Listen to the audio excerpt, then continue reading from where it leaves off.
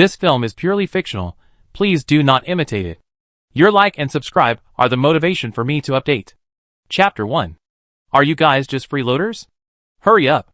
The administrator stood below the unfinished building, his whistle blaring urgently. Bayu opened her heavy eyelids. The metal panel overhead was pieced together, its edges rusty, wires exposed, and the lights flickered intermittently, sometimes not working when they should. Now it was particularly dazzling. A buzzing sound of electricity made her rub her ears, thinking an insect was crawling inside. Her back ached terribly. She slowly sat up, pulled back her radiation-proof cloak, and instantly became wide awake. Why was there only half a piece left? Who stole it? No wonder it was chilly last night. She moved her numb limbs. Last night, she slept on a piece of plastic she had found, with a blurry yellow warning sign printed on it. Carcinogenic? Will I wake up tomorrow? Nobody cares. The gray-black sky overhead, like mud, mixed with toxic dust and industrial fumes, pressed down on the landfill, swallowing all light in its deathly aura. Day and night were indistinguishable. Severe sleep deprivation every day. The landfill manager must have made full use of this. He liked to smoke, especially blowing smoke rings at the children weighing the garbage. From his high vantage point, the children could only see his sunken eye sockets, his pale cuffs, and the stun gun burning their skin, smoking. I give you food and shelter, not so you can lie around like pigs all day. Despite living in an unfinished building and eating greenish gruel. Slacking off? I won't care if you starve to death. Bayu had been in this future world for almost a year. Before transmigrating, she piloted a fighter jet, engaging a level 4 insected beast head-on the western front, detonating the jet's fusion engine, crashing into the beast's brain, and perishing together. Burning, weightlessness, a flash of white light, and she entered another body. Young, emaciated. In her memory, the caretaker found her among a pile of waste paper. Like every adopted orphan. In return, Bayu worked at the garbage dump from a young age. The weight of the recyclables was directly linked to the green paste. Its color resembled food, but its taste was far inferior. Worse still, the girl often failed to collect enough recyclables, and the green paste was nowhere to be found. In her hunger, she accidentally ate something poisonous, collapsed, and never rose again. Last night, she had a nightmare. The caretaker was beating her. You worthless wretch. Bayu pulled a patched-up scavenging bag from under a plastic sheet, the force causing her to stagger. The insected race was evolving, and so were humans. Through genetic modification and selection, some awakened supernatural abilities. The girl probably didn't have any supernatural abilities, otherwise she wouldn't have been abandoned. The smell of chemicals filled her nostrils, each breath an ordeal. Bayu coughed a few times, reaching for her gas mask, only to find it empty. Ah! Who stole my gas mask? Bayu fumbled around, finding nothing. She froze, stunned. Could it be the same person who stole half a cloak? Disgusting. Dragging her scavenging bag, she passed a telephone pole with a missing person poster. In this environment, the edges were likely curled up, but this family changed them frequently. Xu Yi, male, separated from his family on Huanfeng Street on October 5, 2018. Please call the following number. A reward of 200,000 Yao coins will be paid on the spot for anyone providing valid clues and assisting in the search. We promise to strictly protect the personal information of those who provide clues. Missing person posters are plastered all over the 12 districts if they can be found in a garbage dump. No wonder the manager never tears them up. With such a high reward, he'd be dreaming. She endured the pungent smell and climbed the mountain of scrap. The stomach pain from hunger was nothing new to her. She bent down and started picking through the trash. Today there was a discarded robotic arm, a light tube, and even a hemispherical, abandoned isolation chamber. Bayu crouched down and crawled inside. Compared to the other scrap in the landfill, the isolation chamber looked brand new. Inside was a form. A handwritten line read inspection passed, and the last line read airtightness abnormal, along with a contact number for the supervisor. It's just a little leaky air? She dragged it out and used it as a sleeping place to prevent theft. As Bayu was frantically shoveling scraps from both sides, a group of children scattered like frightened stray animals, screaming. Run! The Special Investigation Bureau is here. Bayu remembered the manager saying, the Special Investigation Bureau arrests people for research. None of them ever come back. Immediately afterward, a figure darted out. 4 drones hovered low overhead. Escape test subject locked, synchronizing coordinates. Bayu leaped down from the pile of scrap metal in 3 quick strides. A figure was rushing towards her. She instinctively stopped. It was a young man, disheveled, clutching a wristwatch with an irregularly torn strap. Just as the drone emitted its red warning light, ready to launch an indiscriminate attack, the young man suddenly stopped, clutching his head, doubled over in pain, and let out a low growl. The next second, Bayou's vision blurred, and the young man's figure trembled violently. An invisible high-pressure system rapidly spread, blasting the surrounding metal with a crackling sound. The energy wave struck her directly, but didn't stop, dissipating into the air. It seemed to simply pass through her body, shouting "Excuse me" as it ran. She could vaguely sense the structure, frequency, and direction of this fluctuation. Sparks flew wildly, and this time the smell of burning was very close. Could it be? Bayou turned her head and touched her hair. It really was her own hair, still smoking. She quickly blew on it. The boy glanced at her. The drone, which had been veering downwards, quickly spun and rose into the air before exploding. As the only two people unaffected by the entire storm, they looked at each other in bewilderment. He lowered his head, his voice very soft. "I'm sorry." His misty gray eyes were still glistening with tears. Bayou was so focused on the drone that she didn't notice what he said. His face was covered in blood, and he was being chased. He looked rather pitiful. She remembered the isolation pod she had dug out of the waste mountain and beckoned to him in a low voice. "Come here quickly. Hide over here." Bayou closed the hatch from the outside. Seeing another drone approaching, she deliberately ran in the opposite direction, trying to distract it. Sure enough, it was infrared tracking. The drone couldn't lock onto an individual with mismatched features. Following Bayou, it circled a few times in the air before being recalled. Bayou, thinking the crisis was over, dragged her scavenging bag back. Suddenly, a silver patrol boat swooped down, like a falcon accelerating with folded wings, carrying a chilling wind pressure. Its headlights flashed, the incandescent beam sweeping across the ruins. Under the child's feet, illuminated by the cold light, a golden square vortex suddenly appeared. The vortex spun rapidly, extending upwards until it completely locked onto the child, immobilizing him. The patrol boat hovered close to the ground, the hatch popped open, and several people in gray-blue uniforms filed out, their steps synchronized, their faces expressionless. They held black, gun-shaped detectors, their movements practiced as they pressed them against the child's forehead. Bayou turned to flee, but an invisible current pulled her backward. The vortex beneath her feet seemed to conjure chains that tightened ever more. A flicker of fear crossed her eyes. The energy waves that had just flowed and dissipated so easily now gathered on her back. Her back grew increasingly hot, and beads of sweat rolled down her forehead. Footsteps seemed to appear out of nowhere, one step, another. The oppressive force of the pull made her almost forget to breathe. "This is a space-type ability user." A pair of military boots stomped on her scavenging bag. "TSK." The woman leaned closer, her tone unfriendly. "Taking federal subsidies and feeding someone like this? It's more disgusting than a larva." Bayou struggled desperately, but could only barely move her eyes. The woman's name tag on the left read, "Special Investigation Bureau, Abnormal Individual Handling Section, Ligia." She wore a silk black shirt, its sheen smooth and flowing, the collar casually open, revealing an unused bandage on her neck, the edges curling upwards. She wore gray plaid trousers and pointed military boots.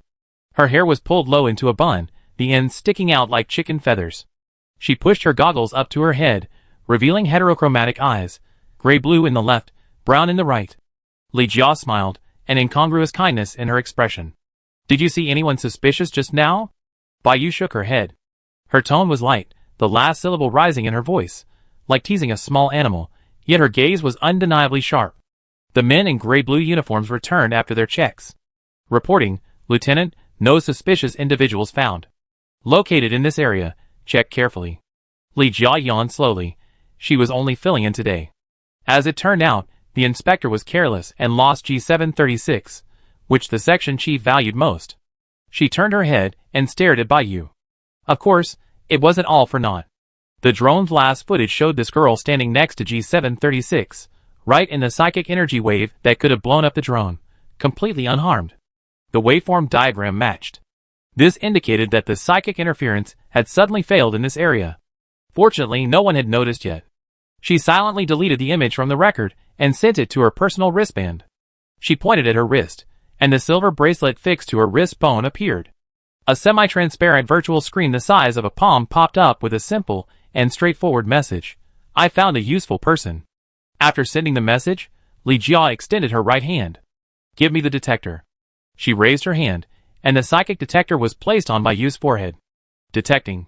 No psychic reaction. Li Jia frowned and tried again. The detector still showed. No supernatural ability detected. Undeterred, she tried again. No supernatural ability detected. Cleanup recommended. Li Jia casually tossed the detector behind her, and the inspector scrambled to catch it. I told you the purchasing manager was unreliable, always wasting precious funds on junk. She muttered to herself. Li Jia snapped her fingers, and several square vortexes beneath her feet instantly retracted, transforming into a golden light that disappeared into the ground. She straightened up, hands in her pockets. Why don't you come with me?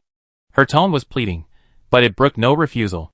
Like picking up a toy, she didn't need the toy's permission.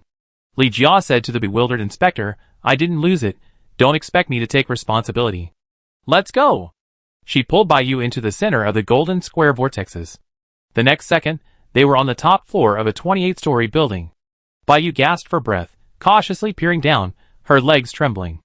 Neon lights flickered in the steel jungle, airships and hover cars moved ceaselessly. Where is this? Chapter 2. Approaching a glass wall, Li Jia pressed her palm against it. A slight vibration occurred beneath her feet. A blue crack appeared on the blank wall, sliding to both sides to reveal a straight downward passage. Baiyu instinctively took a step back. Li Jia grabbed her arm. Come in. Baiyu looked up. The platform silently returned to its original position, the two potted plants closing together. These potted plants were all fake. Baiyu mustered her courage and asked, the administrator said that if you go to the Special Investigation Bureau, you won't come back. Is that true? Li Jia smiled indifferently. Not to the Special Investigation Bureau. Then where to? Baiyu asked softly. A good place, Li Jia said, removing her name tag and stuffing it into her pocket. The elevator descended silently after completing its identification process. A yellow warning appeared on the screen. Unauthorized visitor has residual contamination. Li Jia clicked skip. The elevator stopped, and the doors slowly opened.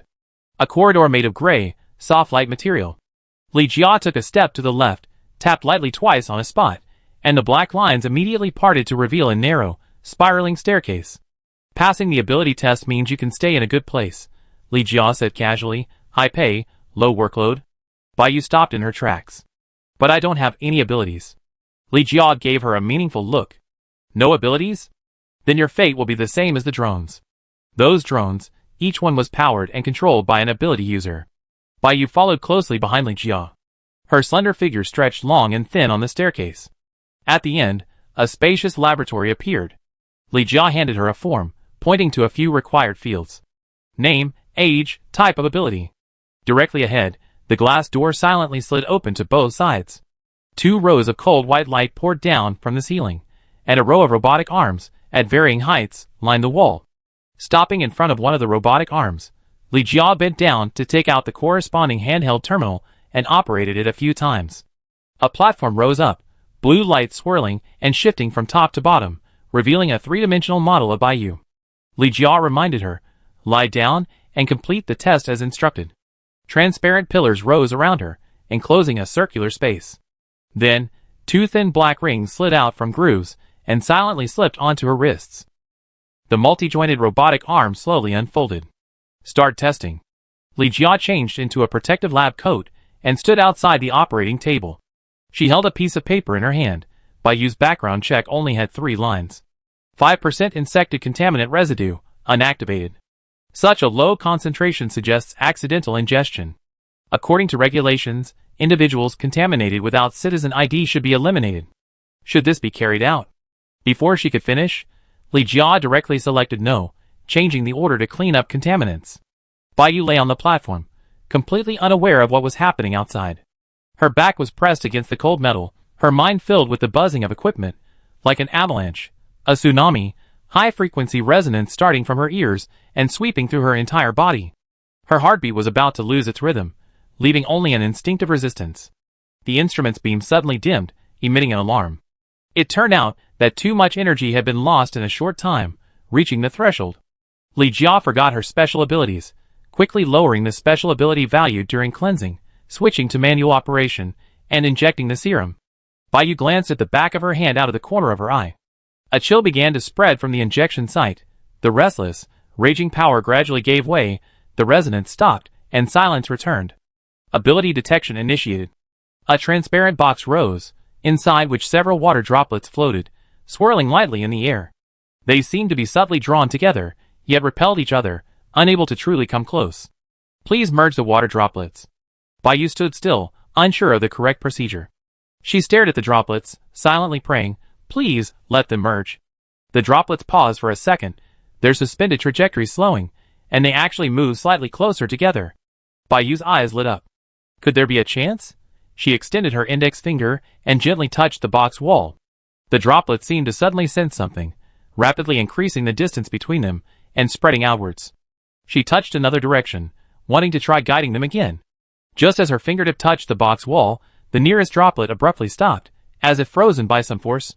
Then, that droplet vibrated violently, stretched dramatically, and dissipated into a wisp of vapor. Item damaged, test failed. Bayu withdrew her finger, frozen in place. Looking out the window, Li Jia slightly tilted her head, staring at the data record, opened her wrist phone, selected the same contact, and clicked send. Come over here. Inside the testing chamber, Bayu stood somewhat helplessly. A transparent box containing water droplets descended, and another rose. The new transparent box slowly rose, a ball of orange-red flame suspended in its center. Unlike the drifting water droplets, it was frantic and directional. As soon as the flame appeared, it whooshed towards the box wall, ramming it several times, almost breaking free of its restraints. It was clearly dissatisfied with being confined, restless like a wild beast. Bayu took half a step back, instinctively raising her hand to shield herself. Please expand the flames. The box swayed violently from side to side, releasing a stream of heat capable of deforming the air. Bayu took a deep breath, pondering. Had the failed water droplet merging earlier been due to contact? What if there was no contact this time? At the same time, the laboratory door was pushed open. Li Jia was washing her hands with cleaning gel. Looks pretty empty. The newcomer was dressed in a blue military uniform with silver epaulets. Beneath his military cap was a cold, stern face. Han Chi, the youngest major in the Federation's history. He had just been transferred from the front lines to Norma. Li Jia walked up to him, deliberately shaking the water off his hands. Just passing by. Han Chi raised a finger, and the water droplet, almost touching him, immediately hovered, lingering in the air for a second before falling to the ground. Li Jia raised an eyebrow.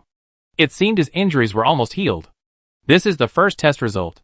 The ability will be dismantled, driven by instinct. Li Jia picked up a file from the table and walked over.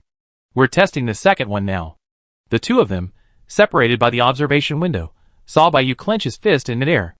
Bayu slowly raised her right hand, stopping it in front of her chest, making a fist. She felt several streams of heat immediately flow into her palm. The flame, as if in response, quietly grew. Bayu held her breath and slowly opened her 5 fingers. With each slight opening, the flame and temperature rose accordingly. The flame swirled in the air, gradually transforming from a single point into a ball, its blazing light tinged with a blue-white core, frantically striking the box walls. It really expanded. Bayu's palm was already burning hot, beads of sweat sliding down her forehead. Just 10 more seconds. Bayu gritted her teeth and fully opened her hand. The ball of fire suddenly trembled, but instead of continuing to expand, the flame, without warning, shrank inward. Bayu realized something was wrong and clenched her fist again, but the flame seemed to be pulled away by some invisible force, extinguishing completely. The temperature plummeted, the heat wave subsided.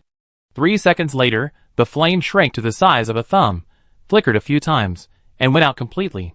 Detection item damaged, test failed. Bayu stood frozen, her palm still warm, a faint smell of burnt food lingering in the air. It was almost successful. She sighed. This thing must have a quality problem. Observing outside the window, Han Chi's gaze was calm, his fingertip tapping the railing. She can nullify the supernatural abilities flowing through her. Li Jia didn't answer immediately, only looking into the cabin. That girl had suffered from chronic malnutrition. A gust of wind could knock her over. But she cleared contaminants once, tested twice, faced pain and pressure head-on, and didn't back down. She seemed born to face the unknown. Han Chi suggested, let's test it a few more times. Li Jia shook her head. More testing will overload us. Let's execute the hibernation procedure first. A fine anesthetic mist was released from the testing room. Bayu barely had time to feel fear before landing steadily in the open hibernation pod. Han Chi reviewed Bayu's personal information again, his expression turning serious. Even an orphan from the junkyard could come into contact with contraband containing Zerg blood. Have you traced the source? Still investigating. There are more and more infected people now. Otherwise, do you think transferring you back to District 12 from the front lines was to give you a retirement? Li Jia rolled her eyes. Han Chi sighed inwardly. Bayu's ability is indeed useful, especially against psychic ability users. Han Chi recalled the picture Li Jia had sent. The two exchanged a glance, simultaneously thinking of the most famous psychic. Colonel Black, who defected 8 years ago, committed the 214 massacre, using his mind to control his comrades, causing them to kill each other. Li Jia broke the silence first. I will submit an application for her to enter the 404 training program and raise the security level. Provide more test data, and I will consider approving. Han Chi put down the document, pushed open the door, and left. Li Jia looked down at Bayu in the hibernation pod. She had been slightly better off than Bayu before. However, even in the foster care facility, she couldn't always get enough to eat. The foster care facility was a federal government-approved institution for economically disadvantaged families, similar to adopting orphans, and eligible for substantial federal subsidies. Moreover, their ability awakening times differed. Elemental abilities were the earliest. Her spatial ability awakened 8 years after being sent to the foster care facility. Her parents, who had been indifferent during that time, suddenly reappeared with their new remarried families, vying to take her home. Rare ability. It's hereditary in our family.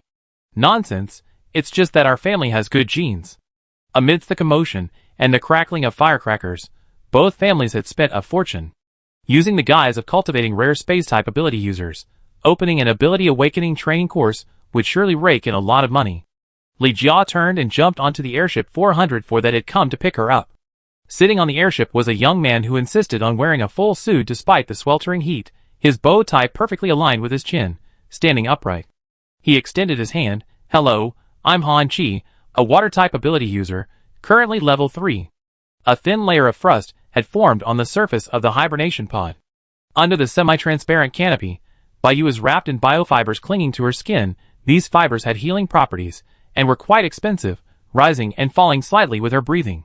Soft indicator lights flickered at the bottom of the pod, with streaks of light moving along the seams. Li Jia looked at the sleeping Bayu. Don't disappoint me. Chapter 3. Go First, Special Investigation.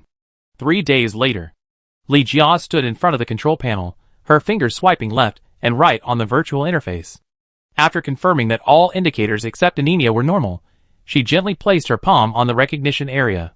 With a soft beep, a scanning light swept down her palm, and the hibernation pod moved accordingly. Immediately, the light band rapidly rose from the bottom, pouring into the pod. The biofiber layer, like layers of mist blown away by the wind, slowly receded from Bayu's body. Vitality sign stable. The hatch rose silently, releasing a few wisps of cold air. Bayu's eyelashes fluttered. She opened her eyes, and sat up, leaning against the pod wall. Still alive. Li Jia handed her a bottle of energy replenishment fluid. It's normal to feel uncomfortable the first time using a hibernation pod. Your old injuries have been mostly repaired. Bayu bit open the package. It was bitter, and her heart was even more bitter. The test samples were all destroyed. When am I going back to the junkyard? Li Jia looked at her without speaking. Bayu, thinking of the potentially huge bill, asked, the hibernation pod, how much? Sign an agreement with me, and it'd be considered free use of the hibernation pod. A mischievous smile played on Li Jia's lips as he produced a cooperation agreement. Party A, Li Jia, Party B, Bayu. Based on the principles of fairness and trust, both parties have reached the following agreement. 20% of Party B's work bonus belongs to Party A. Sign it. Li Jia shoved a pen into Bayu's hand.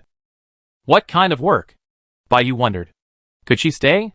She could consider this commission a favor to repay. After Bayu signed, Li Jia finally spoke.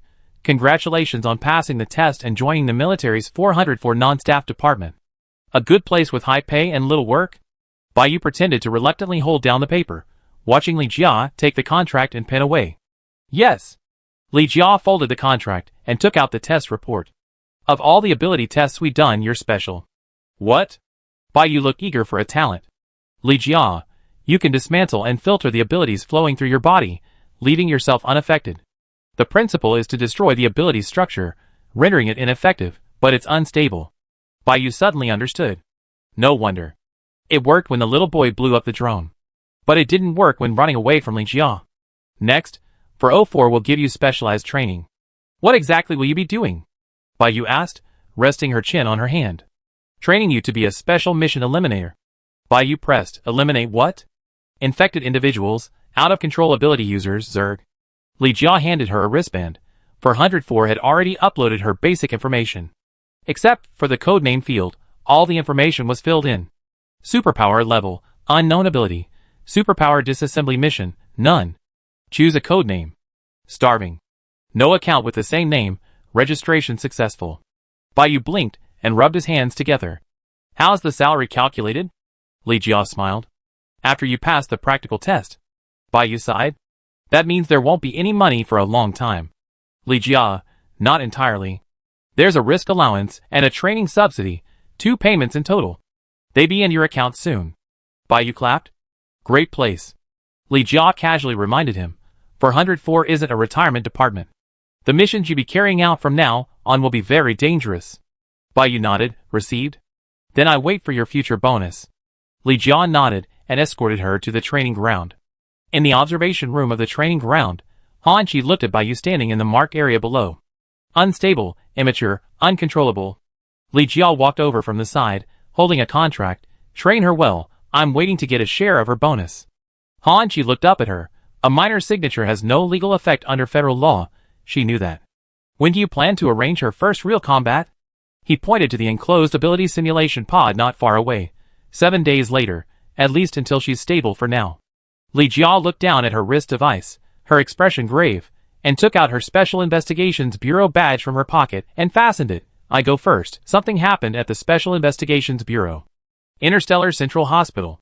A military warship from the Third War Zone landed on the tarmac, its exhaust nozzles scorching the ground, and a cordon was set up 100 meters away.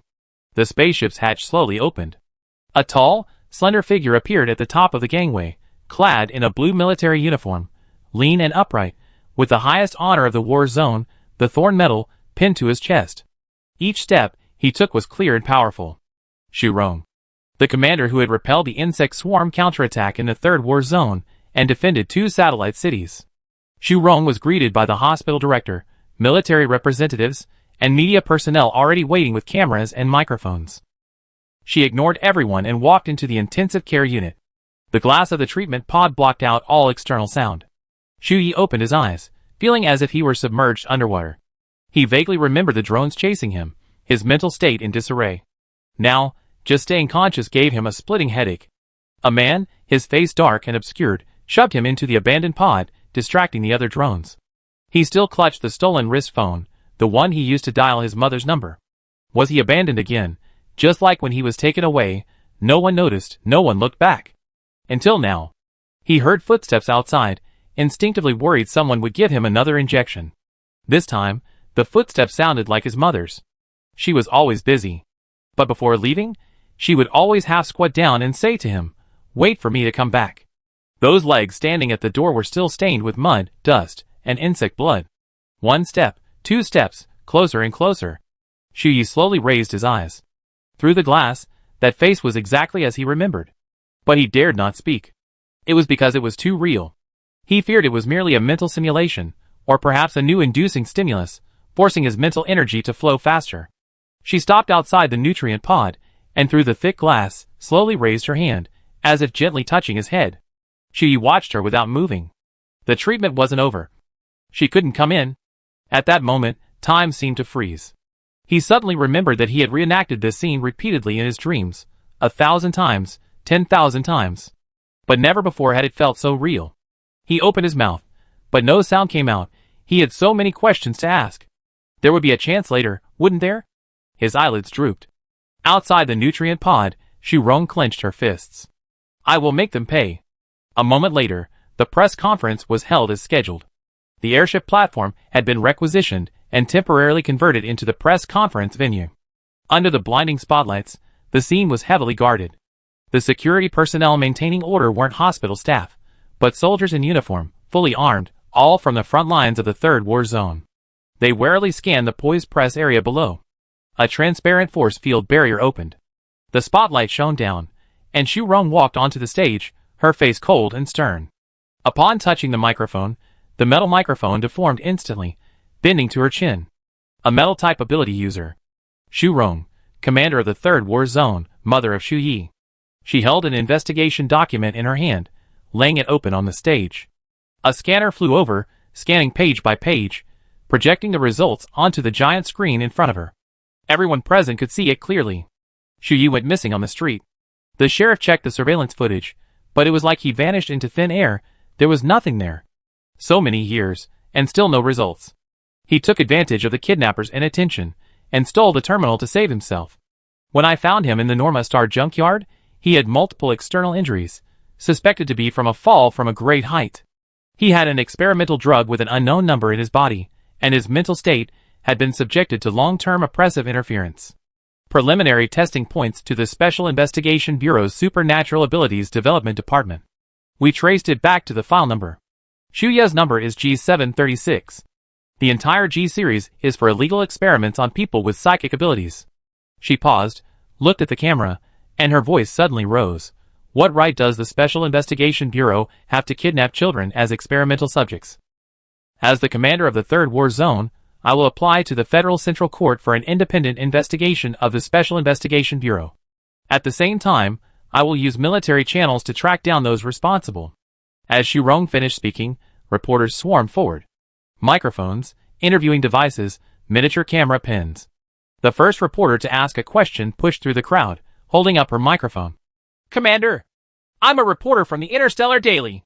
You just mentioned that the designation of experimental subject G736 points to the Special Investigation Bureau. Which department specifically? Is the related research still ongoing?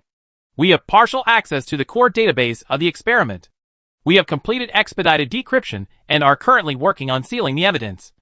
Xu Rong replied briefly. However, according to existing editorial records, some personnel did destroy some data. What about other experimental subjects with similar designations? Are there more undiscovered victims? Are they still alive? Another reporter shouted. The data shows that this experiment has been going on for at least 5 years, and the children forced to participate have all been labeled as orphans. We begun searching for matches between orphans and their experiment numbers. Her tone was calm. I believe this data will be released to the public soon. The live stream chat is exploding. Of course, this is solid evidence. Someone was live streaming the entire event, and the dense, real-time chat was spreading rapidly to every corner of the Federation. This is terrifying. Don't they treat orphans like human beings? A huge sum of money is allocated every year. Who knows where it goes? They're taking advantage of the orphans not having ID cards. I told you the Special Investigations Bureau should have investigated this sooner. Reporters were editing their articles at lightning speed. This explosive news was already a guaranteed headline for the month. General, will the military intervene in the investigation of the Special Investigation Bureau? Is it possible that they will take over some of its functions? If the oversight agency cannot initiate an investigation within 3 days, I will request a temporary freeze on the authority of the relevant departments within the Special Investigation Bureau. Xu Rong paused. This includes personnel allocation, experimental materials, and the deployment of superhumans. A murmur of surprise rippled through the room. Chapter 4. At 3 a.m., related keywords topped the Federation's trending list. G736 identity exposed, abducted as a child, becoming a test subject, General Xu speaks out. Special Investigation Bureau is finished. As the media storm intensified, the Interstellar Daily published an investigative report. Key evidence came from an anonymous submission, detailed and clearly from an insider. The head of the Abnormal Individuals Handling Section was suspended pending investigation. Li Jia, as a staff member, was also urgently summoned for questioning. In the meeting room, the inspection team sat opposite him. Li Jia calmly put away his wrist phone interface and accepted the questioning. Did you participate in any illegal experiments? No. My main focus is on the post-infection care of infected individuals. The inspection team pulled out the materials and fell silent.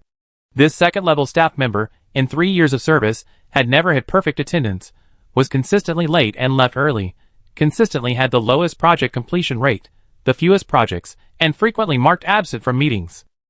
These materials weren't even enough to make him a scapegoat. However, her last attendance record was for apprehending the escaped G736, so she could barely be considered a scapegoat. The inspector made up his mind. How can you prove you have nothing to do with G736? I was filling in, I left early. The inspector retorted, but you were there. Regardless of your identity, as a Special Investigations Bureau staff member present, you need to take responsibility.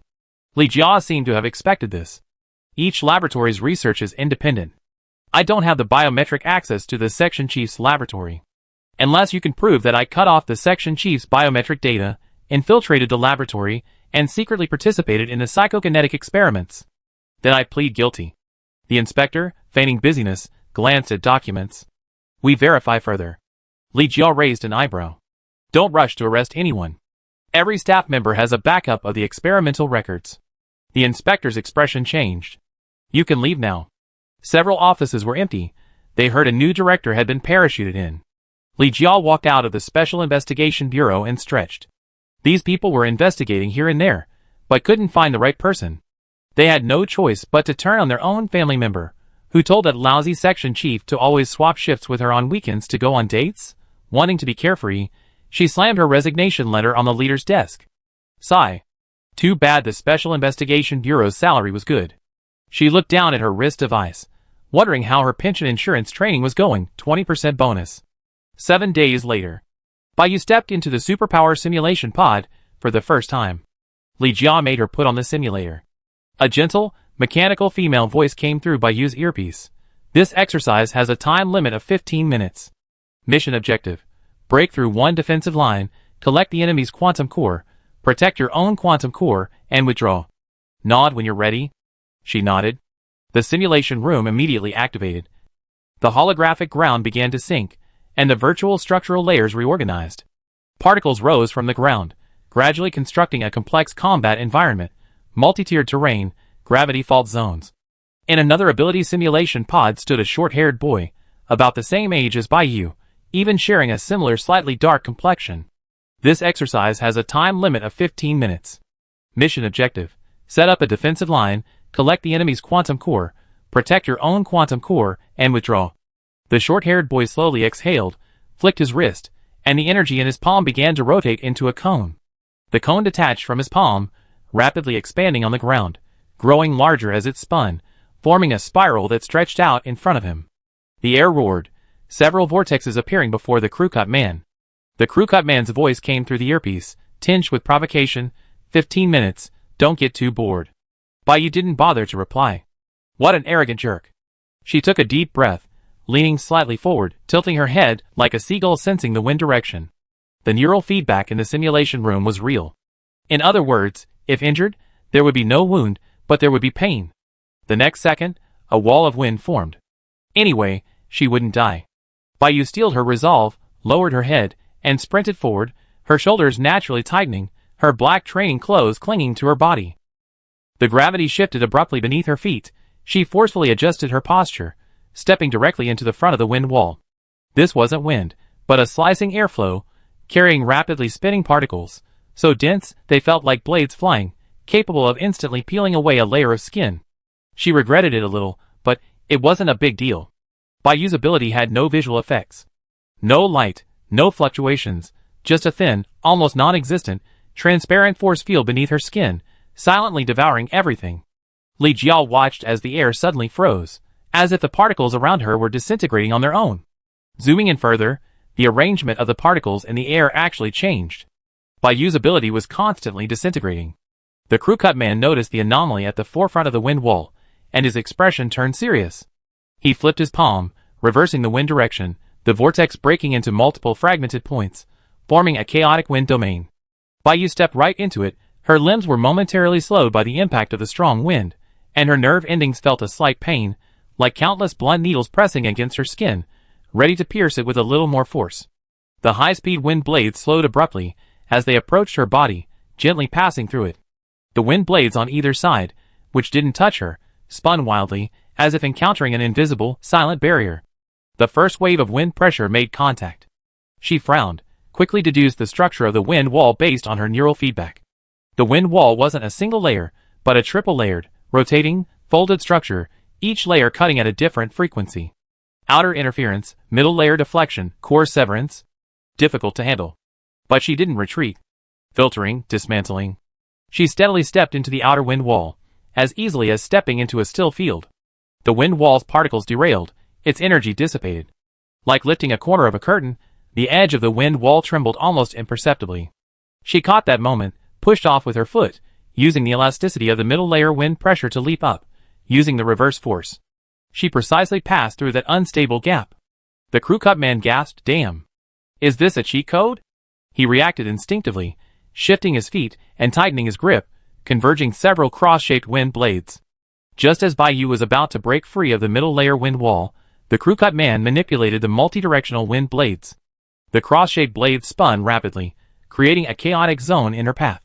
The wind blades were extremely narrow, their attack angles incredibly tricky, crisscrossing and leaving nowhere to dodge. Baiyu abruptly pulled her shoulders back, spinning sideways to land, sliding on one knee with swift movements. But the filter membrane began to fluctuate unstably. Her dismantling ability was approaching its critical point.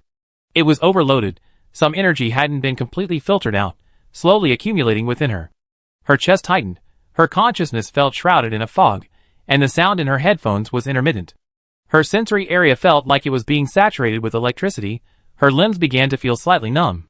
The persistent tingling was extremely mentally taxing. Baiyu gritted her teeth, forcibly adjusting her absorption frequency.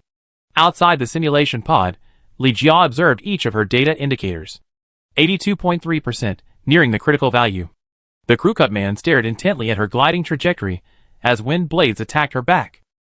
She remained motionless, a cross-shaped gash appearing on her back, her fall to the ground causing a spray of particles. The crew cut man, somewhat smug, put his hands in his pockets and walked towards Baiyu's back, seemingly determined to obtain the energy core. "I thought someone could actually get here like that." The aftershocks hadn't completely dissipated, air currents still swirled. Baiyu simply braced herself with one hand, enduring the pain and gasping for breath. Her vision was still blurry, her nerve responses sluggish. She closed her eyes and looked down, sensing the direction of the other's energy core. Found it. Right behind the gravity fault directly behind the wind wall.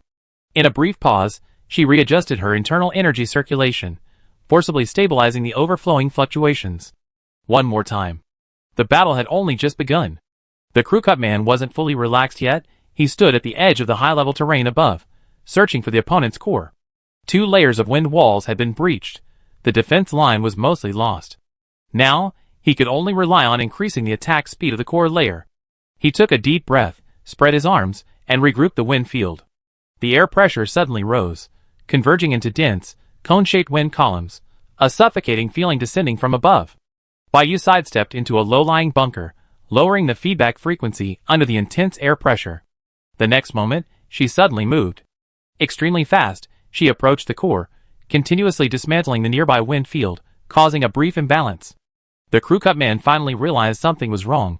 He lost her position for a while, and rushed back to defend. Her position was already close to the core. "Don't even think about getting past her," he whispered, mobilizing the last available airflow in the simulation area. A reverse wind field, forming a continuous air wall, an impenetrable blockade. Baiyu didn't stop. Despite the intense pain, she relentlessly pushed forward, finding the weak point in the air wall, cutting into its center, and gathering the remaining wind energy. In that instant, the internal structure of the blockade began to disintegrate, particles seemingly being peeled away by an invisible hand. A crack was torn open. The last wave of air rushed towards her from behind. She braced herself with her hands, her body spinning sideways, narrowly avoiding the wind pressure core. The crew cut man rushed forward, but was a step too late. Baiyu stumbled slightly, bumping into the core support, but didn't fall.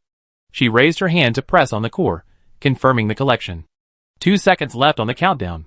Her legs began to go numb, the energy within her body was almost out of control, and her consciousness was drifting away. But the exit was just ahead. Almost instinctively, she grabbed the core and leaped over the boundary line. The system beeped, mission failed, 3 seconds timeout. The wind field stopped. The simulator returned to calm. Removing the simulator, Baiyu sat on the ground outside the simulator, her hair damp with sweat. A man with a buzz cut walked over and handed her a bottle of water. Jyotsika, wind type ability, currently level 3. Baiyu took the water, touched her wrist to his phone, and added him as a friend. The information would appear on his wrist phone. "Thanks, you almost made me complete the mission." She smiled and gave him a thumbs up. "Awesome." Jyotsika hummed in agreement, mimicking her tone. "You also made me fail the mission." "What kind of ability is this? It's so weird." Baiyu slowly stood up, supporting herself on the back of the chair, rubbing her sore shoulder, a faint, dying light flickering in her eyes. Is there anything to eat? I'm so hungry. Chapter 5. Jyotsika nodded, reaching into his backpack as he walked. The backpack was full of miscellaneous items, so he simply carried it to his chest. A huge tactical backpack. Bayu's hands were empty, except for a bottle of water, which she had finished. Despite having so much expensive and professional equipment, the guy with the buzz cut ended up like her, failing. She felt a little better immediately. The two walked side by side into the elevator, which went straight down to the 28th floor. He finally found it. The sound of nutrient solution packaging rustling made Bayu frown instinctively. It was expensive and tasted terrible. Upon reaching the lobby, a smiling service robot greeted the customers, all adults with children. Several eye-catching words. Shinmo Education, a nationwide chain. Children's abacus mental arithmetic courses are now open for enrollment. Small abacus, big world. Cultivate focus from the heart. Bayu glanced at it. Did the 404 department also do part-time teacher training? She wondered if the benefits for the cleaners included free children's abacus mental arithmetic classes. Such a bizarre ability. Is it only worth a bag of nutrient solution? Bayu thought Jyotsika would go along with her words and treat her to something else. Who knew? He hesitated for a moment, then very generously grabbed a handful, making his backpack feel much lighter. You can have what's left today.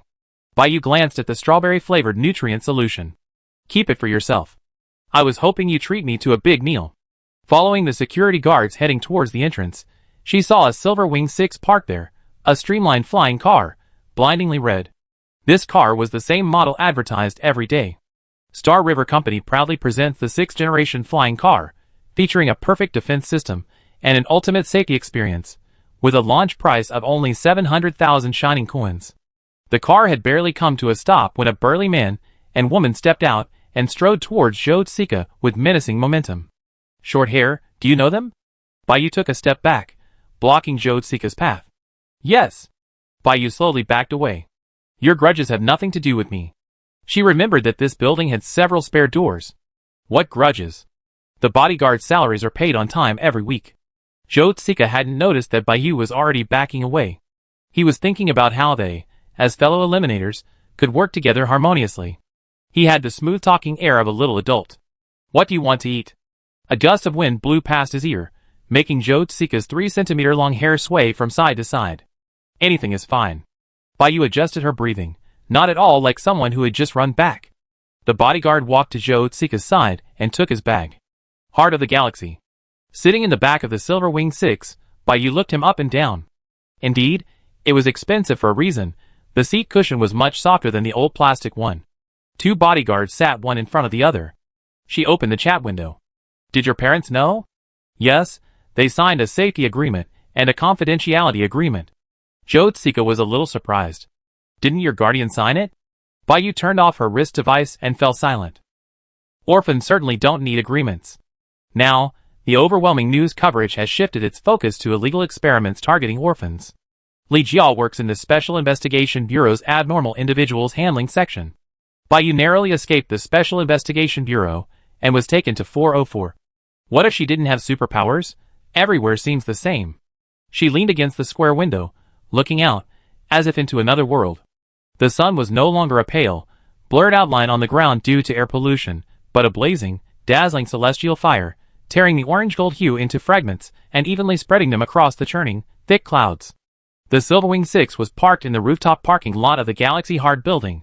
The 6 spherical buildings were modeled after the Federation's main planets. A suspended walkway connected them, simulating the movement of the asteroid belt between planets. A robot led the way. Sorry, there are no seats available on your reservation on Norma. We take you to Cepha. Bayu leaned on the railing, able to see Norma across the way. Along the glass walls were people in gray-blue uniforms, Special Investigations Bureau personnel. The lights were dazzling, and they chatted and laughed, as if two colleagues had been brought to federal court, a few temporary worker arrest warrants not affecting their mood. The food was served, exquisitely presented, but in small portions. After hearing Bayu's explanation, Jyotsika asked in surprise, You mean, superpowers can pass right through you? Does it hurt? It's alright. Not all superpowers can pass through. It's rather random. Bayu used her fork to pick up the last piece of meat.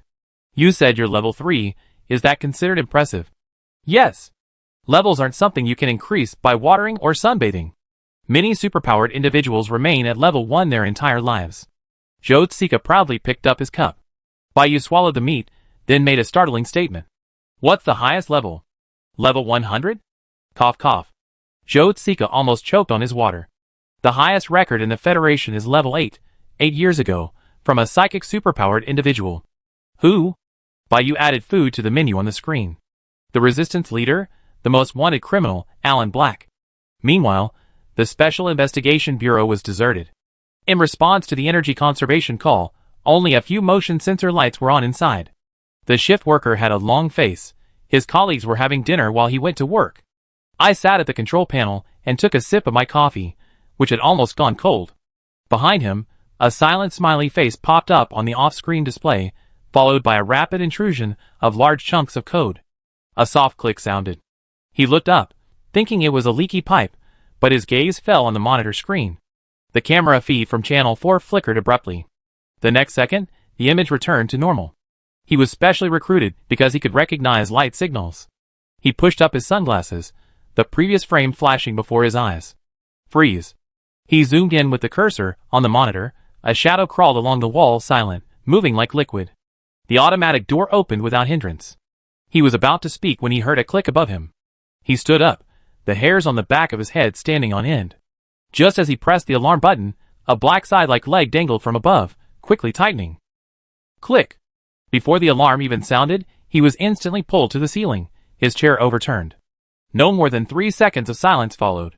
Blood dripped from the hole in the ceiling, landing on the control panel keyboard. The light screen in the lobby automatically retaliated and switched to security mode. Red warning bars began sending alerts to every staff member. Abnormal intrusion warning. Please immediately lock down all floors. Li Jia glanced at the surveillance screenshot. She could identify the intruder as a level 1 insectoid and forwarded it to Baiyu. Perfect for her to see a real battle. What danger could a level 1 insectoid pose? Cleared 1 infected. For 104, reward 50,000 Yao coins. Baiyu had just finished her dessert. Their wristbands vibrated simultaneously, and they looked at each other. Baiyu spoke first. How much did they pay you? Jyotsika glanced at it. Voluntary labor. Baiyu nodded. Are you going? Urgent mission. Please proceed to the Special Investigation Bureau immediately for support. Permissions are being updated. Jyotsika placed his fork on the plate. For 104's voluntary labor means no obligation, no work. Baiyu stood up, casually grabbing her coat from the back of her chair. Let's go then. 2 bodyguards followed behind Jyotsika. Take us to the Special Investigation Bureau. It wasn't their first real-world experience, so Jyotsika was clearly less excited than Baiyu. The Silver Wing 6 was in full speed mode, moving at breakneck speed, leaving the city's neon lights in thin streaks. Upon reaching the top floor of the Special Investigation Bureau, the building's backup power had been exhausted, and the external power supply had been cut off, leaving it paralyzed. Have you participated in any cleanup missions before? Baiyu shook her head. These infected people are those injected with insected contaminants, so they're also called insect mutated. The alarm grew closer. Jyotsika's expression turned serious. Ordinary people injected with Zerg blood have a high mortality rate. But those who survive will experience varying degrees of improvement in physical strength, power, and speed, gradually transforming into Zerg-like beings.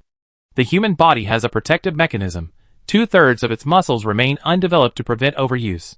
Zerg blood can secrete interferon, establishing a mental connection, causing the brain to lose its protective mechanism, thus overdrawing the body's resources and achieving physical enhancement. A successfully injected superhuman. It was almost unbelievable. Baiyu followed Jyotsika's gaze downwards. Flames soared into the sky. A female voice came from behind. This one down there is called Zhang Shun. His last appraisal record at the Superhuman Ability Association shows he's a fire-type superhuman, level 1. It's just been infected by contraband, and is already out of control. It hasn't fully transformed into an insect yet. Turning back, the high ponytail fluttered at the side of her neck and the airflow stirred up by the hovering airship. The girl carried 3 tactical backpacks in one hand. Jyotsika clearly recognized this girl, who was a few years older than them. Chao Lu is a water-type ability user. She's effective against it, we're safe. Baiyu pressed a calculator button. 5 divided by 3, each person would get 1.666. Is that alright? Baiyu extended her wrist. Chao Lu touched Baiyu's wrist phone, added her as a friend, glanced at her ID, hungry and dizzy, and smiled slightly. Pleasure doing business with you, Bai. Such a gentle older sister, and her voice is so beautiful. Bai kept repeating Qiao Lu's words in her mind, outwardly frozen in place, but her face was flushed. Qiao Lu simultaneously displayed the Special Investigation Bureau's topographical map. At the center point, a cluster of data values skyrocketed and fluctuated wildly. Red is the infected's insectization value, yellow is their ability value, and blue dots are teammates' locations, Qiao Lu explained to Bai. Intrusion point confirmed. The target is in the condensate pipe. We need to lock the filter feedback frequency band, launch an interferon shield, sever the mental connection, and then put it into the high-pressure ability box. Qiao Lu distributed backpacks. Everyone has a shield and a foldable ability box in their bag. Before she finished speaking, a wind farm leading directly to the underground pipe was created, the airflow carrying steam and exhaust fumes from the sewers rushing towards them. The crew cut man jumped down. While Bai was still stunned, Qiao Lu also jumped. Oh well, we're already here. Now I'm truly starving and dizzy. A tremendous feeling of weightlessness washes over me. Can 1.66 be rounded up to 1.67? Chapter 6.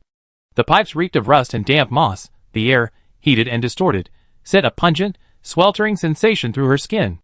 Qiao Lu spread her fingers, and moisture rapidly gathered from all around, forming a stagnant water curtain behind her. Beginning close-range analysis of target characteristics. The infected is highly corrosive, results synchronized. Zhou Zika bent down and placed several metal nodes, infused with wind energy, along the inevitable path. The nodes contacted the inner wall, extending tentacles downwards, embedding themselves in 4 directions. Before the wind wall could stabilize, the half-insected burst forth from the shadows. The pipe wall beside it suddenly collapsed, and a half-insected lunged out, its limbs already extended into sharp, sickle-like legs, its spine split open, several bony spikes protruding. Zhou Zika quickly adjusted the nodes, folding the wind field on all 4 sides, trapping the out-of-control beast within a cubic cage. Almost simultaneously, Qiao Lu acted, condensing water into chains. The water chains coiled like snakes, locking the insected's limbs. Immediately afterward, a curtain of water erupted behind her, splitting into multiple water blades that slashed in from all directions. Locked on. Qiao Lu gritted her teeth. Bai, behind the 2, aimed and precisely locked onto the filter's feedback frequency band, and at the opportune moment, hurled an interferon shield, severing the mental connection. Instantly, energy waves spread like ripples, covering the entire pipe area. The insected seemed to be drained dry, its movements slowing and gradually coming to a standstill. Its side-like legs limply touched the ground, motionless. Qiao Lu was unfolding her ability folding box. These half-dead creatures are the most valuable for research. A lazy voice rang out, and a dozen figures appeared from another passage, their feet treading on water, creating ripples. Leading the group was Xiao Feng, the head of the Special Investigation Bureau's 4th Action Team. A slight smile played on his lips, but his eyes held contempt. Of the 3, he clearly only recognized Qiao Lu. Looking down at her, he said, Special Investigation Bureau matters? Some departments, eager to claim credit, are overstepping their bounds. What? Your department has no one else to recruit, so you're using a few children as makeshift substitutes? Qiao Lu crossed her arms. In terms of authority, our department has higher authority. Have you forgotten? Team leader Xiao has developed dementia. Ha. Bai's laughter abruptly stopped under Xiao Feng's gaze. She shrugged. Team leader Xiao, children speak without thinking. The entire 4th Action Team swarmed around. Xiao Feng walked straight towards the stagnant insected body, beaming with pride. Today's easiest mission yet. He raised his hand, aimed at the insected remains, pressed the wrist-worn device, took a sample, and tagged it. Xiao Feng activated his communicator, his tone confident. The 4th Action Team has brought the infected under control. The target has been successfully subdued by our team members. He deliberately let slip his superior's last words. Clear the area. Xiao Feng held up the communicator, looking at the 3 surrounded individuals. Did you all hear that? The 4th Action Team of the Special Investigation Bureau will now take over the cleanup work. Record the data, clear the area. Zhou Zika tugged at Qiao Lu's sleeve and gently shook his head. Don't suffer a loss now. They're all superhumans. If a conflict breaks out, the other side will have the numerical advantage. At the end of the pipe, 3 dejected figures stood. All that work, only to benefit someone else. Qiao Lu reviewed the situation in her mind, and suddenly something illogical occurred to her. Zhou Zika prepared to recreate the wind field. The purpose is strange. Xiao Lu blurted out abruptly.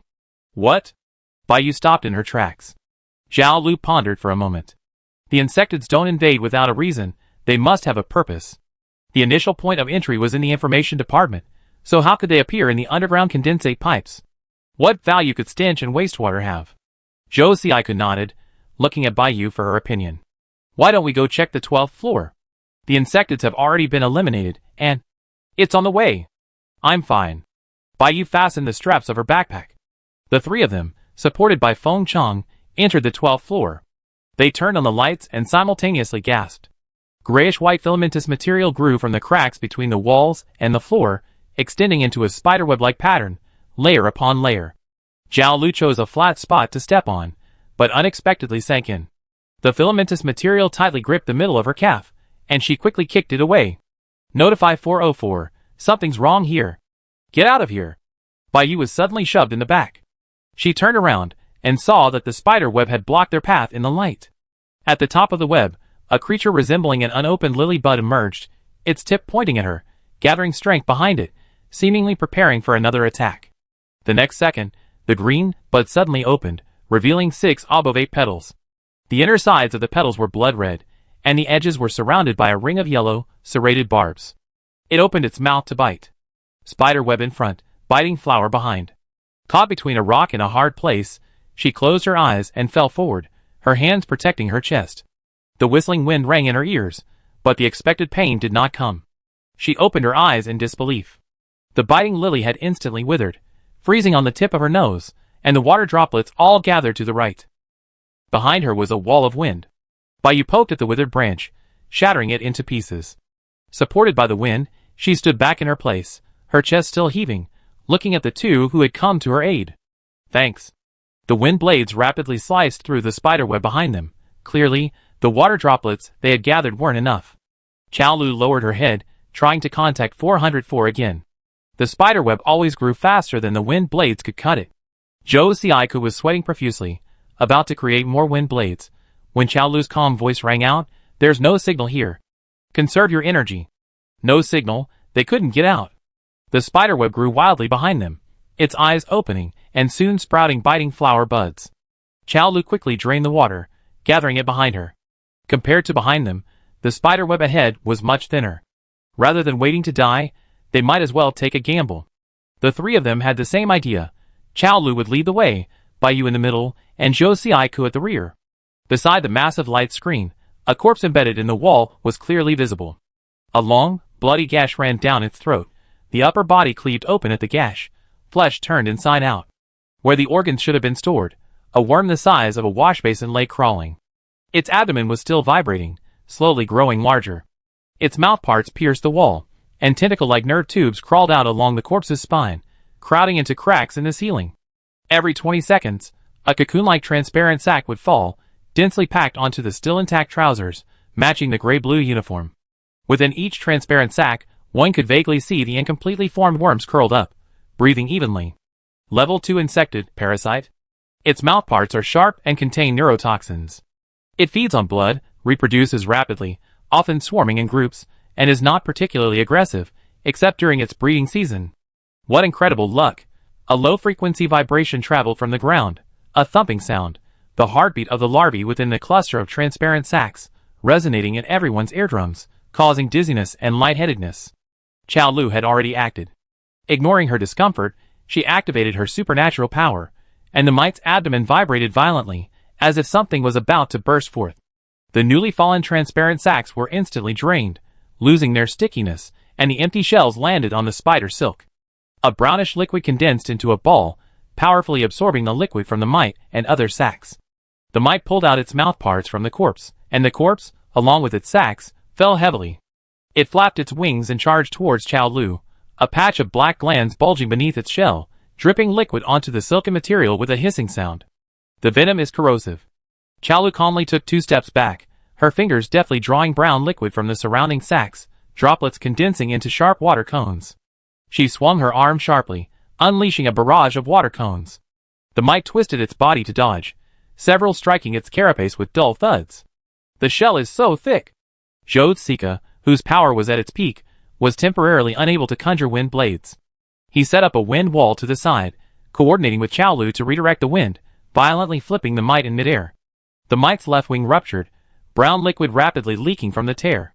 Losing its balance, it crashed heavily to the ground.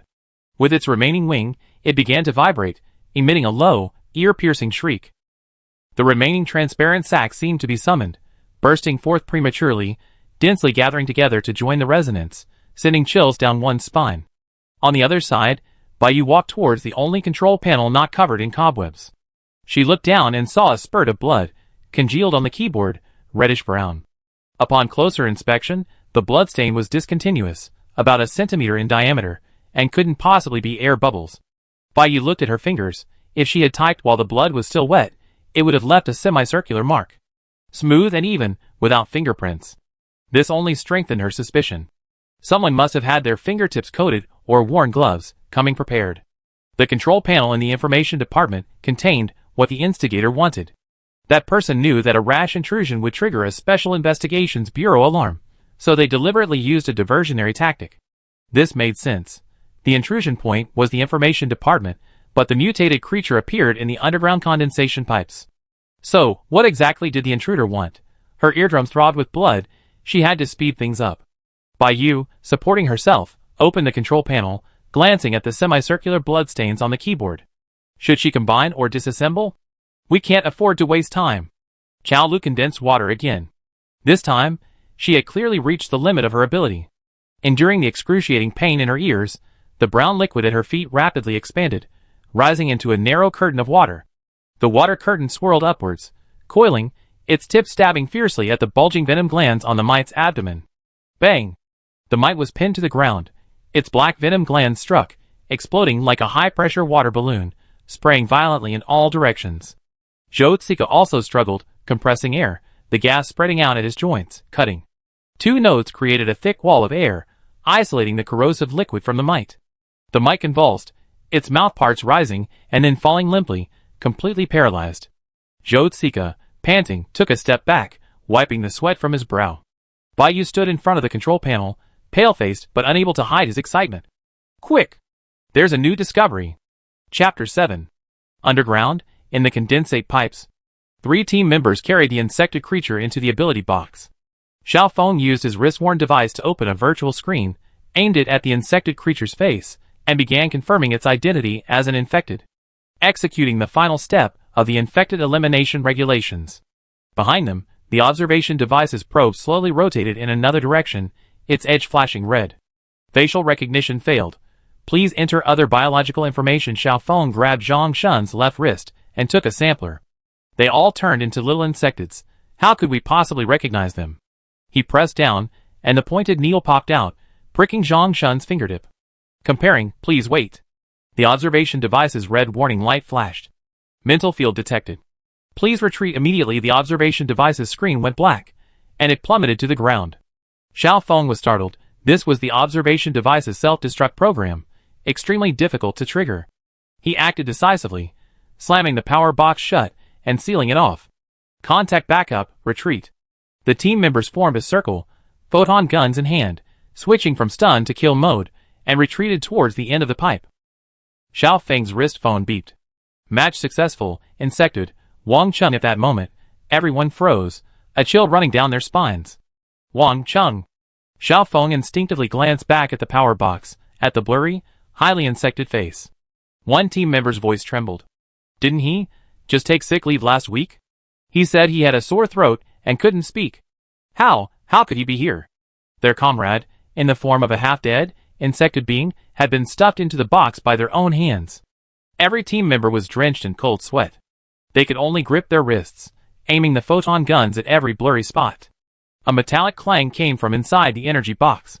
Xiao Feng's pupils contracted, a chill creeping up his spine. The next second. Boom! The instant the energy box burst open, Xiao Feng's would base power instantly ensnared the insected's limbs, vines growing wildly, binding Wang Chung and the energy box together. Another team member raised his hand, a cluster of flames aimed at the insectoid. Not an attack, but burning. Burning Xiao Feng's vines. What are you doing? Xiao Feng roared. The team member didn't respond, but simply turned his gun, aiming at his other comrades, and opened fire without warning. Bang, bang, bang. They fell backward, thud, thud. The sounds of falling echoed, water and blood mingling. The vine split. The mutated insect spun like a wild horse, while the team member's fire blade veered off course, turning around and attacking Xiao Feng. Xiao Feng, enduring excruciating pain, pulled the trigger of an interferon shield and threw it. The mutated insect's movements faltered as a thorny vine pierced its nostril, reaching its brain, penetrating and expanding like an upside-down plant, bursting forth with a powerful root system within its mind. The mutated insect stiffened, struggled for a few seconds, and then collapsed with a thud. Xiao Feng staggered to its side, covering its eyes. "I'm sorry, Wang Cheng." The scorching heat in the air hadn't dissipated when the team member ripped off his protective mask, revealing his face. The team leader is so powerful, he squeezed Wang Cheng's brain to pieces.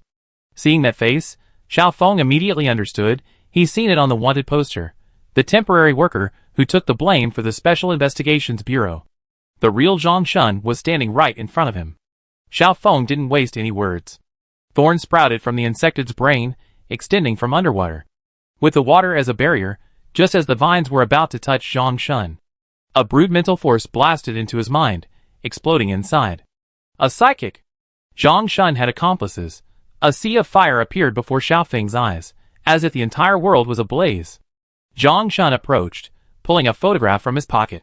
The photograph showed a little girl, wearing a pink dress, with 2 small braids and dimples on her cheeks. "Do you recognize her?" 12th floor, Information Department.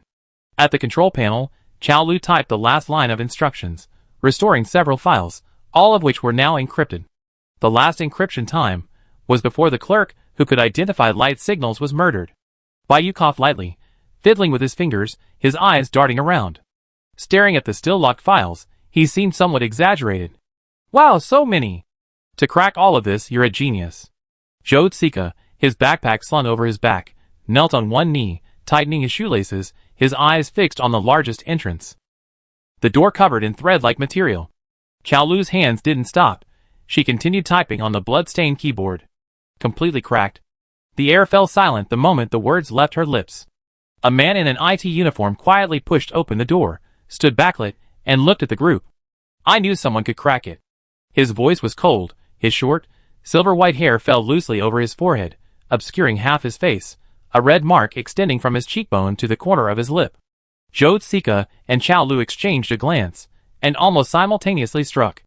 Chao Lu clenched her fist and slammed it into the ground, instantly converging the liquid in the entire space. A brown curtain of water erupted from beneath her feet, swirling from her ankles to her waist, splitting into countless sharp, cone-shaped water needles. Sharp, pointed, with swirling edges. Chao Lu flicked her wrist, unleashing a barrage of water needles. A sudden gust of wind arose, the air roaring. Zhou Xiaika vanished from his spot, sweeping past the silver-haired man's side and rear, raising his hand to unleash a wind pressure slash. Wind blades and water spikes intertwined, targeting every blind spot of the silver-haired man at tricky angles, under his ribs, collarbone, behind his knees. This was a killing technique she and Zhou Xiaika had hastily honed together. 15 minutes earlier. The stench of mites lingered on the 12th floor. The aftershocks of wind and water surged up, dripping from head to toe. Chao Lu leaned against the wall, panting, her breath ragged, a trace of blood still clinging to the corner of her mouth. Zhou Tsika sat cross-legged, closing his eyes to regulate his breathing. Bai Yu stood by the control panel, 7G3C. Recalling the recent news, could the intruder be looking for encrypted files from psychic experimental subjects? Strange, Chao Lu whispered, parasitic mites are social creatures. In nature, they rarely. Zhou Tsika forced himself to sit up straight. Bai Yu lowered her head, her hand accidentally touching the adhesive on the inside of the control panel. The glue residue was fresh, as if someone had just installed a miniature surveillance camera there. She pretended not to notice, opened her wrist phone, and sent a message. "There's a miniature surveillance camera," the intruder preset. "The person coming to the IT department now is someone who can help him crack the password. What he's looking for is probably the experimental list of psychic ability users. You want to lure him here?" Chao Lu realized, her eyes lighting up. She could ambush him from the opposite direction. Zhou Tsika weighed his backpack. There are still 2 interferon shielding bombs, but he can't crack the code. Can you? As long as he thinks we cracked it. Chao Lu looked around. Find the other miniature surveillance cameras first. Time returns to the present. The silver-haired man remained motionless, raising his hand, his index finger to his lips. Stop! Chaolu's eardrum stung. The water needle seemed to hit thick velvet, pausing midair. The wind blade slashed out diagonally with a silver light, but seemed to hit soft mud, its trajectory instantly deviating, striking the corpse of the mite. Clearly Jyotsika was also affected. Baiyu frowned, subconsciously taking a step back, only to find that stepping on the dried, transparent sack made no sound. She wanted to warn Chaolu to be careful behind her, opening her mouth, then closing it again, but couldn't hear her own voice. Not quiet, but mute. She guessed the silver-haired man's ability was related to sound waves, creating or absorbing them. The air froze. The silver-haired man slowly raised his head, his gaze sweeping over the row of pipes above him, illuminated by lights. His breathing quickened, low-frequency sound waves rippling outwards. The foremost light silently shattered, glass shards flying, sparks flying. The second, the third, shattered one after another, like someone puncturing a row of balloons with a needle. In the final moment before plunging into darkness, only his silver hair could be seen, like the last wisp of snow in the remaining electrical sparks. You like to rely on your eyes and ears, he said calmly, but I don't. Jyotsika cursed under her breath, aiming her wind blades in the direction of his voice, but they missed. Now sight was taken away. The air was filled only with eerie, overlapping vibrations echoing in every direction, indistinguishable from reality. Sound waves travel incredibly fast in solids, causing all the facilities to vibrate violently and shatter. He's creating a misalignment, Chaolu realized, noticing that her voice could now be heard. Silence and sound wave folding were mutually exclusive. Then let the liquid scout ahead. Chaolu gritted her teeth, and the water beneath her feet surged, a curtain of water cascading up to the ceiling, hanging in midair like a blade, instantly solidifying into a hemispherical, waterlogged dome. Jyotsika seized the opportunity to rush in from the other side, unleashing a storm-like pressure strike. The two attacked together, a desperate gamble on the brink of death. But the water dome failed to fall. The silver-haired man stood silently, his right foot stomping down. Sound waves travel faster in water than in air. The wave frequencies of all the water film supports instantly dissipated downwards, followed by wind blades. The water stopped, the wind ceased. Chaolu felt dizzy, and before she fainted, she heard a thud, unsure if it was Baiyu or Jyotsika. Ears, nerves, breathing, consciousness, all sank. The wind shifted abruptly, Jyotsika's figure moving so fast it left a long trail, pulling Chaolu several meters away, instantly changing positions. The silver-haired man's ability level was higher than theirs. The next moment, he raised his hand, only to be struck by a sonic wave, falling into the control panel and spitting out blood. Silence. Another silence. The silver-haired man shook off the remaining ripples from his fingertips, turned, and strode towards the two unconscious figures. His steps were light and steady, like a cat surveying its prey. Just as he raised his hand, preparing to enjoy the final moment. Tap tap. It was the sound of fingers tapping on the metal tabletop. This sound could actually penetrate his silence zone? The silver-haired man turned sharply at the sound. He saw Baiyu sitting on the control panel, his fingers looping around the metal ring of the memory, circling it round and round. The memory should have been in his left pocket. Even if he couldn't crack it, he had copied it. When did she steal it? He hadn't even noticed someone approaching. Under his gaze, Baiyu smashed the main memory of the control panel to pieces with a single punch. Now, she had the only copy left. Let's make a deal. Chapter 8. The silver-haired man froze. His knuckles tightened, his joints turned white, and Baiyu's fist fell straight down, without restraint. Without warning, the screen shattered, the chip crackled, and a wisp of acrid white smoke billowed after a short circuit. Blood gushed from the torn flesh. It trickled down between his fingers, staining his palm red. The silver-haired man lowered his eyes, his pupils almost transparently pale. He approached step by step, the air vibrating silently, slowly tightening. What deal? You think what you have can buy 2 lives? A shielding bomb was just half a step in front of her. The silver-haired man's gaze fell on Baiyu's feet. Ha, he wanted to blow him up. No way. He stopped. Baiyu looked up at him, fine beads of cold sweat forming on her forehead, her hands trembling behind her back. She could only barely dismantle it during her ability practice with Jyotsika. The silver-haired man before her, with a half-smile, was clearly of a higher level than Jyotsika, and her body was already beyond its limits. No. She paused. What if I were willing to join? The silver-haired man crossed his arms and shook his head. Thieves of unknown origin, no way. It's just a matter of order. Kill you first, then kill them, that's fine too. Before he finished speaking, another shielding bomb exploded behind the silver-haired man, almost touching his heel. The silver-haired man clutched his ears in agony, his hands covered in blood, screaming, but he couldn't hear his own voice. Without hearing, unable to locate himself using sound waves, he was like a normal person suddenly blind, stumbling and groping around, unable to find his way. The shielding bomb was used to sever the mental connection of the insected beings. The energy wave from the explosion was perfectly countered by the silver-haired man, who was extremely sensitive to sound waves. The energy was enough to briefly restore the light. Baiyu quickly pulled out her power-equipped folding box from her bag, opened it, and stuffed Qiao Lu and Zhou Zika inside. It was designed for the enormous insected form, so it wasn't too crowded with 2 people. She gritted her teeth, her slender arms slipping under Qiao Lu's armpits, lifting her up, almost using both hands and feet, to put her inside. She did the same to Zhou Zika. There was another power-equipped folding box. She glanced at the staggering silver-haired man, picked up a strip of iron removed from the control panel. She quickly approached, raised it high, stood on the low platform, took a deep breath, and gathered her strength. She forgot that she was somewhat malnourished and shorter than average. The silver-haired man was taller than her.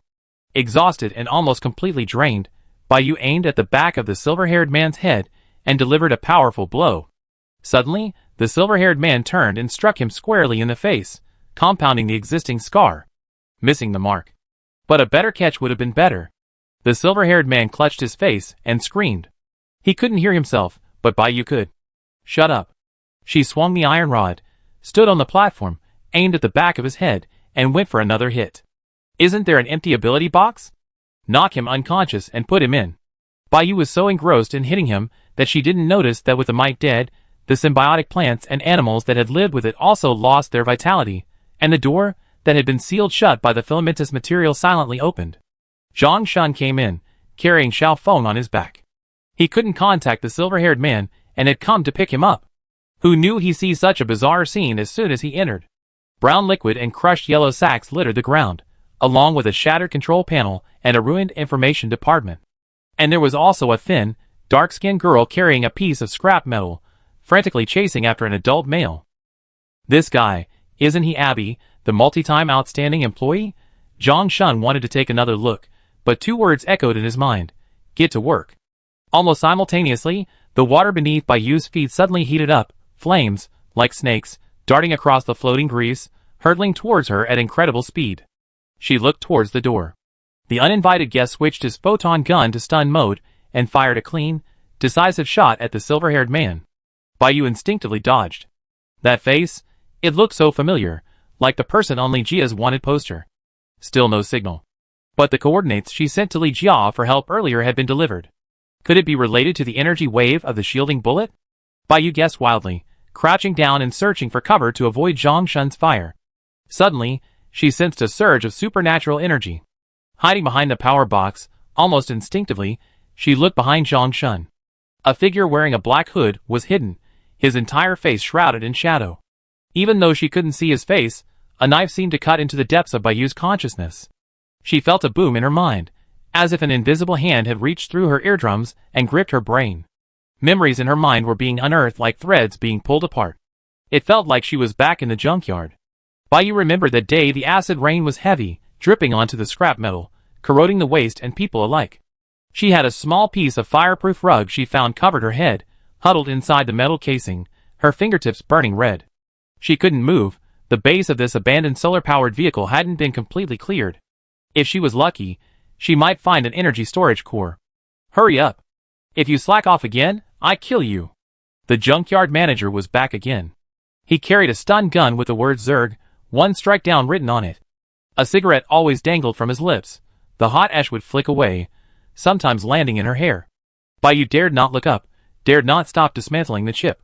A child who had grown up with her fell ill at 5 and disappeared the next day. The administrator chuckled as he chatted with someone. Small frame, quick to burn. Baiyu clenched her knuckles, pulling the chip from the tangled cable, scraping a long gash in her arm. The administrator snatched the chip from her hand. 20 radiant coins. That was her daily routine in the junkyard. What were you looking at? She staggered backward, pinching her still bleeding hand, using the pain to steady herself. Psychopaths. She practically spat out the words through gritted teeth, wiping away her nosebleed, a nameless rage rising within her. Today, Even if the psychopaths came, it wouldn't matter.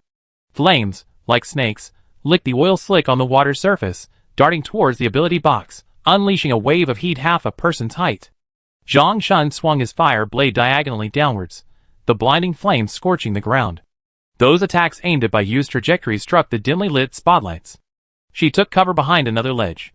The 12th floor was plunged into darkness again. Don't waste your energy. Zhang Shun turned his gun with one hand, pointing it at the spot where Bayu had last appeared. Come out obediently, I won't kill you. Can't we talk this out? The muzzle glowed blue, clearly in kill mode. The next second, the side wall where Zhang Shun stood suddenly collapsed. Bayu shifted her feet, leaping out of cover. She gripped the blood-stained strip of iron and smashed it down with all her might. But I'm going to kill you. At the same time, in her mental domain, she grabbed the threads binding her mind, creating a stalemate with the person trying to retrieve them. She forcefully propped herself up from a semi-collapsed state. The threads binding her consciousness snapped with a crack. Bayu's eyes turned bloodshot, blood seeping from her nostrils and the corners of her eyes. She raised her head, and the air seemed to freeze as Zhang Shun collapsed to the ground. The mental fluctuation struck again, and the hooded figure hidden behind the gaps in the firelight approached silently. But Bayu didn't retreat. Instead, she pressed closer, meeting the oppressive force step by step. She was fearless, like a madwoman contemplating mutual destruction. She suddenly pulled back the threads, and a mental shock far exceeding her limit surged back into the depths of the other's consciousness, centered on her.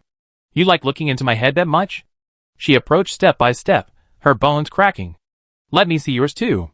But I don't like peeking. You better take your head out and put it on the reader so I can see it openly. You actually managed to break free from my mental pull? Bayu raised her hand, unleashing the pent-up emotions in her mind at him. It wasn't a proper mental attack, but rather her imitation, throwing out her chaotic and intense emotions and memories. Anxiety, fear, anger, pain, all of it. Get out of here. The psychic's face changed drastically. He pressed his forehead, his body trembling violently. In his mental domain, Bayu had thrown in shivering under acid rain, hunger and uncertainty, burnt hair, and scorching skin. She roared within his mental domain. With a loud crash, the hooded man staggered, grabbed the wall, and spat out a mouthful of black blood. Zhang Shun's fiery blade, wreathed in intense heat, slashed down again. Bayu rolled into the water, using the momentum to leap up. Before she could regain her footing, her left hand precisely retrieved the photon gun. Warning, insufficient permission, shut up. She hissed angrily. The chip that powered her ability was interfered with, and blue light condensed at the muzzle of the gun. Damn it! She activated kill mode. Bang! The beam missed a vital spot, but struck his energy pack at the waist precisely. Flames erupted from the fire-type ability user's body, flooding his nerves and causing a violent spasm. Bayu gasped for breath, the photon gun still in her hand, when she suddenly felt a subtle mental fluctuation behind her. Without hesitation, Bayu retaliated with a shot, hitting the wall. Debris flew, forcing the hooded man to relocate. She turned, staring intently at the hooded man's position, aimed, and fired again. But this was her first time using a photon gun, and the aim was adjusted by Zhang Shun, so her accuracy was low. A commotion erupted outside the door, followed by the distant audio interference from the rescue team. The signal had finally been restored.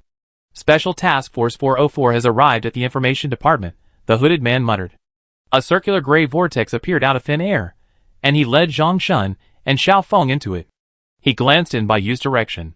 A few words flashed through her mind. See you next time. Then a familiar square golden vortex appeared. Li Jia had arrived. Bayu finally couldn't hold on any longer, her knees buckled, she released her grip on the photon gun, and collapsed to the ground.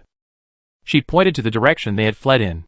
This meant Li Jia had to choose between saving them, or chasing the culprit. With almost no hesitation, she scooped Bayu up with one arm, grabbed the power box with the other, and stepped into the square vortex. Get to the hospital first, saving lives was the priority. Chapter 9. In the operating room, an automated cleaning robot glided along the floor. A semi-transparent light screen floated above the operating table. 7th Electrical Stimulation Ineffective 2 doctors in protective suits stood to the left and right. One of them looked up at the light screen. The atlas was unfolding layer by layer. The surgeon's gaze swept across the screen, pausing briefly. A darker area was visible behind Bayu's spine. Power disorder. The B2 ganglion needs adjustment, he said, alternating between his left and right hands as he removed his gloves. The reflex signal is unstable. Sir, should we initiate a brain scan? The assistant asked. No need, he replied without looking up, continuing to input commands. The signal layer is too shallow. Use the in vitro approach. This cumbersome approach was rarely used. The instruments beside him switched tracks. Time record, 2 minutes and 7 seconds. Sensing needle in place, the assistant was only responsible for adjusting the drug concentration. Starting the first repair segment, Bayu frowned on the operating table, her consciousness seeming trapped, constantly sinking deeper into despair. Not enough. The surgeon muttered to himself. The assistant didn't hear clearly. Sir, what did you just say? He simply shook his head, continued to observe the situation. Blue light reflected on the surgeon's glasses. His fingertip paused slightly on the screen before quickly moving away. The entire process took no more than 3 seconds. Starting the next repair segment, the screen flickered. The assistant assumed it was a system adjustment and paid no attention. It was a very fast notification. Consciousness backup completed. Number 253. Upload channel. Personal, the surgeon casually said. Continue with electrical stimulation. 8th electrical stimulation. The girl lying on the operating table suddenly opened her eyes, staring straight at him. Her voice was dry and hoarse, like it had been sanded through, each word deliberate and strained. Stop the electrical stimulation. After a brief silence, the assistant needed to confirm her return to consciousness, so he checked. Bayu? Bayu, unable to move her limbs, tried to wink at the assistant in a friendly manner. Hi. The first day of resting as instructed by the doctor. Li Jia came to see her, carrying a basket of fruit and 3 thick books. With a thud, the 3 massive books landed on her bedside table like bricks. The 72-hour guide to becoming a fighting master. The awakening secret of a salted fish, making money while lying down. Superpower control even a puppy could understand, starting from 0. Li Jia's arm strength was undeniably amazing. Medical expenses for work-related injuries at 404 were reimbursed, and Bayu was admitted to a single room at the military hospital. You can take a look when you have time. I also sent you the electronic version. Li Jia took an apple from the fruit basket, walked to the sink, rubbed off the dirt, then sat in the rocking chair next to the hospital bed, crossed her legs, and took a bite. How about we talk about the Special Investigation Bureau being hacked? Bayu straightened up, her gaze falling on the apple Li Jia was eating. Her Adam's apple bobbed, but she ignored everything else.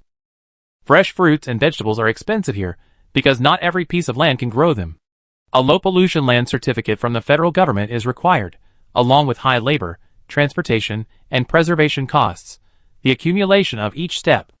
Li Jia saw her eyes almost popping out of their sockets, and smiled helplessly. This whole basket is yours. Let's get down to business. Only then did Bayu shift her gaze from the apple. On the day of the invasion, everyone who was supposed to be on duty went to the heart of the galaxy. Afterwards, when they were separated and questioned, they all claimed to have no recollection, saying they didn't remember. A few others said they heard a voice in their heads telling them to go, and when their colleagues set off, they followed. Bayu recalled the group of Special Investigation Bureau employees she saw at the heart of the galaxy, their gray-blue uniforms filling the entire planet Norma, adding, they book even earlier than Zhou Xiaiku. Li Jia took a bite of his apple, and hummed in agreement. It was indeed premeditated. They're still tracking the account that paid the deposit. The only Special Investigation Bureau employee left on duty was a Level 2 Information Section staff member. His special ability is light signal recognition. Recalling the basin-sized parasites crawling on the disemboweled corpse sucking blood. A vein throbbed in Bayu's temple. The information section's main memory was physically damaged. We can only find download records. It's possible the data was taken from the memory. Li Jia's expression was unusually grave. Fortunately, he had encrypted the files before his death. No one but him or someone with higher privileges could open them. Bayu's memory flashed back. Where was that stolen memory device again? Before attacking the silver-haired man, she had casually stuffed it into her military boots. What's the contents of this document? Bayu asked knowingly, glancing tentatively at Li Jia. Probably a list of waste disposal sites, or some kind of quarterly financial report from the Special Investigation Bureau. Li Jia shrugged indifferently. There have been anti-federal environmental organizations before, demanding increased funding for environmental remediation, believing the federal's financial reports were falsified, and they stormed into various departments to steal documents. It's normal. Bayu subtly shifted her gaze. Who were they kidding? It was clearly related to psychic abilities. Special Investigation Bureau's 4th Operations Team, except for Xiao Feng who is missing, The rest are dead. Li Jia glanced at Bai Yu's pale face, and decided not to mention the horrific scene in the underground pipes. The autopsy results showed a single gunshot wound, but when the body was found, its back was covered in silken buds, the first stage of parasitic infection by the level 1 insected bat moth. In other words, it served as nourishment even in death. Norma Star wasn't a frontline war zone. Low-level insectids like mites and bat moths couldn't penetrate the protective shield unless intentionally. Li Jia stood up. I gathered the general situation from Chao Lu and Zhou Xiaiku. They woke up earlier than you. Anything else to add? Bai Yu's military boots lay askew under the hospital bed, next to Li Jia. If Li Jia looked closely, the rusty iron rings and silvery shell were quite obvious. However, a normal person probably wouldn't get close enough to look. Bai Yu controlled her gaze, preventing it from shifting downwards. Yes, the intruder had accomplices, Zhang Shun and a psychic. I used Zhang Shun's photon gun. Before she could finish, a thud echoed. A half-eaten apple fell to the floor, rolling off the bed. Li Jia bent down to pick it up. Bai Yu's heart leaped into her throat. Her brain raced. If she was discovered, how would she explain? With saying, haha, what a coincidence, I didn't know either, seemed too deliberate, the bed slammed shut, sending Bai Yu tumbling upwards. Li Jia rubbed the back of her head, the static electricity making a few stray hairs stand on end like sea urchins. Her other hand still held the apple. What a lousy bed. It hit my head. Doesn't it have eyes? She sat back in the rocking chair. What does a psychic look like? Describe it, and I have someone create a portrait. Bai Yu scratched her head awkwardly. It should be a man, not very old. He was wearing a hood, so I couldn't see his face, but he had eyes that could pry open your brain and imprint themselves into it. Although Bai Yu's description was abstract, Li Jia immediately realized it was a skill like mental imprinting, at least level 3. Headache, another unknown mental ability user. Li Jia nodded, stood up, and threw the half-eaten apple into the trash can. Dr. Wang said your ability is disordered, which means it's intermittent. It seems this time it exceeded the threshold and shut down. Take good care of yourself, you should be able to leave the hospital in about a week. Eat more fruit, and read some books when you have time. Hearing Li Jia's footsteps fade into the distance, Bai Yu rolled over, preparing to get out of bed and retrieve the hidden storage device. Before she could reach out, there was a knock at the door. Before she could say whether she could come in or not, Chao Lu and Zhou Xiaiku were being helped by 2 tall bodyguards. One of them had his left arm secured, the other his right leg, somewhat like a centrally symmetrical figure. Chao Lu rushed over and hugged Bai Yu with one arm. Zhou Xiaiku wasn't so convenient, but faced with speed and dignity, he chose speed, shaking off the bodyguard's support and hopping over like a one-legged frog. He spread his arms, encircling his 2 colleagues in midair, his hands landing on their shoulders. No, not colleagues. Now they should be called teammates. 2 tall bodyguards stood outside the ward, secretly taking pictures of this scene with their wrist phones, and sending them to Zhou Xiaiku's parents. The caption read, "The little boss's new friends." After all, work leaves a trace. Considering the difficulty of having only one leg, the only rocking chair was temporarily enjoyed by Zhou Xiaiku. He waved his hand dismissively, announcing a donation of supplies to the military hospital and the addition of several rocking chairs to each ward. 2 bodyguards called to consult their boss. Chao Lu sat beside Bai Yu's bed, a blanket beneath her. Bai Yu recounted her glorious days of beating up the silver-haired man, a blow to the left, a blow to the right, and a blow to the face. She was practically ready to reenact the scene. She made no mention of the documents. When it was time to go back for her 4 drip, Chao Lu left a full bag of high-protein snacks, placing it on top of 3 books, next to the fruit basket. Nutritional value aside, the taste alone far surpassed any kind of paste or nutritional supplement. Before leaving, Chao Lu waved her wrist, indicating they could contact each other anytime via her wrist phone. Zhou Xiaiku stood on one leg, one hand in his pocket, the other waving. We're upstairs from you, across the hall, in the same room as you. We're leaving. Bai Yu smiled and agreed, but her heart sank. She was still hesitant about telling the truth about the memory chip. Let's wait and see. She messaged Chao Lu. Hungry. Is there anywhere that can recover data? My wristwatch's memory card is broken. I need the cheapest place. Official repairs are out of my reach. If you offer a price lower than the official repair price, it'd be considered price cutting and malicious competition. Only some small, unlicensed shops would dare to do that. There's a place that might have it. Chao Lu's sister, Chao Yu, was a sheriff, and she had been there before. There were always fights there, and when bystanders saw things getting out of hand and feared someone might get hurt, they would call the police. In the westernmost slum of the 10th district. It's not safe there. You can show me the memory card. I have a membership at an official repair shop. Bayou gripped the micro-memory device tightly in her hand. Starving and dizzy. It's okay, I came from the garbage dump.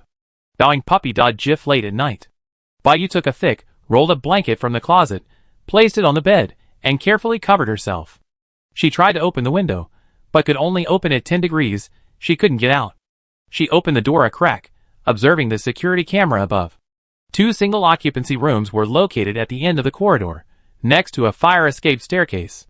Theoretically, the area below the camera was a blind spot. Walking along the door towards the staircase was feasible. The sound of a door opening came from the next room. Oh no, she forgot Dr. Wong was on duty tonight and had to make rounds. She scrambled back into bed, kicking the rolled-up blanket off. Knocking, pushing, checking. Dr. Wong's series of movements were as smooth as her back-to-bed jump. Dr. Wong glanced at her soaring systolic blood pressure, said nothing, and simply pushed the medical card out. Get some rest. Okay, doctor. Bayou nodded obediently. After waiting patiently for a long time, she pressed her ear against the door, listening intently, but there was no sound. She stepped out and, as planned, pressed herself against the door. Suddenly, she noticed the door to the single room opposite was slightly ajar, and someone was sitting cross-legged on the bed. The light made the lines of his slumped back appear exceptionally long. He rested his elbows on his knees, propped his chin on his hand, and stared at the continuously fluctuating monitoring chart. His skin was a sickly pale white. His shoulder-length hair resembled glossy black bird feathers, with a bluish sheen at one angle, one side tucked behind his ear. The other side hung down his neck, the ends brushing against the sensors on the back of his hand. Something was off, and Bayou subconsciously glanced at him again. The other person suddenly turned his head, his misty gray eyes meeting hers, as if he had expected it, coldly and precisely capturing her gaze. At that moment, there was no anger, no hostility, just a faint feeling. 2 words flashed through her mind. Wait a moment. Before she could even be shocked by yet another psychic, Dr. Wong slowly emerged from the fire escape, but unlike before, his eyes were somewhat vacant. He pushed the medical cart, wheels in front, making a rumbling sound, straight into the opposite ward. What was Dr. Wong doing in the corridor? Blocking her? You can go now. He gestured with his chin towards her from a distance. Bayou gave a thumbs up to the patient opposite her, folding it forward twice to express her thanks. She quickly ran down the fire escape, hearing the footsteps fade into the distance. Why did you secretly back up my consciousness? During the surgery, Xu Ye's body was anesthetized, but his consciousness remained. Dr. Wong's subtle movements didn't escape his notice. Dr. Wong's consciousness didn't seem to be fully controlled. His eyes were sometimes clear, sometimes hazy. The 2 psychic forces were locked in a struggle, and he remained silent. His limbs were stiff, his hands hanging limply at his sides. Xu Ye removed Dr. Wong's glasses and pressed his fingerprint to unlock them. Open it, show me. The glasses were connected to Dr. Wong's wrist-worn terminal. Only the 2 most recent backup videos were available. Xu Ye opened hers, watched it at 5 times speed, and then deleted it. She opened the other video. The perspective began in a junkyard filled with cries and alarms. The more she watched, the more familiar it seemed, until she dug out the abandoned pod where she had been hiding, and herself escaping from the lab. It was her. Looking up at her, the junkyard manager, with his fierce expression, was completely different from when she came to collect the 200,000 Yao coins from the housekeeper. She really thought he was a kind-hearted person who took in orphans. Xu Yi didn't continue watching. He had no interest in prying into other people's privacy. He only checked the category tags before deleting the video. Bed 42, Bayou. Bed 42 was right across the hall, so she had just slipped out. Xu Yi activated his supernatural ability, erasing Dr. Wong's memory. Seems a bit overloaded. The monitor in the single-person ward emitted a short warning, and 2 streaks of crimson blood dripped down his thin lips, pressed into a straight line. Then he might as well buy her a little more time. At the end of the corridor, medical staff and several soldiers ran over. They seemed to have an innate fear of psychic abilities. A soldier's wrist terminal lit up with military equipment, a projector unfolded, and a curved surface popped out, pointing directly at the ward, into the in-ear monitor, report, psychic power out of control. A white coil marked a cordon on the floor by the doorway. Prepare restraints. Restraints were to prevent him from harming others. Complete control was necessary for treatment. The soldier stepped forward, Activating the suppression wave projection, a bluish-green light band spread from the instrument. The door opened, and Dr. Wang pushed the medical cart out. Xu Yi sat cross-legged on the hospital bed, tilting his head slightly. He wiped his hand, revealing bloodstains on the sensor. His hands hung limply beside him, knuckles clearly defined. He leaned back slightly, exuding a sense of resignation. Does your hospital treat nosebleeds? Chapter 10. Meatballs piercing steel pipes stars. To reach District 10, you need to transfer to 2 flying cars. Services stop running late at night. Hurry past the flickering, malfunctioning advertising screen, turn right at the garbage-strewn street corner. A long section of pipe is exposed on the ground, its plastic shell aged, dripping yellow liquid. The ground doesn't entirely belong to humans. There are also low-level insectids. A row of winged, beaked flea-like beasts is crammed into the narrow road. She's no longer surprised by humans piloting low-risk insected beasts. These are all spoils of war from the front lines. Batches of insect eggs are transported to Wanfu Biotechnology Company for unified hatching, purification, and sale. An advertisement plays on the giant screen. Wanfu Biotechnology, a groundbreaking product. Their new technology, modeled after the insectids, uses a synchronization frequency device to establish neural connections with low-risk insected beasts. This device is even smaller than headphones. Using low-level insect beasts as transportation has the advantage of being inexpensive, but the disadvantage is that they are connected to the driver's 5 senses, and in the event of a collision, the driver will also suffer excruciating pain. Baiyu glanced at the time and hailed a long-winged beaked flea. To the west of District 10, how much? The driver grinned and held up 5 fingers. 50 Yao coins. 2 rides together cost 30, but the long-winged beaked flea's price was half that of a regular ride. This driver was outrageously overcharging. 30? Want to go? Baiyu countered. 45. The driver rolled his eyes at her, then looked at a young couple waving at him behind her. Want a ride? If you don't, plenty of others will. Baiyu straddled the long-winged beaked flea. 40. I said the lowest is 45, not a penny less. Do you know how high my costs are? The water and electricity costs for hatching the long-winged beaked fleas, the logistics cost for transportation, and the investment in learning to drive. I really don't earn much. Baiyu scanned his payment code with her wrist phone, enlarged it with 2 fingers on the semi-transparent virtual screen, and clicked her tongue. This code of yours looks a bit off. It looks like it hasn't gone through the federal tax system, like an unlicensed black cab. Baiyu scratched her head. How much does it cost to report a police station? I forgot, I have to check. Oh dear. The driver changed his expression, gave an awkward laugh. Haha, what a coincidence at this hour. I give you a 50% discount, just 20, how about it? Baiyu, seeing her goal achieved, curled the corners of her mouth. Paid, 30 Yao coins, let's go. Baiyu put away her wrist phone. It was quite late, and going to District 10 had really cost her a fortune. The long-winged flea began to glide smoothly. Baiyu still gripped the rope, glancing down. The lights of the skyscrapers refused to go out, still dazzling in the night. Looking closer, she saw a dense array of red dots hidden between the main roads.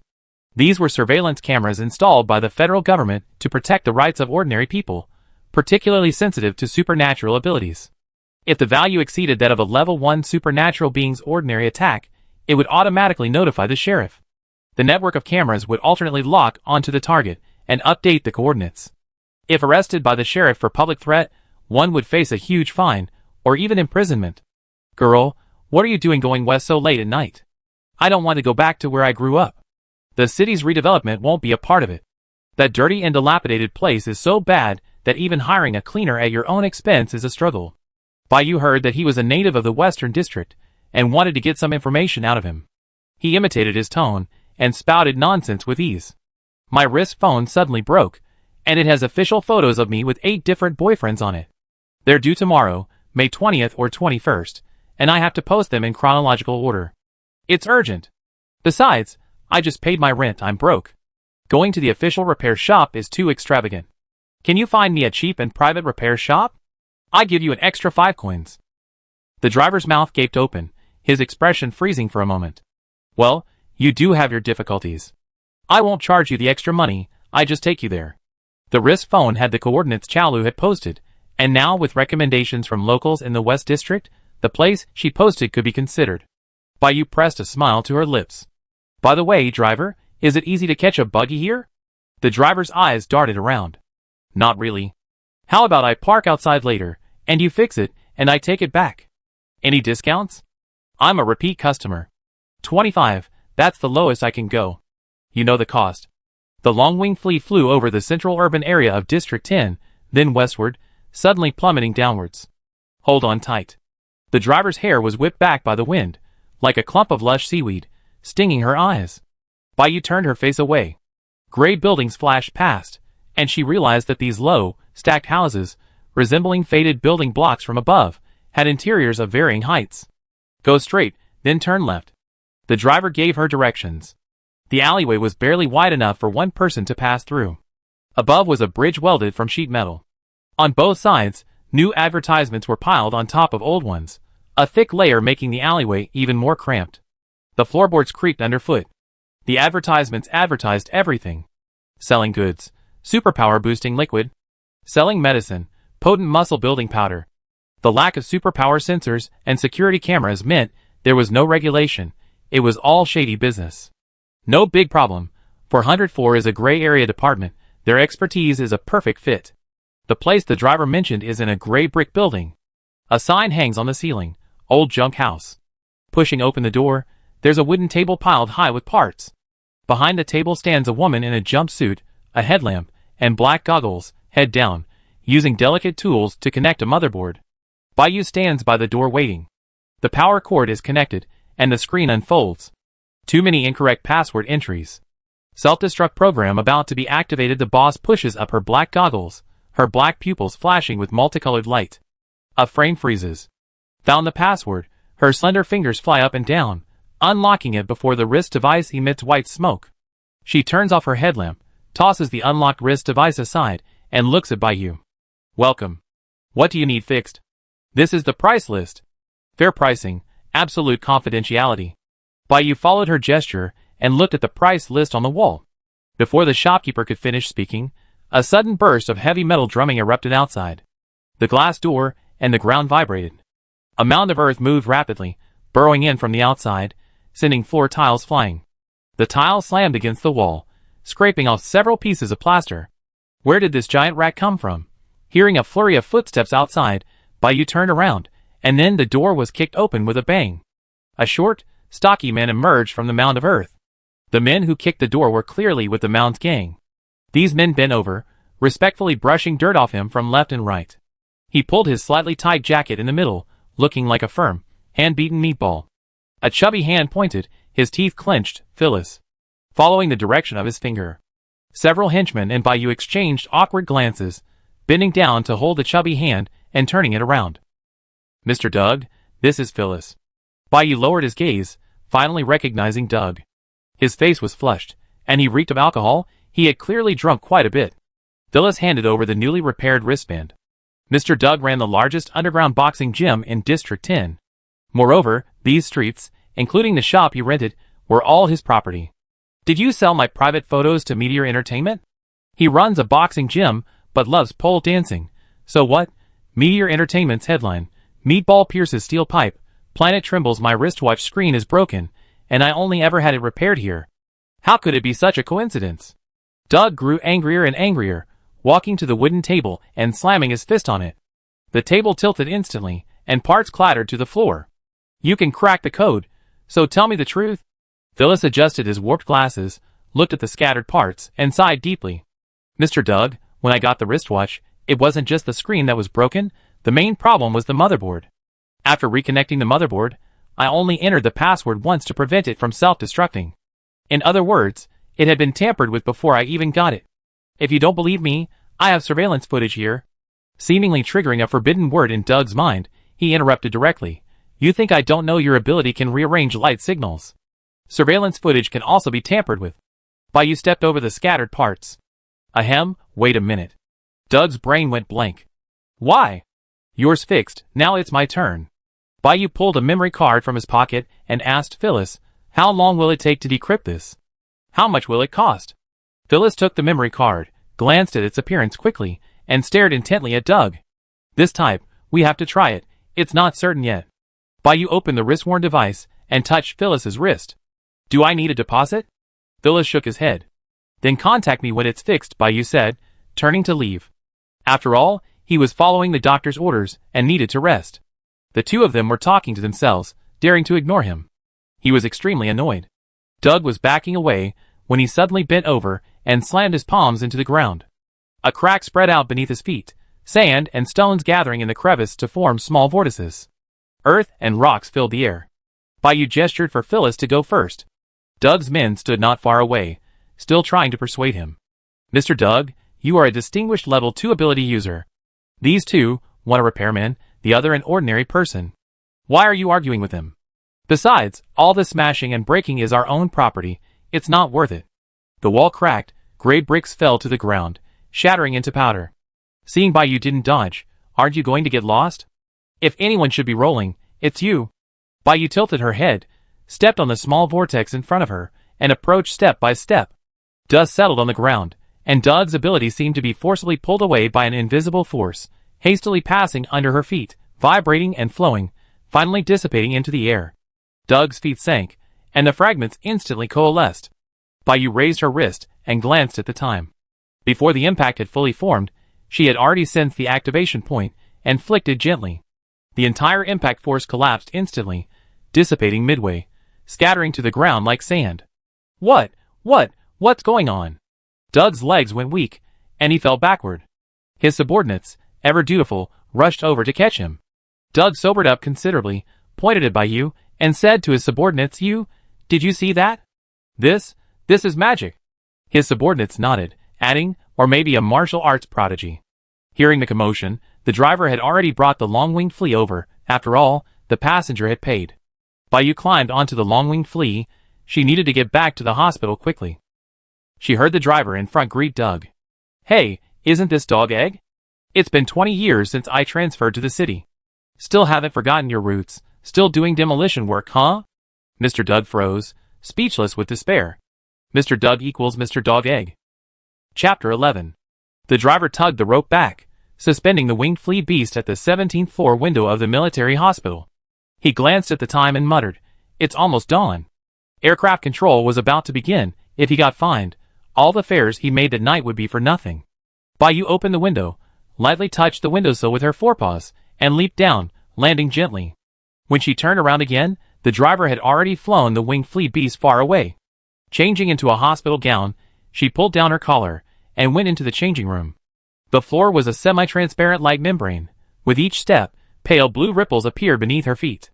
The shift workers were already making their rounds from the other end. The single room across the hall. She was back. A thin figure stood slumped, withdrawing the spiritual energy that had permeated the entire floor. Plop. A broken bead of blood rolled down from her nose, staining her collar red. He was used to it. He bent down, pulled out a tissue, and covered half his face with it. He tilted his head back slightly, the back of his head against the metal wall, leaving only his cold eyes looking up with a hint of mockery. The overhead surveillance camera didn't ring. TSK, just for show. Hello, Rounds, may I come in? Why is it a woman's voice? Bayou sat on the hospital bed, his stiff back relaxing as he leaned back against the two upright pillows. Please come in. The screen opposite the bed was broadcasting the news. The annual admissions process for Ares Military Academy is about to begin. The chairman of Norma Star has specifically stated that his grandson, Xiao Lin, will not receive any special treatment. He will attend the opening ceremony on the 15th and deliver a speech. It is noteworthy that this is the chairman's first public appearance since the outbreak of the infected riots in Norma Star's 12th district. Let's wait and see. Please extend your hand. Where's Dr. Wang? Bayou obediently extended her hand, casually asking. The doctor clipped the detector to Bayou's fingertip, adjusted her smart glasses, and displayed various vital signs. With a simple tap, a report was generated. You mean Dr. Wang? Last night, he was involved in controlling and calming a psychiatric patient. The doctor paused, realizing it was inappropriate to casually reveal a patient's private information. Anyway, he's on leave, so I'm covering for him. Bayou's heart tightened. What did controlling and calming mean? A picture flashed in her mind. A kind-hearted patient being frantically injected with sedatives by a ruthless pharmacist. Is he all right? The doctor looked up. As doctors, we inevitably encounter unexpected situations, which are mentally and physically exhausting. I believe Dr. Wang will be fine after sufficient rest. Oh, is that so?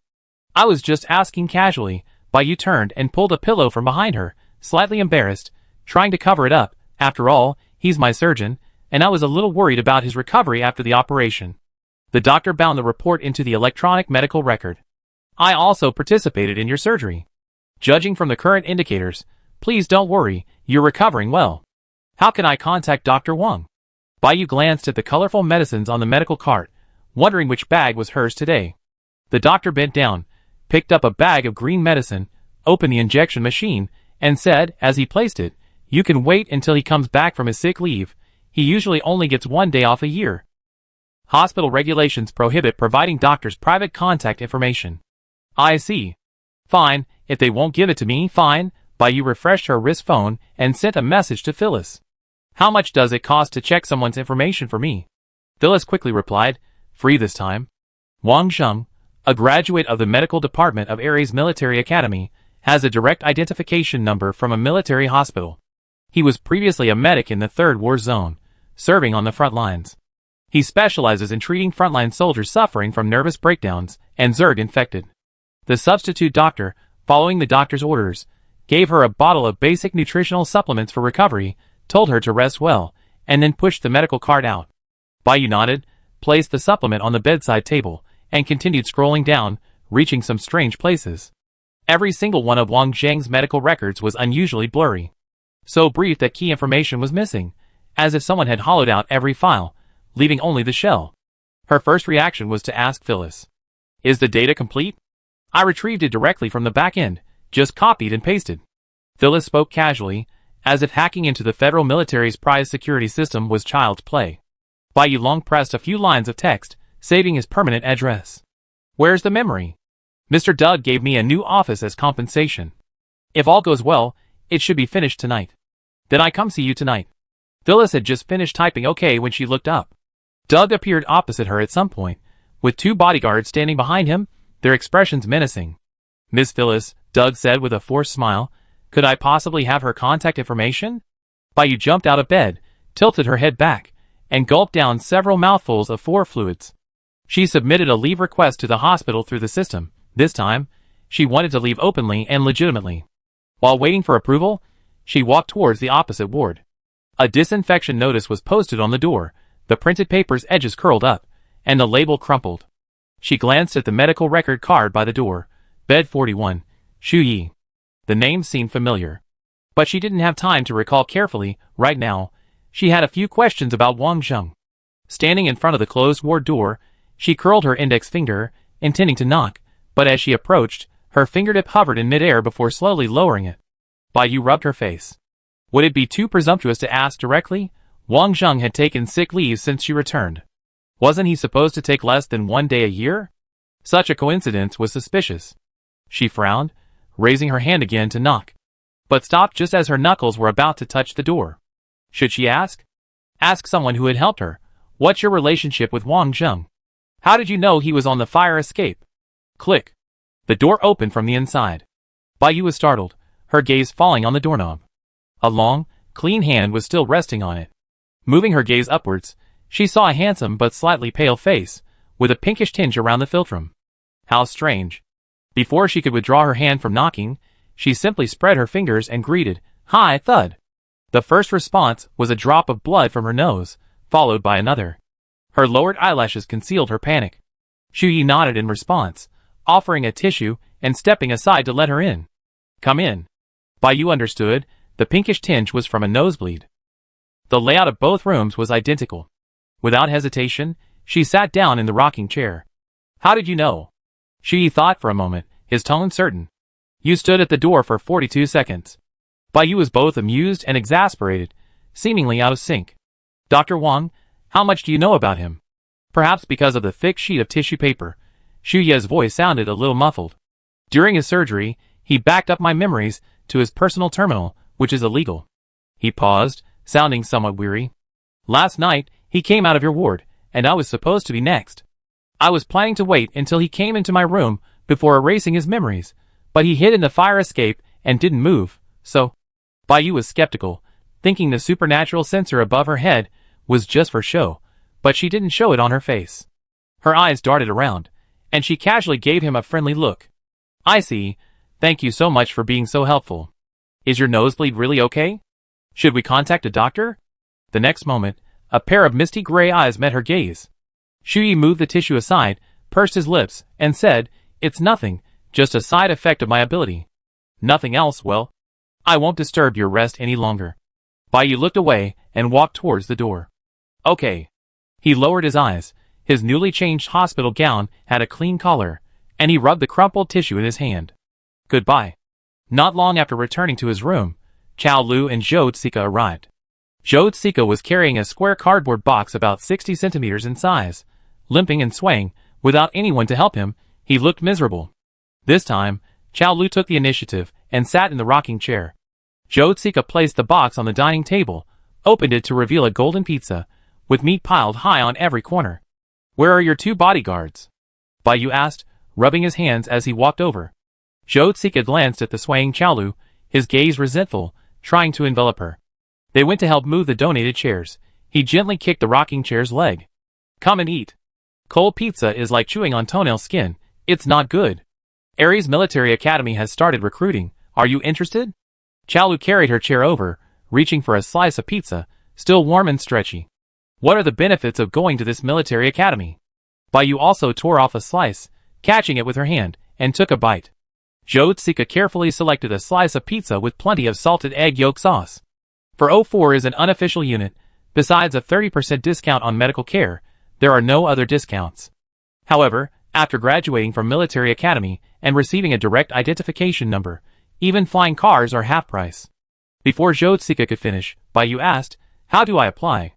Chao Lu smiled. "You can apply online. Whether you're officially admitted depends on your exam results. After applying, you take the exam within 5 days. The score is 30% written, 60% practical, and the remaining 10% is an interview." "I only started preparing when registration opened. It's too late," Baiyu said, clearly deflated. "Have you forgotten what 404's main business is?" Zhou Tsika, holding his second carefully selected slice of pizza, raised an eyebrow. "Shinmao Education, focusing on education and training for 50 years. Baiyu remembered the eye-catching banner in the lobby. "And you're pretty lucky. I'm also applying, and I can send you a copy of the materials I prepared," Zhou Tsika added, taking a bite of his pizza. "Of course, it's free. You can ask me anything you don't understand." Chao Lu brushed her stray hairs aside with the back of her hand, tilted her head slightly, looked at Baiyu, and said proudly, "I was the top scorer at Ares Military Academy last year. No need, my parents hired a tutor too. They never said you could ask." Baiyu watched the two bickering with great interest. Her wrist phone suddenly vibrated. It was 2 messages from Phyllis. "Mr. Doug is next to me.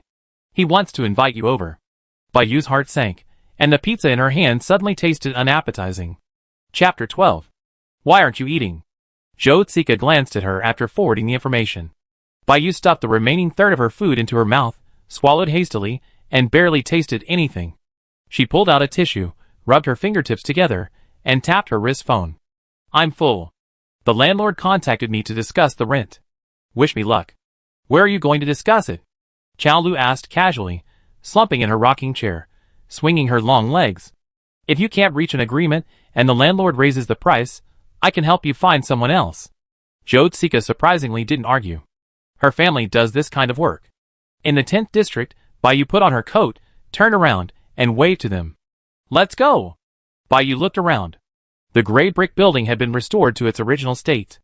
If it weren't for the removal of the various advertisements piled on the walls, it would be hard to imagine that this place was a ruin just a few hours ago. Mr. Godan is indeed a demolition expert. The old ruin home sign was hung up again, but the lights inside were off. 4 burly men stood at the entrance, their muscles like bulging rocks, hidden beneath black suits and sunglasses, their faces cold and aloof. Baiyu recognized them. They were Mr. Doug's men. Baiyu slowed her pace. On her way here, she had considered several possibilities for Phyllis as a hostage. Her right hand rested on her wrist phone. The camera was recording. With a simple tap, the video and coordinates would be sent to the nearby sheriff. She approached slowly. A silence fell between them, tensions rising. Then, the burly man at the front waved, and all 4 bowed in unison, their voices resonating deep and resonant. "Welcome." Baiyu fell silent and followed behind them. The boxing gym was located underground, on an unknown number of floors. An elevator was needed to descend. It was an old-fashioned, Creaky elevator, its walls rusted and covered in remnants of small advertisements. A lingering musty smell filled the air.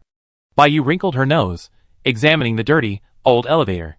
Mr. Doug is so wealthy, why doesn't he get a new elevator? Our boss is an antique enthusiast, the subordinate smiled politely. He's quite sentimental. Exiting the elevator, there was a sloping corridor with a low ceiling, exposed pipes, and condensation dripping from broken joints into a metal bucket, making a hollow dripping sound. What's the purpose of this bucket? Percussion, it adds atmosphere.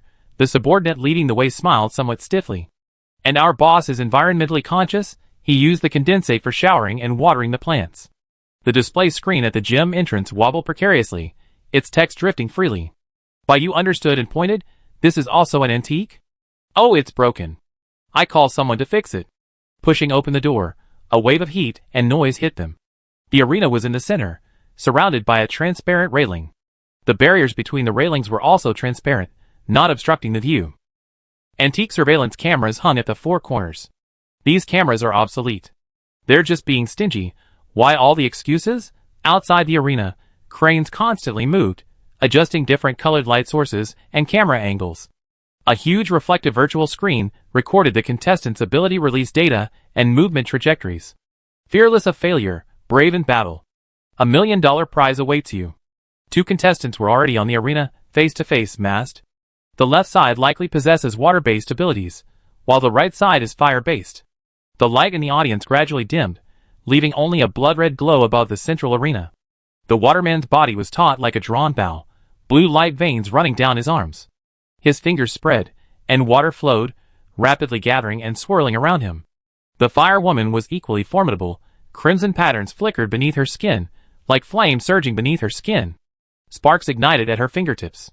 With a snap, a deafening roar erupted, and smoke billowed from half the arena, the heat tearing through the air. The audience buzzed with discussion. I bet on the left to win, 5 times the stake. One person shoved a handful of coins into the self-service betting machine. How did you know? Water beats fire. Even an old man knows that. There's no such thing as an absolute counter. You're just waiting to lose money. Another person also put money into the betting machine, betting 8 times the stake. Bayou gripped the railing, her gaze calm yet wary, sweeping across the arena before returning to her surroundings. Doug was still nowhere to be seen, and she wondered how Phyllis was doing. She sensed their ability levels rapidly increasing. Both were at least level 2 ability users. Neither of them held back their power in this real battle. The firewoman attacked first, flicking her wrist to unleash several arc-shaped blades from her palm. Despite the railing and the shielding area, the intense heat felt incredibly close. The waterman defended passively, condensing water into a shield. The water shield spun rapidly before him, blocking the attack. Flames struck the water shield, hissing and steaming, the white mist instantly obscuring most of his vision. Then, the waterman swung back, his water whips crisscrossing and coiling around his arms like snakes. Unexpectedly, the firewoman seemed to have anticipated this, pulling sharply backward, using the water whips to close the distance between them. By the time the waterman realized what was happening, it was too late. A wave of scorching fire erupted behind him, instantly severing the water whip. Idiot, the firewoman whispered. With a deafening roar, crimson flames erupted, hurtling towards his position. The waterman was completely overwhelmed. He could only stall, trying to regain his footing, and raised a water curtain to block the flames. But most of the water was scalded into mist, leaving only a thin layer of water. Under the fierce onslaught, the waterman was forced to fall backward, manipulating the water with his left hand to catch himself as he plummeted to the ground. The firewoman wouldn't give him a chance to breathe. She changed her angle, flicking several tiny fireballs from between her fingers. The fireballs struck the shield, bounced off at a 45-degree angle, and hit the waterman right behind him. The timing was perfect, the fireballs exploded, and the flames once again cut off the water flow. The waterman gritted his teeth, his water condensing into a short blade, which he hurled outwards. A spinning motion shattered the approaching fireball, and he used the shockwave to roll sideways, barely landing. But landing meant the end. With a muffled groan, flames arrived, scorching his trousers and burning his skin.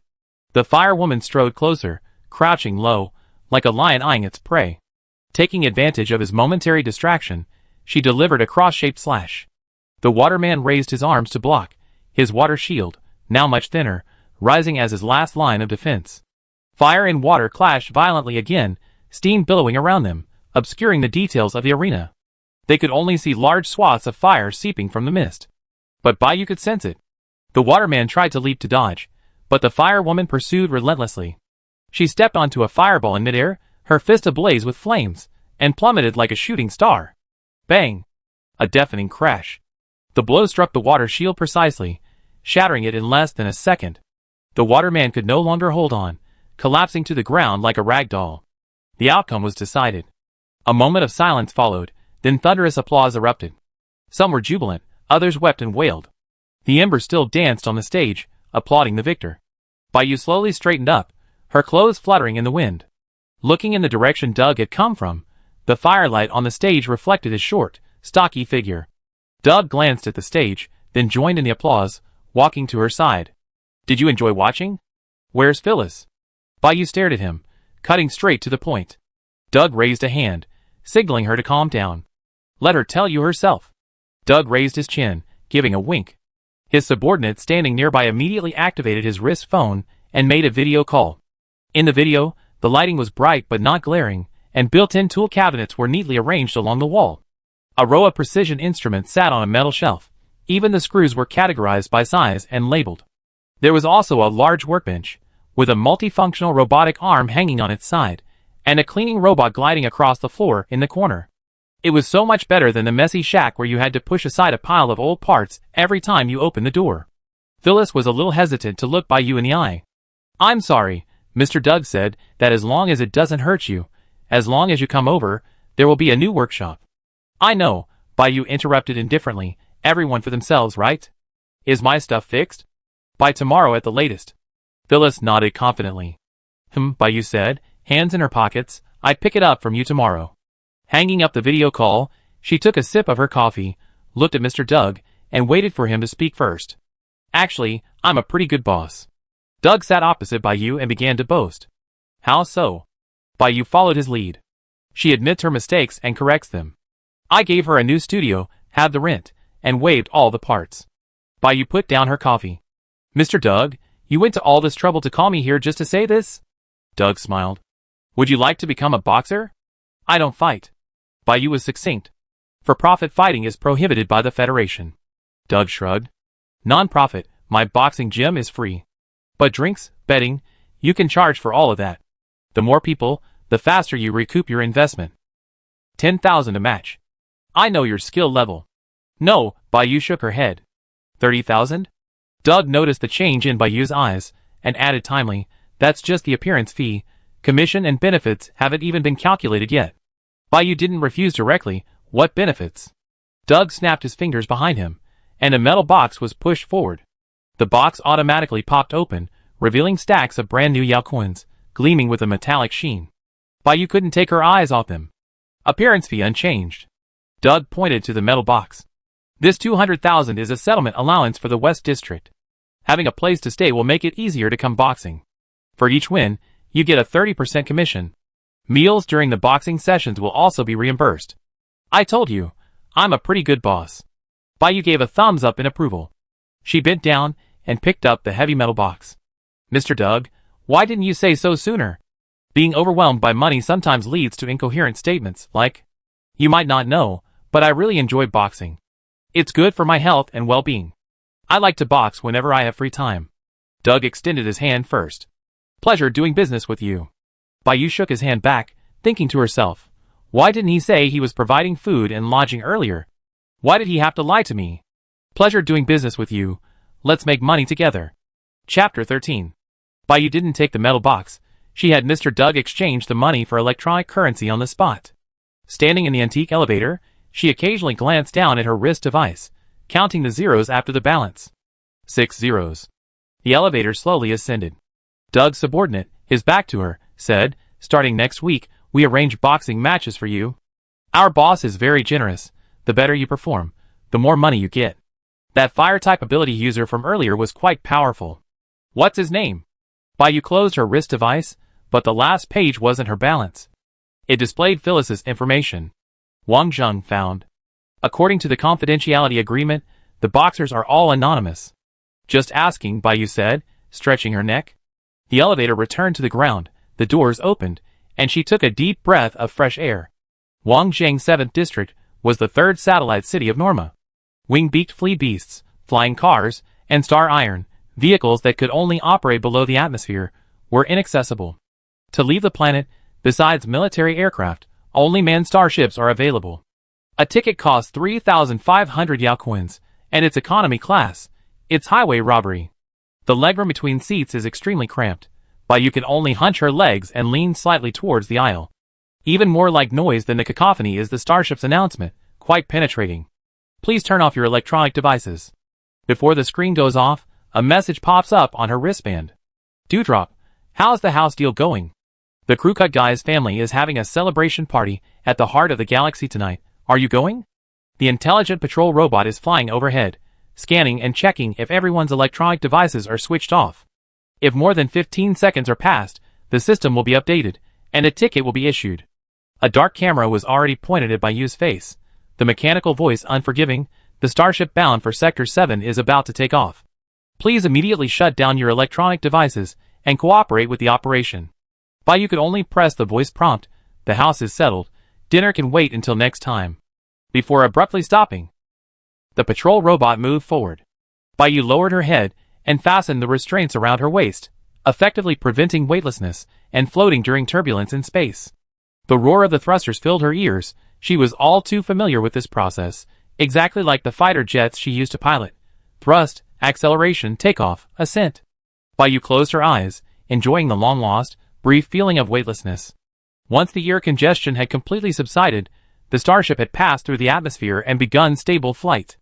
This also meant that the starship was about to enter the jump point. Before and after entering the jump point, all electronic devices would be temporarily disabled due to electromagnetic interference. Just as she leaped over Zone 7, a cry of alarm rang out behind her. Stop that kid. He stole my bag. Bayu, who had been resting with her eyes closed, listened to the wind rushing past her ears, and with a precise, sideways kick, the bag-stealing child fell to the ground right in front of her. The child met her sleepy eyes, a hint of annoyance at being woken up, but he didn't react, just stared. Bayu said, return it to its rightful owner. This is my mother's bag, the child said, aggrieved. Before the woman and the air marshal arrived, Bayu patiently asked, where is your mother? She fell ill and passed away. She clearly pawned it as a temporary item, saying she would buy it back soon. But it was sold. The child said, turning over the pawnshop stamp on the other side of the bag, look. Where's your father? Bayu wanted to help him find a guardian. The little boy shook his head. I have no family. Bayu frowned. Then how did you get on? Following behind the adults, the child said, mentioning his fare evasion. His face was dark, and his voice was trembling with tears. Even those around him began to pity the poor child. The woman who had lost her bag arrived late, wearing high heels, her insteps ramrod straight, almost perpendicular to the ground, unsteady on her feet as she walked quickly. She was also wearing a fur coat that was boycotted by animal diversity organizations, and 5 thick rings on her 10 fingers. She grew angrier and kicked him hard. You son of a bitch, you dared to steal my bag. Give it back to me right now, otherwise, I call the air marshals and have you arrested. But even if she called the air marshals, the surveillance cameras were malfunctioning at that time, and confirming that the child had stolen the bag would likely be difficult. Don't call the air marshals. Please! The child knelt on the ground, wailing, and handed the bag to the woman with both hands. I've given it all back. Please don't call the air marshals. Sigh, one should be forgiving. This child is pitiful. You have money. He doesn't even have a family. I've given you the bag back. Why make things so complicated? The surrounding passengers started talking all at once, surprisingly all siding with the child. For a moment, it was unclear who the victim was. The woman gritted her teeth, snatched the handbag she had just bought that day, snorted coldly, and prepared to turn and leave. Wait. Ma'am, I suggest you check if anything is missing from your handbag before deciding whether to call the air marshals. Bayu's calm voice came from behind her. The woman took out her small purse from her handbag, opened it, and several hundred Yao coins were gone. You stole my money. The woman raised her hand to strike. Simply using violence won't solve the problem. Bayu gently deflected the woman's hand. Madam, you better wait for the air marshal. Bayu pointed to the surveillance camera. The current surveillance is working. Soon, the air marshal arrived from another cabin. He retrieved the surveillance footage from his brain computer interface and analyzed it frame by frame. Suddenly, the The brain-computer interface emitted an electromagnetic sound, and the surveillance temporarily failed. It seemed they were about to enter a jump point. After this jump point, they would reach Sector 7. After a brief period of weightlessness and darkness, a child's voice came from beside him. "Uncle, you can search me. I don't have any money on me. But you can't do what this Annie did and falsely accuse me." The air marshal scanned his entire body with his brain-computer interface. There was no fluorescent reaction. "See? I told you." "I really didn't. I only took the bag, not the money. I just missed my mom." Sigh, poor child. "I knew he wasn't a bad person. I told her I didn't steal any money. Kids don't lie. I tried to persuade her, but she wouldn't listen. She insisted on finding the air marshal." The surrounding passengers started chattering again. "Will my money just disappear into thin air? What's it to you? Did you get robbed? Or are you going to compensate me for my loss?" The woman glared at the onlookers, catching her breath. "Stop babbling on and on. I want to cut your tongues off." The air marshal shook his head regretfully. "Ma'am, there's no evidence that he stole your money." The woman cursed. "You steal such a small amount of money? Is that all you're worth in your life?" She turned, grabbed her purse, deciding not to pursue the matter further, and prepared to leave. "Air Marshal, could you please verify his identity?" Bayou bent down and pulled several finely folded luminous coins from the creases of her trousers. "Because I saw him hide the money in my trouser leg." The surrounding passengers suddenly fell silent. The air marshal handed the coins to the woman. "Madam, please count them to see if this is the missing amount." At this moment, the starship began its descent, soon landing in Sector 7. Sector 7, also known as Doll City, is the back garden of Norma. From the starship's perspective, everything in sight is a mix of dark and light green, like silk under the sunlight. With air traffic control, the sky is clear, unlike Sector 12. In Sector 12, various hovercars swarm through the air like bees, creating colorful light pollution. Seeing that his scheme had been exposed, the child, without waiting for the air marshal to scan his face with his brain, nimbly darted downwards and ran directly to another cabin. Bayou had no intention of giving chase. She leaned back and tightened the seatbelt straps. Starship takeoff and landing were the most dangerous times. The air marshal kindly reminded her, "Madam, please return to your seat." Unexpectedly, the woman became even angrier, shoving the air marshal aside and rolling up her fur sleeves. "What kind of air marshal are you? You can't even catch a child. I handle it myself." "That's not a child, that's a dwarf." Bayou had noticed the child's strange proportions the moment she saw him. He had a child's body, but his head was almost the same size as a normal male's. His face was painted black, probably to avoid inspection and make him look more pitiful. The woman, already unsteady in her high heels, stumbled backward with the force of the fall. The roar of wheels on the ground filled her ears, and Bayou wearily closed her eyes. "I don't want to meddle." She opened her eyes a second later and reached out. A sharp rip, the sound of fur tearing. A strong hand grabbed the woman by the collar, tearing a large gash in the fur. She followed the hand to a pair of eyes that seemed to be both smiling and not smiling. Bayou released her grip once she regained her balance. Animal fur isn't very good quality anyway. Next time, buy synthetic. It's cheaper and looks better, and you won't feel bad if it tears. The woman seemed a little embarrassed to speak, because it was synthetic fur, and synthetic fur isn't of good quality either. "I done you a huge favor. How will you thank me? How much do you want?" The woman, still shaken, steadied herself against the back of the chair, panting. Bayou rubbed her eyes, still a little sleepy. "You're lucky. You caught the limited time free event. It's free. When you get off the bus, remember to go straight to the air marshal." The starship had just come to a stop when Bayou unfastened her restraints with one hand and emerged from the aisle. A puff of white smoke billowed from the hatch, which then popped open manually with the help of staff. Meanwhile, at the military hospital in District 12, Chow Lu tossed her hospital gown onto the bed. She was recovering quickly. The splints could be removed today. Stretching out her left arm after a long absence, she wore a gray pullover hoodie and matching sweatpants. Chow Lu emerged from her private room, and just as she closed the door opposite opened. Zhou Xiaiku was wearing a well-tailored suit, but his kiwi-like head was the only flaw. It looked like he was wearing adult clothes, quite incongruous. Chow Lu clasped her hands together, covering her head with her hands. "It's just going out for a meal. Why are you so pretentious?" Jotsika shrugged. "If you can't appreciate my style, it just means you have no taste." The elevator descended to Bayou's floor. A doctor pushing a hospital bed squeezed in, and the two of them paused, exchanging words as they were squeezed into the back of the elevator, feeling suffocated. Chow Lu heard a doctor complain, "It's all Dr. Wang's fault for taking a vacation and going to have fun in Ward 7. Then he dumped the patients on me. The pay isn't much, and I have so much work." The doctor accompanying him sighed. "He wasn't like this before. He gives you patients, but doesn't hand over his work. But the most unlucky one is bed 42. Chow Lu seemed thoughtful. She pulled up Yu's voice recording and listened to it carefully through her earphones again and again. "It seems like Ward 7. There can't be so many coincidences." Chapter 14. District 12, the highest level of the Special Investigations Bureau. A thick stack of reports lay on the desk. Only those with a security clearance level of 4 or higher received this treatment. Behind the desk, a man sat sideways, his expression grave, head down, reviewing documents. He was around 50 years old, with some graying hair, a lean but muscular build, suggesting he exercised or worked out regularly. His military boots tapped intermittently on the carpet. According to the documents in his hand, counting down from the top, 7 floors below, the information department, with a similar layout, was smashed to pieces, its data lost.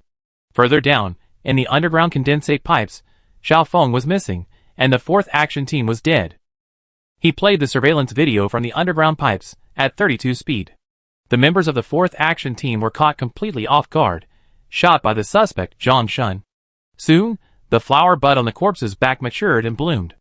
The flower stalks bared their claws, dripping a murky, yellowish-brown liquid from the tip. An arrest warrant was issued, but there were no results. A moment later, a knock sounded at the door. Without looking up, he said, "Come in." Li Jiao walked in first. Han Chi followed behind, holding his military cap in one hand, and closed the door. The 2 men saluted, "Director." The recent scandal, and the pressure from the military, more precisely, from Xu Rong, the commander of the 3rd War Zone, had led to the former director's resignation. This hot potato of a Special Investigations Bureau director had fallen into Luo Wei's hands. Speaking of which, he and Xu Rong were alumni of the Hecate Military Academy. Both morally and logically, those involved should be investigated. However, he requested a closed trial in federal court to protect the Special Investigations Bureau's crumbling credibility. Li Jia handed over the report. "Director, all the employees who were mind-controlled at Galaxy Heart underwent mind cleansing. This is the image reconstructed by overlaying the remaining imprints. This image comes from the subconscious of that psychic, and it's related to a place he recently came into contact with." Luo Wei flipped through the images quickly, pointing to the last one and asking, "Have you found out what place it is?" Green grass everywhere, blue sky and white clouds. Li Jia and Han Chi exchanged a glance, signaling him to demonstrate. Han Chi pursed his lips, tacitly agreeing. He projected the wrist-worn device's image onto the office screen. "Please look." At the end of the lawn was an irregular black shadow. Magnified 20 times, and with image quality restoration, it could be seen to be a nautilus-shaped building rotating horizontally. This building is in District 7, Aurora Beauty Salon. Based on its location, we can deduce the location of the psychic suspect. Han Chi pointed to a residential area circled in red. "It's roughly in this area. We need the sheriff's assistance in the search. I send a letter of assistance to the District 7 sheriff and the garrison.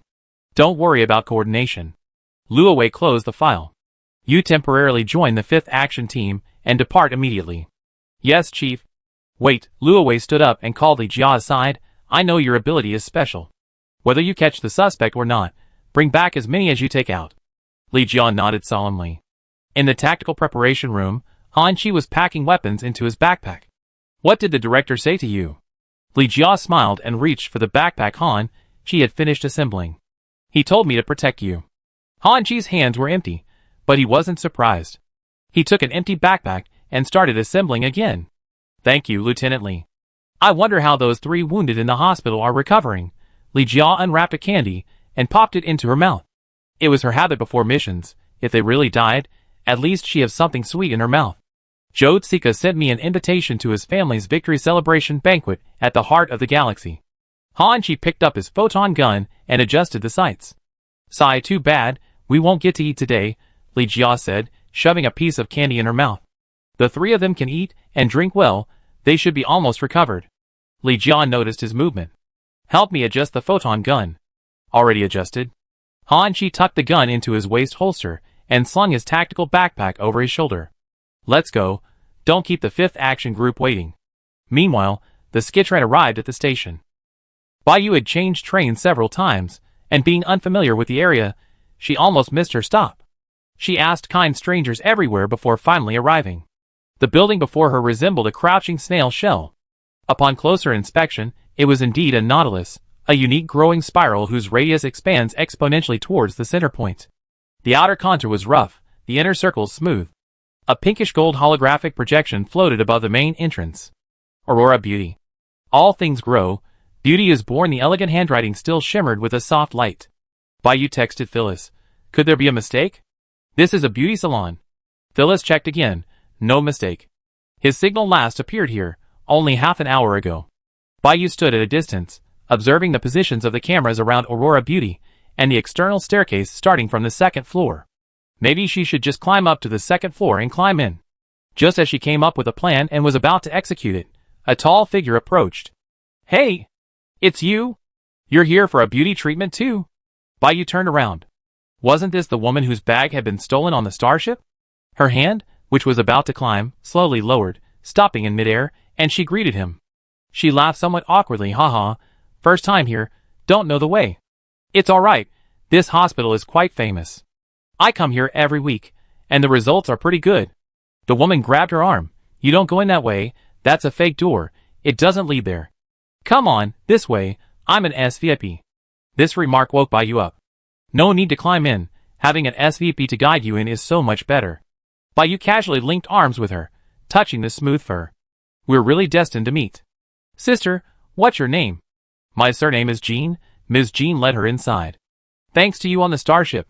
I chased after him from business class, but the little guy was like an eel, impossible to catch. The air marshals are barely comparable to you. At least you caught him before we disembarked and handed him over to the sheriff. The sheriff even reminded me that there are a lot of these thieves disguised as children lately, so I need to keep a close eye on my valuables. But it was pitch black. How did you tell he was a dwarf? Ms. Jean asked, a little curious. Bai thought for a moment. The ideal head-to-shoulder ratio is around 0.5, but this person's head is clearly too long, and his limbs are too short. However, appearance isn't the most important thing. He'd take advantage of the jump point when the electromagnetic equipment malfunctions. He's too experienced, not like a child. The two walked hand in hand, the air filled with a rich scent of jasmine. The receptionist was an android with smooth, poreless skin, her voice sweet. Hello, welcome. The android's mechanical eyes performed facial recognition. Welcome, Ms. Jean. The SEIP exclusive reception area is now open for you. Please follow the current signs. Upon entering the reception area, a staff member came out to greet her. Ms. Jean, did you bring a new friend today?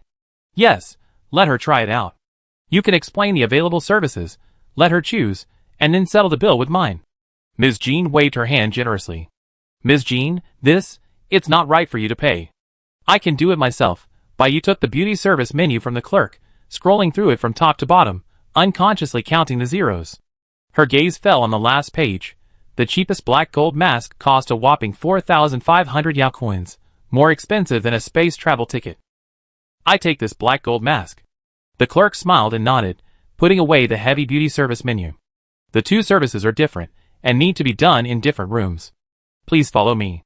Okay, I go now. Take your time, young lady. Ms. Jean seemed quite familiar with another clerk who had come to guide her. The two chatted and laughed as they went downstairs. Bai followed the shop assistant up the stairs. The corridor narrowed, and she glanced at the security cameras around the room. They were all grayed out, meaning they weren't turned on. She passed a wall displaying the names of the employed beauticians, all with uniformly grinning ID photos. Wang Zheng wasn't among them. Huh? This person actually came for a beauty treatment. The image of Wang Zheng getting a beauty treatment flashed through her mind, and she rubbed the goosebumps rising on her arms. The effect probably wouldn't be great, considering his poor skin tone. It's a bit like a bear wearing a suit. Lying on the operating table, she waited a short while before a beautician wearing a mask came in. She took out powdered solids and oily liquids, mixing them in a container, like mixing concrete. It looked a little strange. A dark bowl, divided into sections, some for thin application and some for thicker application. A soft rubber spatula scooped up a dollop and wiped it on her face. It felt icy cold. 4,500 Yao coins had just slipped away. Finally finished. The beautician's gentle voice rang in her ears. Please close your eyes and rest for a while. I come back to finish once it's fully absorbed. Bai propped herself up. How long? About 20 minutes, that's the golden absorption time. Hearing the beautician's footsteps fade away, Bai sprang up from the counter, peeked through the crack in the door, and found the corridor eerily quiet. The black gold mask, even with its anti-aging effects, was no different at this moment than a black hood used by a bank robber. It served as a self-deceptive act. The corridor didn't suddenly narrow. Bai slipped into an empty room, bit her fingers, and tapped on the wall. She raised an eyebrow triumphantly. It was empty. She took a deep breath and punched. Bad news. The wall didn't break, but her hand was killing her. Good news. A small door, the same color as the wall, popped open on the other side. Bai, clutching her hand, bent down and went inside. In the darkness, she turned on the light from her wrist device. There was only one path in front of her, surrounded by walls covered in bottles and jars. She could hear intermittent sounds, becoming clearer the closer she got. Something was moving. Thump, thump. A glass wall revealed a heart floating in a milky white, viscous solution. She took a step closer, her pupils contracting slightly. It was blue, its surface covered with large blood vessels and crisscrossing muscles. The wall trembled as it expanded and contracted. This was a giant heart, something only a 4-tier Zerg could possess. A thick book lay open on the table. She couldn't understand the title, so she scanned it with her wrist device, took a picture, and translated it. The offspring will revive from the ashes. A shadow was about to fall from behind. Bai grabbed a thick book from the table and, like a brick, slammed it down on the man's head. The man clutched his head, fell to the ground, and looked at Bai's face with a start. Backlit, he saw 2 small, empty holes where eyes should have been on his face. A strange, black substance was slowly flowing like mud. What kind of creature was this? Bai recognized him first. Isn't this that strange patient from the opposite ward? What's he doing here? Is he following me? Is he with Wang Zheng? Mental health is troublesome. What if I get controlled? Thinking this, she didn't hesitate any longer and slammed it down again. Before Shuyi could use his powers, the thick book had already fallen. He turned his head and barely dodged it. But a numbness ran down his neck. It turned out Bai had activated the wristband's Corona mode, waiting for him to dodge the book so she could bump into him. Bai forced a smile. Sorry. Chapter 15. Unlike the bulky, disc-shaped transport starships, the Sunlit warship was slender and streamlined. Used for rapid breakthroughs and reconnaissance on the front lines, its current use to transport a 10-man team for a cross-regional capture demonstrates the importance of this mission. Inside the warship, 5 men sat facing each other in a row. Aside from the roar of the engines, a long silence filled the air. The horrific scene of the 4th action team was etched in everyone's minds. Li Jia cleared his throat and pulled up the results of the 7th District Sheriff's investigation. The following is a list of faces within the designated area that do not match the ID cards. These are our key targets for capture. On the other side, the young man in the lead stood up, opened the screenshot of the supernatural surveillance footage, glanced at it, and then swiped to delete from the screen, carefully selecting until only 3 remained. What is the basis for your decision to eliminate suspects, Team Leader Li? Li Jia asked calmly, looking up. Li Ming scoffed, body size and abilities. The fire-type ability user Zhang Shun, who took Xiaofeng away. Those figures in the surveillance footage are so long and thin. And so blurry, are they even suspects? So many, and we only have 8 people, let's save our energy. Li Ming glanced at Li Jia and Han Chi opposite him, then turned his head as if speaking to his team members. Oh, I misspoke. There are 2 more, 10 in total. How can we possibly catch them all? With the sheriff's cooperation, we don't need to worry about manpower. Li Jia twisted open the bottle cap and took a sip of water. Lieutenant Li, you're a lieutenant, and so am I. We have the same rank. Besides, in the Special Investigation Bureau, I'm the leader of the 5th Action Team, and you're a 2nd-level staff member. I'm in charge of this operation, understand? Li Jia squeezed the water bottle. Team Leader Li, in terms of rank, Han Chi is a captain, which seems a little higher than all of us. Besides, this arrest operation was based on the lead I provided. What? Do you want to turn back to the Special Investigation Bureau now? Li Ming removed his earpiece with recording capabilities. Let me tell you the truth, seeing is believing. The testimony your subordinates provided wasn't recorded by the surveillance cameras. Who knows if they're mentally unstable, making things up. I don't believe it. He snorted coldly. I don't know what your relationship is with the new director, enough to persuade him to do this pointless work. My actions should be based on my own judgment. An abrupt phone ringtone sounded. Who plays background music before arguing? Blue sky, fragrant autumn grass, it's paradise in my heart. After answering, a hello came from the other end. It was Director Luo Wei's voice. Han Chi, who had been silent until now, spoke calmly. Director, Team Leader Li is very curious about our relationship. Let's be frank to avoid any misunderstandings that could affect our cooperation. Luo Wei coughed. Team Leader Li, this situation is special. I invited Captain Han to help. When problems arise, communicate promptly and work together. Li Ming glared at him, thinking, you backstabber. Yes, Director. Goodbye, Uncle. Didn't I tell you not to call me Uncle outside? It's not a good look. Luo Wei was cut off by Han Chi's hang-up. Li Ming stood there, stunned, his tone softening. Wait, why didn't you say so earlier? Han Chi stood up and restored the images Li Ming had deleted to the screen one by one. You asked me first. Is it too late? He zoomed in on one of the blurry screenshots. The figure was restored by technology. The edge is clearer. The slanting streetlights have an elongating effect. Now, does it look like Zhang Shun? Li Jia seemed to have known about their relationship all along. Team Leader Li, the command of the action team has always been entirely yours. Right now, we're just discussing the capture plan. Everyone's anxious about Xiao Feng's disappearance. This is currently our only lead. I wish us a pleasant cooperation. Li Ming hummed in agreement and extended his hand to shake hers. He overlaid the screenshot from the condensate pipe onto the image. The 8 points matched. They were right. The sunlet arrived in Sector 7, stopping at the edge of the city to avoid alerting the enemy.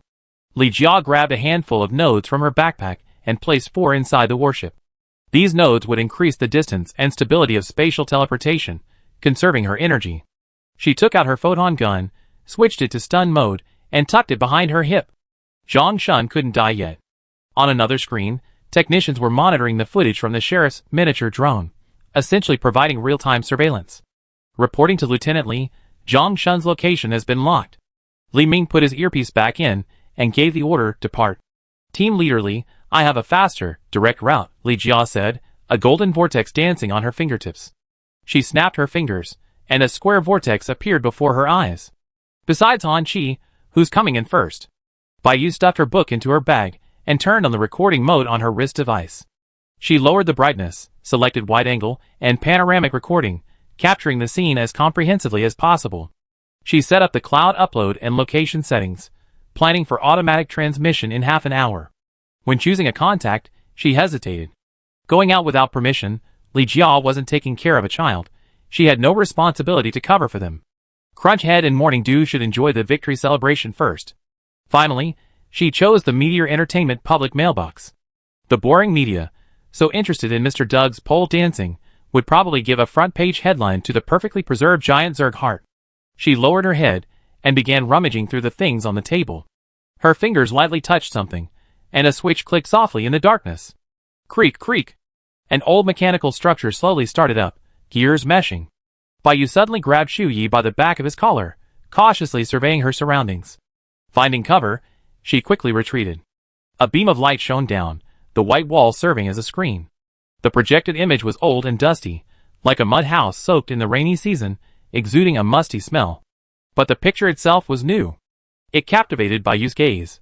Because she saw Wang Zheng, or rather, him from half an hour ago. Wang Zheng, dressed in a snow-white lab coat, walked into the room with practiced ease, his movements as familiar as a devout believer praying daily. He stood beneath the giant heart, slowly raising his head.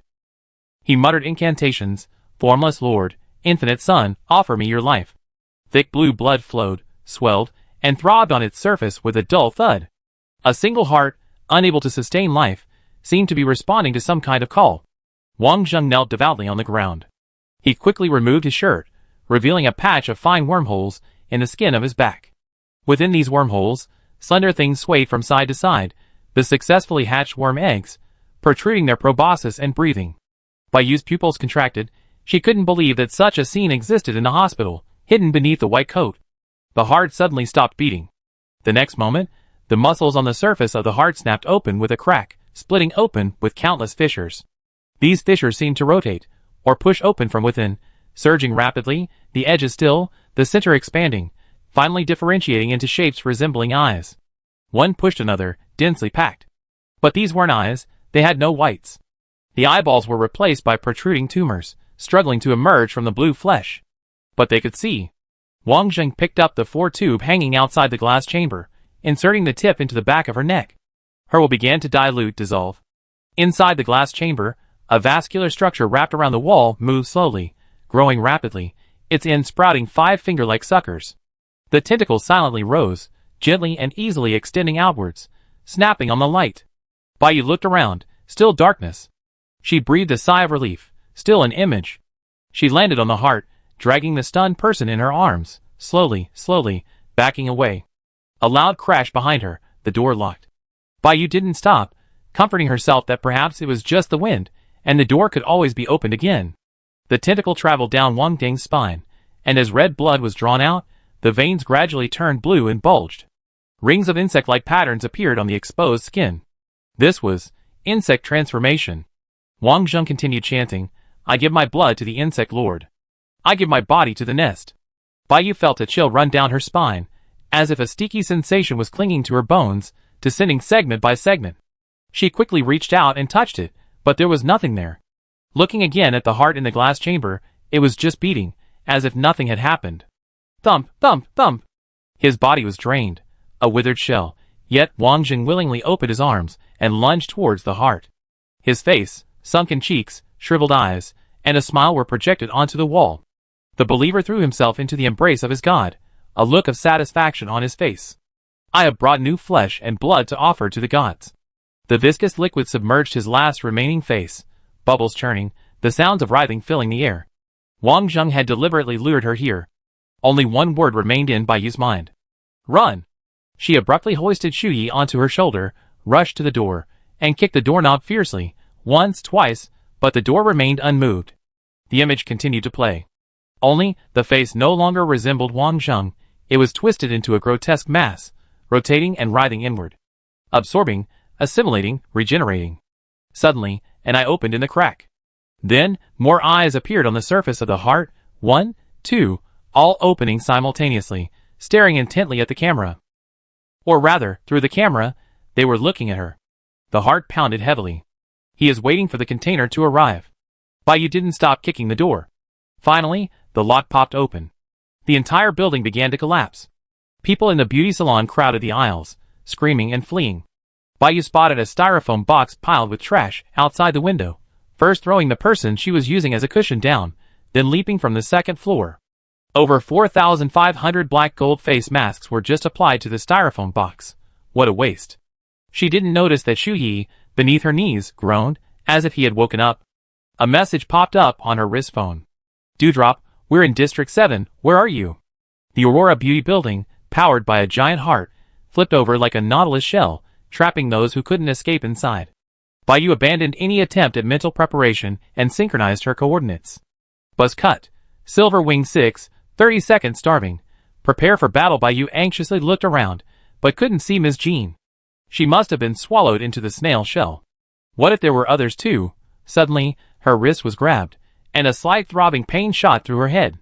She followed the hand to Shu Yi, who was sitting on the ground, his head covered in red blood. He had been dragged along, his long hair disheveled, looking rather disheveled. He said, "I brought a few portable interferon packets. Interferon can slow down the insectization process." Her thoughts had been read. Baiyu instinctively shook off his wrist. Psychic-type ability users are hard to defend against. Chapter 16. Prepare for teleportation. Within the Golden Vortex, the 8-person team was transported to the second floor of a residential building. Li Jia bent down and placed 3 more spatial nodes. The target was on the 3rd floor. The sheriff's drone transmitted images. Target Zhang Shun is active in the room on the left side of 305. The team split into 3 groups to encircle the target. Another group had already climbed to the 4th floor. All the residents of the building had been quietly evacuated. Han Chi had already drawn his photon gun, and the heat source synchronization device lit up. Heat source confirmed, target possesses fire-type abilities. The voice of the 4th floor team came through the headset. Report, the shielding field has been established. Li Jia stood beside Han Chi, silently counting down. 3, 2, 1, seal off. As Han Chi's voice fell, the shielding field suddenly activated. A semi-transparent barrier burst open, sweeping across the entire building like a wave of light, the spatial seal complete. Zhang Shun on the 3rd floor suddenly stopped, as if sensing something. His eyes changed, he sent a message, then removed the chip from his wrist device and broke it. The next moment, his entire right arm exploded in flames. He swung his palm, the flames engulfing the drone's camera lens, causing the feed to cut off. Zhang Shun swayed, using the explosion as a springboard to leap into the air, attempting to break free. He unleashed a wave of flames, scorching the drone's camera lens.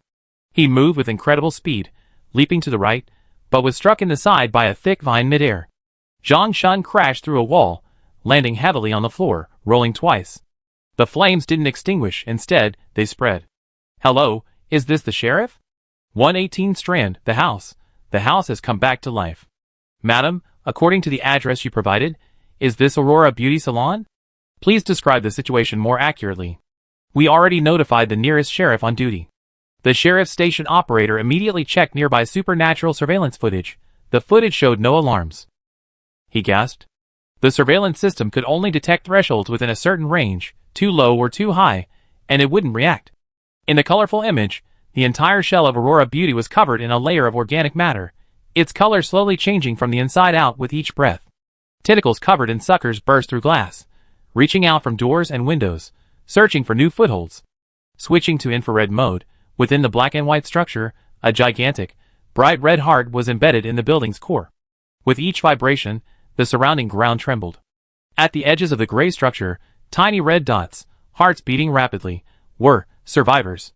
This heart was secreting slimy tentacles, the red tentacles seeping into the gray structure, searching for survivor hearts, penetrating, absorbing them, the red dots extinguished, life fleeting. It rapidly crawled towards the residential buildings behind, devouring other buildings, peeling them away layer by layer, the flaking plaster caught by the slime and dragged inside. A tentacle-like organ extended from the top of the shell-like structure on its back, wiggling as it sensed its surroundings. The sheriff surrounding the residential area, working in conjunction with the 5th Action Group, looked grave. The incident had happened so suddenly that they had to divert most of their police force to deal with the awakened giant insected structure. A trail of flame ripped through the sky as the sleek, crimson Silverwing 6 flew close to the crowd, creating a wall of wind that pushed the onlookers away. Another gust of air lifted Baiyu and Shuyi into the back seat. Baiyu gripped the handle, the powerful gust of air making it hard for her to open her eyes. Her voice was muffled. "Buzzhead, Chaolu, how did you manage to drive into District 7? District 12 is on this planet. To reach the satellite city, you need to use a starship." Xiao Lu, sitting in the passenger seat, turned around. "We can just charter a starship. We split the cost." Zhou Zika pulled on the steering wheel. "I convinced my parents to hold a celebration party here." Before the two were even properly seated, the Silverwing 6 rapidly ascended. Xiao Lu then realized there was a messy-haired guy in the back seat. "Short hair, you haven't trained in a while, you're rusty. How did you manage to bring the onlookers up with you?" Zhou Zika slammed on the brakes. "But I created an airflow field for Baiyu." "What do we do now? Send them back down?" Shuyi silently released his grip on Baiyu's clothes. "No need to send them down. I'm a psychic, I can help." Baiyu glanced at him, her words concise. "Shu Ye's ward is across from mine, fellow patient. He came to District 7 with me this time. There are insectids inside, and he has portable interferon." Silverwing 6 hovered above the rooftop. A scimitar-shaped water blade, combined with a swirling wind, forcefully severed the tentacle. The severed tentacle, as thick as a neck, still twitched, oozing blue blood. Chaolu looked down through the gap. "Scan the wall. This is the thinnest part. There are currently 8 survivors. I already sent the coordinates." Baiyu, with several black gold masks still on her face, raised her wrist, touched Shu Ye's, and pulled him into the 3-person group chat to synchronize coordinates. Not far away, a residential building erupted in flames. The sheriff, who was supposed to be heading to provide support, was unable to do so and turned back halfway, calling for military assistance. Zhou Zika pulled out several in-ear monitors from the right pocket of his suit trousers and handed them out one by one, saying, "Luckily I brought a spare," and stuffed them into Shu Ye's hand.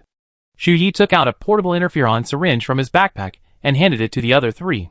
"If you're going to inject it, the second vertebra is the optimal location." Chao Lu had already calculated the best route in the car. With one more person, they began to divide into groups. "Neither of you are offensive ability users, so Baiyu and I will be in one group. We rescue 5 people from the 4th floor down. See you in 2, you use the wind field to get to the ground floor. Take Shu Yi and go up from the 1st floor. There are 3 people there. We meet at the fire door on the second floor. Everyone, be sure to avoid the heart area. The giant heart was moving. Everyone, stay in touch and be careful. Chow Lu braced herself against the walls on either side, jumped down through the gap, and Bai Yu followed closely behind. Zhou Zika glanced at his car, remotely maneuvering it further away. He scratched his kiwi-like head. I came in a rush and forgot to bring the node. Oh well, we're already here. Before he finished speaking, a wind farm leading straight to the first floor was created, the airflow carrying a faint smell of blood. Come down with me. Zhou Zika jumped down first. Xu Yi did as he was told without a word. Landing precisely according to the coordinates, Zhou Zika flipped his palm, creating a vortex that moved the sharp scrap metal beneath Xu Yi. Haven't we met before, at the dinner table? The crew-cut man patted his head. Ugh, I can't remember right now. Xu Yi shrugged, not denying it, and walked ahead. Then invite me to the celebration banquet this time, maybe I remember. Meteor Entertainment was in an uproar the moment they received the anonymous submission. They immediately dispatched their 7th District branch team to the scene for an interview. However, other media outlets were not to be outdone. On the east side of Aurora Beauty, reporters, onlookers, and those on guard blocked the road completely. The reporter, driving his own speeding car illegally and ignoring traffic control, had traded thousands of Yubi coins for this explosive news story. It seemed like a perfect deal. His colleague was also in the car, recklessly speeding through the residential area on the west side. The reporter was beaming with excitement. Meteor Entertainment already had an exclusive story. It was a stroke of luck, giving them a head start. They were rich, but fate is fair. A deafening roar erupted as a flying iron gate hurtled towards them. The reporters swerved, but the burning gate was too fast.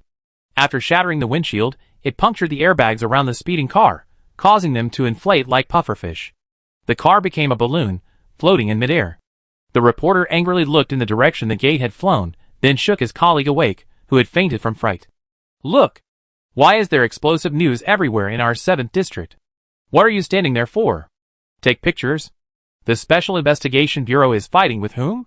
A man in camouflage tactical clothing was seen leading the charge. It was Li Ming. Several vines sprouted from the cracks in the floor, binding Zhang Shun tightly like pythons, preventing him from escaping. He clenched his right hand, tightening the grip. Still trying to run? Zhang Shun roared, suddenly spewing out scorching flames, charring and cracking the vines. He spun in midair, his entire right arm expanding, flames condensing into a blazing fist blade, which he slammed down towards Li Ming. Water screen! Han Chi shouted, suddenly swinging his arm. The air in front of him instantly solidified, a curtain of azure water blocking Li Ming's path. The flames collided with the water screen, releasing a large amount of steam. Li Jia conserved his energy, constantly monitoring everyone's positions. Before the steam had dissipated, Zhang Shun burst through the curtain, his body twisted and contorted in a bizarre way, flames leaping around him. He had already become half insect. The space beneath his feet suddenly collapsed. The instant Zhang Shun landed, his legs were abruptly trapped in a crack, as if bound by invisible chains. Why can't I move? Zhang Shun roared, his flames abruptly converging inward, condensing into a single point, before exploding. Everyone be careful, he's going to self-destruct. Li Ming's eyes widened in shock. Li Jia reacted swiftly, his palms folding together, instantly folding the floor, walls, and air, suppressing Zhang Shun's impending explosion within a confined space. Zhang Shun was completely immobilized, his chest heaving violently. You Special Investigations Bureau people deserve to die the most. You kidnapped my Nyonyo, a living person, and then it all just fizzled out. But every wrong has its perpetrator. Xiao Feng's luck isn't as good as yours. He whistled, and a staggering figure slowly emerged from behind the crumbling wall. It's me. The man's face was covered in blood, his shoulders bulged, and something strange writhed beneath his skin. His eyes were a blur of black and white, the pupils indistinguishable from the whites. Li Ming, don't kill me. The vines around Li Ming stopped in his tracks. He was incredulous. Xiao Feng, you're still alive? Han Chi raised a hand, signaling Li Ming to retreat temporarily, and calling for medical support from the 7th District's military. It's me, I'm not dead. Xiao Feng's voice was hoarse. He approached step by step. Suddenly, the air vibrated, and the surrounding mental states began to fluctuate, creating a chaotic atmosphere. A pair of eyes suddenly opened in everyone's minds. Oh no, it's that psychic! Li Jia exclaimed sharply. Remembering Bai Yu's testimony, She activated the spatial node she had prepared beforehand. It was too late. The next moment, their consciousness was entangled by several threads, plunging them into a fog, making it impossible to see anything. Chapter 17. The passage is deformed. Baiyu whispered a warning. Qiaolu stared at her feet, lightly stepping on the floor in front of her. This is elastic. The walls and floor, as if partially digested, were soft and moist. A faint blue light shimmered in Qiaolu's palm. A stream of water gently hooked Baiyu's thumb, swirling forward to probe the path. The first one is 17 meters away, turn left. Very weak heartbeat. Without hesitation, Baiyu rushed to the door and kicked it hard. Bang!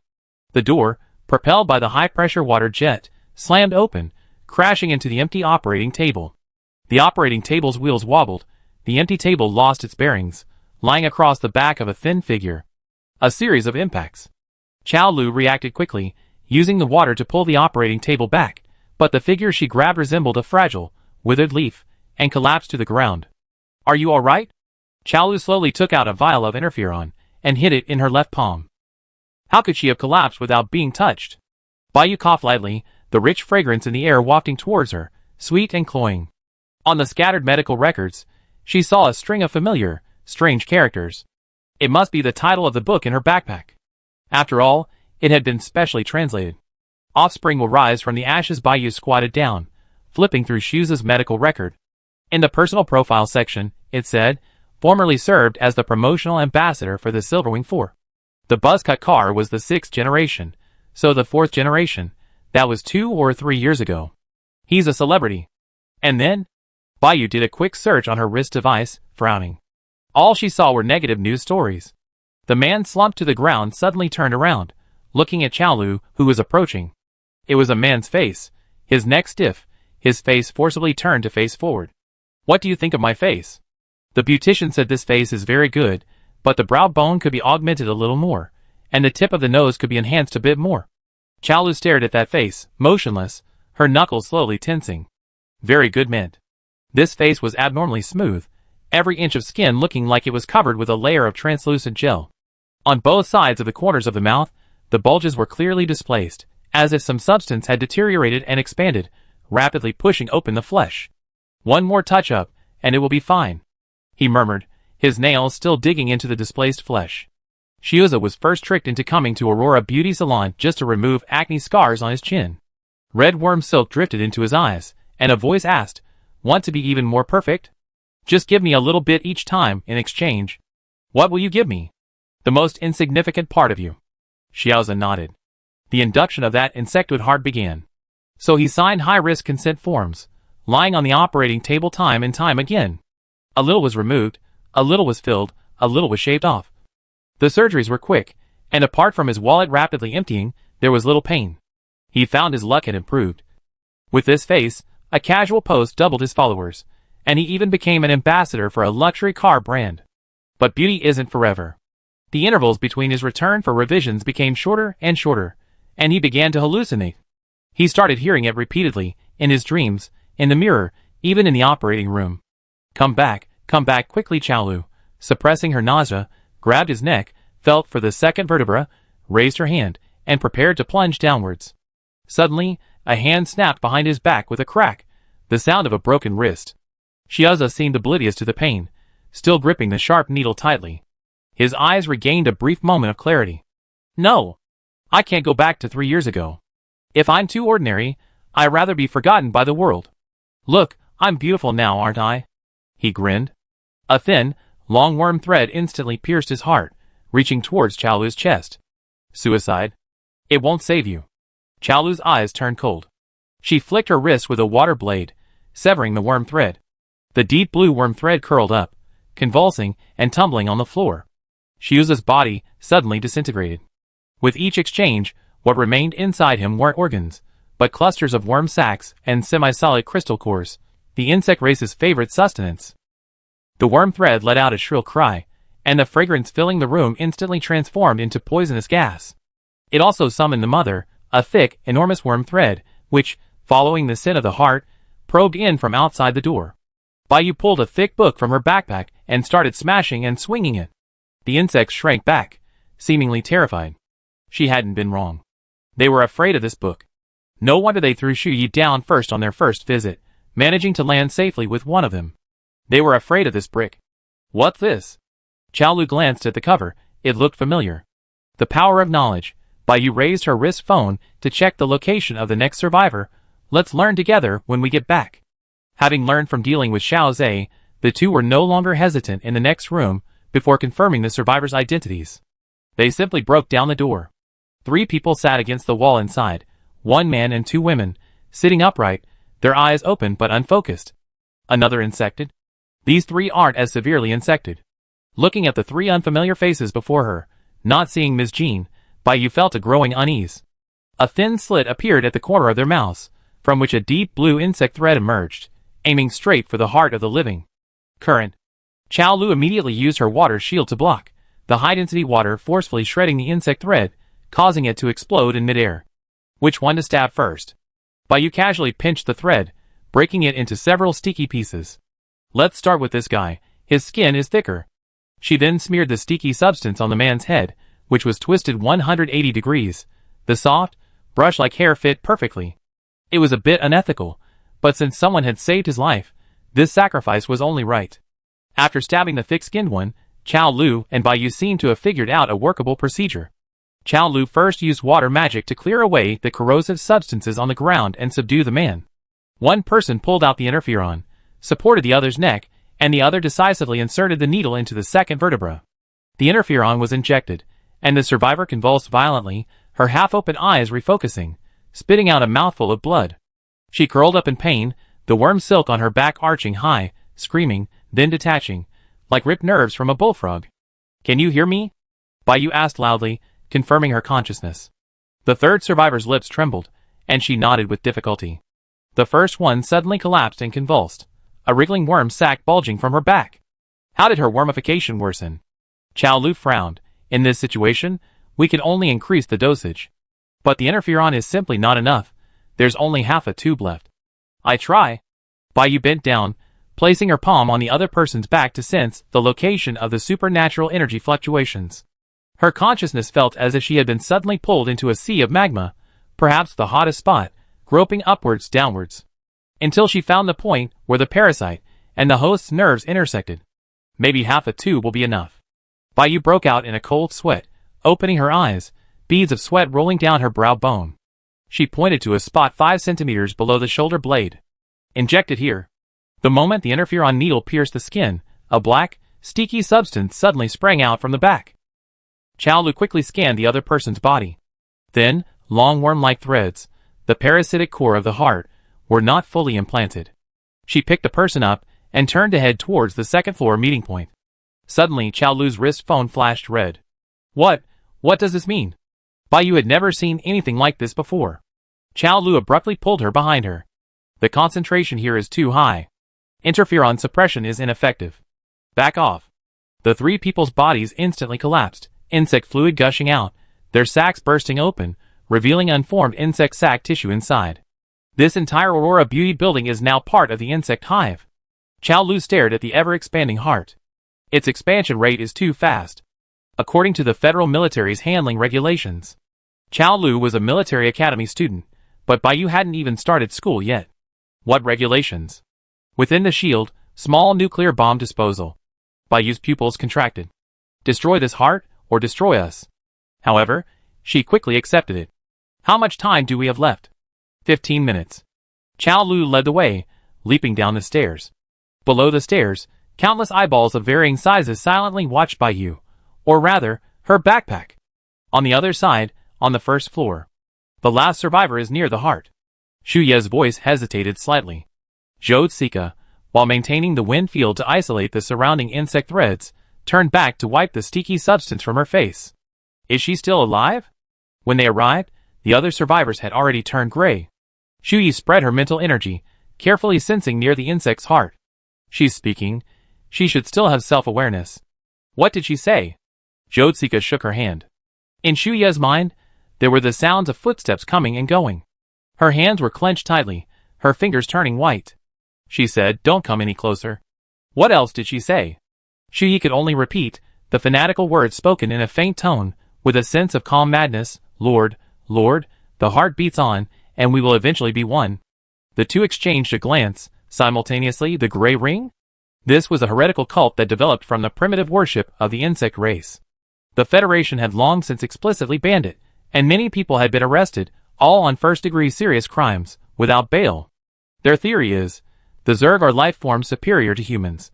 With more advanced technology, the replacement of humanity is inevitable. When they return, they will protect their people who carry their blood. She slowly exhaled transparent filaments from her mouth. Xu Yi suddenly opened his eyes. Oh no, she's sacrificing herself. No matter how far she is from the heart. Zhou Xiaika raised his hand, creating a gust of wind that trapped her in place. Xu Yi quickly approached, cutting his mental energy into the depths of her consciousness. It was a black sea, with a red eye floating above, slowly opening. It wasn't a negotiation, but a notification. Release her. Or die together. A ringing in his ears, something warm yet cold sliding down his nose. Xu Yi endured the suffocating feeling of blocking his nose and palate. His breathing was slightly heavy from holding his breath. Gathering his spiritual power, the attack pierced her heart like a sharp blade, severing the Zerg's spiritual link in a single blow. The woman instantly lost consciousness. Before Zhou Xiaika could catch the fallen woman, Xu Yi, also unsteady on his feet, reached out to catch her, his hands covered in blood. Xu Yi, you're not dead, are you? Not yet. Xu Yi steadied himself against Zhou Xiaika's shoulder. What material is your suit made of? It's so slippery. Chapter 18. Don't mistreat elderly people in their 20s. Above the residential building, a car with its airbags punctured hovered 10 meters in the air. An old man and a young man, armed with cameras, frantically pressed the shutter, half their bodies leaning out of the sunroof. Boss, why did they stop fighting? Did the Special Investigation Bureau win? Let me see. The reporter snatched the binoculars directly attached to the camera, gasping. This was hardly a truce. The Special Investigation Bureau agents and the sheriffs were standing motionless, watching the fiery superhuman get closer and closer. They weren't just waiting to be attacked. Something's happened. The reporter tossed the camera to the back seat, pulled an electric wire from the armrest, and with a gentle twist, a pedal-shaped suction cup opened and stuck to his chin. Xiao Wu, you've been at our Meteor Entertainment 7th District branch for a week. Do you know about Brother Who's superpower? Xiao Wu didn't have time to pay him any attention. Holding the binoculars on his camera, the fire-type superpowered individual had already overturned 2 members of the Special Investigation Bureau. Fire climbed the vines, thick smoke billowed, and the fire burned ever brighter. Reporter Brother, who was still immersed in self-admiration. He handed Xiao Wu 2 wads of cotton, and carefully stuffed them into his own ears. A reporter who understands the ways of the world, the social situation, and the people's sentiments, and is also warm-hearted, willing to help those in need. There aren't many like that these days. Current flowed down the wires, connecting the entire chassis of the flying car. Pairing successful. Connected to car audio, the reporter coughed, clearing his throat. Ever since his wife complained about how loud and awful his square dance songs were, this superpower had been largely unused. Stop! Stop hitting me! A deep, resonant baritone voice, sweet interjections, and amplified by the 4 square meter speaker beneath his feet, sounded both eerie and harmonious. Even with cotton plugs in his ears, Xiao Wu still felt a sharp pain in his eardrums, while the club president seemed completely at ease, as if it were nothing new. It seemed the reason for his hearing loss had been found. Zhang Shun looked bewildered, glancing up at the air as if asking what the hell was going on. He changed his attack on Li Jia, throwing a fireball at the flying car. The reporter had a deep understanding of how to gracefully avoid being hit when provoking someone. Before the fireball touched him, he had already turned the steering wheel and floored the accelerator, missing. Please, your skills are really terrible. You can't even hit me like that. It's a disaster. Zhang Shun, true to his superpower, was easily ignited by his competitive spirit, completely ignoring the warnings from his psychic companions in his mind. For psychic ability users hiding in the shadows, the more people they control, the weaker the psychic imprint on each individual. There were over 10 people on site, including the sheriffs assisting with the operation. If they were to control that incoherent, 50-year-old madman in the air and the woman constantly taking pictures, it wouldn't be enough. But there was no other way. The madman and Zhang Shun were already playing a game of frisbee together, like humans and dogs. No one noticed that Li Jia's fingers, hanging by her side, twitched, and the image of the boarding school in her mind gradually faded. Li Jia remembered the first time she stepped into the boarding school. It was a rainy day. Stepping onto the cement steps, she wore a pair of yellowed white shoes, the salt worn through, water seeping in, her feet wrapped in wet socks, cold and pale. She looked up. Her father stood behind her, holding an umbrella tilted so that raindrops splashed her head in a steady stream. "Go inside," her father said softly. "I already spoken with the director. I have to go to work. I'm very busy these days." "Where are your younger siblings?" Li Jia turned to look at her father. "Oh, your mother will pick them up," her father said, glancing sideways, urging her again, "Go inside. Your mother, and I will come to see you again." The iron gate slowly opened, rust creeping across its surface like a centipede. "Okay." Li Jia nodded, crumpling the half-eaten compressed biscuit in her pocket. The orphanage wasn't small, but it was far too crowded. Each room was crammed with 12 children. For bunk beds, 3 levels high, were packed together without any space between them, so low that she would have to kneel to sit up. She felt that she was different from most of the orphans they had taken in. Once her parents found jobs, overcame their difficulties, and settled down, they would come to pick her up. 8 years passed.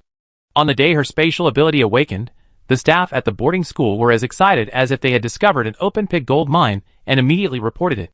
Her parents, whom she hadn't seen for 8 years, each with their new families, put up banners at the entrance, hired a drum troupe, and came in a grand procession to welcome her home. They crowded at the entrance, jostling to peer inside. One of them grabbed her and said, "Xiao Jia, Dad has always wanted to bring you home. Someone invested 1,000,000 Yao coins to open an ability school with your dad." Xiao Jia, "Don't believe him. Come with Mom. We sign a contract and register a trademark. The Federation won't just approve it for you. She take my surname." They each hired a notary, a photographer, and an ability promotion company, stuffing business cards into her hands. Caught in the middle, Li Jia was jostled and pushed. The sunlight was blinding, and she instinctively squinted. The air was filled with a cacophony of gongs and drums, and the incessant arguing. From the moment she boarded the 404-point airship, everything was over, wasn't it? Reading memories, amplifying pain, was this all the psychic ability user could do? Li Jia suddenly opened her eyes, raised her hand to distort the surrounding space, and threw out 2 nodes to fix it in place. Zhang Shun, who had thrown the fireball, stumbled. The fireball seemed to bounce back from a transparent wall, almost hitting him. Han Chi's vision was still blank. He muttered, "I could have done better." It seemed he was still trapped in his memories. Li Jia pulled an interferon syringe from her bag and injected it into the back of Han Chi's neck. "Wake up quickly. Don't even think about slacking off. I can't do all the work myself." The response from Li Jia was a deluge of water, rushing in from behind, gathering in midair, engulfing the heavily injured Li Ming and the lifeless, fully mutated insect form of Xiao Feng. Immediately afterward, Han Chi, cooperating with Li Jia's spatial folding, the water poured back from a small opening, quickly submerging Zhang Shun's head. Li Jia raised an eyebrow. "That's more like it.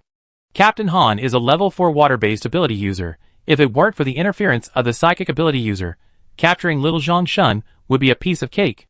The members of the 5th Action Team and the sheriff thawed and moved towards the side.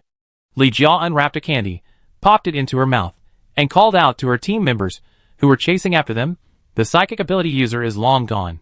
Han Chi stared at Zhang Shun, who had fainted in the water, and ordered, "Grab him and take him away.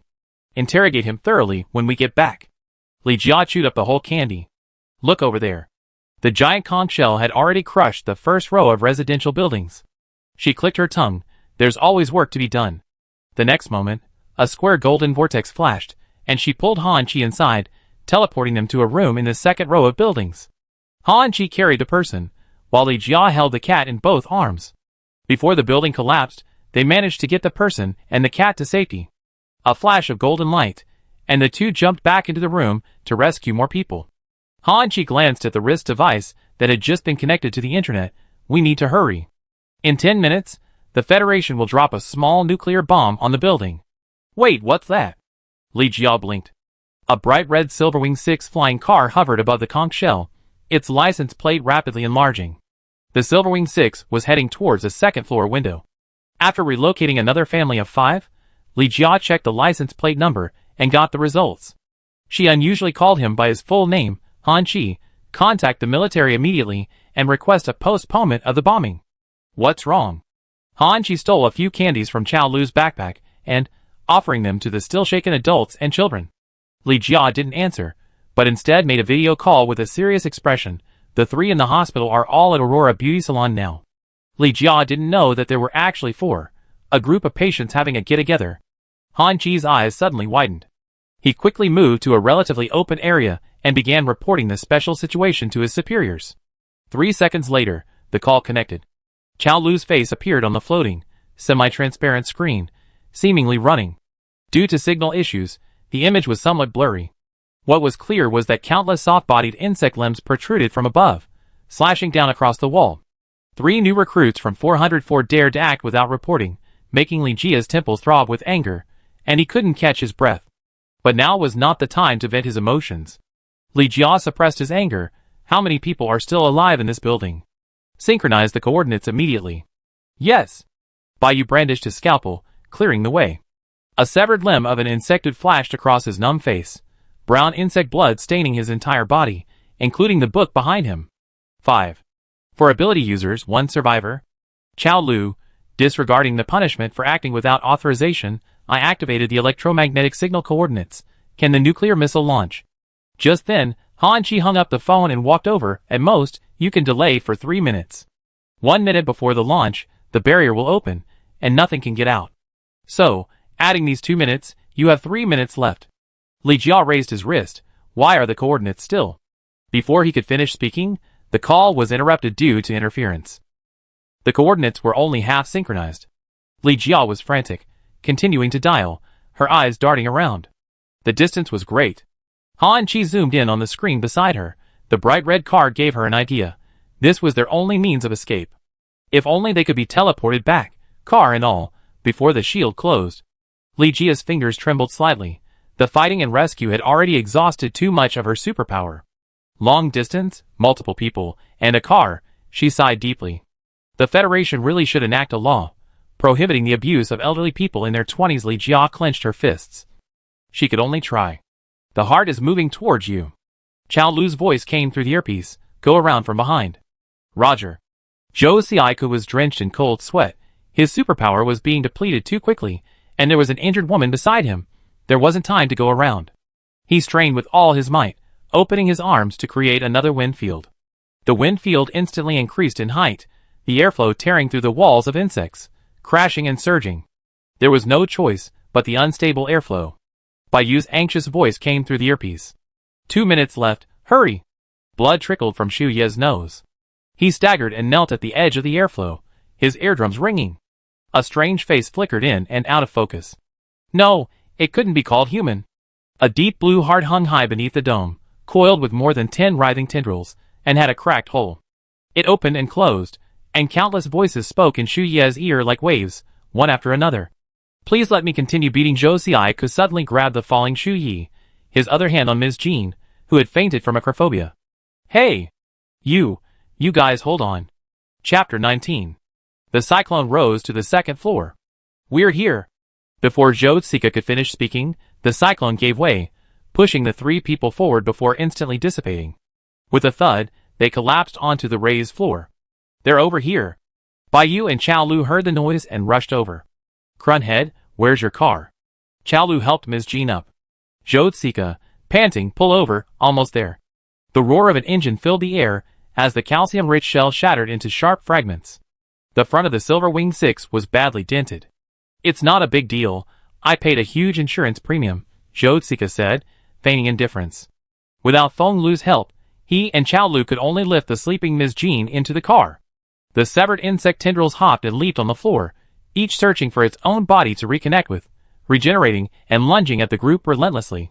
Baiyu raised his hand, severing the nearest few, then trampled them underfoot. He bent down, intending to help Xu Yi, who was still kneeling on the ground, to his feet. Xu Ye's back heaved violently, like a taut bowstring trembling uncontrollably. A dull pain spread inch by inch, starting from behind his ears. I suppressed it. You can go. Baiyu didn't speak, but simply reached out and placed his hand on Xu Ye's shoulder. Instantly, a piercing low-frequency roar flooded his mind. He had already witnessed the regenerative abilities of the level 4 insectoids. Given enough nutrients, they could be reborn through a shell. The deep blue heart hanging high in his mind had no physical form. Its fleshy tendrils coiled and twisted into a ball, the central hole opening and closing, emanating the roaring sound. What Baiyu could sense was its spiritual domain. A deep red eye, suspended in the air, was Shu Ye's condensed spiritual essence. Like the fusion of blood and fire, dark red flowed in the darkness, locking the beating heart. The high pressure persisted, and the deep blue heart's throbbing suddenly stopped. Outside the spiritual domain, Chao Lu noticed that the silken threads that had been tightly binding the wheels retracted, like the batteries in an electric toy being removed, losing their power supply. She immediately guessed it was Shu Yi, kneeling on the ground. The distant warning tower lit up first, its warning lights rotating in the night. Shielding, beginning to rise, Zhou Xi could drove the Silver Wing 6 over, and the two silently stood guard beside Bai Yu and Shu Yi, severing the remaining silken tendrils. Shu Yi continued to condense, the eye almost covering the entire dome. Several cracks appeared in the fleshy tendrils surrounding the heart. Shu Ye's nose started bleeding again, a thin line of blood trickling down his nose, quickly sliding down his philtrum, and splashing onto the floor tiles, creating a dark ripple. The deep red eye slowly approached the center of the insect's heart. At that moment, the entire mental link in the space seemed to be violently shattered, and the insect's heart began to convulse. The side effects of the forced mental suppression caused Shu Ye's consciousness to be torn between excruciating pain and dizziness, like a thin thread on a nice edge, ready to snap at the slightest touch. The familiar feeling was like it had been in the laboratory, constantly stimulating him, trying to find the limits of his mental power. Shu Yi lowered his head, the scene before him sometimes clear, sometimes blurry. The blood flowed again, unstoppable. Bai Yu suddenly looked up. Oh no, he's mentally overloaded. Within the mental domain, the deep red eye continued to expand, the bloodlines wandering everywhere, determined to burn through the insect's heart bit by bit. The surrounding insect threads began to slowly shrink. But Shu Yi couldn't hold on any longer. Heavy breathing filled his ears, his hands braced against the ground, veins bulging on the backs of his hands, blood gushing from his nose and mouth. Approaching from within the mental domain felt like being thrown into flames. Bai Yu attempted to re-enter the mental domain, intervening and separating. An invisible hand silently reached into the gap between the deep red eye and the insected heart. The raging mental energy began to calm slowly upon contact with those hands. The mental energy passed through those hands, impurities filtered out, leaving only the most essential elements, which were gently withdrawn into his body. The eye trembled, then slowly closed. The insected heart was almost completely burned away, its tentacles collapsing one by one, forced into hibernation. Shu Yi slumped, falling towards Bai Yu. Bai Yu caught him steadily, whispering, "It's alright, I take you away." She picked up Shu Yi and jumped onto the Silverwing 6 flying vehicle. Zhou Xi turned his head. "Go!" A sound of rubble sliding down the ruins came from within, and something was still struggling to crawl out. With its last strength, it extended a thick, insect-like antennae, and tightly coiled around the tail fin of the Silverwing 6. Already overloaded, the Silverwing 6 veered to the left, nearly tipping over. Zhou Xi gripped the steering wheel tightly, slamming on the accelerator, trying to use horsepower to shake it off. This car should have a countermeasure device. Chao Lu's fingers flew across the control panel. Maintaining her balance, she removed a metal ring from the mainboard, a stream of blue water sliding from her sleeve as she placed the ring into a recess at the rear of the flying car. Above the entire ruins, a layer of pale golden light slowly expanded from top to bottom. A massive bell-shaped barrier descended from the sky, enveloping the half-collapsed insect hive and the surrounding streets. As the edge of the light membrane grazed the high walls of the ruins, it sparked a series of tiny sparks. The barrier was closing. Li Jia looked up at the barrier, but Silverwing 6 was nowhere to be seen. 30 seconds left, Han Chi reminded her from behind. Once it's completely closed, nothing will be able to get in. Shut up. Li Jia stared intently at the final gap, a golden square vortex spinning beside her hand. The countdown synchronized with all personnel's terminals, the final numbers flashing on the screens. 28 seconds. 27 seconds, still not enough distance, whatever. Li Jia gritted her teeth, spatially jumping to the vicinity of the closing protective barrier, Han Chi following suit. Suddenly, a crimson figure appeared in their sight. Its tail armor plates separated longitudinally on both sides, sliding outwards to reveal a pair of concealed plasma cannons, their internal metal arms locked at the angle. A row of slender nozzles extended from the rear of the vehicle, rapidly illuminating high-energy blue-white bars as they began to fire. Target locked, fire. Simultaneously, four plasma projectiles slid out from the angled launch ports at the tail, descending in an orderly fashion and attaching to the tentacles. Rings of light blue energy pulses spread out like ripples on water. Explosions occurred 3 seconds later, shattering the tentacles into bloody foam. The Zerg regenerator within the shell emitted a piercing shriek. The Silverwing 6 accelerated again. The tail armor closed again, leaving only a faint afterglow after the interference waves dissipated, like a blade sheathing itself, tracing an arc-shaped vortex. 2 seconds Li Jia flipped her hand, and golden ripples burst open. A white line streaked through the air, like a raptor soaring through the sky, skimming over the ruins. Through the closing gap in the light shield, a water sphere descended from the sky, enveloping the car and its occupants. A golden square vortex flashed before their eyes, and the car and its occupants vanished within the shield.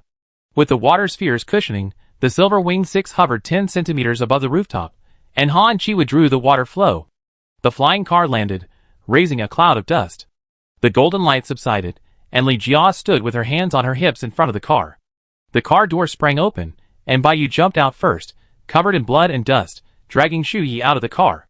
Shu Yi covered his mouth, coughed twice, and steadied himself by the car door. Chao Lu and Zhou Tsika carried the frightened and unconscious Ms. Jean. Medical personnel rushed to the scene, lifted Ms. Jean onto a stretcher, opened their portable medical kits, and approached Li Jia, intending to treat her wounds from right to left. Li Jia, hands on her hips, pointed to the 3 people with their heads bowed. Please treat them first. Her cold face swept over their faces, implying, after you're done, it'd be my turn. Inside the shield, the nuclear bomb exploded.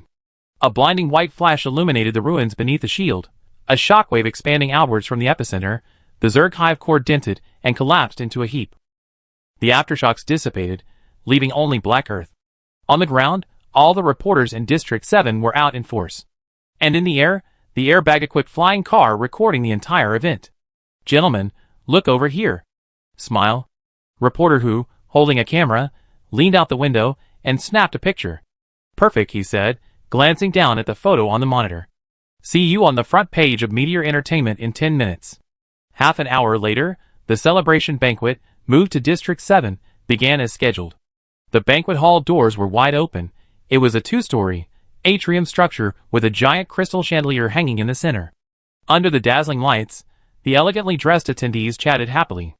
Meteor Entertainment's main characters, however, were covered in dust and dirt, huddled in a corner feasting. Bai Yu grabbed a few more desserts dipped in maple syrup. Chao Lu typed Meteor Entertainment into the search bar. Before she could finish typing, the photo on the rooftop appeared. She waved, "You two come look." Arcs of electricity still flickered high in the sky, and the collapsed ruins stretched behind them. The wrecked luxury car was still emitting wisps of smoke. Medical staff were crouching, treating wounds. Ms. Jean was fast asleep. 2 cold-faced military officers stood with their hands on their hips, and 4 figures stood backlit, their faces obscured, covered in dust, seemingly just recovered from a storm. Bai Yu leaned closer. Not bad. He wondered if Shu Yi had seen it, but shortly after the photo was taken, a starship picked him up. Zhou Xiaika zoomed in on the photo, admiring his padded shoulder suit, secretly pleased that he'd chosen the right clothes. Hasn't shown his face yet, good job. Bai Yu held the photo down, then forwarded it to his newly added friend, Shu Yi, in the empty chat window. Hungry Head, how was the photo? Leaf, good. Hungry Head, has the bleeding stopped? Leaf, stopped. Bai Yu thought to himself, even AI has more to say than him. Leaf, I need to transfer to another hospital for further treatment. Hungry Head, healed puppy.gif. Get well soon. Unsurprisingly, the other side replied with a good. Chao Lu suggested, should we send it to Sisterly? Li Jia and Han Chi already had a mission to complete. They couldn't attend the celebration banquet, and had to go back to report, interrogate prisoners, and write reports, a whole series of tasks. Zhou Xiaika opened Li Jia's shared circle. She saw it before we did. Look at what she posted. Title: A day as a babysitter for 3 idiots. The 3 looked at the shared circle. Li Jia had only taken a screenshot of herself. They looked at each other. There were so many people in the picture. Who are those 3 idiots cursing? It's so hard to guess. Chapter 20. Hee, a huge profit. The doctor held her report in his hand. As Wang Jing's former deputy, after learning of Wang Jing's death, he remained silent for a moment before continuing his work. She bent down to sign the discharge confirmation section, stuffed the pen back into her breast pocket, and handed the report back to Bai Yu. Pack your things and go. Turn right after exiting the payment counter, and go straight down to the 17th floor. Bai Yu's belongings weren't even enough to fill the scavenging bag she had brought. She sat on a waiting chair in the hospital settlement hall, clutching the newly printed bill. Details of all expenses incurred during hospitalization are as follows: 5 days in a superior single room, 5 high-frequency filtered brainwave monitoring sessions, 57 vials of nutritional supplements, compensation for the doctor's emotional distress. So expensive. Didn't Li Jia say that 404 hospital had a medical reimbursement rate?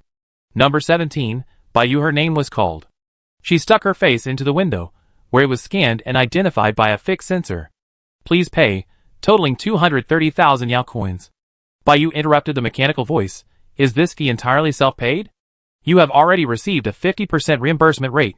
Please complete the payment as soon as possible. Excuse me, can I pay on credit? A gentle yet authoritative female voice came from beside her. Sorry, credit service is not currently supported. If there is no payment within 15 seconds, the sheriff will be called in. Countdown begins. Bai Yu immediately opened the payment interface, asking casually, wondering what this broken machine thought of her. Payment successful, wishing you a pleasant life. Her wrist phone vibrated. Bai Yu didn't dare open her eyes to check the balance notification, only glancing at the sender. Punch Bear. 7 p.m. tonight, a heated fight in District 10. This is Mr. Dog Egg's underground boxing gym. He also arranged to meet Phyllis to retrieve the decrypted documents. Perfect. Both are in the west of District 10 on the way. Her wrist phone vibrated again. A message popped up. She quickly glanced at it. Sender, Zhou Tsika. Relieved, she clicked on it. Crunch head. Want to come to my house for tutoring? Chaolu said she'd come if you came. Bai Yu glanced at the time. Hungry? Can I come tomorrow? I need to move things after being discharged from the hospital today. Beep beep. A message slid into her brain without warning. Federal Inclusive Bank, your account balance. 3,000 Yao coins. Feeling a belated pang of regret, she paused for 3 seconds, then turned and left. Staring at the flying car timetable, she ran frantically. Her first step into the station, and looking up, the flying car hovering at her desired time, its red lights flashing, quickly took off. It's not like I can't afford to fight long-winged fleas. It's not a big problem, Bai Yu comforted herself, raising her hand to stop a chubby one. Mr. Doug truly lived up to his name. His settling and allowance could only be spent in the West District, near his boxing gym. The money spent on renting or buying a house, after going around in circles, ended up back in his pocket. Why not spend it? Bai Yu waved her hand and bought a small penthouse. The landlord's rental ad was still up at the door. Move and ready, everything you need. Bai Yu ripped down the ad, unlocked the newly replaced door, dragged her scavenging bag, and lifted the plastic beaded curtain. Inside was the living room, with 2 plastic stools overturned on the hardwood sofa, and a folded, bundled-up spring bed. A place to lie down was enough. Renovations could wait. After putting down her things and locking the door 3 times, Bai Yu bought some food from a roadside stall, stuffed a few bites into her mouth, and got into the flying car Mr. Doug had come to pick her up. The driver was the same subordinate as before, who handed her a blank panel with videos of several past matches on it. Ms. Bai, this is your debut opponent, a 9-game winning streak, undefeated. We use an anonymous system for our players. Give yourself an ID and enter it here. Bai Yu typed Black King into the ID box, unable to resist complaining. I haven't even fought a single match yet, and Mr. Doug is assigning her to me? Is this appropriate? Mr. Doug said your appearance fee is relatively high, but don't worry, with the hospital receipt, it'd be fully reimbursed. Aren't you afraid I get beaten to death? Bai Yu handed the panel back. Her upcoming opponent was the fire girl, who had completely defeated the waterman during the last match she watched, ID, Blazing Flame. So who gets the rest of the money? The subordinate smiled slightly. The boss will donate the money to a charity in your name, but as long as you raise your right hand to indicate surrender, the opponent won't continue attacking. That's hell. Is it too late to retreat now? A bit too late. The crowd was deafening, and a wave of heat swept over. A corner speaker blared deafening heavy metal rock. The arena was in the center, surrounded by transparent energy shields, creating a square fighting area. The audience could see every move inside, and the shields also protected them from supernatural abilities. Antique cameras hung above the 4 corners. Outside the arena were overhead lighting arms, their mechanical arms sliding in the air, constantly adjusting the color and direction of the light sources, and adjusting their angles in sync with the fighters' movements. The lighting transitions between different stages of the match were distinct, mirroring the audience's emotional fluctuations. Higher up, a circular virtual screen hung from the ceiling, displaying the contestants in red and blue. Every 5 minutes, the corresponding colored block recorded the contestants' data, ability release curve, hit rate, etc. The betting area was located on the north side of the arena, with 5 betting terminals arranged on a T-shaped platform. Bets and arguments erupted incessantly. The battle hadn't even begun, yet the outcome seemed predetermined. Bai Yu stood at the backstage entrance, her gaze fixed on her opponent. Lai Yin was warming up. Their faces were blurred holographically, making them indistinguishable. She repeatedly clenched and unclenched her fists, her powerful and clearly defined muscles pulsating with each movement, flame surging beneath her reddened skin. You're really well trained. Such muscle mass must require incredibly rigorous training. If she weren't his opponent, Bai Yu would have loved to touch him. The live stream chat was flooded with comments. Go Lai Yin. Another easy match. I heard he's a newbie. Never fought him before.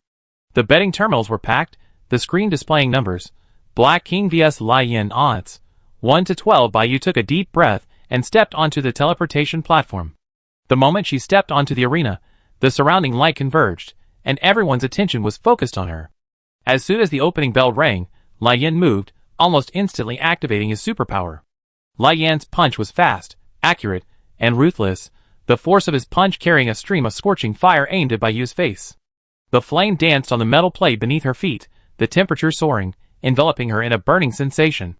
Bai Yu dodged to the side, the remaining flames brushing past her ear, her hair scorching. She didn't retreat. Instead, taking advantage of her opponent's forward tilt, she struck Lai Yin in the ribs with an elbow. The opponent parried with a counter elbow, flames exploding along Bai Yu's arm, a wave of heat engulfing half of her body. A portion of her supernatural power was successfully neutralized and filtered. Smoke billowed from Bai Yu's head. She was in excruciating pain, but thankfully she wasn't burnt. The flames were too fast, there wasn't time to figure out their patterns, so she could only rely on instinct to neutralize them. Delay it for a while, Bai Yu silently prayed. Fire-based supernatural powers deplete energy quickly. She hadn't expected the second wave of attacks to come so quickly. The fiery punch slammed into the metal floor, melting it and causing it to bulge upwards. Flames leaped from the cracks, forming a 5-fingered shape that rose 2 meters high with each slap. Bai Yu scrambled to avoid it, her palms scraped raw, blood seeping through the skin. The flame swept past her head, illuminating her blurred face and her resolute eyes. 30,000 yuan plus a 30% commission for everyone. How could she not be resolute? You dodged pretty fast. Lai Yin controlled the flames with both hands, whipping them back and forth, blocking Bai Yu's escape route. Let's see where you run this time.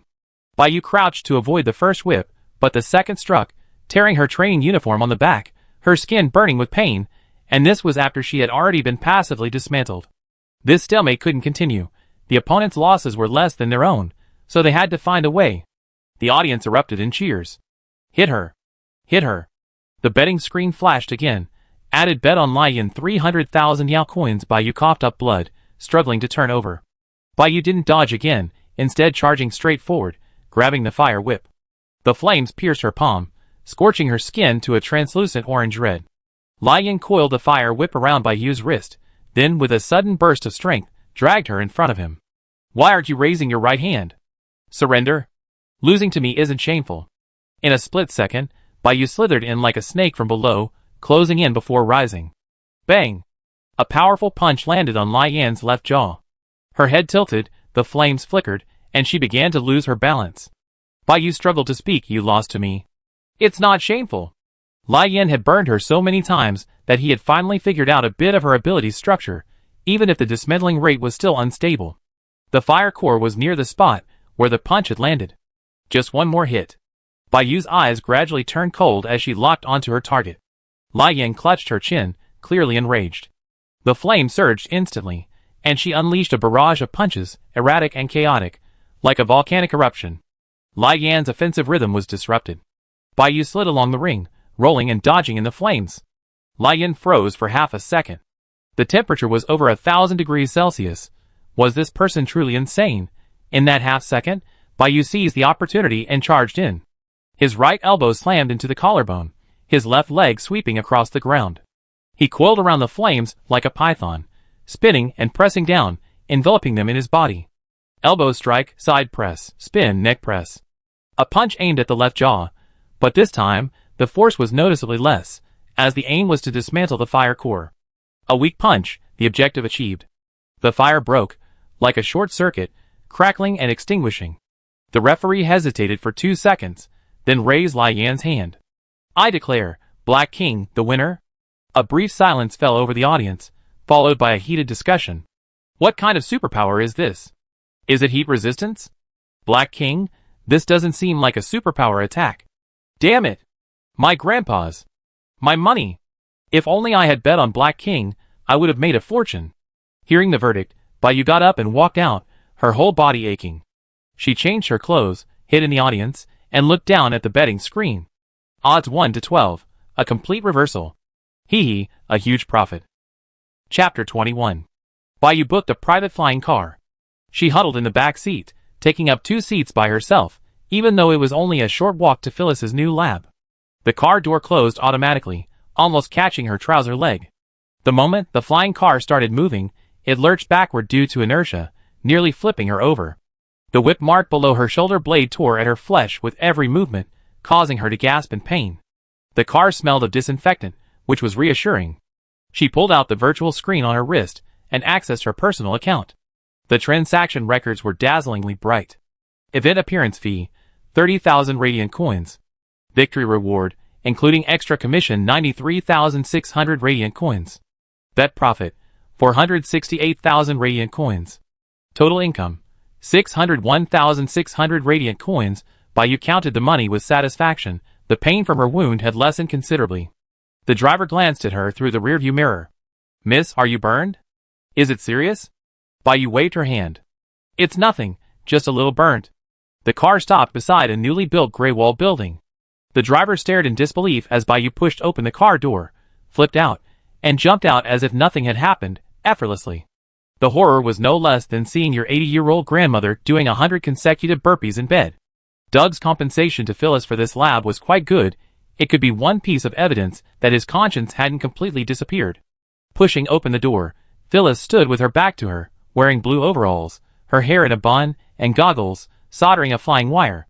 Bayu lay quietly on the sofa by the door, waiting. Actually, that jump she made when she got out of the car was purely for show, serving only a stylistic purpose. Now that she has more money, and her medical expenses are reimbursed, she bought a bunch of medicines in advance, external and internal, and even some unnecessary ones, along with an expensive mattress delivered to her new home. Things are different now. A small spring mattress, what a low-end one. It's no longer worthy of the Black King, now worth 600,000. You got time to come over? Phyllis had already taken off her goggles, carrying several bags of chilled mineral water, and walked over. Bayu lazily reached out, and the bags of drinks were already gently placed on her back. The last bag was shoved into her hand. You went to watch the game? I got beaten so badly. More than that, I bet you won. I made a fortune. Phyllis handed the memory device to Bayu. It's been decrypted, connected to the wristband. You can watch it anytime. Thanks. How much? Bayu reached for the ice pack on her back. I feel much better after the ice pack. Phyllis waved her hand, biting open a bag of chilled drinks. The Punch Bear Gambler paid. Take a bag, it tastes alright. By the way, be warned, it's a hot night. Take a few laps before going home, someone's checking. Following Phyllis's gaze, Bayu saw a bid on the screen. Someone wanted to use Phyllis to investigate her. Bayu frowned. Are you still safe? Don't worry, Phyllis said, half squatting with a bag of drink in her mouth, reaching under the counter to pull out 5 guns. Safe. Bayu left the lab, separating the chip and memory. Passing the recycling station, she broke the memory and threw it into the non-recyclable bin. After circling around several times, carrying a full bag of late-night snacks, she returned home, opened the door, and carried her thick, soft mattress inside. He picked out a few medicines he could use that day, chewed them up, and swallowed them. The rest he stuffed into a scavenging bag, a method of unified storage. Squatting on the spring mattress, Bayu inserted the chip into the wrist device's port. A command line with white text on a black background was input, and an incomplete experimental record slowly popped up. 0702, injected 5 milliliters of IRES-0, no significant reaction within 5 minutes. Half an hour later, mental overload, loss of control, cleared. 0714, injected 5 milliliters of IRES-1, rejection reaction within 5 minutes. Half an hour later, mental overload, loss of control, cleared. 0736, injected 7 milliliters of IRES-2, heart rate increased, white blood cell count rose within 5 minutes. Half an hour later, broke free, escaped the lab, no time to clear. The following lines of small print noted, IRS-0 was the preliminary experimental type, 1 was the stable type, and 2 was the enhanced type. IRS-2 showed the best enhancement effect on psychic abilities. This is a preliminary experiment. It is recommended to repeat the experiment multiple times, controlling for a single variable, to complete the verification. IRS is a special sequence located in the non-coding region, initiating mRNA translation. Activating the wrong site will produce a large number of mistranslated proteins, leading to psychic overload. This experimental record has not yet been disclosed to the public. If someone were to match the numbers with the experimental subjects, using this information to find psychic ability users, and use them for their own purposes, the consequences would be unimaginable. No wonder the silver-haired man was willing to go to great lengths to copy it and take it away. In the electronic information age, written records are relatively safe. Baiyu cut the paper into small pieces, copied it word for word, and stuffed it into her newly bought mattress. She had only briefly looked at the living room in the afternoon. Baiyu pushed the mattress open, forcing open the rickety wooden door. She was stunned. The bedroom was empty, without a bed frame. Lying on the bare mattress, Baiyu stared at the old, warm light bulb in the ceiling. As if under hypnosis, before drifting off to sleep, the last thought in her mind was, "It's not a big problem, I can buy another one, I have money." In the distance, something in the non-recyclable trash can was flashing a faint red light. Meanwhile, in the Special Investigation Bureau's interrogation room. "Nothing to say?" Li Jia glanced at the monitor. "I ask you one more time." Zhang Shun smiled contemptuously. "I thought you guys had some skills, is this all? Let's get real, I'm a real man." Li Jia wasn't angry. He pointed to the monitor in the upper left corner. A golden vortex appeared below the monitor, folding space. Looking up from below, it looked like the monitor had been bent over. Before Zhang Shun could even open his mouth to scream, water poured down from above, silencing him. The water wrapped around the power-suppressing circle around his neck. Without his powers, Zhang Shun's physical abilities were worse than an ordinary person's. The water flowed down, clinging tightly to Zhang Shun's chest. The water pressure made it hard for him to breathe. His face turned red, and then purple, the feeling of drowning. He struggled, his hands flailing wildly in the air. Li Jia patted Han Qi. "Don't kill him." Han Qi immediately withdrew, as if nothing had happened, and Zhang Shun's body dried completely. Li Jia braced her hands on the interrogation table, staring at him with an imposing gaze. "Didn't you just say you were a real man? Why are you so scared when I try something funny?" "Just kidding, I'm a pure woman, okay?" Li Jia raised her hand and slapped him. "Women aren't garbage dumps. What kind of trash are you? Stop trying to be cool. It has nothing to do with being a man or a woman, you're just a coward. The location of your accomplices, and the time and place of your infected people's next operation, tell me now, make it clear. If you don't tell me, our Special Investigation Bureau has no shortage of superhumans. We give you all the tests of the 5 elements. They're not as gentle as us." Li Jia's tone changed abruptly, and she grabbed Zhang Shun by the collar. "You killed the entire 4th Action Team. Let them interrogate you. How long do you think you have left to live?" Zhang Shun's eyes hesitated. "If I tell you, can you guarantee I won't die? Let's see if what you say is useful, whether it's worth trading your life for," Li Jia said casually. Zhang Shun rubbed his fingers, his eyes somewhat unfocused. "I don't know the other exact locations either. Before they retreated, they sent me a message that would be destroyed after being read, instructing me to cooperate with Xinyu's operation." "Xinyu is a psychic." Zhang Shun lowered his head and rubbed his eyes. "There's also a sonic psychic, Abby. He's recovering from his injuries. His face was badly beaten." Li Jia pursed her lips. None of these were real names. Even if there were a portrait, it wouldn't be found in the database. Han Qi bit her knuckles and tapped the interrogation table. "Anything else to say?" Zhang Shun glanced at the still unrecovered surveillance footage and shook his head. "I only joined the resistance organization in the last month. I'm not a core member, it's all one-way communication. What could I possibly know?" Li Jia snapped her fingers, and a golden vortex flickered beside her. A photograph fell out of the vortex. A little girl, wearing a pink dress, with 2 small braids and shallow dimples on her cheeks. "You recognize her, right?" Li Jia observed Zhang Shun's expression.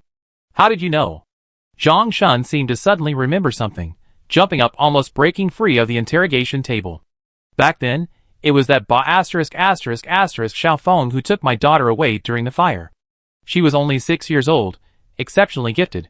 Her superpower was already at level 1. Such cruel human experimentation. Your Special Investigation Bureau, and Xiao Feng, you all deserve to die. Li Jia clicked her tongue. Your scope is too broad. I was going to tell you some good news. Anyway, I'm about to die. What good news could I possibly have? Zhang Shun sat back down, looking indifferent. Another photograph fell out of the golden vortex. Li Jia shoved the photo in front of Zhang Shun. Your daughter is actually still alive. Xiao Feng sent her to a boarding school, but because she's a fire-type ability user, she was quickly adopted by a couple, and is now a primary school physical education teacher. The students love her classes. They all call her Teacher Blazing Flame. If you don't want to believe it, I can take your DNA for comparison. Zhang Shun clutched a corner of the photo, his other hand slowly approaching within the confines of his handcuffs, but he dared not touch it. How could a parent not recognize their own child? But if they acknowledged each other now, would he let her know she had a convicted felon as a father? Zhang Shun sighed, and returned the photo to Li Jia. Wrong place. Li Jia retracted the spatial fold under the surveillance. After a moment of silence, seemingly having mentally prepared himself, he spoke. The Ares Military Academy is recruiting. The Resistance sent someone to infiltrate, targeting Xiao Lin, the grandson of the Norma Star chairman. I don't know the specifics of what they're up to. An unexpected discovery. There's video evidence. You provided crucial clues. You're a tainted witness. The federal government will reduce your sentence according to the law. You won't die. Li Jia neatly folded the two photos and stuffed them into Zhang Shun's hand. Take them to prison to look at. I send you a new one every month. Chapter 22. Where are we? Shotsika's voice rang out on the wrist device. The flying car moved smoothly from the Ring Expressway towards Lingsingport. Elevated highways rose from the sea, forming the skeleton of this floating port. Bai Yu looked out the window, her backpack feeling heavy. On the Lingsingport elevated highway, almost there. Plants climbed onto metal frames on both sides of the road, growing wildly towards the sunlight, a verdant landscape. Above the elevated highways, between the buildings, were sky gardens, trees of varying heights, their glass facades reflecting the distinct blue and gold of the sea, creating shimmering, dreamlike images, like floating islands. Bai Yu suddenly thought of something. There's an advantage to living by the sea? Shotsika was completely confused. What? Transportation? The right to meddle in other people's business. A cheerful laugh came from the wrist phone. Have you finished all the mock exams for the written test? 2 more. It wasn't late, but the harbor lighthouse was already dazzling, with giant cargo ships shuttling between them, leaving trails of water. The docks were bustling with people, and mechanical cranes and transport aircraft glided between the berths. On the west bank of Lingsing Harbor, there was an elevated area called Cloud Wall, the earliest developed affluent area in District 12.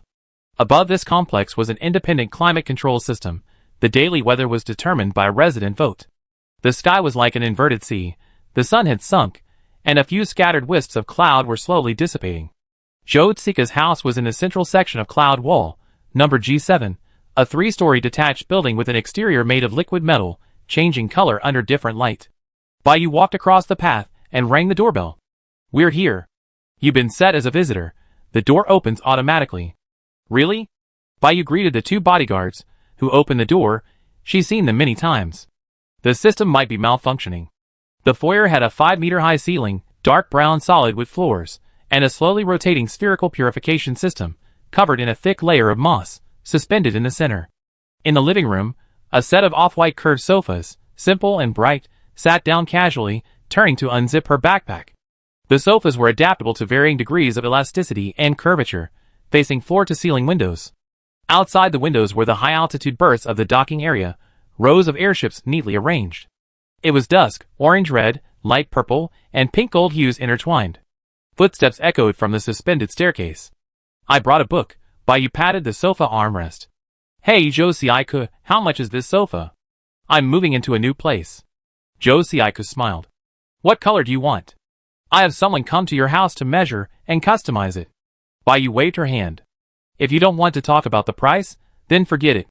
The projector on the left suddenly turned on automatically, and a passionate broadcasting voice announced, Huffing Foods, for over 20 years, has forged ahead, owning 200,000 hectares of farmland, achieving self-production and self-sales, organic development and recycling. Chao Lu pulled 2 cherries from the fruit basket, hooked her little finger on the handle, turned it around, revealing the green triangle on it to Bai Yu. Exactly the same as on the projector. Doesn't it look familiar? Bai Yu looked over and remembered the fruit basket Li Jia brought to the hospital. It had the same logo. So, Huffing Supermarket is also yours?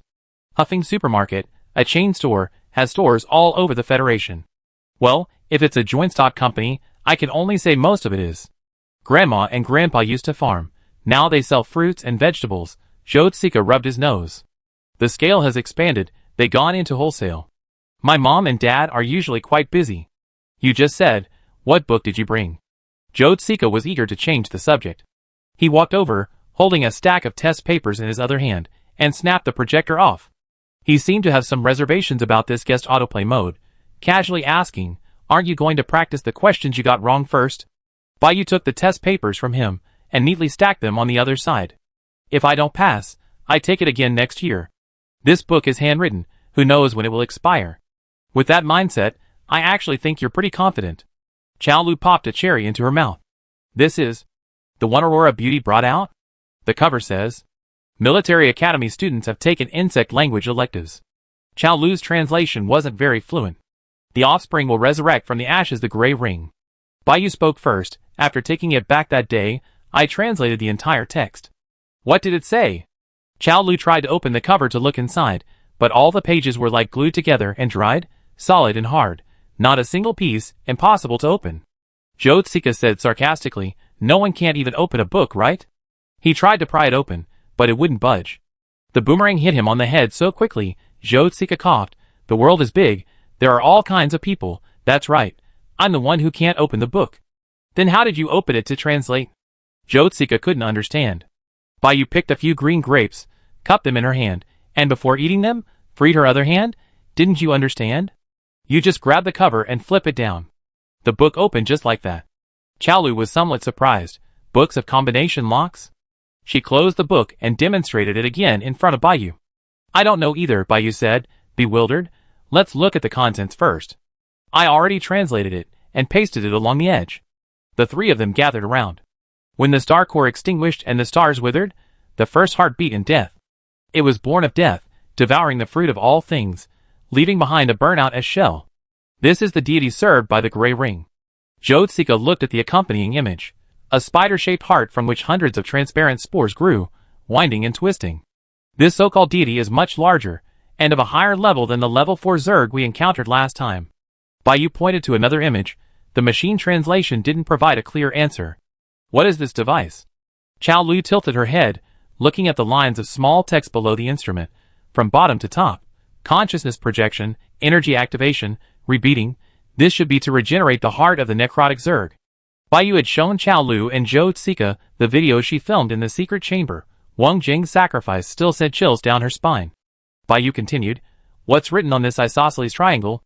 The translation sounds strange. Zhou Tsika thought for a moment before speaking, pointing to the apex of the triangle. At the top are the heart sounders, priests who serve the gods. Qiao Lu pointed to the sides of the triangle. The empty shellers are those who have completed their self-sacrifice. Below the empty shellers are some of the insectized gray-eyed ones, and the most numerous and lowest ranking are the messengers who receive divine pronouncements. So Wang Zheng is an empty sheller, and after he completes his sacrifice, he can become a priest. Bai Yu scratched her head. Is the gray ring a fraudulent organization? If a nuclear bomb is dropped, the flesh turns into black soil. How? Qiao Lu picked a cherry. Yeah, I don't know how the 7th district handled it afterwards. Generally, they wait for the radiation level to decrease, then lower the shielding, and then the Resource Planning Bureau redistributes it. Contaminated land is usually turned into a landfill. Bai Yu nodded. So the landfill they'd been in before was contaminated by the insectids. Zhou Tsika glanced at Bai Yu discreetly, but seeing her expression was normal, he looked away. Qiao Lu continued turning the pages, translating softly. We look up to the light of the past. The gray ring is above, the cocoon of harbingers, the offspring return, 1,000 voices sing in unison. I close my eyes, I see. I cover my ears, I hear. Suddenly, a red dot shone through the paper. Bai Yu quickly turned to the corresponding page. The red light flashed, illuminating 3 tense faces. A string of insected script slowly appeared on the paper, crooked and uneven. Qiao Lu casually tore off a piece of paper and copied down the script, a random set of numbers and letters. She tried to arrange and combine them on the paper, quickly filling it. Qiao Lu asked Zhou Tsika, is there more? I have the bodyguard get it. Jyotsika called out his name several times, but neither bodyguard responded. Jyotsika had no choice but to stand up. Wait a moment, I go get it. Chaolu continued her calculations, the first draft gradually covered in layers. She frowned and looked up at the upstairs. See you in 2, still haven't you gotten it? The lights in the entire mansion suddenly went out. Snap. Something was wrong. The smart lighting wouldn't suddenly malfunction. The entire room flickered between light and shadow for a moment. Chaolu immediately closed her book, pushed it aside, and it slid under the coffee table. The two of them immediately hid behind the sofa. Chaolu's hand was already reaching for the weapon slot on her outer thigh. The lights came back on. Through the gap between the sofas, Baiyu saw Jyotsika slowly descending, but backwards, each step his heel teetering on the edge of the floating staircase, his whole body swaying precariously. Her gaze drifted upwards, his hands were raised to his ears, the area small, a taut iron chain and restraint rings, like handcuffs, firmly embedded in his wrists. Come out, all of you. Otherwise, more than 3 people will die. It seemed the 2 bodyguards were also in his hands. That familiar voice, short silver hair. Baiyu's mind raced. Special Investigations Bureau, Information Department, the superhuman she hit in the face. The air in the center of the living room seemed to have been sucked out, almost no sound could be heard. The atmosphere was utterly frozen. The next second, the glass behind the floor-to-ceiling window silently opened, letting in the sea breeze, carrying the slightly salty dampness of the harbor. Baiyu and Chaolu exchanged a knowing glance. She stood up first, raising her hand and pointing to her mouth. In the silent environment, she couldn't speak or be heard. The silver-haired man glared fiercely at Baiyu, unmuting his phone. I remember your face. Any last words? He turned his head, revealing several winding scars on his face, converging at one end and radiating outwards at the other. Scar removal requires multiple laser treatments, expensive and painful. It's all your fault. During the brief exchange, Chaolu had already secretly touched the floor with her fingers, the water from the spherical purification system, glistening on her fingertips. The purified circulating water, almost colorless and transparent, slowly gathered into a thin stream behind the sofa, meandering towards the silver-haired man's ankle. The silver-haired man stepped into the water, a half-smile on his face. Oh, by the way, a new friend came today, wanting to find something in your heads. Across from Joe Siaiku's house, an elderly couple sat on the sofa watching TV, engrossed in a melodramatic soap opera. Suddenly, a federal news report interrupted the conversation. Urgent broadcast. A wanted notice issued by the Federal Central Security Bureau. A serious criminal escaped from Fate Prison today. Residents are advised to be vigilant. Don't worry, he definitely won't come to Cloudwall. Yeah, this is the safest residential area in District 12. Chapter 23. This news is too long, let's change the channel. The old woman adjusted her smart glasses, and the screen instantly zoomed in. The old man adjusted his glasses, fumbled for the remote, and pressed down. Why is it still news? Are they not showing dramas? The old woman frowned. I just listened to it then. The channel logo read Police Station, and on stage stood a solemn-looking female police officer. I am Asahi, Deputy Chief of the 12th District Police Station. I hereby declare that, effective immediately, the entire 12th District is under martial law. Karen, male, 36 years old, is accused of inducing Dean to commit suicide. He is not only Dean's comic book coloring assistant, but also the last person to see Dean, and a special ability user. He can make nightmares come true. A video flashed quickly behind Asahi. A month ago, cartoonist Dean called the police. He claimed that tentacle creatures were hunting him. The sheriff, based on the call, initially suspected an external threat. Although they arrived within 2 minutes, unfortunately, Mr. Dean had already jumped into the fuel duct. Checking the surveillance footage, Dean argued with Karen in his studio and then stormed out. He ran frantically towards the Star Rail station, constantly looking back. But behind him, there were no supernatural fluctuations, no living beings. And the tentacle creatures he described matched his last updated comic. Karen can simulate environments and create illusions. Please, every resident. The old woman sighed, lamenting her untimely death, unaware that across the street from her house. The silver-haired man flicked his finger, and a ripple suddenly appeared in the air. Raindrops fell on the lake surface, spreading out in nested circles, slowly but endlessly. If it's suicide, I won't be responsible. The silver-haired man pushed him. Jyotsika, already unsteady, fell backward. Chaolu reacted quickly, a stream of water shooting out to steady him. But the next second, the water stream snapped. Chao Lu frowned. This is impossible. How could the water be cut off? It hasn't happened since I was 9. She looked up sharply. Zhou Zika, Bai Yu, the 2 bodyguards, and the silver-haired man were all gone. The exam bell rang, sharp and piercing. Chao Lu was sitting in the first row again, her paper completely blank. Her hand trembled slightly, but the pen bounced back the moment it touched the paper. She pressed her wrist with her other hand, forcing herself to write, watching helplessly as the ink spread, erasing the words into the blank space. Why couldn't she write anything? She looked anxiously at the podium, wanting to ask the proctor for help. But then she saw Chao Yu standing there, dressed in her sheriff's uniform, her epaulets neatly insignia, her face serious. Suddenly, the bell rang for the end of the exams, and Chao Lu had to put down her pen. Chao Yu snatched her paper away, her gaze sweeping over the blank answer sheet, icy cold, until she finished counting the papers and putting them in a plastic bag, without looking at her again. Back home. At the long square table, her family sat at the back. I heard you failed again? Having the opportunity to study, you didn't cherish it. When we were young, we didn't have such good conditions. We suffered so much. Now, the little money we earn is all spent on you. Have we ever shortchanged you? Your sister skipped a grade, passed the test early, and became a reserve sheriff. And you? You couldn't even get into Ares Military Academy. We have a family gene for studying. She's not stupid. She must not be focusing on her studies. Laughter echoed from all sides, like a torrential downpour hitting glass, dense and suffocating. Chao Lu tried to stand up, but found the chair back stuck to her, unable to move. Tinnitus gradually overwhelmed her. Her breathing quickened. She looked out the window and saw Chao Yu rushing back, picking her up, and running into the treatment room. Chao Yu seemed to have said something. She forgot? No. She wouldn't forget what Chao Yu had said in public. Chao Yu said, "Don't let me hear these words again." Chao Lu doesn't need to cooperate with your suppression. Chao Lu quickly realized that this wasn't reality, just a recurring nightmare. She hadn't had nightmares in a long time. That dream-stealing bastard, he couldn't even change the information.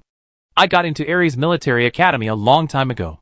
She drew back the curtains, letting sunlight stream in and fall on the blank exam paper. A drop of clear water appeared in her palm, she tore the paper to shreds, and the dream vanished. Meanwhile, Zhou Zika felt himself falling. The wind blew in through the cracks, carrying the salty, metallic smell of blood. Still at Aurora Beauty Salon. He stood on the first floor, the ground warped and uneven, the walls peeling away. In the darkness, the survivor's heartbeat flickered like a red light on a map, flashing on and off. He and Shuyi ran over. Under the concrete slab, a human arm protruded, fingers pointing upwards, stiffly outstretched, hands covered in mud and blood. The survivor reached out to him. "I know someone will come to save me." The voice echoed in the empty corridor. Zhou Zika bent down, extending his hand. Shuyi grabbed his other hand, and the two prepared to pull the person out together. "Give me your hand." Threads of insect silk emerged from the sleeve, rapidly climbing, twisting, intertwining, and splitting into sucker-like tentacles that gripped Zhou Zika's skin, trying to penetrate. The owner of that hand, a one-armed insectid, used the momentum to leap off the floor. The arm was connected to the insectid's body by only a single thread. As he leaped, the arm swayed behind him, and then the thread surged towards Zhou Zika.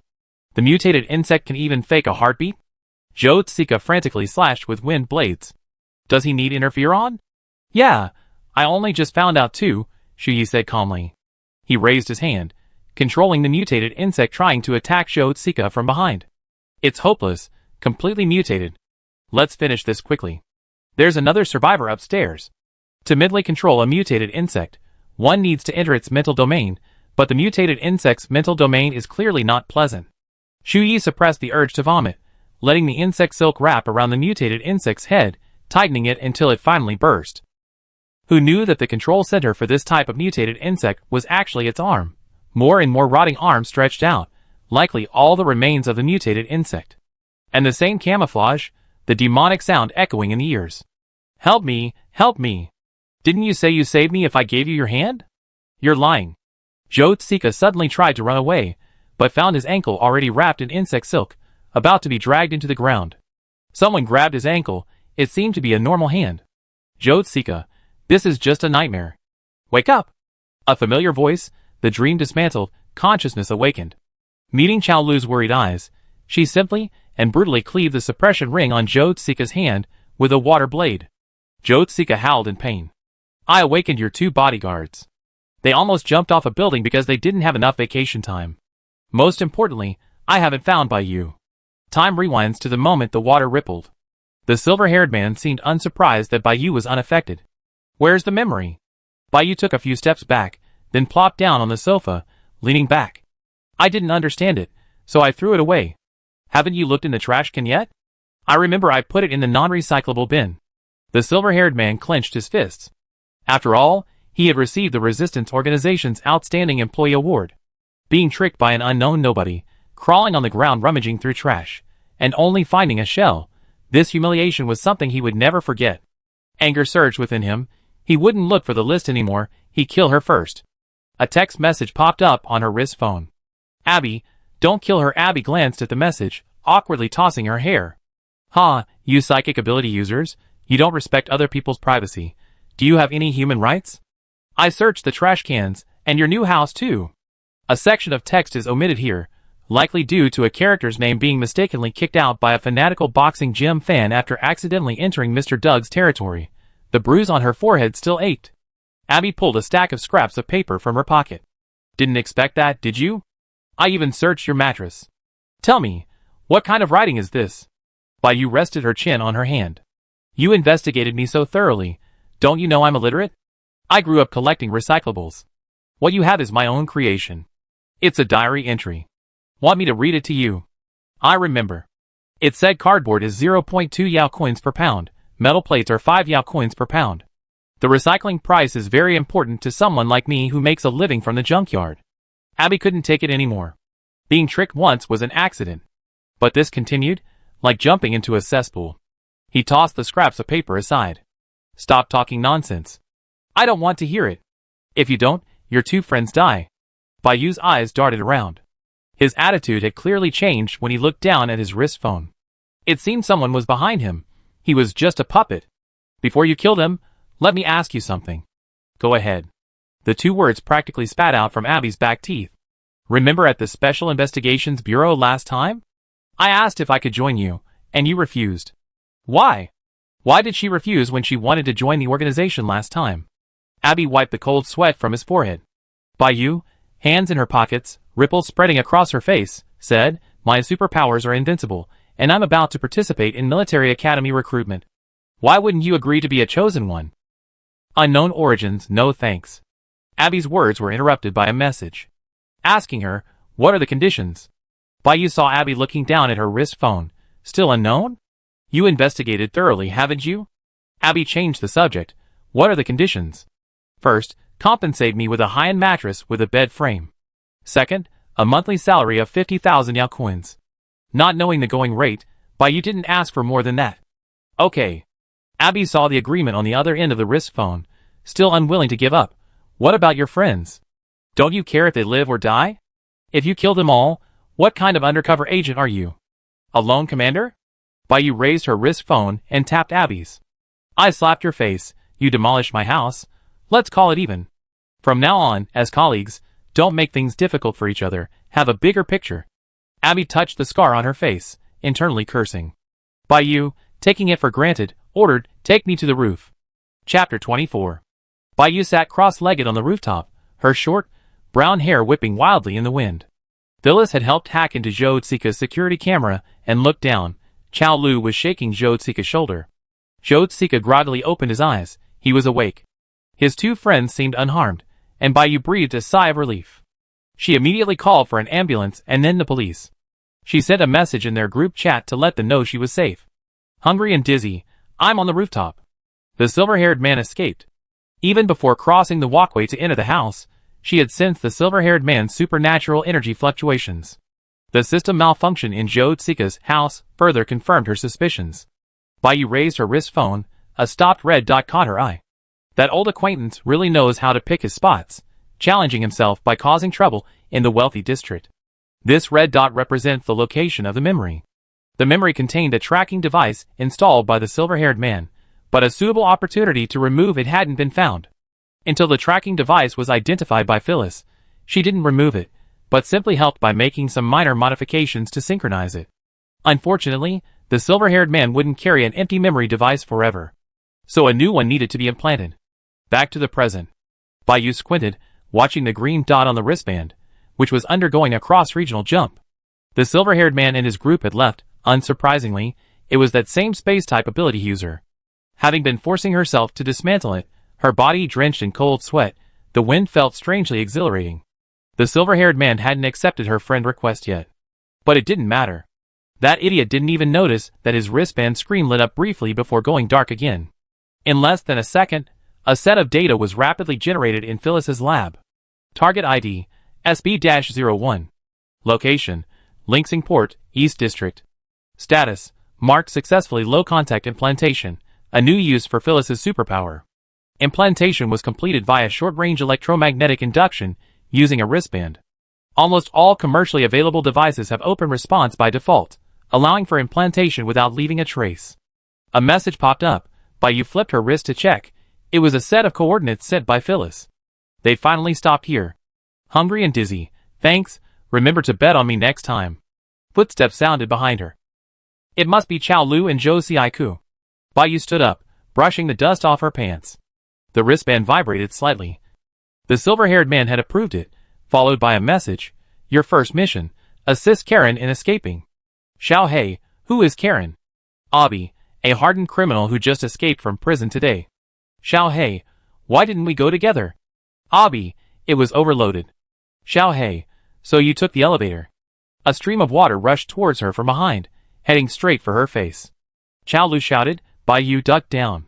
Without thinking, Bayou crouched down, covering her head. Beyond her head, besides the water, was a middle-aged man running wildly. What was this all about? Was he using her as a roadblock? What was the point of saving her? Zhou Xiaiku moved even faster. With a stomp of his foot, a sudden gust of wind rose, swirling up the molten metal on the rooftop, forming a wall of wind that blocked Karen's path. Amidst the roar of engines, police lights flashed. The sheriff had arrived. Bayou glanced at Karen. The water bound his hands and feet, a wall of wind blocked his path, and the shadow of a flying car loomed overhead. He couldn't escape. Bayou braced himself with his right hand, slowly sat down, secretly snapped a photo, and sent it to Abby. The chat window revealed a completely different story. Xiao Hei, urgent. Requesting backup. It would be best to catch them all. A colleague he couldn't stand got arrested, leaving a vacancy. Maybe he could get a promotion and a raise. Abby, coming soon. Huh? Bayou scratched his head. Was he really coming to his death? A black circular vortex, the size of a bowl, suddenly appeared in front of Karen. The vortex spun rapidly, extending until it became a vortex just wide enough for one person. Karen's feet were bound. He jumped forward, legs together, and was about to enter the vortex. A white figure leaped lightly from the flying car, landing with a thud as ice formed beneath his feet. Click. Click. The ice layer grew forward along with a flow of morning dew. The flexible liquid quickly transformed into an indestructible solid. Even a few splashing drops of water rapidly turned into ice shards and fell to the ground. The temperature plummeted, and everyone seemed to be covered in frost.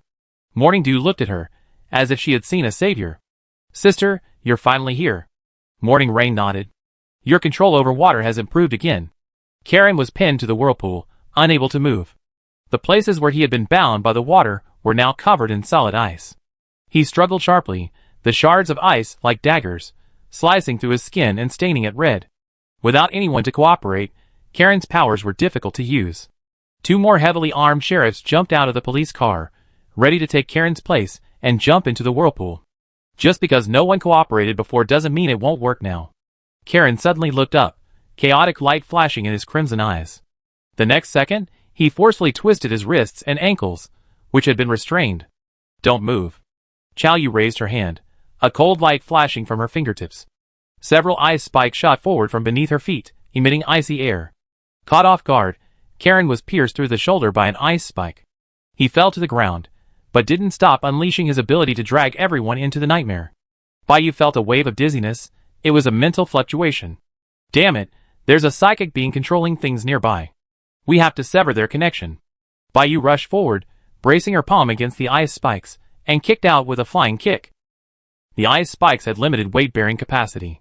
In the instant they shattered, Bayou dodged the ice shards to the side. A fragment grazed her cheek, leaving a bloody gash. Karen collapsed. Bayou pulled a portable interferon vial from her pocket, She carried it with her ever since, anticipating another confrontation with the silver-masked man. Baiyu pressed down on the convulsing Karen with one hand, bit off the syringe cap, and decisively injected him into his collarbone with her other hand. Interferon can sever mental connections, whether to humans or insects. But he was still affected, reality and illusion overlapped. Boss, finished drawing?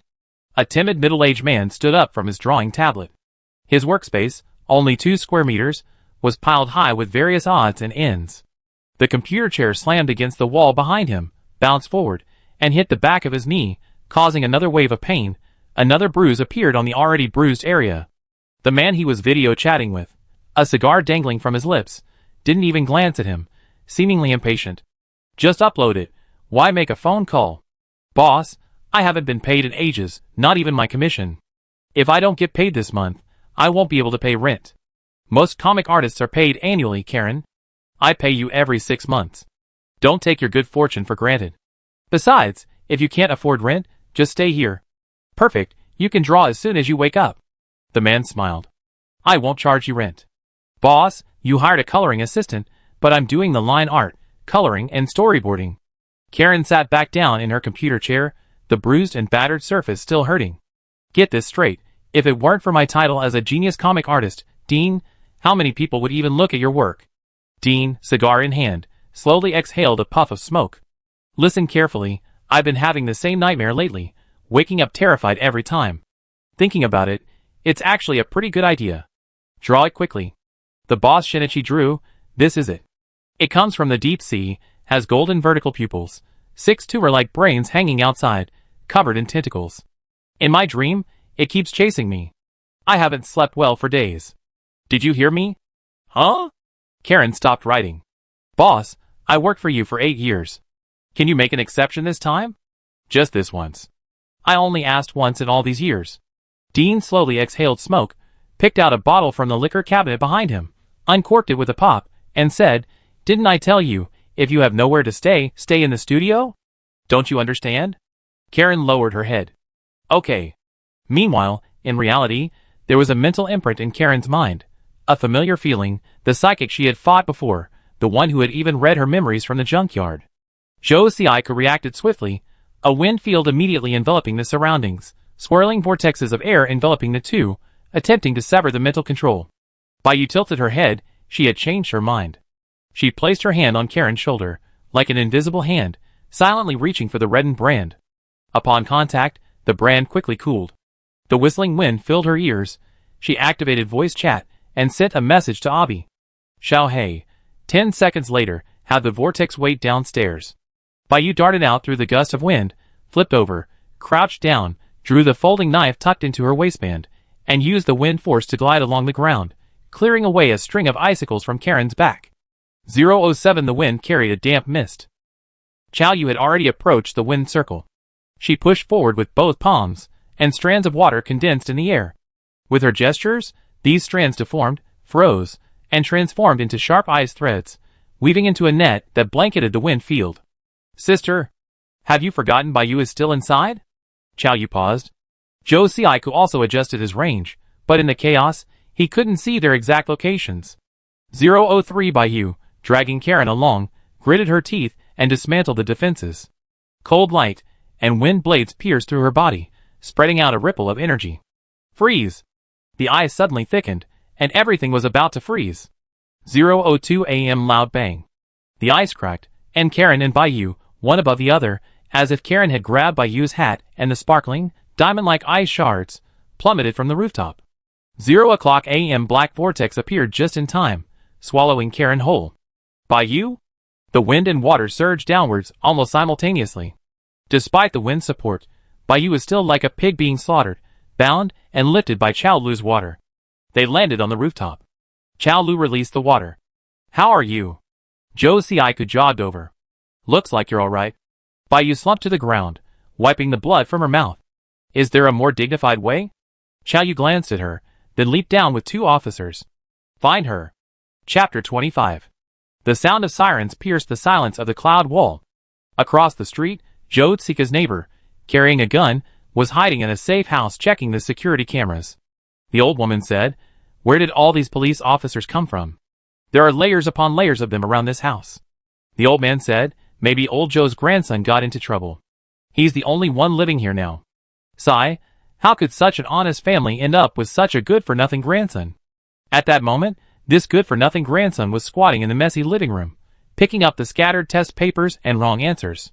He had also accidentally collected by used scraps of paper. Joe Tsika picked up the scraps of paper, looking at them, not understanding the strange symbols. He asked Bayu, are these your draft papers? Sort of. Bayu glanced up, then continued searching with Chow Lu for the insected book, also known as the Gray Ring Recruitment Handbook, which had been tucked under the coffee table. Chow Lu touched the hardcover book, pulled it out, and dusted off the surface. Found it, but the words on the cover are gone. Bayu leaned closer to look. The gold dust was probably worn away by the sand. These shallow dents are still there. What did you write? Joe Tsika was still studying the scraps of paper. The more he couldn't understand, the more curious he became. Look at the pictures. 3 horizontal lines inside a square. That's cardboard. 2 squares stacked together. That's a single-door refrigerator. A rectangle with a handle. That's an oven. Bayu smiled. The recycling price is behind the images. The price is the number of strokes. The words don't matter. Chaolu held out the book of the Zerg, letting Bayu unlock it. Why are you memorizing this? Bayu placed his hand on the book, and the book of the Zerg slowly opened. In case I lose my job, I still have my old profession of collecting scrap. We have to keep an eye on the market price all the time. Bayu was telling the truth. But not everyone believed him, like Abi, who had been taking pictures of each piece of paper at Bayu's house. He firmly believed it was some kind of code, and took it back to headquarters to have professionals decipher it. The professionals, though they didn't know what those squares and circles were either, confidently told Abi, the new clue you brought, if you cover up the unknown writing. What? Abi asked expectantly. The professional said seriously, it's a string of numbers, with decimal points. If you separate them by 1 or 2 digits, they'd be separated. We initially suspect its coordinates, but we haven't matched it to a location yet. Keep investigating. Abi glanced at his wrist device. A more important task was coming up. He stood up. Notify me when you have results. Abi probably didn't know that professionals alone weren't enough. You also needed specialists with the right expertise. For example, the manager at the 12th District Garbage Recycling Center. If you asked him, how much is the recycling price for cardboard boxes? The manager would definitely raise the price from the original, 8.88, or get out. As for why the attitude was bad and the price high, besides the administrator's penchant for ripping people off, it's also because he's recently been embroiled in a lawsuit. The 200,000 yuan bounty, barely warmed in his account, was forcibly seized by the federal court for fraudulent claims. He also faces criminal charges, including child abuse, embezzlement, and over a dozen other counts, some of which carry a minimum life sentence. A dying man speaks recklessly, let him be. The one who filed the lawsuit against the administrator was Xu Yi, who lay awake in his hospital bed. The butler redeposited the 200,000 yuan bounty into Bayu's account, forgetting the time difference between Cepha Star and Norma Star. Will it disturb her rest? It's the midnight sun on Cepha, the blue hour. Xu Yi rolled over again, then sat cross-legged on the hospital bed, looking out through the floor-to-ceiling window. The sky was Prussian blue, dotted with muted blue stars, their bands undulating and slowly sinking. The conditions here are more conducive to recovery. If the evaluation passes tomorrow, he can be discharged early. After discharge, he'd likely still be on Cepha. His mother, Xu Rong, is an honorary alumna of the Hecate Military Academy. She donated 10 teaching buildings and established a scholarship. The Hecate Military Academy has always reserved an admission spot for Xu Yi. Ding. A message notification sound. Hungry and dizzy. Did you transfer to the wrong account? While I still have a conscience, send me your account number, and I transfer it back. Distant Norma. Bayu blinked. It was mainly because she was financially well off recently. If she had been desperately starving a while back, this money would have been gone forever. Shy, this bounty was originally yours. The landfill manager fraudulently claimed it. I already hired a lawyer and sued him. Here's the judgment notice. A link. Bayu slapped her forehead. I'm so forgetful. Good deeds are rewarded. Starving head, you're the one I stuffed into the abandoned pod? Why didn't you say so earlier? You should have stopped me at the hospital and said, it's you? Then I should have stopped you and said, it's you? That way, my precious bounty wouldn't have been mistaken for a thief and gone around in circles without finding its biological mother. Xu Yi couldn't help but smile. the smile moving from the corners of his eyes and eyebrows to the two small dimples at the corners of his mouth. Starving head, tell me if the manager is really sentenced. I'm going to submit his story to all the media in the Federation, and then post it everywhere the media can't reach, starting with the landfill he manages. Leaves, the last point might not be achievable. Starving, why? Leaves, the garbage dump has been converted into a welfare home. Bayou put down his pen, his elbow resting on the wrong test paper, and searched for keywords on the information retrieval platform. The Yixing Welfare Home, funded by General Shurong, has been completed. It's mainly rebuilt from nearby unfinished buildings, and the garbage is being gradually disposed of harmlessly, thanks to the donations of supplies and funds from all sectors of the Federation. Although a child there stole her blanket, didn't she keep half of it? Bayou clicked on the donation channel, and used half of her newly acquired 200,000 Yao coins to buy various foods. Even if the pictures didn't match the actual items, it was better than the green slurry made by the administrator. Then clicked on Anonymous Donation Hungry. Thank you. I'm cramming at the last minute. Let's talk again in a couple of days, after the Ares Military Academy recruitment is over. Puppy waving. Gift leaf. Everything is going well. Bayou turned off her wrist phone and gently tapped her head with a paper roll. Chaolu sat opposite her. Have you been playing for a while? Hurry up and write. What are you all busy with? A familiar voice came from outside. Li Jia pushed open the door, wearing a sky blue silk shirt, neatly tucked into black trousers, and pointed low-heeled shoes. She was tall and slender. Next to her, about the same height, was Chao Yu, leaning against the door frame, checking something on a handheld screen. Sisterly. The three of them looked up in unison. Chao Yu frowned. You all know each other? Yes, Chao Lu nodded to Chao Yu.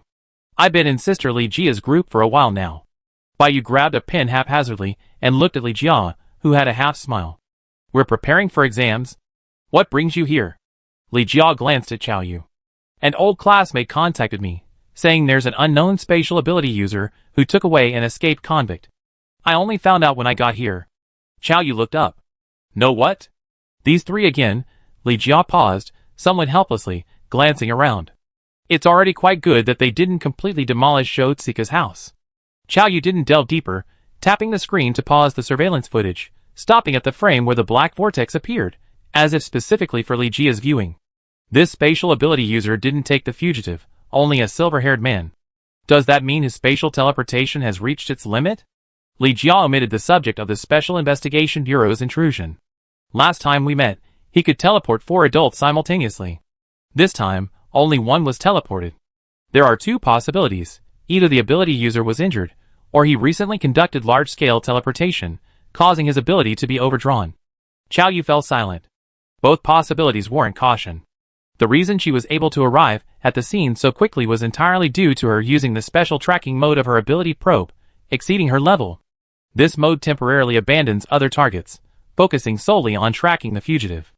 But failing to capture Karen will likely be difficult to explain back at the police station. Li Jia noticed her worry, patted Chao Yu's shoulder, and whispered in her ear, I caught an accomplice a few days ago and sent him in. I submit the application tomorrow and have you interrogate him. Don't look so gloomy. Chao Yu nodded, thank you. Li Jia coughed lightly and stepped forward. Since you're all here, I have good news and bad news. Which do you want to hear first? Zhou Tsika answered without hesitation, the bad news, bitter before sweet. Chao Lu sat up straight. I want to know how bad the bad news can be. Bayou propped her head up. Not caring about the order, I have no problem with it, just tell me. Just as Chao Yu was about to leave, Li Jia grabbed her arm. We might need the police station's cooperation. Why are you leaving? The bad news is, Zhou Tsika and Bayou can't go to the Ares Military Academy's entrance exam the day after tomorrow. Bayou tossed her pen aside. Perfect, no need to study then. Zhou Tsika was somewhat dejected. Why? Because the mission takes priority. Li Jia pulled up a floor plan of the Ares Military Academy. According to reliable intelligence, the resistance is attempting to assassinate Xiao Lin, the grandson of the Norma Star chairman, by disguising a group of infected individuals as examinees and infiltrating the entrance exam. For 04 has already intervened in the screening, and has taken several key suspects to the police station for questioning. Your mission is to cooperate with professional security personnel to ensure Xiao Lin's safety. Does Xiao Lin still need protection? Zhou Tsika muttered under his breath. He had a past conflict with this arrogant man. What's the question? Li Jiao looked up. Zhou Zika's face fell. Nothing much. What's the good news? Li Jiao blinked her gray-blue left eye. The good news is that Ms. Jean, the survivor of Aurora Beauty, has presented banners to various military academies and requested commendations in gratitude for the 4 selfless rescue. Her Kate Military Academy and Ares Military Academy, after checking their systems, found only Chao Lu and Xu Ye's student records, therefore, have decided to award them a second-class merit. Baiyu and Zhou Zika have been granted special admission without examination. Zhou Zika's house seemed to suddenly erupt in cheers and screams, exam papers torn everywhere. The neighbors across the street heard the commotion. Old woman, what's that sound? Old man, probably old Zhou's grandson has been arrested and gone mad. Chapter 26. Norma Star's 8th district, like the 7th district, is an independent satellite city, or rather, a desolate planet specifically created for the Ares Military Academy. The Ares Military Academy is one of the Federation's 4 major military academies. While its overall strength isn't top tier, it has one irreplaceable advantage in the eyes of Norma Star's residents. What advantage? It's close to home. If they're hungry and want to go home, they can take a starship and then the air train, 2 hours, or drive a flying car to pick them up. It's much closer. That's right. It's a pity my child insists on applying to the Hecata Military Academy on Cephas Star. The round trip takes 8 hours without stopping, so they can only come back on holidays. They're just kids, it's up to them. On admissions day, all modes of transportation were packed with people. The air train swept through the gale force winds, the train swaying violently. This tropospheric storm seemed to have just begun. Ouch! What's going on?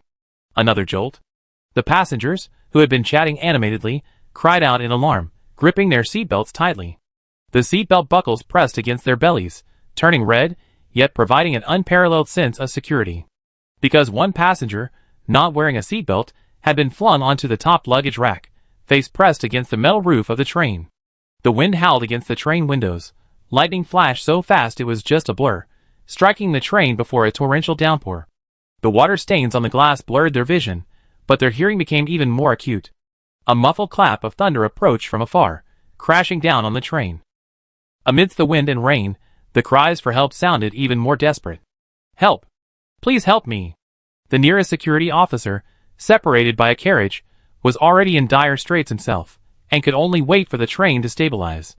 In the first-class carriage, although the seats weren't as cramped as in second class, the aisle was still narrow, making it difficult to even stand during the swaying. Most people only dared to hold tightly to their seatbelts, watching helplessly as the unfortunate man thrashed about in midair. But who knew where the next lightning strike would be?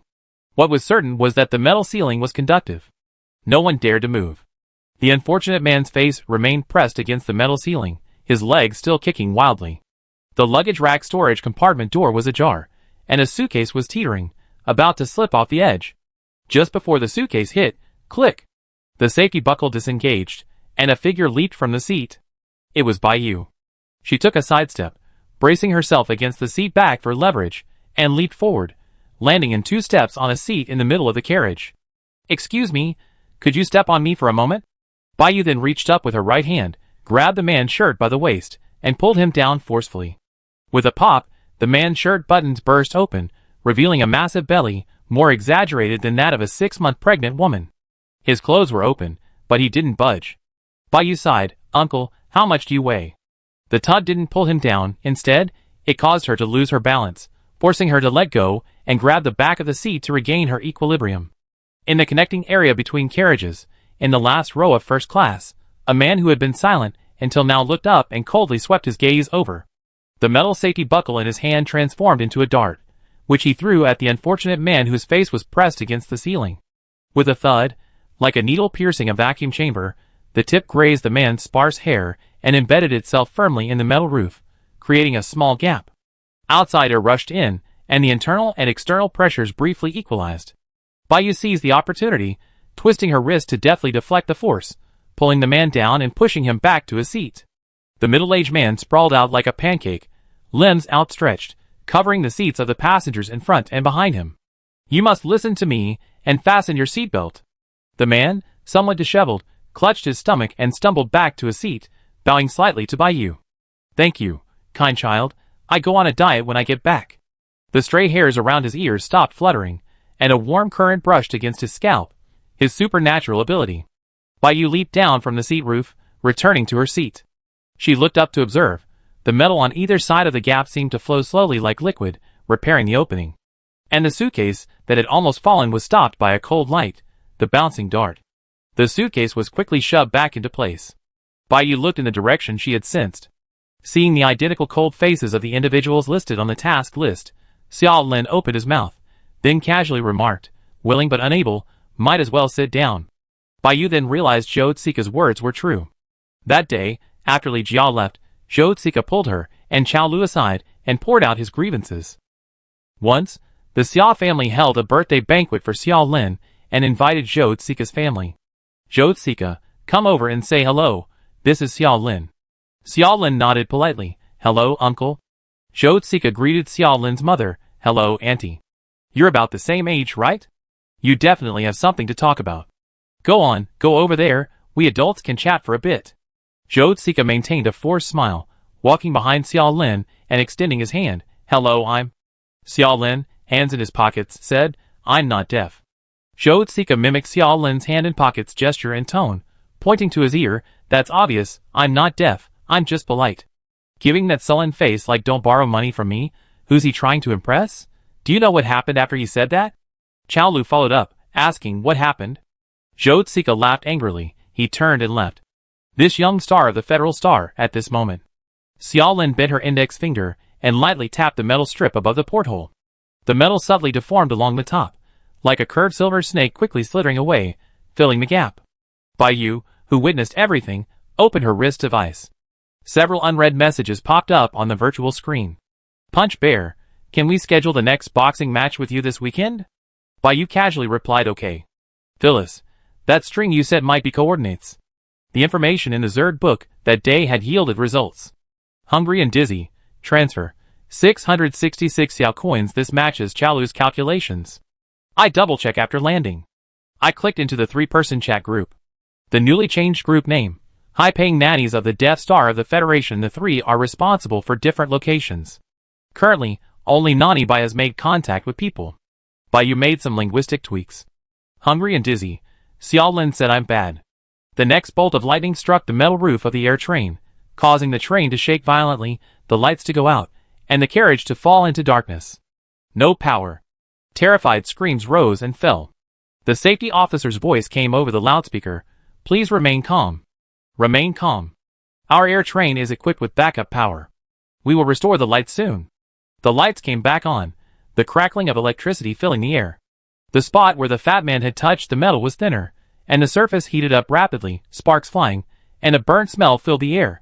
Fire in the first-class carriage. Baiyu and Xiao Lin stood up almost simultaneously.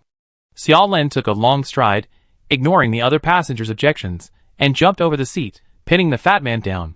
He twisted the man's hands behind his back, and with a flick of his wrist, the seat's safety buckle transformed into handcuffs, gripping the fat man's hands tightly on either side. What does this mean? Are you a sheriff? Arresting people without reason? A commotion erupted in the carriage. Bang! A gunshot rang out. The first shot was blank, and people in every row of the first-class carriage stood up, raising their photon guns in stun mode, for maintaining order. Don't move. Baiyu was dumbfounded. No wonder the first-class carriage was packed. It was all taken over by Xiao Lin's bodyguards. What a grand display. What was there for her to do? She leaned back, took a handful of sunflower seeds from her pocket, and began to eat them one by one. The fat man turned his head, grinning smugly. Too late. You think I'm really fat? The next instant, the fat man's belly ripped open in half, the edges smooth, without a drop of blood. It was bionic skin, revealing the dark arrow magazine inside, and even more alarmingly, it was empty. Where had the arrows gone? The sound of arrows piercing the air came from the front of the carriage. Baiyu's brow twitched, and she instinctively looked up, just in time to see something flash through the air, heading straight for the approaching safety officer. Before the safety officer could react, a burst of blood bloomed between his brows, piercing through his skull, and he fell forward. Baiyu then realized that these were diamond arrows, specifically designed to target Xiao Lin's metal-based superpower. The second arrow twisted its angle in midair, gliding rapidly with a barely audible hum, moving with effortless grace. In the blink of an eye, it pierced through 2 rows of seats, striking the power supply box. The carriage was plunged into complete darkness. The aisle was too narrow, and the space between the seats didn't allow for much movement to avoid it. Although Xiao Lin's bodyguards were well trained, they hadn't anticipated that the chubby man was a high-risk individual who had used a bionic skeleton to evade security checks. The third, fourth, and fifth arrows followed in quick succession, each one piercing a bodyguard's head or chest with pinpoint accuracy. Each arrow seemed to have calculated the bodyguard's reaction directions in advance, specifically targeting their weaknesses. Blood began to splatter. The arrows weren't large, and the wounds after piercing were inconspicuous, yet they were precise and fatal, knocking them down instantly. "Murder! Murder!" someone shouted. "Run! Run or we all be killed!" The entire carriage resembled a battlefield. Xiao Lin pulled aside a passenger who hadn't yet reacted, pressing him down under his seat, signaling him to crouch. The sixth arrow hurtled towards him, aimed directly at his brow. A high-frequency piercing arrow, made of diamond. "Killing me, and spending so much money like this? Where will I get money for a coffin after I die?" Xiao Lin slowly uttered a single word. The metal structure between the seats deformed instantly, rising up like a shield to protect him. But the arrow's momentum didn't diminish, and the surface of the metal shield cracked. Bai Yu leaped up, striking the path of the seventh diamond arrow with his palm, a disruptive wave of energy spreading out. The diamond arrow struck the wave, paused for a moment, and cracked with a series of snapping sounds, its path disrupted. Bai Yu used the momentum to kick the arrow away, sending it flying to an empty spot, where it slammed into the overhead luggage compartment with a thud. "How many times do you think you can hold them off?" The fat man panted, his flabby flesh no longer sagging, his muscles tightening, the handcuffs loosening and falling off. He became thinner and taller, and was pulled up on the spot. Chapter 27. Where's Xiao Lin? Is he dead? New muscles and bones wriggled, swelled, and contracted beneath the skin, making a sickeningly loud crackling sound. Visibility was poor, but the sound alone was nauseating. He swung his arms violently, his joints twisting and dislocating as if dislocated, but the next second, sharp spikes shot out with a whoosh, each cluster of metallic spikes covered in fine hairs. In the white light of the flashlight, his skin revealed black and yellow ring-like patterns. Could this be a new type of insect-infected being? What kind? I never seen anything like it. Bai Yu only glanced at him briefly, and before he turned around, she quickly turned off the wrist device's light. Her thumb, gripping the back of the chair, turned white. Her other 4 fingers were almost embedded in the foam, barely managing to keep her balance. The weightlessness made her heart race. The empty train was plummeting rapidly. Other passengers, what to do? The fat uncle's head snapped back, a sharp shriek, somewhere between an insect's chirp and a human voice, emanating from his throat. It made one's eardrums tighten instantly. Xiao Lin met the shrewd gaze with cold eyes, his arms outstretched. The metal strip connecting the seats snaked out, then suddenly tightened, enveloping the last diamond arrow, before transforming into streaks of silver light that descended from the sky. The insected seemed to sense the danger. With a high-pitched shriek, its joints suddenly split open, sprouting 6 insect-like limbs, which crawled swiftly along the vertical wall like a gecko. The spikes pierced the luggage rack, but it remained unharmed. The insected lunged into the air, and the entire carriage seemed to be affected by its movement, swaying to the left. Xiao Lin was thrown to the left by the impact. As his palm touched the ground, he instinctively pulled the metal back, transforming it into several sharp silver chains that coiled back towards the insectoid, trying to bind it. The mutated creature's speed far exceeded that of ordinary beings. It pushed off the seat with both legs, leaping forward with explosive force, its knees bending backward, propelling it nearly 3 meters. It crashed through the overhead luggage rack, tearing the metal plate apart with its edges curling up. Boom! The mutated creature was about to jump down. "I don't want to die." A passenger crouching with their head in their hands let out a desperate wail. Xiao Lin gritted his teeth, spread his fingers, and manipulated the metal plate to thin and extend it, making it as sharp as a blade, placing it between the mutated creature and the passenger, simultaneously restricting its forward lunge. A silver rope quickly coiled around it, finally binding it. Bai Yu seized the opportunity, leaping over using the back of the seat, pulling out a folding knife tucked into his thigh, and with a flick of his wrist, stabbed the mutated creature's fattest leg. This knife, intended for security checks, had been disguised as a decorative knife and wasn't even sharpened. A ready-made sharpener, though fallen to the ground, was right there. The cold light from Bai Yu's wristwatch shone on the thick blade. This spot. Xiao Lin. Stab it quickly. She glanced around. There were no other survivors in the front row. She lifted the passenger, hoisted him onto her shoulder, and quickly retreated. Xiaolin gritted her teeth.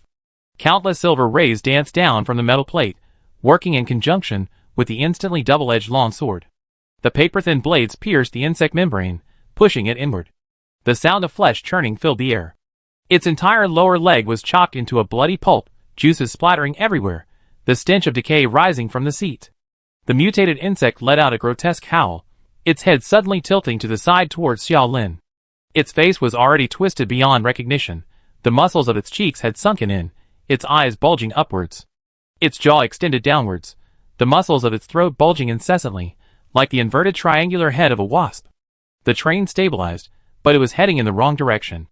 It was leaving Sector 8, the control room was in Carriage 0, and this was Carriage 1.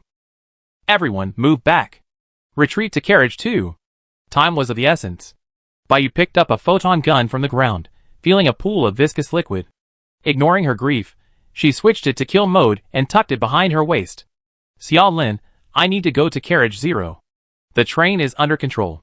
Understood. Xiaolin pushed a button downwards, and several photon guns flew up from the ground, hovering in midair. A unified click sounded, red lights flashed, and the next second they launched a fierce attack on the rapidly regenerating limbs of the insected beings. Under the cover fire, a surge of heat ran down her head, bullets barely grazed her scalp. There was no time to curse Xiaolin's terrible skills. Almost instinctively, Baiyu ducked, spotted a gap, and leaped between the limbs of the insected beings entrenched in the connection point. As she climbed into Carriage 0, a pungent, acrid smell of burning flesh assaulted her nostrils and stung her eyes. Grayish sparks and debris floated in the air. Half the ceiling had collapsed, exposing the load-bearing steel beams, which were bent and warped from the heat, slowly dripping molten metal droplets that sizzled against the glass control panel. No one was there. To be precise, no one was alive. At the control panel, the driver still wore the cross-shaped safety buckle on his chest, but his head drooped, his skin charred black. Baiyu reached out and checked his carotid artery. He had stopped breathing. The train was running smoothly, indicating it was in autopilot mode. Baiyu's gaze darkened. But where was the access ring that should have been on the driver's finger? The driver's finger bones had been burned off. There was nothing there. Looking for this? A soft, eerie sound came from behind. Before Baiyu could even draw his photon gun, a sudden burst of fire erupted from the left, the scorching heat carrying crimson insect silk that assaulted his face. Baiyu instinctively raised his arm to block, but the force of the impact sent him tumbling backward, his back slamming hard against the control panel, feeling as if his bones were about to break. What kind of new species was this culprit? Completely insectized, yet retaining human consciousness. At the tip of its tail was the access key ring. Its eyes were replaced by red dots of light, its torso swelled, and its body below the chest resembled an erupting volcano, churning crimson lava. It was scalding hot, the temperature was almost as intense as Punch Bear's flames. How did we fight it back then? Figure out the operating structure, find the fire core, and then dismantle it with our abilities. It's alright, just a touch, not hot at all, Baiyu muttered to herself, trying to bolster her spirits. She glanced up. This time the situation was better than at the boxing gym. There were tools. She stopped trying to mentally prepare herself, forcefully pulled down the suspended foam fire extinguisher, aimed it at her chest, and sprayed furiously. The high-pressure foam exploded with a bang the moment it touched the flames, temporarily blocking the heat wave. The insected roared, spewing burning insect silk from its mouth like whips. Baiyu nimbly rolled away, diverting the silk to the side. The heat didn't matter to her. She couldn't afford to damage the control panel. Luckily, she had prepared for today's mission. She had added a heat-insulating layer to her black training suit, and even the overhead steel felt hot. She drew her photon gun from behind her back and aimed it at the tip of the tail. The first shot went slightly below. After all, it was someone else's sights. The second shot, muzzle pointing upwards, severed the tail, blood and flesh splattering, the ring rolling to the ground. The worm silk was already close at hand. A slash to the left struck Baiyu's hand, causing her to wince in pain and force her to release the photon gun. Before the photon gun even hit the ground, it was deflected by the worm silk and flew several rows of seats away. Baiyu swung her right fist, her four protruding knuckles cracking. Undeterred by the burning worm silk, she pierced through the flames and aimed a punch at its head. Punch after punch, the scorching lava scorching her outer training uniform, revealing the silver heat-insulating material underneath. The blazing fire-based power radiated through her muscles. She found the fire core, right where its head and torso connected. She pressed her full weight down and delivered a flying kick. Taking advantage of its brief moment of paralysis, she ran over, picked up the photon gun, and without hesitation, frantically pulled the trigger at the fire core. Smoke billowed, and the worm-like creature lay still. Bayu picked up the ring and pressed it against the shattered glass of the control panel. The system emitted a faint confirmation sound, followed by a green flash. Recognition successful. She looked down at the control panel's linkage status. Part of it was burned, the automatic train switching had failed, and manual intervention was required. Can you do it? Xiao Lin's cold voice sounded from behind her. He seemed to have already dealt with the one in the first carriage. If not, I do it. You do it. Bayu gave way. Manual intervention? Xiao Lin didn't even blink, skillfully operating the controls, quickly activating emergency manual mode, and pushing down 3 red switches. Before Bayu could turn around, the flames illuminated half her face. The insected creature lunged out from behind the pilot's corpse. Its entire right arm burned into a molten, metallic state, moving with incredible speed, grazing past her ear. It's still not dead? Bayu cursed angrily, dodging the attack. High correction in progress. Xiao Lin, his back to her, felt a surge of heat wash over him, his fingertips trembling slightly. Hey, you have to cover me. Target course redirect nonsense. Which wire isn't working? Bayu stared at the exposed wires on the control panel. This. Xiao Lin pulled out a black wire and handed it over. No power right now. Bayu leaped up, skimming over the top, and slammed down from behind the insected creature, grabbing a section of its shoulder blade that wasn't fully infected, and plunging the black wire into its flesh. Power it on. Bayu gritted her teeth. I forgot to tell you, this suit of mine is not only heat resistant, it's also insulating. The current instantly pierced through that patch of flesh, the insected creature shuddered, sparks flew, and it burned into a pool of insect fluid. Xiao Lin gripped the control lever and pulled it upwards. The swaying, empty iron emitted a piercing metallic scraping sound, like a giant whale breaking through the waves of a storm. Xiao Lin made a silent vow. He had to get this aerial train to a safe landing. He stared at the altitude, 500 meters to go. Bayu pressed his earpiece, anxiously saying, Ares Military Academy's West Lawn, requesting an emergency landing. This was the 4th attempt to contact them. Finally, the call connected. Emergency landing approved. Xiao Lin's expression was grave. His left hand slowly pressed down on the control lever. 3 hydraulic shafts extended simultaneously. When less than 100 meters from the ground, the levitation system completely stopped. Seizing the opportunity, he yanked the brake valve. The front of the train touched the ground, and the final safety procedure activated. Emergency shock absorption device activated. Several columns of air sprayed from under the train, hitting the newly planted lawn and kicking up layers of dust. The surrounding school buildings were cordoned off, and several medical hovercraft were on standby. A few seconds later, the train landed safely, and the aerial train doors popped open. Quick! A passenger has fainted. In the driver's cab, a video call request popped up on her wrist phone. Bayu glanced at Xiao Lin. Driving is all right. She jumped off the train and answered. Chao Lu, Bayu. Are you all right? Zhou Xiaiku, where's Xiao Lin? Is she dead? Xiao Lin had arrived unnoticed, walking behind Bayu, pretending to pass by, deliberately appearing in the viewfinder. He looked up, stared at Zhou Xiaiku, and uttered 2 words. Not yet. Chapter 28. Half an hour later, the lockdown was lifted. A mechanical voice came over the loudspeaker. All candidates, assemble at the Ease training ground. Countdown, 90 seconds. Bayu squinted, buttoning the top button of her dark green uniform. This uniform was issued by Ares Military Academy. Even if she failed the exam, she could take it home as a souvenir. Bayu wasn't worried about failing the exam right now. Her gaze was fixed on Xiao Lin, who stood alone with his hands in his pockets. She was worried about his life. There were no bodyguards accompanying him, and no sign of reinforcements.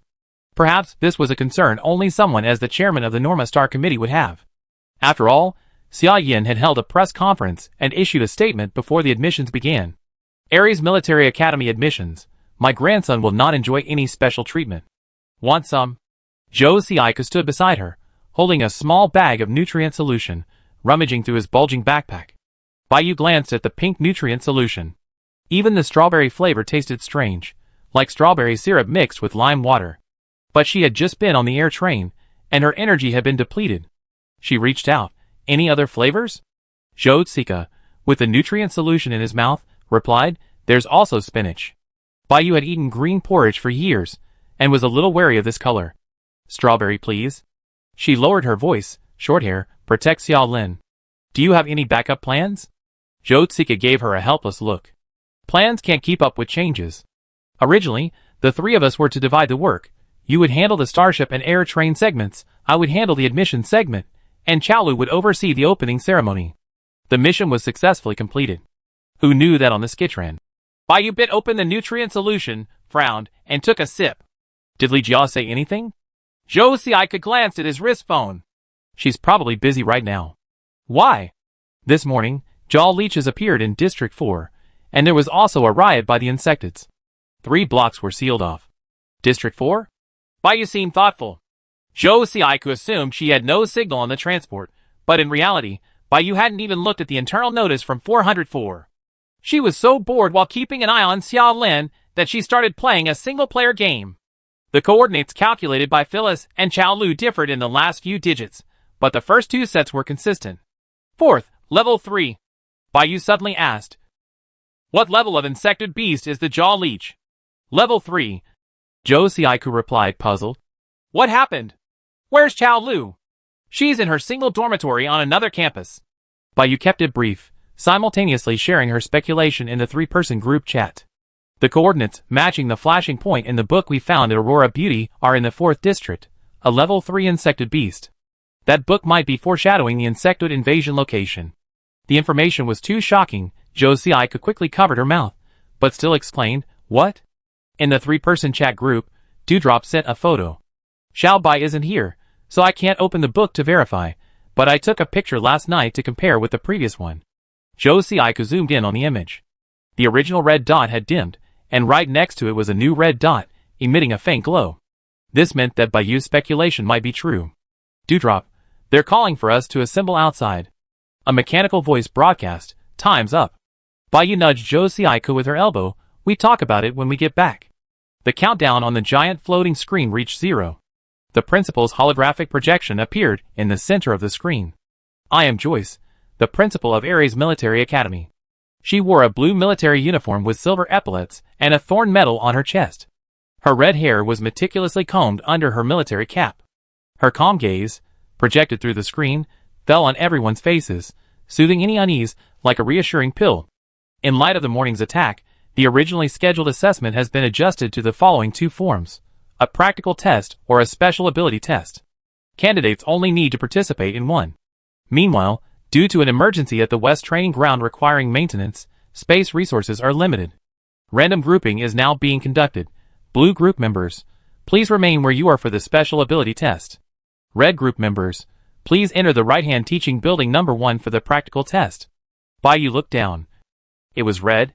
Zhou Zika raised his wrist phone. Me too. To be fair, the whole thing will be live-streamed. His calm, steady voice reached everyone's ears. What about Xiao Lin? Baiyu and Zhou Zika followed the crowd towards the teaching building, glancing back out of the corner of their eyes. Zhou Zika pointed to his right. He's in the red group too. His tone was slightly gloating. The practical test was clearly more difficult. But what did that have to do with admission without examination? Only 20% of the candidates were assigned to the red group, and they all looked dejected as they entered teaching building number 1 in the East District.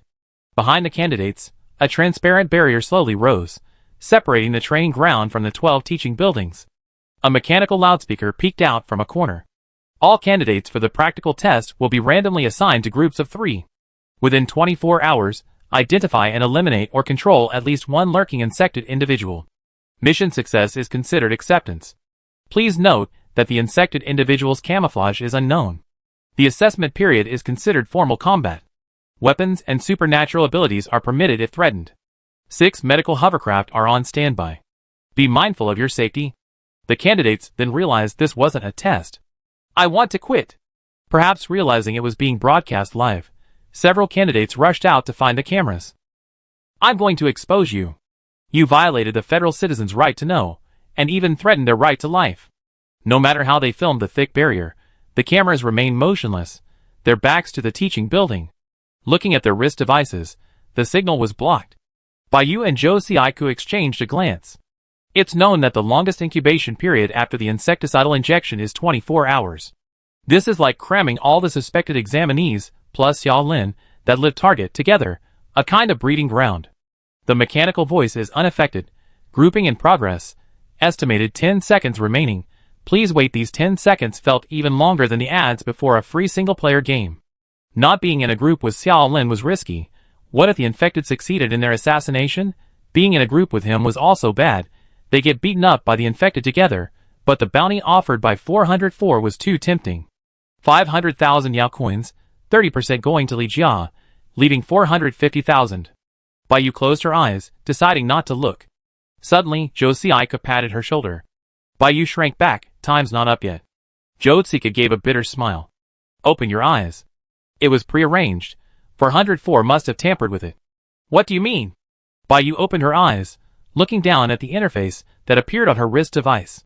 Your teammates are Zhou Ziaike, Xiao Lin. A hand reached between them, nails trimmed into a perfectly rounded shape. Following the hand upwards, a sharp face, thin single eyelids, and upturned eyes gave Bai Yu a bad first impression. She felt he looked at everyone with a harsh gaze. Want to shake hands, Bai Yu?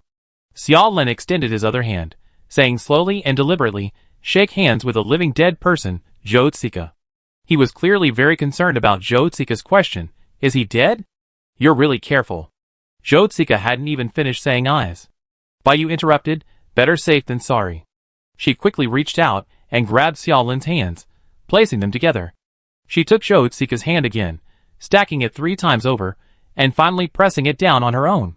Bai Yu looked at Zhou Ziaike, short hair, past events, all fleeting. After these 24 hours, let the fleeting memories return, okay?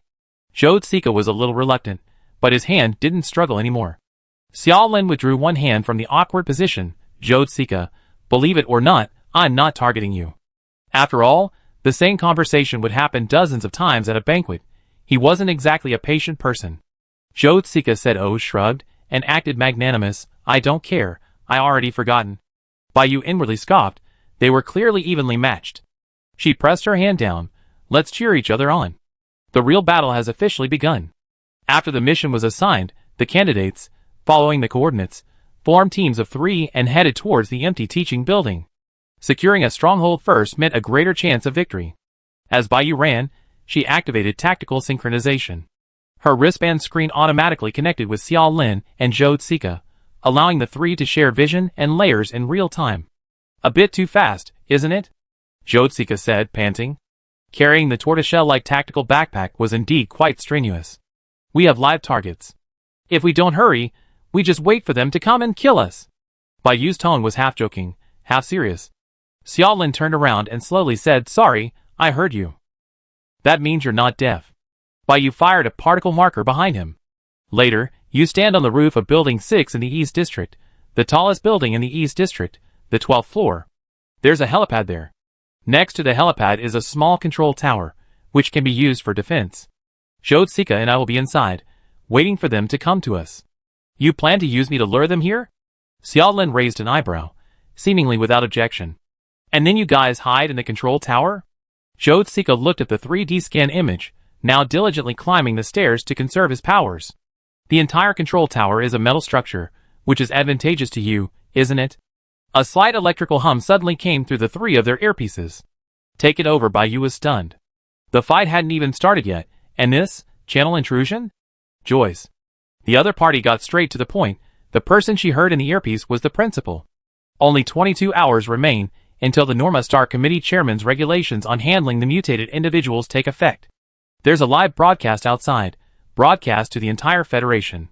I must be present the entire time. To avoid public panic, we can only implement zone measures to protect the majority. As compensation, after 24 hours, non-infected individuals in the teaching building will be specially admitted. Besides you, each group will have 1 war zone reserve. Don't let a single infected person escape, and don't harm any citizen taking the exam. Joyce paused in the earpiece. If the situation gets out of control, the barrier will open. The mutated individuals attacking the examinees would have unimaginable consequences. In the bustling eastern training ground, Joyce watched the 3 people under the monitor. Bai Yu, Zhou Ziaike, had performed exceptionally well in the 7th District's combat, had an internal document recommending her, and her personal approval was granted her admission without examination. The rooftop of Building 6 in the East District is a good location. Chapter 29. Rooftop of Building 6, East District.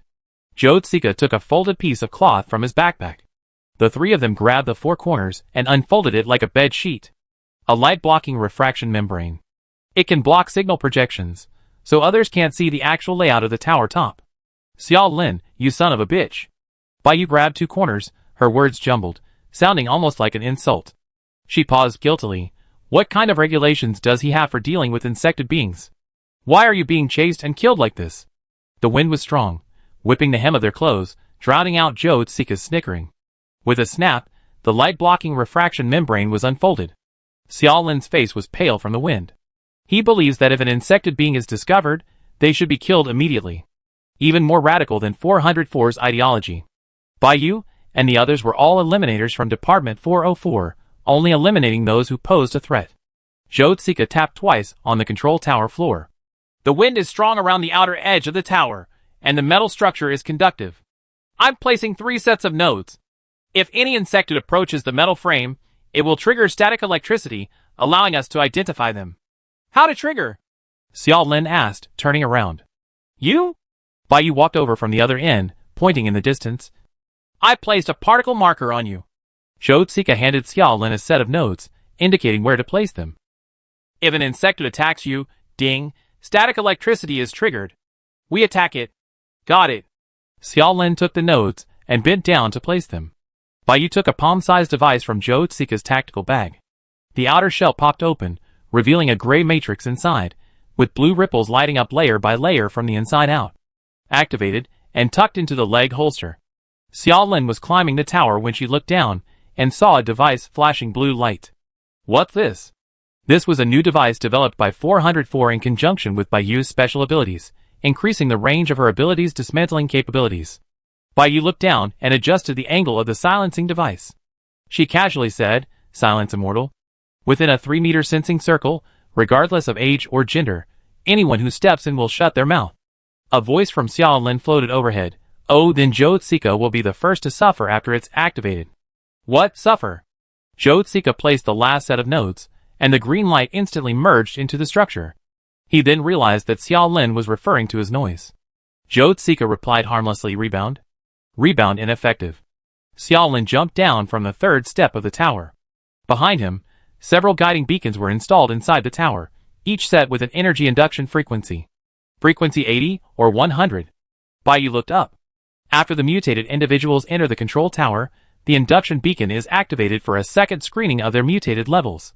80 for level 1 and above, and 100 for level 2 and above.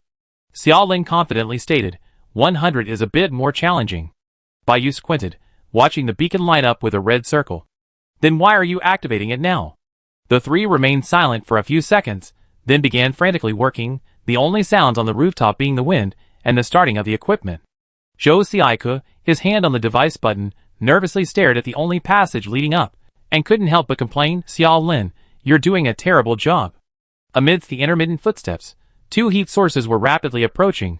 The wristband showed that one of them had fluctuating body temperature. The iron ladder clattered as 2 young men, resembling examinees, climbed onto the rooftop. Sorry, I think I went the wrong way. One of them explained hastily, his eyes fixed on Xiao Lin. Yu looked down at him. Where's the other person in your group? Zhou Xiaiku's voice came through the earpiece. It triggered static electricity. The one in front is about to turn into an insect. The one behind answered Yu, we got separated. Help us, there's strength in numbers. Yu's eyes instantly turned cold. Joyce had said that each group had 1 reserve soldier. Xiao Lin turned around, one hand in his pocket.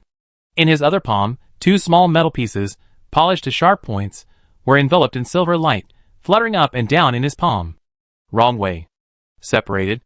Lame excuse. No signal here, poor lighting, map malfunction. Tell me, how did you get up here? As he spoke, the 2 men opposite him exchanged a glance. The next second, the right arm of the person on the right suddenly deformed, skin ripped open, and limbs sprang out, lashing towards Xiao Lin's nape. This is no more acting. Insected confirmed. Yu pressed down on his leg. Click. Activation Guanine Immortal activated within the sensory circle, following the pathway of the insected's ability, attempting to dismantle it. Invisible ripples spread out, a fine net of light extending to the insectid's feet. Disrupted, the insectid stumbled and fell like a bison on ice. The insectid, its right arm already deformed, stiffened. Its limbs, however, seemed to have struck an invisible wall of air, rendered useless. Bayou spread his left hand, expanding the range of his abilities, dismantling, and following his senses, his gaze settled on a soft armor patch on the insectid's chest. Thanks to Guanine the Immortal, the insectid's abilities were partially dismantled and visualized by her, appearing on her retina. Level 1. In the process of limb proliferation, it will grow more limbs. If it dies, it won't. Xiao Lin swiftly swept her hand, sending a metal shard flying and striking the insectid's right elbow joint. Bang! Piercing through the hard insect shell, the insectid staggered back half a step, and Xiao Lin had already moved in front of it. He pulled sharply with both hands, and the two sharp metal shards on his palms suddenly lengthened into thin metal wires, neatly wrapping around the insectid's right arm. A flash of silver light, and it twisted left and right. The metal wires cut upwards from the joint, severing the insectid's right arm. The right arm was severed at the root, splattering viscous black liquid. The insectid screamed. Xiao Lin's eyes were chilling. You wanted to kill me? Keep going. He pressed his advantage, clasping his hands together. The steel bars within the ceiling layer, separated by cement, converged, arching forward and twisting upwards, bursting from the ground to become chains that coiled around the rapidly transforming insectid legs. Chains climbed up the insectid's body, controlling each joint, prying it down until the insectid knelt in an apologetic posture. Thump, thump, he cowed out repeatedly. Apologize. There won't be another chance. Just as Xiao Lin was breaking the insectid's joints one by one, the second insectid moved. With a whoosh, he practically slid along the ground, silently bypassing the light-blocking membrane, and lunged at Zhou Xiaiku from behind. Buzz cut! Watch out behind you! Bayou shouted, running frantically. I heard you! Zhou Xiaiku stood at the edge of the light-blocking membrane, his feet not moving, casually grabbing at it. The wind's coming. A whirlwind had already formed beneath Zhou Xiaiku's feet, layers of air current swirling behind him. He raised a finger, and a wind blade slashed out diagonally, directly striking the second insectid. The second insectid's back split open, and a pair of transparent wings rapidly unfolded within the whirlwind. It jerked its head to the side, dodging the frontal attack, nearly being overturned by the pressure from the aftershock. However, it reacted extremely quickly, pushing off with its feet, creating its own whirlwind, and correcting its direction. Before the insectid serum injection, he was already a wind-type ability user. Bayou's pupils contracted. The insectid transformation combined with his original ability gave him speed comparable to a small aircraft. Just as he was about to burst out of the tower and escape the wind field's control, a gleaming silver metallic thread extended from the tower, horizontally suspended in midair. Xiao Lin placed his hand on the tower platform, and between his fingers, densely packed metallic threads climbed upwards along the metal platform. Soon, a nearly imperceptible net of silk descended upon the insectid. Get back here. The metal wire tightened instantly, enveloping the insected creature and pulling it downwards with a sharp jerk. The insected creature tumbled and plummeted, crashing heavily to the ground. He was writhing in agony, his wings trembling as he desperately struggled to break free. Just as he was about to spring back up, Zhou Xiaiku arrived. The air pressure at the top of the tower plummeted, a powerful wall of wind, like a mountain crashing down, shoving the insected creature into the ground. Get down. The insected creature didn't even have time to utter a sound before losing consciousness. Xiao Lin's fingertips tightened, the metal wire binding the insected creature's waist and abdomen like vines, then suddenly tightening, severing it at the waist. The sound of bones cracking echoed in the wind, but his grip didn't loosen, even though the insected creature was dead. The silver wire still trembled in the air. They were here this morning. Xiao Lin didn't mention who they were. But Bayou and Zhou Xiaiku both knew. This morning, those innocent people on the skitch ran. Zhou Xiaiku took a few steps closer and patted him on the shoulder. My condolences. A gust of wind blew, and Bayou's hair, which hung by her ear, fluttered. Only 18 hours left. Xiao Lin didn't speak, his silver hair subtly retracting from his fingers, which he had pinched into a round piece of metal, returning to his palm. Zhou Xiaiku sat down against the tower, wiping the sweat from his brow. When he just grew wings, it startled me, Zhou Xiaiku said, pulling out a beacon from behind his back. Xiao Lin, if you used up yours, I have plenty more. Set all the frequencies to 10,000. Bayou laughed. If the frequencies are really set to that, we have to filter out the queen insect. The tense atmosphere eased. After a long silence, Xiaolin spoke, just a legend. Baiyu sat cross-legged, loosening his numb leg bindings. Power off, this new device consumes a lot of power, so we won't use it for now. The tower top returned to calm for the time being. The three of them sat around the base of the tower, chatting idly as they organized their equipment. When is the next wave coming? Jotsika asked.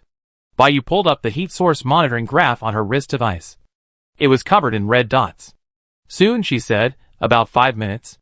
Baiyu turned off her wrist device, stood up, pulled out a folding knife from her back, and swung it around.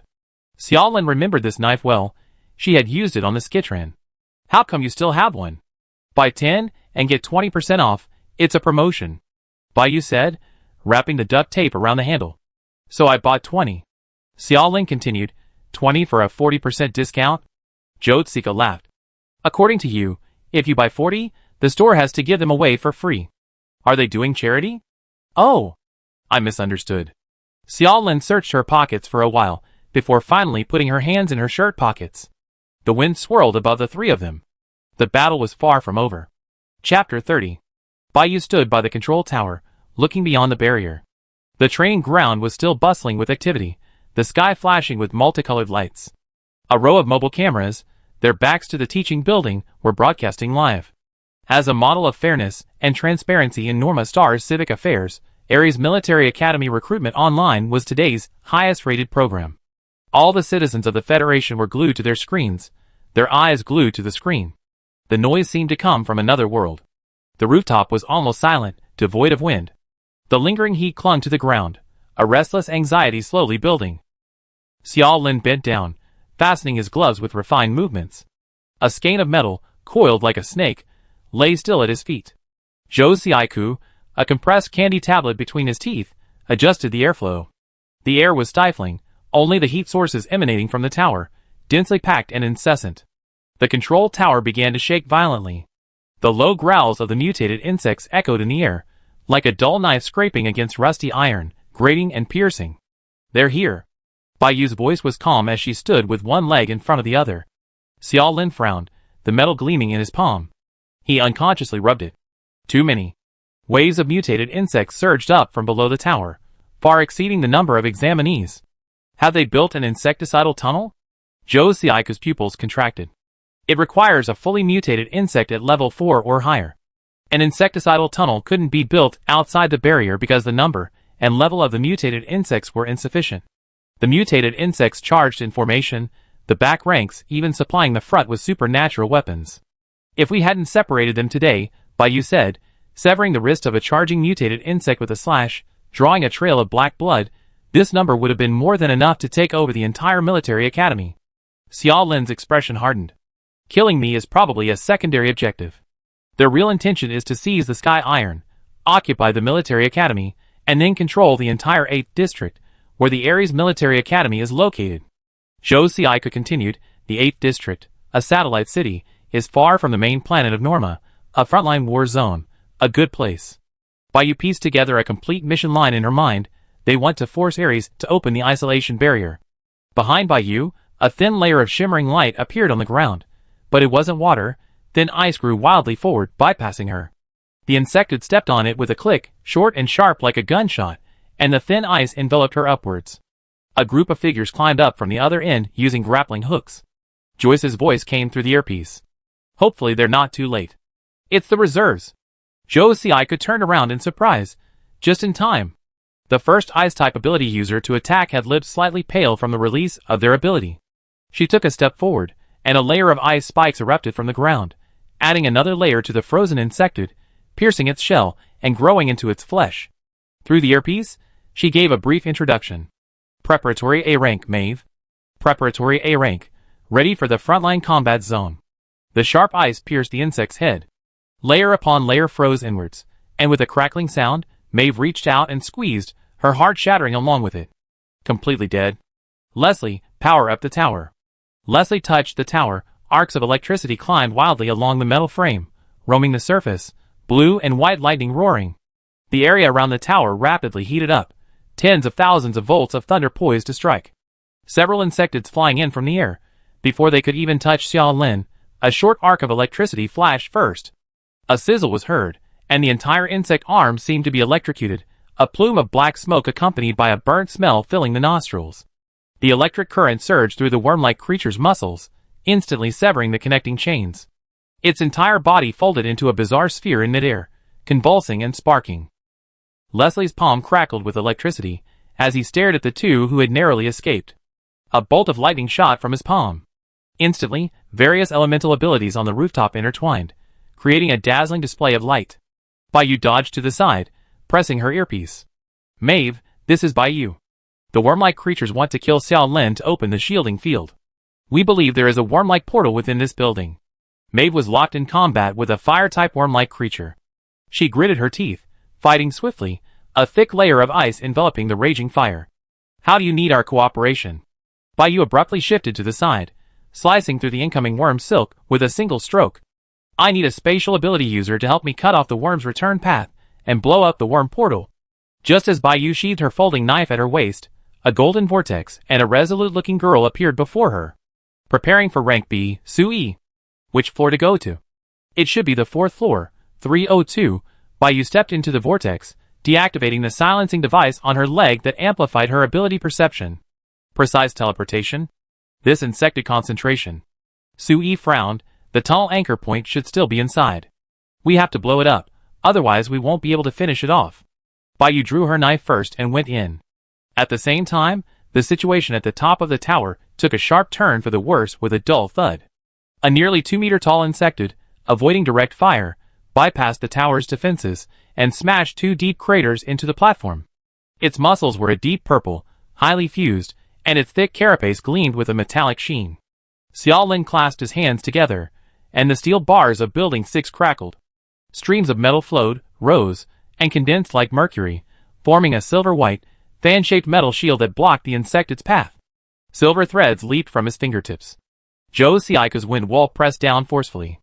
Maeve recognized the face, the defector, the genius boy from her class. Damn it, it's Tianjue. Before his transformation, he was already a level 4 ability user. Her face instantly turned deathly pale. Not only because the highest ranking ability user present was level 3, but also because Tianjue's ability amplified the insected transformation.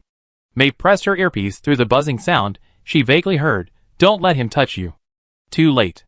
Tianjue flashed, as if anticipating her movements, precisely cutting into the gap in the wind wall, grabbing the silver threads, pulling them forcefully towards himself, and seizing Xiao Lin's wrist.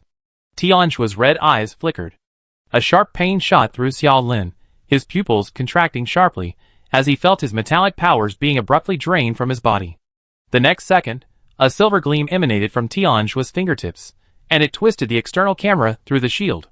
It gripped Xiao Lin's neck tightly, smiled mockingly, and stared at the camera. Joyce. I know you're watching. Lie the choice for Xia Yin. Open the shield, and let the innocent examinee die, or let your precious grandson die. The long-range wind blades couldn't penetrate it, so Zhou Xiaika had to risk closing the distance, flying in from the air. Xiao Lin's face flushed crimson. He yelled at Zhou Xiaika, it absorbs powers. Get away from me.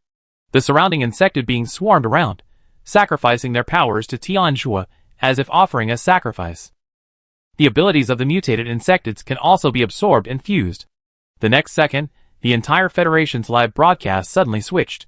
Above the control tower, a massive mutated insectoid gripped Xiao Lin by the neck, lifting him midair, standing at the edge. Open the barrier immediately, or else. The depths of the passage were filled with a damp, putrid stench. A figure lunged out. The mutated insectoid broke free from the insected cracks, its limbs twisting and turning, its joints dislocated, its body covered in semi-congealed insect fluid. Baiyu leaped out like lightning, her blade sweeping across the ground. Crack! The blade sliced into the mutated insectoid's leg joint, black blood splattering. Baiyu reversed her grip, transforming her folding knife into a short blade, passing it through the gap in the insected arm under its armpit, and plunging it into its jaw. The sound of bone shattering was exceptionally clear. The mutated insectoid roared, its mandibles flaring outwards, spewing out a glob of corrosive liquid. A golden vortex appeared just in time, and Sui, with Baiyu, flashed to the other side of the mutated insectoid. Baiyu drew her sword, slashed at a joint, and kicked it in the back of the knee, flipping it over. She then straddled its back, kneeling down and pressing down on its thrashing neck, thrusting her sword downwards, the tip shattering the insect's core. The insectid finally fell silent, convulsing into a pool of sticky, mangled flesh. Baiyu wiped the blood from her cheek. Let's go! They hacked their way through, reaching the core of the passage. The insectid vibrated violently, like a pulse. The explosives couldn't be secured.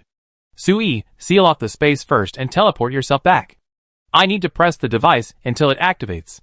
5 seconds countdown. If possible, in the last 0.2 seconds, teleport me back to the top floor. As she spoke, Baiyu pulled 4 sonic devices from her bag. Their high-frequency resonance was enough to trigger the insectid's self-destruction. What if I can't do it? Sui raised her hand, sealing off the space, her voice trembling slightly. Baiyu nodded to her. I believe you can do it. Seeing that she had sealed off the space, Baiyu said, I'm starting the timer now. See you in 4.8 seconds. Sui disappeared into the passage. Baiyu pressed the device. The insecticidal vibrations grew stronger, but she could only hear her own heartbeat. Anyway, she already died once. It's not a big deal. 004 Sui was on the rooftop, golden energy surging violently in her hand. Space collapsed, displaced, and closed. Boom! With a deafening roar, the entire insecticidal passage disintegrated. Baiyu's eardrums were congested. She couldn't hear anything, but she crashed onto the rough artificial turf. It came back. Baiyu used her folding knife to prop herself up, squinting, and saw Xiao Lin being choked by the insected being. Zhou Ziai lay on the ground, his face covered in blood, clutching his chest. Baiyu, don't touch him. But Baiyu couldn't hear anything now. Only the deafening roar of blood echoed deep in her ears.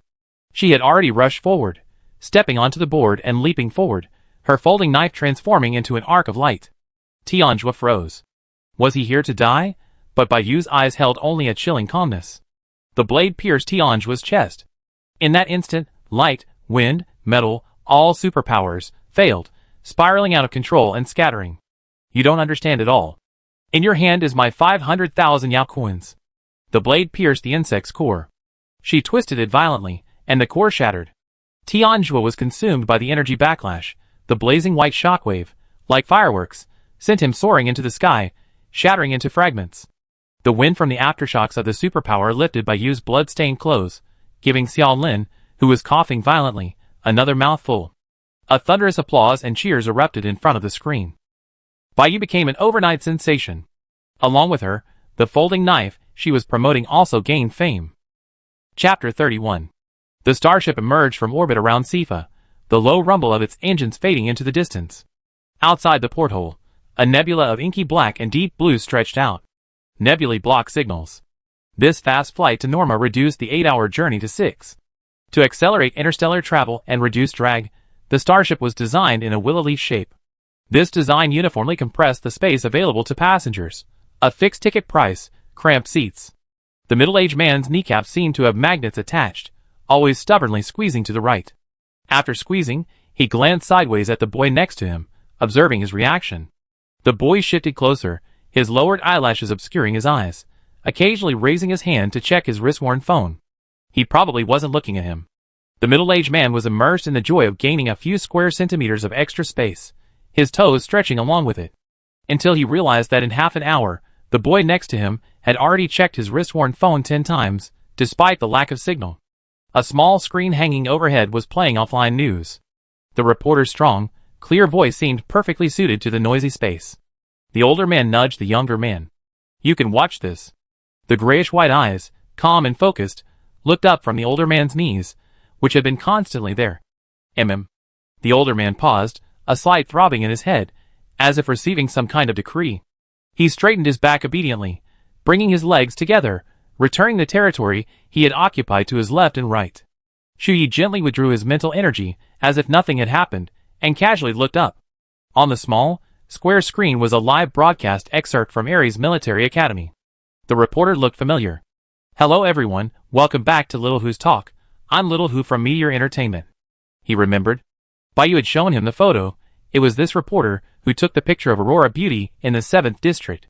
As of today, all 4 military academies have completed their enrollment.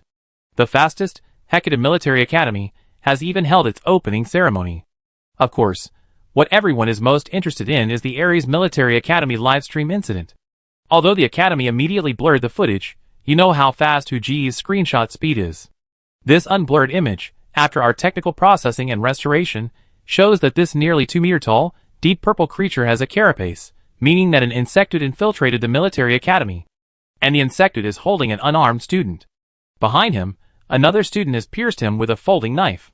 According to the official statement from Ares Military Academy, the injured student has been sent to the hospital. The camera cuts to an excerpt of Principal Joyce's speech.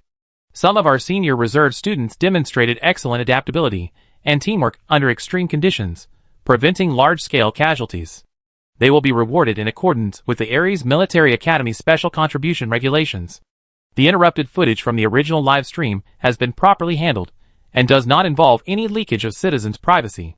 An investigation into the source of the external harassment has been launched in conjunction with the Special Investigation Bureau, and further developments will be announced in due course. Shuyi glanced at his wrist phone. The chat interface remained on the screen before he boarded the starship. Shuyi, I saw the news about Ares Military Academy.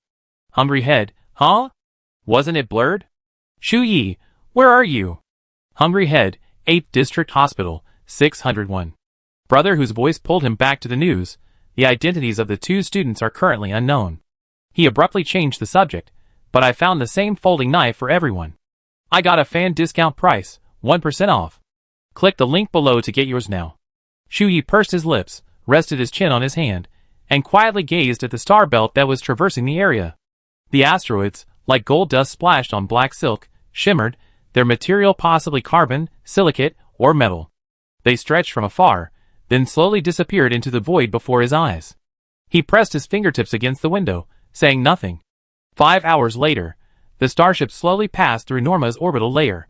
An announcement came over the loudspeaker, a gentle voice. Dear passengers, welcome to Norma's 8th district. The temperature is 20 degrees Celsius, the city's atmosphere is clear, and the current time is 9 a.m. Have a pleasant journey. The hatch opened fully, and passengers stood up to collect their luggage. Shuyi had arrived in a hurry, carrying only a cross-body bag. He quickly weaved through the crowd, wearing a Hecata Military Academy uniform, his black jacket open, the hem billowing in the wind. Shy, I have some business in District 8. If it's convenient, I'd like to visit you at the hospital.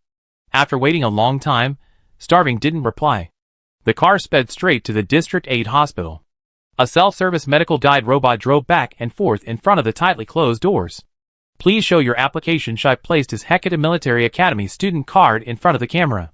Beep, a red light began facial recognition. Please select a reason. Shy entered Jodsika's name and, without hesitation, selected visiting a friend. Visit request sent to Jodsika. The other party has agreed. The hospital's tightly locked doors opened a crack, and Shy stepped inside. Standing at the door of room 601, the door was ajar. A gust of wind blew, and the door opened wider. From inside came Jodsika's lazy voice. This gust of wind blew you here, come in quickly. Shuyi went in, gently closed the door, and skillfully picked up the medical record at the foot of the bed to flip through it. Fracture of the 4th anterior rib on the left side. Jodsika leaned against the bed, like he was wearing a posture corrector, his upper body wrapped in braces. He stiffened his neck, bit the strawberry-flavored nutrient solution, and glanced at the golden school badge on Shuya's chest. Hecata Military Academy, ranked first in the Federation's overall strength. If it weren't so far away, and he couldn't go home on weekends, Jodsika would definitely have filled his college application form with its name. Kate, you got beaten up. Did you finish your opening ceremony? Shuyi stood beside Jodsika's bed, took out a bunch of special medicines from Cepha Star from his bag, neatly arranged them on the bedside table, and didn't mention his speech, only that he had slipped away before the start of each paragraph. He glanced at the other hospital beds separated by a curtain. Why you didn't reply to the message? Shuyi asked Jodsika softly. Is she awake? Go find him. He was just unconscious, but he should be awake now. Jodsika pursed his lips and lowered his voice, but all the news outlets are showing him unflattering photos. After seeing them, he fainted again. Is he badly injured? Shuyi only heard the words unconscious, and couldn't help but frown. With a whoosh, the thick curtain separating them was pulled open. Jodsika. I'm not deaf. Do you think I can't hear you whispering bad things about me? Blurred like that, who can recognize that I was choked? Xiaolin's neck was wrapped in several bandages, and the right side was immobilized in a cast, especially her wrist, which was reinforced with several layers. Jodsika grinned. Sorry, my discerning eyes recognized me. Ha ha ha. Who are you? Xu Yi looked puzzled. Xiao Lin exclaimed, "Ah, you never watch the news?" "I rarely." Xu Yi spoke honestly. He hadn't had a chance to watch while locked in the lab, and after regaining his freedom, he seemed less concerned about other people's affairs. If it weren't for Zhou Zika and by you taking exams, he wouldn't have cared about yesterday's news. Zhou Zika coughed and introduced Xu Yi. "Xiao Lin, that's the Federation star. They vote for 5 every year." He stiffly turned his upper body to face Xiao Lin. "This is Xu Yi, Commander Xu Rongs. Nice to meet you." Xu Yi interrupted Zhou Zika's introduction, nodding at Xiao Lin across the distance, but couldn't hide the urgency in his voice. "What about Baiyu?" Zhou Zika thought for a moment. "You have to ask Chao Lu. Baiyu just left an hour ago." Xu Yi's wrist phone vibrated slightly. "Hungry head, I went to the airport to pick up Chao Lu.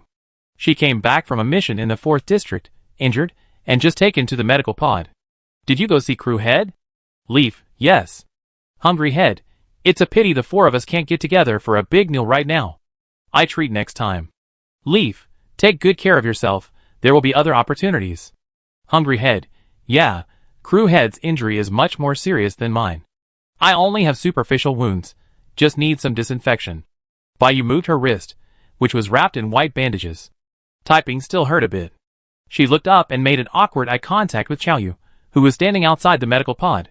She then took a few steps into the corridor. Xu Yi replied with okay, and got up to walk out of the ward.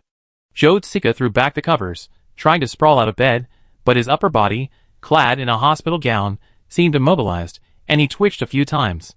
Xiao Lin, unable to bear the sight, got out of bed and gave Zhou Zika a push. Just then, Xu Yi heard the noise, turned around, and helped him up, the two of them supporting Zhou Zika on either side. "Zhou Zika, leaving so soon? Are you rushing to catch the starship?" Xu Yi nodded. "Subtracting travel time, I should have about 2 hours left. I just received a notification that Hecate's freshman training camp is about to begin." Zhou Zika raised an eyebrow. "So early? Your school is too competitive. But I can understand. The prize money for this year's 4 Schools League has reached a new high." Xiao Lin frowned, somewhat sarcastically, "Starting to prepare for the 4 Schools League as soon as you enter university? Too late. Why don't you start preparing from birth?"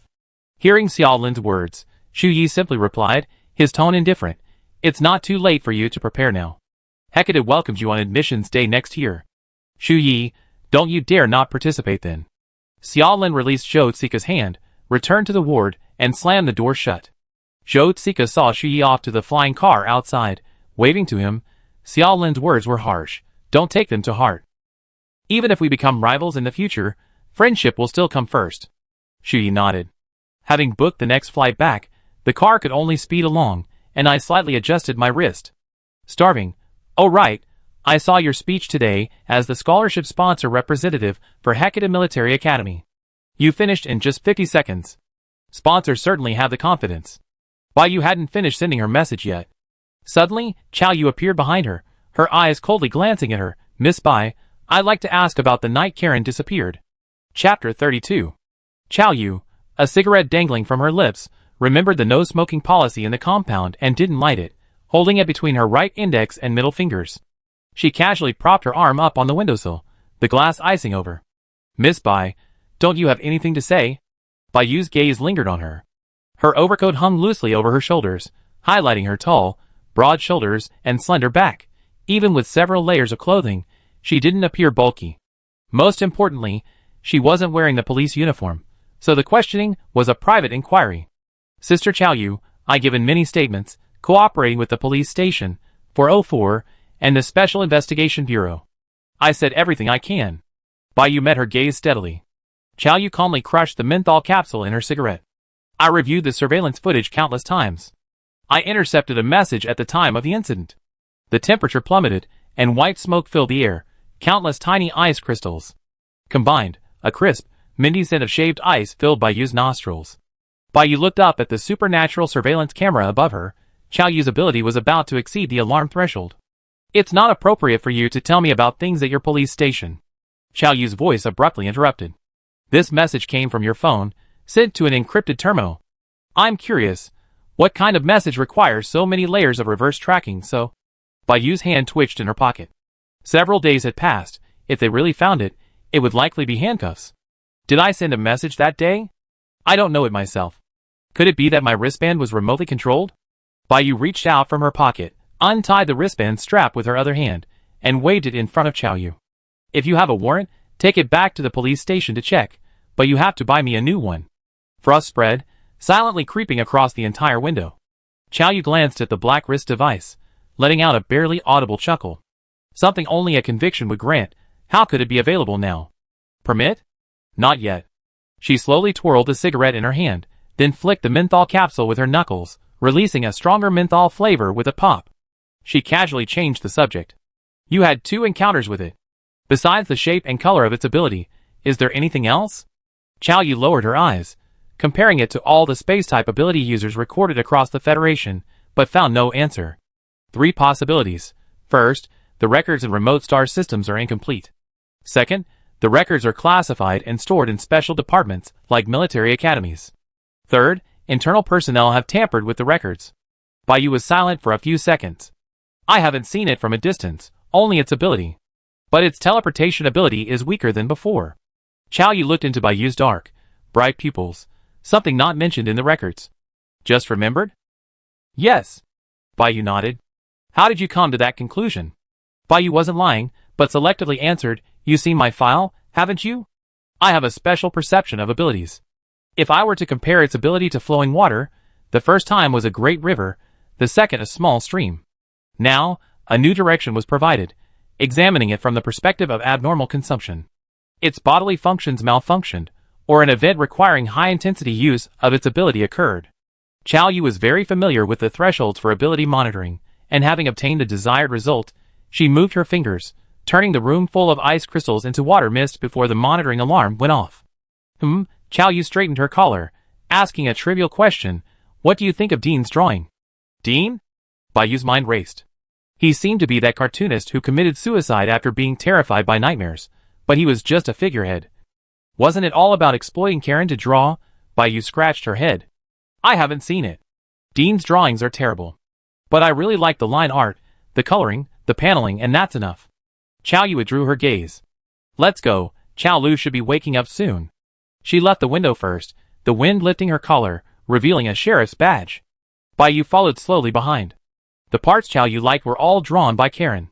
So, today's questioning, rather than finding clues, was more like. Baiyu shook her head. She was overthinking it. Under the dim blue light, the two seemed to be underwater, silent, only 2 shadows standing on either side of each other in the waiting area in front of the cabin. Rows of 4 bags hung upside down, below which were medical pods, and Qiao Lu's corresponding countdown timer. 0:31. She woke up immediately. Are you going in to check on her? Baiyu asked. She doesn't like having me next to her when she wakes up after being injured, Qiao Yu said casually. It put pressure on her. Qiao Yu casually unwrapped a mint and handed it to Baiyu. Please keep today's conversation a secret from Qiao Lu. Now, remember to tell her I came to see her. 30 seconds later, a soft beep sounded, the green light indicating stable physiological parameters illuminated, and the semi-transparent cover of the medical pod rose. Qiao Lu's eyelashes fluttered, and her eyelids lifted a sliver of light. Xiao Bai, are you still here? Your sister just came by. Baiyu stood at the head of her bed, stepping aside to make way. The doctor came over and adjusted the parameter panel. Are there still any areas of pain? Qiao Lu tried moving her arm, pulling on the sutures attached to the back of her neck. It felt numb. No, but a little numb. The doctor frowned, came over to check the sutures. It's not a big problem. It's probably just that I moved it a little. The connection shifted, causing a short circuit. Get up when the pain is gone, you can be discharged. So soon? Qiao Lu grabbed the wall of the treatment pod and climbed out. Baiyu went around to the other side, extending her arm for her to lean on.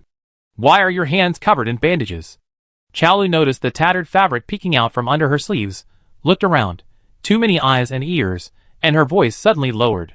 Baiyu pursed her lips. Going back to school first? Sector 4.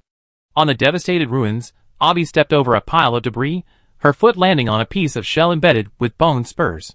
The sharp sensation through her boot made her face contort. But there was a small team behind her. Taking off her shoes now would be undignified. Actually, no one cared. His squad members had already dispersed, each operating shoulder-mounted equipment and handheld tools, working diligently. The robotic arm hummed, extending a cutting saw to slice through the mangled insect carcass on the ground.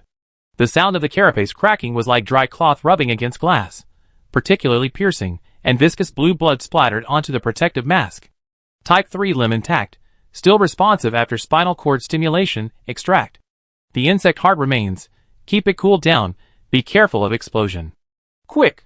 Where's the liquid nitrogen tank? The insect blood storage temperature must be kept below -150 degrees Celsius. Everyone watched carefully. The insect corpses after the Great Battle were excellent resources and weapons for the resistance. The usable parts had to be taken away before the Federation's extermination personnel could treat them with strong acid. A scattering of limbs, more or less, like Abby's pierced foot. Who would care? Abby's squad had cut off the most insect armor. After composite modifications, the insect armor could be used as tactical armor, projectiles, and even embedded in the human body for localized enhancement. With luck, they might find an unburnt insect brain core. It stores fragments of consciousness. The quantum computer could attempt to synchronize with it, predicting the swarm's migration path. Rather than pinning their hopes on the few remaining insect brains, they focused on the Grey Ring, an organization composed of devout Zerg followers. They sacrificed themselves to resurrect the heart, summoning the Zerg to descend. The Grey Ring provided the summoners. The military paid for the eradication. The resistance lay idly by, profiting. Abby pressed his earpiece, urging, 2 minutes left. He recalled his only recent failure, in Sector 7. Abby clenched his fist. To avoid suspicion, they lived like rats, hiding in a residential building opposite Aurora Beauty Salon for over a month. As a result, the experimental insectoid, Xiao Feng, was used as an expendable resource before completing the experiment. Zhang Shun was taken away by the Special Investigations Bureau, and, most infuriatingly, the federal military actually used a small nuclear bomb to destroy the Level 4 insectoid's heart regeneration form. What a waste! Abby, let's prepare to evacuate early. A short, thin boy appeared beside him without warning, a scar slightly darker than his skin tone on his brow bone. You still have the energy to teleport? Abby scratched the boy's head, his thick, afro-like hair feeling like steel wool. Eugene, you went to all the trouble to send such a large group of insectoids to Ares, and they all died. Following D is a dead end. You better come with me from now on. Eugene shook off Abby's hand, his tone mournful. D can mind control me. When I'm under his control, I'm unconscious. It's just that his unlimited teleportation consumes too much energy. I still can't lift my left hand. Speaking of the tyrannical D, Abby also had a lot to complain about. I'm on the same level as D. He shouldn't have the right to order me around. When we went to Cloudwall to find the list, he insisted I'd taken a strange ability user. Abby looked at the trembling black vortex before her. I can't get the Special Investigations Bureau's list of psychic ability user test subjects, and neither can he. Let's see how he explains messing up Ares Military Academy this time. Eugene sighed. How do you know it messed up? The lab's new research drug was used on that Level 4 insected user. His life essence has greatly increased. Abby curled her lip. Heh, he's lucky. The team stepped neatly into the black vortex, and the next moment, they arrived at the nearest laboratory. Abby crossed her arms and looked inside. The blood of the parasites is extracted, the protein chains are filtered, the parasitic tissue is separated, and after processing, it is injected into volunteers or prisoners who have just entered the tissue. High concentrations of energy isopeptides stimulate the nervous system. There is a certain probability of transformation into a parasite-mutated individual. Eugene, sweating profusely, sat in front of the lab door. What's the Grey Ring been up to lately? When's the next retrieval? Abby stroked her chin. My informant said the Grey Ring lost something, and is searching for it through bloodstains. It ended up at Ares Military Academy, so we sent people there. Eugene simply lay down on the ground.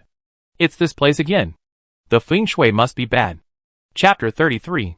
Ares Military Academy is located in District 8, almost occupying the entire satellite city.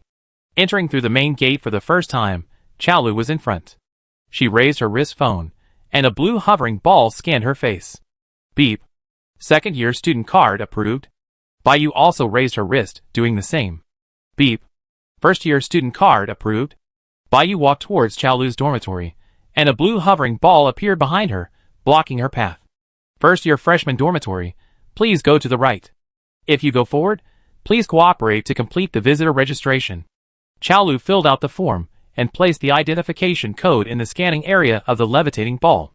Seeing the ball move away automatically, she said, Okay, this way? I haven't been back for 2 days. and forgot to fill it out beforehand. Chalu pointed to the air.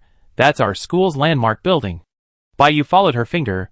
A gray scepter tilted at a 15-degree angle, minimalist in design, with rough lines and a cold, austere appearance, its lower end submerged in black sand. Compared to the scepter, people near and far looked like ants passing by a towering tree. Chalu smiled slightly. Our school emblem is a scepter. The scepter was designed by our first principal, Daisy. She admired brutalism and emphasized practicality. The scepter is made of concrete, without even a coat of paint. Now, apart from scraping off the moss once a year, it requires no maintenance. Baiyu rubbed her aching neck. The scepter was really too tall. Does it have any meaning? Beware of a crumbling piece. Ares Military Academy was established in the second year of the Federation's founding. It's the oldest of the 4 major military academies. Unfortunately, times have changed. Now, its combat department ranks last among the 4 major military academies. However, our command and reconnaissance departments are second, and the medical department is first. Chaolu said proudly, I'm a second-year student in the command department. I was automatically assigned based on my ability test upon enrollment. Baiyu recalled their harrowing entrance test, which had even dulled the edge of her folding knife. It seemed the admission notice was accurate.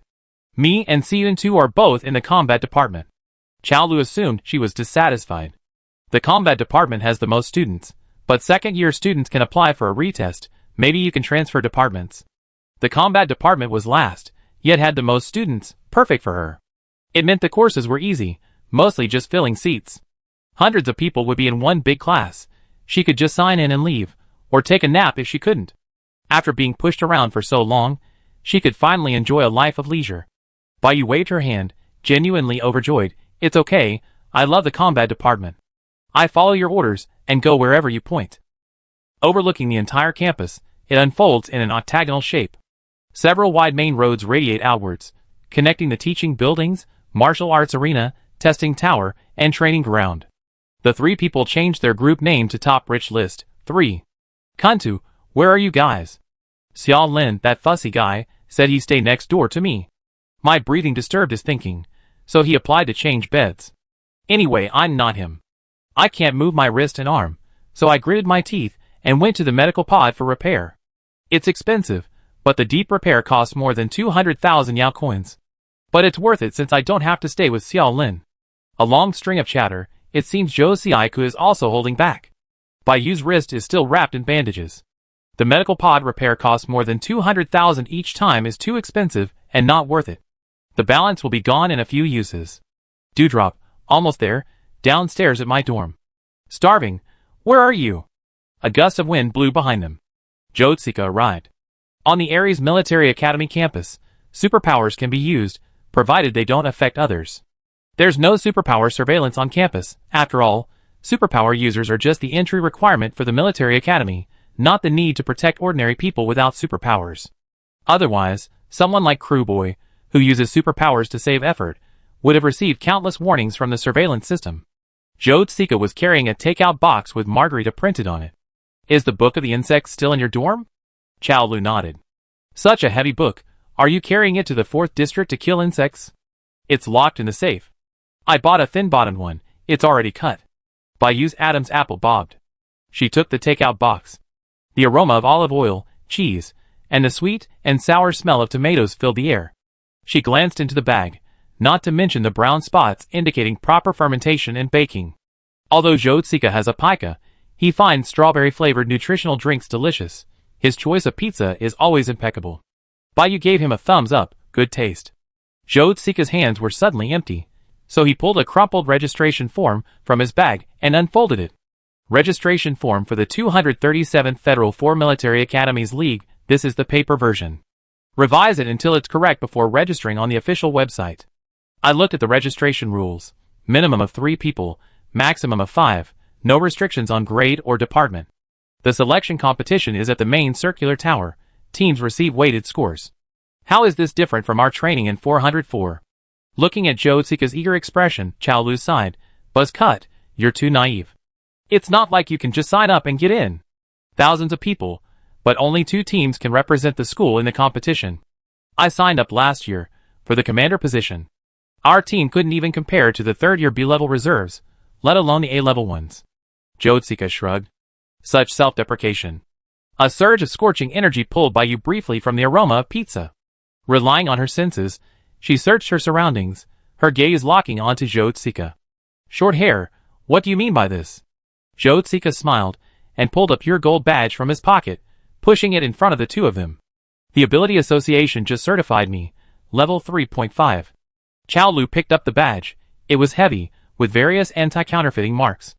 The Ability Association certification? Where did the decimal point come from? Are scammers this meticulous these days? Zhou Tsika's smile faded, and he shook his head. Of course I'm not a scammer. I had no connection with the association. I paid them to come from District 12 for the certification. No wonder I felt my strength had improved so much lately. It turns out I'm really more than just level 3. Chao Lu seemed somewhat convinced. She looked at Bai Yu. Military Academy League. 50 Yao coins registration fee. First place team, 50 million Yao coins. Second place, half price, and so on. Even the last place team gets 6.25 million Yao coins. Xiao Bai, do you want to go? Bai Yu answered decisively yes. Chao Lu swiped her card and entered the elevator, but we only have 3 people now. According to the rules, more people are definitely more advantageous. I'm from the command department, you two are from the combat department, and we also need a reconnaissance department member and a medical department member. Zhou Siaika followed her into the elevator. This should be easy to handle with the money. My plan is to recruit from the registered teams before the selection competition starts. If I can recruit someone, great. If not, I still have 2 days. Bai Yu stood in front of the button. 8th floor? She hadn't been listening carefully the whole way, only remembering 50 million Yao coins. Yes, 809. Chao Lu looked at the registration form, carefully reading the rules. It's about the same as last year. The elevator doors were about to close when a hand suddenly reached out and blocked the gap between the 2 doors. Please wait. Bai Yu pressed the button to open the door, and 2 people entered, one after the other. The girl with twin ponytails smiled and thanked Bai Yu. Her hair was a light blonde with highlights, as if she wanted to wear a rainbow on her head. Behind her was a boy with wolf tails, also with light blonde highlights, but much less color, as if he had used up leftover dye. He wore headphones, and was playing a game on a virtual screen, completely absorbed in his own world, very quiet. Bai Yu stood by the button and casually asked, "Which floor are you going to?" The girl with rainbow twin ponytails nodded politely. 8th floor, thank you. Chao Lu looked up. What a coincidence, I'm also on the 8th floor. Are you new here? I haven't seen you before. Yes, we just moved here.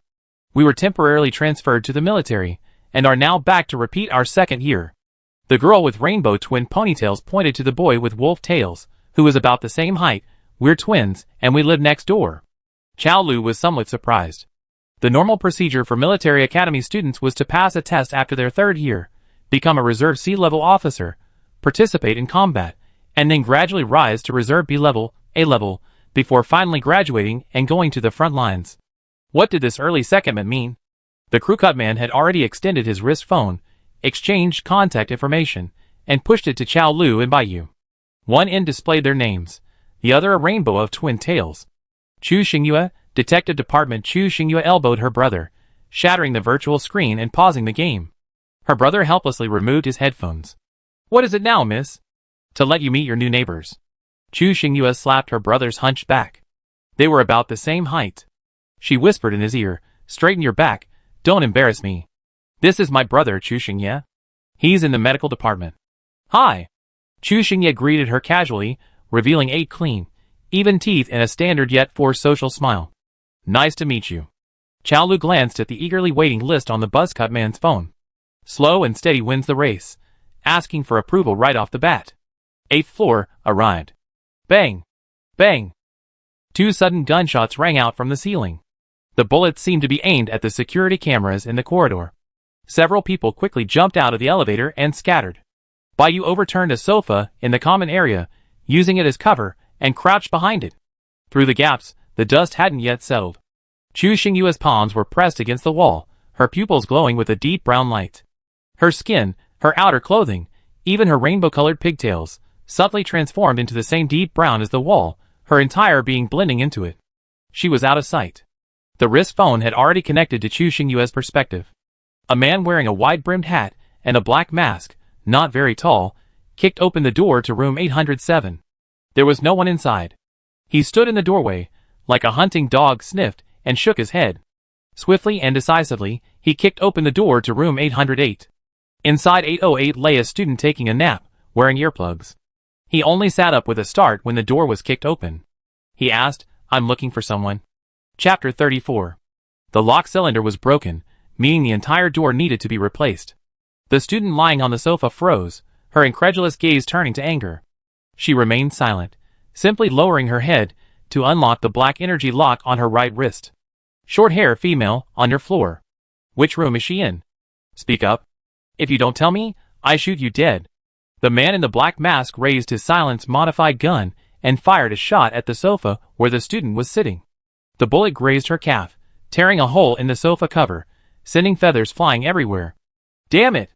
A handmade feather beanbag chair. Meanwhile, according to Chu Xingyue's perspective, Chao Lu and the crew cut man circled up from the left passage, while Baiyu flipped over the sofa, reaching for the photon gun beside her leg.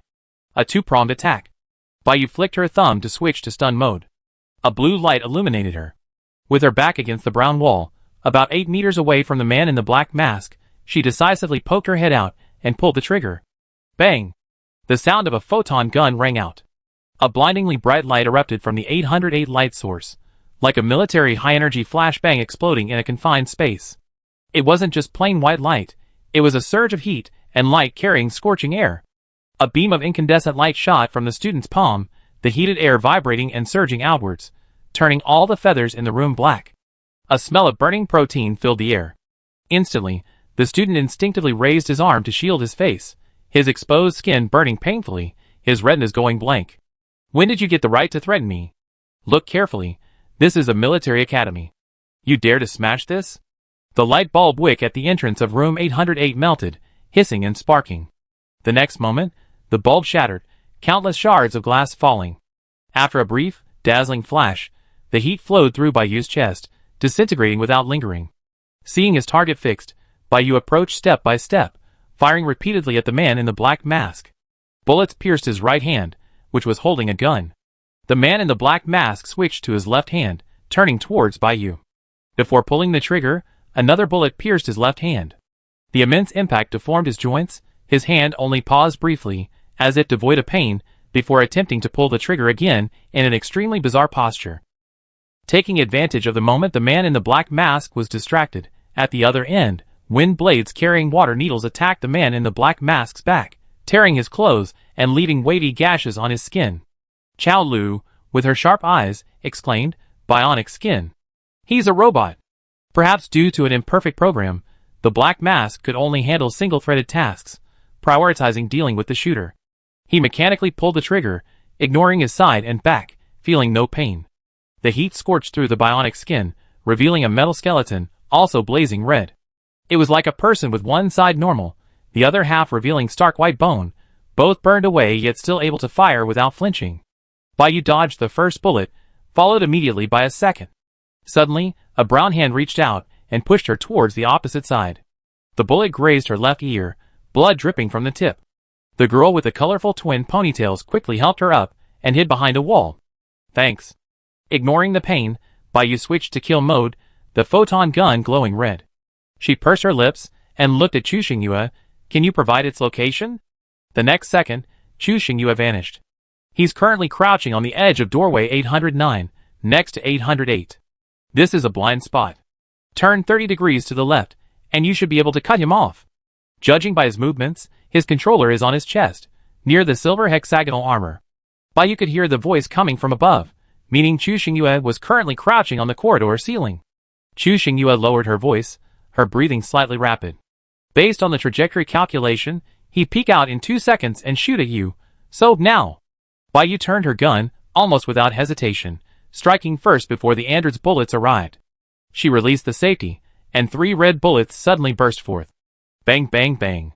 The first bullet pierced the android's shaky left-hand joint, exploding into a burst of intense sparks. The second bullet missed, sending debris flying from the doorway of 809. The third bullet struck the android directly in the chest, piercing the processor. In a flash, the bionic machine's entire left hand flew off. It convulsed, the program controlling the severed hand to crawl back rapidly. It seemed to be trying to raise its gun again, but the wind swept the severed hand away, tearing it apart into a pile of scalding metal powder. A huge torrent of water poured down from the sky, drenching it. It soaked through the exposed copper wires, and an electric current spread from its spine to its limbs, distorting its entire face. The metal skeleton melted, losing its support, and it collapsed to the ground with a thud. Chao Lu ran towards 808. Her neighbor was next door. Although they were in different departments, they got along well. Sometimes, when they were hungry in the middle of the night, they would discuss cooking different kinds of fast food and then share what they had. Jean Ning, are you alright? Jean Ning, drenched in sweat, put the energy lock back on her wrist. I'm alright. It's just that my room burned down. Jean Ning's energy release was unstable and extremely energy consuming, unable to be sustained for long, so she usually wore the energy lock, practicing its control. Who is this? So random. I finally skipped class to catch up on sleep, and they kicked down my door. Baiyu stopped in front of room 808.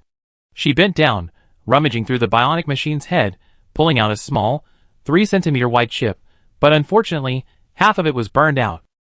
Useless. 8th floor, arrived. A blue hovering sphere, accompanied by school security, aggressively approached. These well-trained security personnel were all drawn from the war zone, each heavily armed. This sphere was Ares Military Academy's housekeeper, with countless clones throughout the campus, projecting red warning lines outwards. An electronic voice announced, "Site sealed off, everyone cooperate with the investigation." The fully armed security personnel marched in unison, their eyes sharp. The leader was a woman with silver epaulets. I'm Catherine, the Associate Professor of Combat, on duty today. Her tone left no room for argument. 6 people per team. First team, clean up the scene and track any remaining signals. Second team, verify identities, take statements, and take the wounded downstairs for treatment. Hurry up. The security team quickly divided the tasks. One member walked up to Baiyu, holding up his identification device. Please show your student ID and weapon authorization code. Baiyu obediently showed the identification code on his wrist device. He immediately handed over the photon gun with both hands. This newly issued weapon from 404 was also among those being scanned. The legal firearms possession identification device beeped. We just took the elevator up. There's a visitor registration record.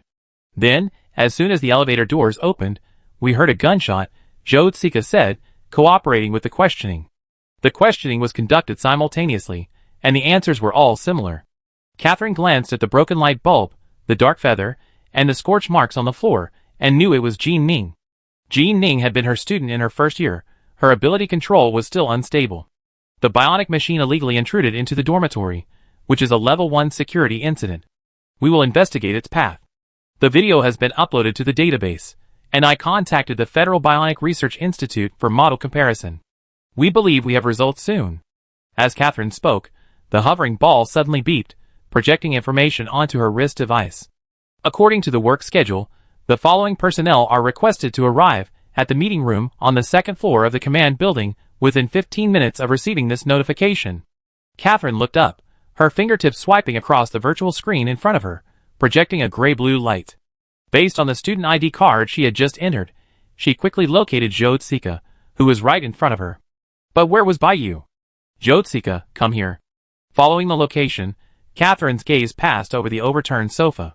Her eyebrows twitched slightly. 3 heads, 2 colorful and 1 brown, bobbed up and down, seemingly busy with something. Catherine said softly to Zhou Tsika, who was approaching, call Baiyu. Be in the meeting room on the 2nd floor of the command building within 15 minutes. Principal Joyce is waiting for you. Zhou Tsika nodded and went over. The acrid smell of burning food still lingered on the 8th floor, but the unpleasant odor seemed to have no effect on the appetite of one particular student. Your brother isn't in the medical field, and you can't even do anything about this little ear injury? Baiyu knelt reverently on both knees, holding a large slice of hot, thin-crust pizza she had just pulled from a bag. Long strands of cheese were stretched out. She tilted her head and took a bite before truly enjoying it, a little tomato sauce smearing on the corner of her mouth. Chu Xingye, who had been hiding in a safe area, shook his head. I'm a bit special, he muttered. In short, it's like poisonous milk. The more severe the injury, the faster it heals. A string of green dots lit up at Chu Xingye's fingertips. They trigger the near-death sensation prematurely, making the body think it's about to die, thus activating its self-healing mechanism. Therefore, after my treatment, the wound will initially worsen rapidly. For example, Abrasions will directly become lacerations, and bruises will turn into large areas of subcutaneous bleeding. Chu Xingye's gaze fell on Baiyu's bandaged hands. Your ear abrasion is fine, but for the injury on your wrist, 50,000 Yao coins, I can consider it. Baiyu ate a slice of pizza, closed the lid, and didn't continue. After all, it was to be shared among 3 people. She was just extremely hungry and ate early. We talk about it later. Let's not talk about his overreaction for now. Chu Xingye swallowed hard. Was that pizza good? Delicious. Zhou Zika stood behind them, hands on his hips, across an overturned sofa. Baiyu? Why are you eating alone? Baiyu looked at him with surprise. Hurry up and give me a slice. TCH, you scared me. Baiyu smiled, opened the box, and put on disposable gloves. Eating alone is such a big deal. I thought you were going to call the police to arrest me. The crewcut man glanced at the eager twins. Give them both a slice too, and leave the other 2 for Chaolu. He stepped over the sofa. Let's go, Xiaobai. Where to? Baiyu took off her gloves. The reception room on the 2nd floor of the command building. Xiaolin will probably be there too. Chapter 35. Command building. Baiyu stepped into the elevator, pressed the 1st floor button, and updated the map on her wrist device. Please move aside a bit. Medical personnel pushed in an electric wheelchair. A wounded soldier sat in the wheelchair. The bleeding from his leg wound had been stopped with a dressing, but he still needed to go to the hospital for a full-body checkup. Okay. Baiyu moved to the left, her back against the elevator wall. Zhou Zika moved to the right, making room for her. He helped carry the wounded soldier's school uniform jacket. The badge had 3 small characters. Reconnaissance Department. No wonder he was the only wounded soldier on this floor. The man with the buzz cut coughed lightly. What room number are you staying in, classmate? 807. The boy in the wheelchair looked miserable. What a disaster. I didn't lock the door, and my food hasn't arrived. Who knew that thing would just barge in and ask where the short-haired girl was? I thought for a moment, and said that hairstyles are free at school, short today, long tomorrow. I thought some old man was visiting relatives, and I even kindly asked him what color his short hair was, and how long it was. And then? Zhou Zika suppressed a laugh. He swiped his gun out and fired a shot at me. I didn't even have time to curse him for being crazy. I rolled to the side, dodging the bullet, but crashed into a bookshelf. Ouch, I felt like my leg was going to break. I looked up, and he was standing in the doorway, sniffing around, saying something was wrong, and then heading towards 808. Baiyu marked the location of the 2nd floor of the command building on the virtual screen. Her silhouette was reflected on the black wallpaper, slightly messy natural curls, a few centimeters below her ears, short hair. Chao Lu's room was 809. The android found 808 from 807. If it hadn't clashed with Jean Ning, a combat student in 808, the next one would have been 809. It came to find Chao Lu to verify whether the newly appeared coordinates on the Book of Zerg were related to the jaw leeches that descended in the 4th district. The 3-person group, top 3 on the rich list hungry. Could the android be looking for the Book of Zerg? Both witnesses said they were looking for the short-haired girl. I took the Book of Zerg. Could it really be looking for me? Dewdrop, possibly. Half of the android was burned by Jean Ning, and it's only chasing after you. Zhou Zika heard the notification sound. Crunt head, if it's true, it's safer to keep the Book of Zerg in 809. After today's incident, the 2nd-year dormitory has doubled its guards. Starving head, but I'm only a 1st-year student. Dewdrop, should we ask Sisterly Jia for a few more weapons? Starving head, I just learned how to use the photon gun. Cut-haired, how about we go to the 404 simulation pod this weekend? We can also practice with some other weapons. Dewdrop, when are we going back to District 12? Starving head, Sunday, I'm working on Saturday. Baiyu switched accounts. In the chat box, Punch Bear, Saturday night at midnight, District 10's intense battle begins.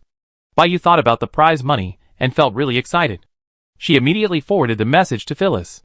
She hadn't received the transfer last time, but if they won on Saturday, they could earn dozens of times that amount.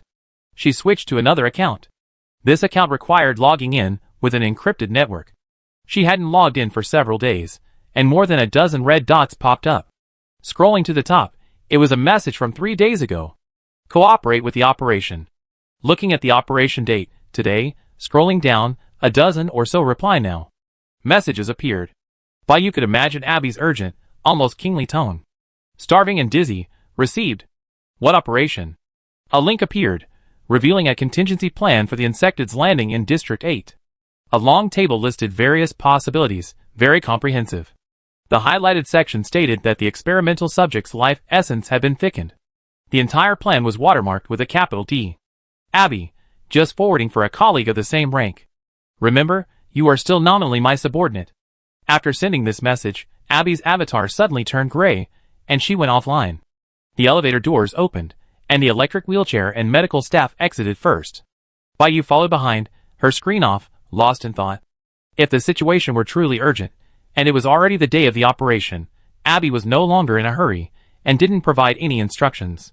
The words implied a strained relationship between him and his colleague D. Open your eyes, and don't choose the wrong side.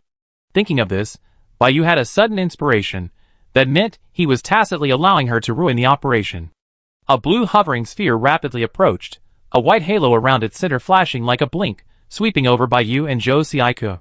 Detected that the two are currently walking at insufficient time to reach the command building. A campus shuttle bus has been arranged. Is this for real? Before Zhou Xiaiku could finish speaking, a driverless convertible flying car sped towards them. The lake blue color grew closer and closer, until the glitter on the paint was visible. It braked, and the doors popped open. Blue hovering sphere. Please get in. The words rich and powerful almost seemed to be printed on the dazzling shuttle bus. The two fastened their seatbelts, the engine roared, and the shuttle bus surged upwards, quickly soaring above the students' heads. A minute later, it reached the designated location, hovering near the window on the second floor of the command building. The window was ajar. Baiyu and Zhou Xiaiku exchanged a glance, then each opened one window in unison.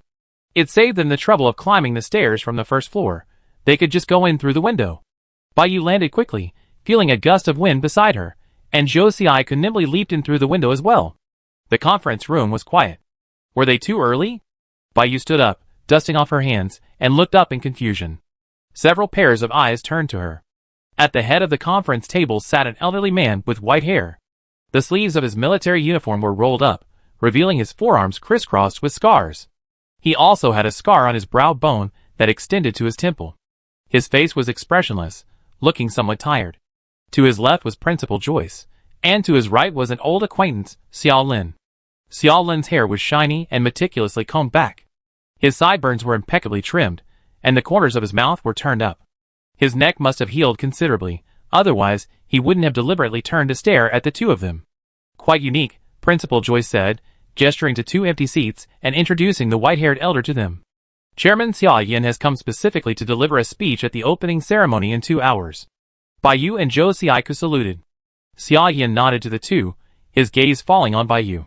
When dealing with the Insecteds, we cannot show mercy. You done very well. Let's get down to business. Xiao Lin tapped the table. I still insist that Chairman Xia deliver the speech online. Although the regulations for handling Insecteds are in effect, we cannot let our guard down. Moreover, there are quite a few people within the committee who oppose the regulations for handling hazards of the Norma Star security mastermind takeover, which you just submitted. These people might be hiding among the assassins, taking advantage of the chaos. That's enough. Xia Yin frowned, interrupting Xiao Lin. If I don't even have the courage to attend, what am I doing sitting in this position? Baiyu leaned back, admiring the cushion. What brand was it? This blatant slacking off was something they'd done when they investigated Xia Yin during the mission to protect Xiao Lin. Xia Yin was a level 6 metal type ability user. He had worked in the war zone for over 30 years, a chairman whose position was earned through genuine military merit. Joyce remained unaffected, merely tapping the table lightly. A layer popped up on the light screen in the center of the conference room, followed by 4 red dots. There was originally a 5th red dot, which has been captured. Its biometrics matched Tianju's. Baiyu looked up sharply. Tianju's insect core was clearly shattered. She had pierced it with a single strike. Joyce looked at Baiyu, who produced the test report. Tianju regenerates from fragments, creating clones with independent action capabilities and the original body's memories. This technology is called nuclear fission, used for the illegal modification of insected beings. The secret was stolen 8 years ago. A chorus of voices erupted below. It's Colonel Black. Today's bionic machine attack, it's probably related to him too. Joyce opened the summary table. These are all regenerated insected beings. Baiyu stared at the locations of the red dots. Different areas were densely covered with red dots, almost encompassing the entire military academy. Below the image, 3 lines of red text. Critical value, 71%. Alert value, 50%.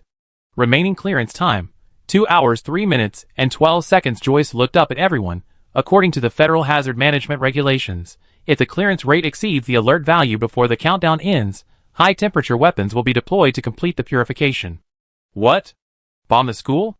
Jyotsika couldn't help but stand up. Joyce said in a deep voice, the critical threshold will trigger the automatic execution program of the security mainframe. It cannot be manually stopped. You can only request a delay, for a maximum of 3 minutes.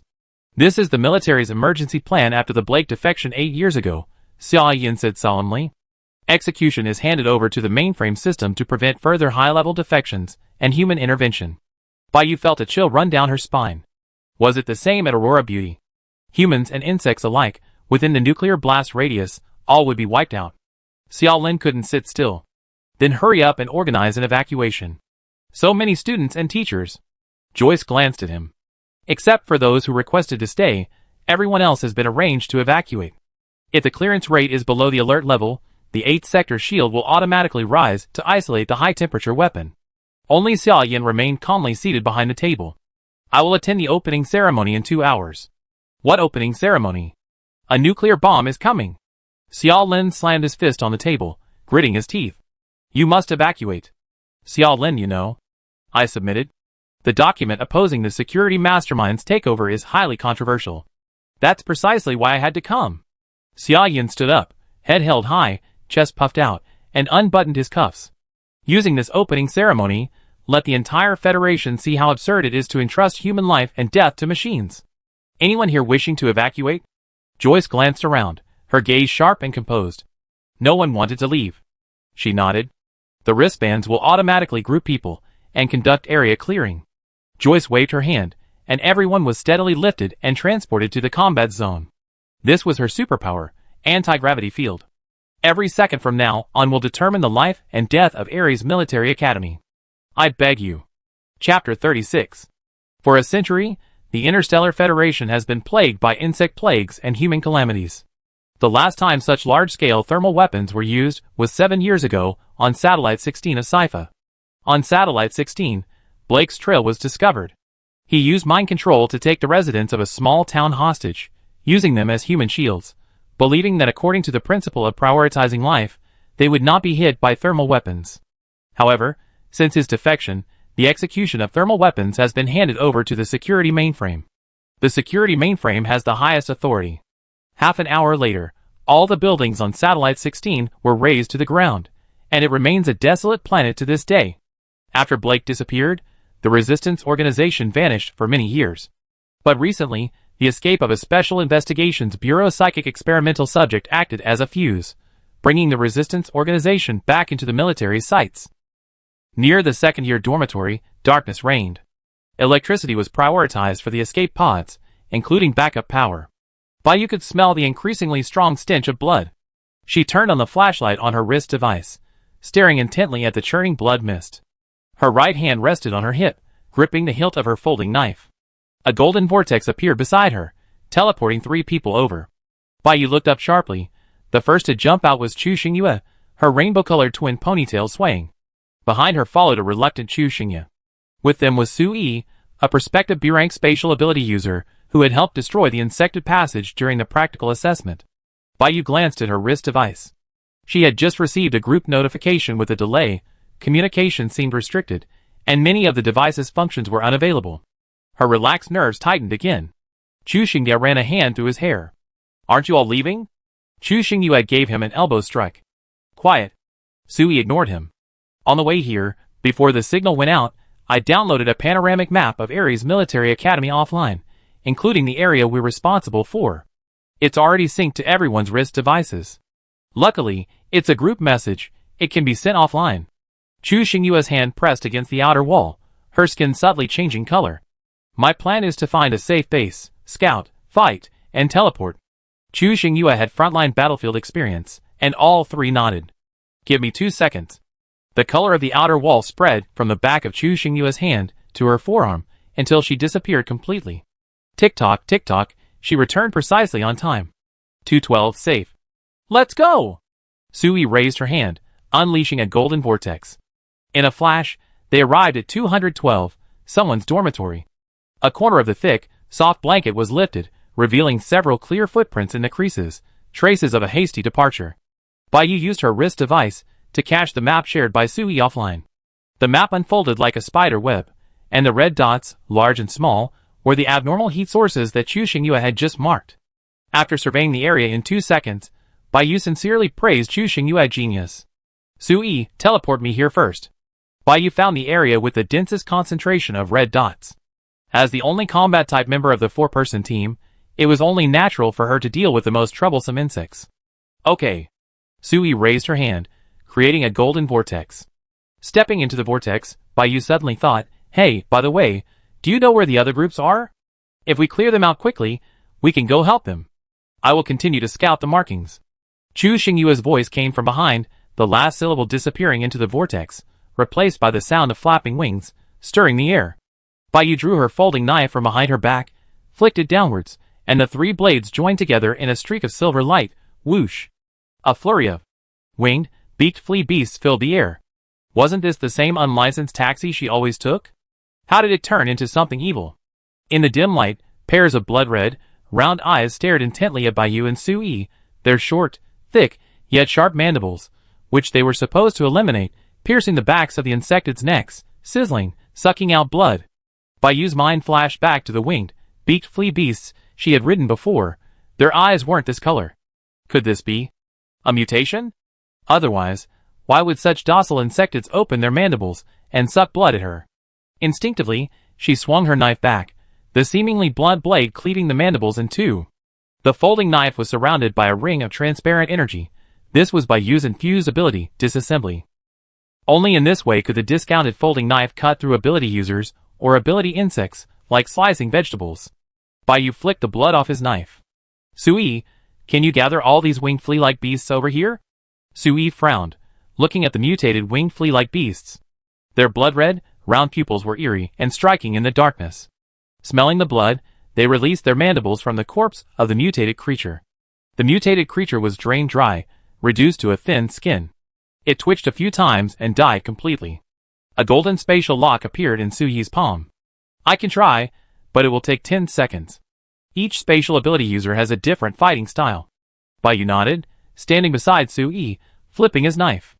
I buy you time. The nearest flea-like beast was already alert, staring intently at Suyi's position, hovering in the air, its eyes growing increasingly red, as if the blood it had sucked was directly injected into its eyes, ready to erupt at any moment. Sui raised her hand and silently chanted, "Lock the path." Golden lines appeared in her palm, spreading out like concentric circles to form a halo. The halo expanded, crossing the ground and the severed limbs, branching off small segments of golden lines that converged into a single point, precisely marking the location of every nearby beaked flea beast. The cage appears. The halo rose layer by layer, visibly vibrating in the air, its vertical zigzag lines weaving into a three-dimensional cage. Perhaps sensing the pull, the long-winged beaked flea beast became restless, its wing beats increasing in frequency, so fast that afterimages were indistinguishable as it swooped down towards Sui. Baiyu pushed off with her feet, taking a step forward and unleashing a horizontal slash at the first swooping beaked flea beast. The blade sliced through the air, leaving a faint energy trail. In the instant blood splattered, the long-winged beaked flea beast's entire head crashed to the ground, its mandibles plunging into the earth. Instead of retreating, she advanced, swinging her blade again, followed by a vertical slash that cleaved the second beaked flea beast in two from head to tail. Blood splattered onto her face, but she didn't even blink. Behind her was another one. Baiyu, supporting herself on Suyi's shoulder with one hand, hurled her blade upwards the moment the long-winged beaked flea beast opened its mouth. The tip met its short, sharp mandibles, shattering them, and the folding blade pierced its skull. Sui was actually squeamish about blood. Cold sweat beaded on her forehead, her lips trembled, and she forced herself not to think about the blood splattering behind her head. The final step. Spatial deflection. Sui abruptly raised her hand, and a golden chain shot from her fingertips, precisely piercing the marked beaked flea beasts. The restless insect bodies, pierced by the invisible force, merged together, whimpering and trying to break free. The chains tightened, and the winged flea-like beasts could only struggle desperately, but the cage around them grew ever tighter. Just as the cage began to shrink inward, squeezing the insects, Baiyu had a flash of inspiration. Wait! These things eat insectids. Think about it, they're easier to kill than insectids. Sui paused. You mean, tie them up here and send them elsewhere to let them eliminate them? Yes. Baiyu looked at the frenzied string of winged flea-like beasts, then shifted her gaze to the upstairs windows. A continuous stream of flea-like beasts flew out of the windowsills, counting from the bottom up, exactly 8 floors. In the darkness, the place they had just been was now unfamiliar. This is downstairs from Chaolu's dormitory building. Could it be related to the Book of the Insects? Okay, Sui nodded, the golden chain threading upwards, attempting to take away more insect beasts at once. Her face was grave. I reached my limit. I can only teleport in batches. Chu Xingye detected 3 other groups around us. I go to the nearest point first, then come back to pick you up. Baiyu gripped the folding knife handle tightly. Okay. 8th floor. The elevator wasn't broken. The once bustling dormitory building was now deserted, deathly silent. Baiyu took a deep breath. The further she went, the stronger the stench in the air became. Approaching 809, the walls on both sides were scratched deep by insect legs. A faint blue light shone from the half-open dormitory room. Baiyu held her breath and approached, kicking the door open. The folding knife lay horizontally in front of her. The Book of the Insects lay quietly on Chaolu's bed, its pages stacked on either side. Perhaps in her haste, Chaolu hadn't had time to take the book. A circular teleportation portal was projected onto the pages of the book, right on the windowsill. It emitted a dim blue light, and low-level insect beasts kept leaping out. Their combat power was not high, but there were simply too many of them. It really was summoned by the Book of Insects. Baiyu sensed the energy fluctuations around her. The low-level insect beasts were a perfect counter to the insected beings. Why? Suddenly, a strange movement came from the ceiling. A mutated wolf spider leaped out, its 8 sharp legs embedding themselves in the wall, its large compound eyes, red and gleaming, staring directly at Baiyu. Before it could pounce, Baiyu reacted swiftly, pushing off the ground and sliding along the wall. Bang! The wolf spider crashed into the spot where she had just been standing, shattering the wooden table. Baiyu braced herself with her left hand, gripping her folding knife in her right hand, channeling her power into it, the energy spreading like ripples to the tip of the blade. She lunged forward, the blade flashing across the wolf spider's left leg. Crack! Half a leg was instantly severed. The wolf spider hissed, spitting silk to entangle her. Baiyu dodged to the side, but her left forearm was torn by the spider silk, drops of blood rolling down its length. The next moment, the Book of the Zerg suddenly closed, flew to her side, and the tarantula stopped attacking, shrinking into a corner, slowly growing its half-leg back. Baiyu glanced warily at the tarantula, looked at the cover, and murmured, "Was it my blood that made you close it?" The tarantula's blood-red eyes gradually faded, and it hugged itself, curling into a ball. Baiyu looked at it, reopened the Book of the Zerg. "Do you want to go back?" The tarantula hugged itself even tighter, seemingly afraid. The pages turned automatically, revealing lines of Zerg script. "I can't understand it." Baiyu directly activated the offline translation function on her wrist device. The Zerg swarm responds to the Bloodlord summons. Without the Bloodlord's mark, the Zerg enters Wild State. Wild State attacks all life forms. Baiyu was stunned, pointing to herself. "Huh? Me? The Bloodlord? These low-level insected beasts are here to help? How many more can I summon?" Baiyu's fingertips traced the book's cover. "Don't worry, I bring them back alive. 1/3 left. Clear this area, that's enough." Baiyu put away her folding knife, sliced her palm with the tip, and blood quickly flowed out. She tore off a piece of cloth and placed it in her hand. She clenched it tightly, the cloth stained red with blood. She then tore the cloth into smaller strips and distributed them to her comrades in this area. Theoretically, this would prevent them from being attacked by low-level insectids and painlessly eliminate the insected beings. Baiyu slung her bag over her shoulder and placed it into the Book of Insectids. A golden vortex appeared downstairs. Baiyu stood on the windowsill and waved, "Sui! Over here!" Chapter 37. Watch out! Tianju's ability is context stripping. Maeve gritted her teeth, raising her hands. A cold, blue-white light emanated from her palms, and several ice spikes burst from the ground. One of them pierced through Tianju, running from his back to his chest. Tianju's true form was a nearly 2-meter-tall insected, but his regenerated form was not yet fully mature and was much smaller. His muscles were deep purple, covered in metallic-looking insect armor. The ice on his chest was still growing upwards, widening the bloody hole. He turned his head, his gaze sweeping over Maeve, who was still exerting her strength. Insect blood flowed down his cone-shaped body. It was corrosive and hissed with white smoke. Leslie's arc of electricity struck down from the sky, creating a complex electric field of interwoven blue and white lightning. Under absolute voltage, everything is a conductor. Ice and insectids are no exception, and Tianjua's torso flickered frequently. Don't let Tianjua's regenerated form hold you back too long. Understood? A flash of white light appeared, and a blinding stream of heat shot out from Jin Ning's palm, tracing an arc through the air, bypassing the ice spikes, and hitting Tianjua's head at its lowest point. Jin Ning hadn't forgotten how his other teammate had been injured. The heat stream seemed to sense its owner's emotions, vibrating rapidly and delivering an even more violent impact until the stored heat stream was completely depleted. Tianjua's regenerated tissue gathered, and then dispersed in front of his chest. Electricity surged through his body. He let out a muffled groan, half of his body charred black, and he fell to the ground.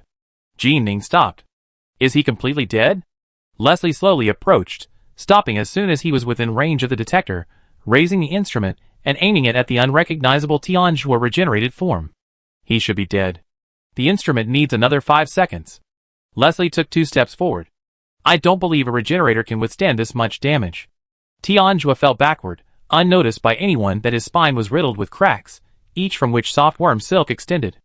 The silk hardened upon contact with the ground, then suddenly lifted Tianjua and struck straight at Leslie. Thud, a muffled sound rang out, and the unsuspecting Leslie was sent flying. His body hovered in midair, accompanied by white lightning. Leslie reached out to control the electricity, but the worm limbs absorbed it, accelerating his descent.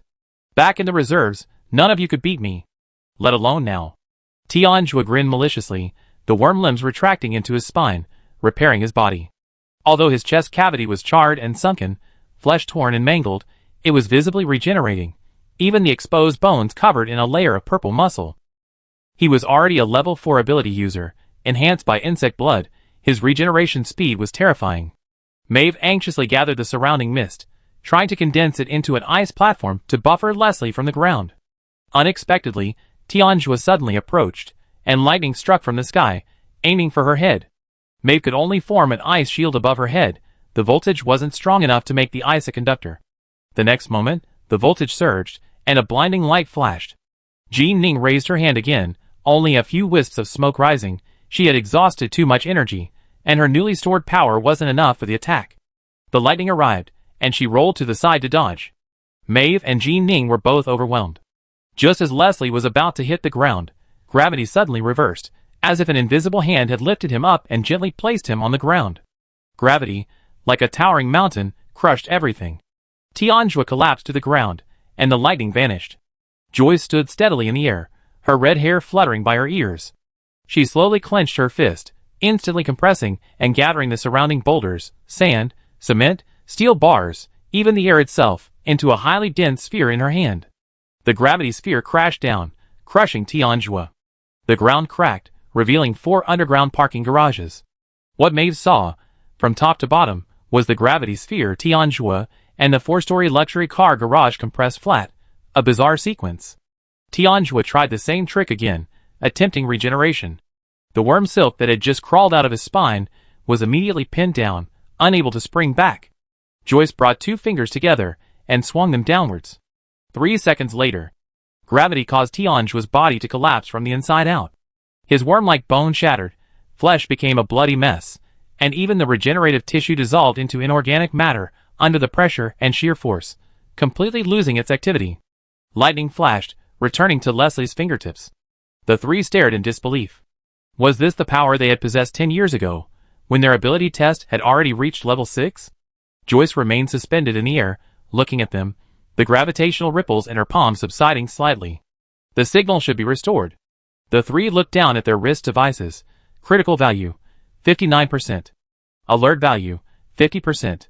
Remaining clearance time, 1 hour 33 minutes and 11 seconds, half an hour, almost cleared below the alert value. Having an ability user of level 6 or higher intervene, it really makes a difference. Her powerful voice drifted through the air.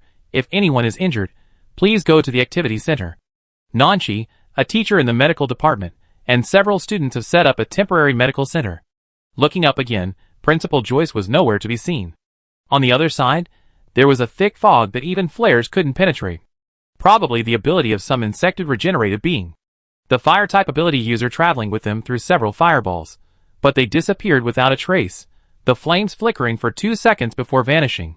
Chow Lu raised her hands, manipulating the small droplets in front of her. The transparent liquid slowly gathered in her palms, the water sphere growing larger and larger. The path ahead went from pitch black to visibility of about 3 meters. Very good. Xiaolin nodded. He placed one hand in front and the other behind, squinting one eye. Silver light gathered between his raised hands, forming a metal bow. Buzz head, blow the wind. Xiaolin praised Chow Lu, then turned to order Zhou Xiaiku. The muscles in his back hand tensed, silver metal wires coiling into the shape of an arrow, the arrow knot, ready to be released. Zhou Xiaiku pursed his lips. Oh! As soon as he finished speaking, a series of wind blades cleared a path ahead, reigniting the dying fireball. A silver arrow pierced the thick fog, piercing the heart of the insectoid. Whoosh! Another arrow shot out, the gust of air from it grazing Zhou Xiaiku's ear. He had dodged the attacks from the various insectoids with different abilities, but he hadn't expected such a sneak attack. Zhou Xiaiku was furious. Why was he in Xiaolin's group again? However, his wind blades didn't stop.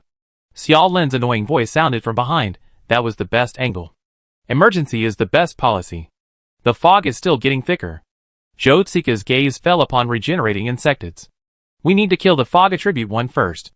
If Xiaobai were here, she could identify it. Chow Lu was launching a water ball into the distance. Yeah, I wonder when the signal will be restored. If she were here, the fog might not be effective. Shut up. Just kill them all. Xiaolin increased the speed of his arrow release. The regenerative abilities of the regenerators were limited.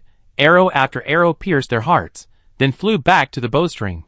Some regenerators, just getting to their feet, had dark holes in their chests, pierced countless times. Their regeneration slowed more and more until they collapsed and never rose again. Safe House 212. Chu Xingye had a blood-stained strip of cloth tucked into his waistband. His hand covered the wounded man's bloody calf. Green supernatural energy, like fireflies, flickered around the wound. The injured man's wound suddenly enlarged. Ouch, that hurts. You? How come you run into a quack doctor here? Chu Xingye held up his index finger, making a silencing gesture. After you're done hurting, I guarantee this bad leg will be more useful than your good one. Normally it's 50,000 per session. Before he could finish, he was interrupted. Huh?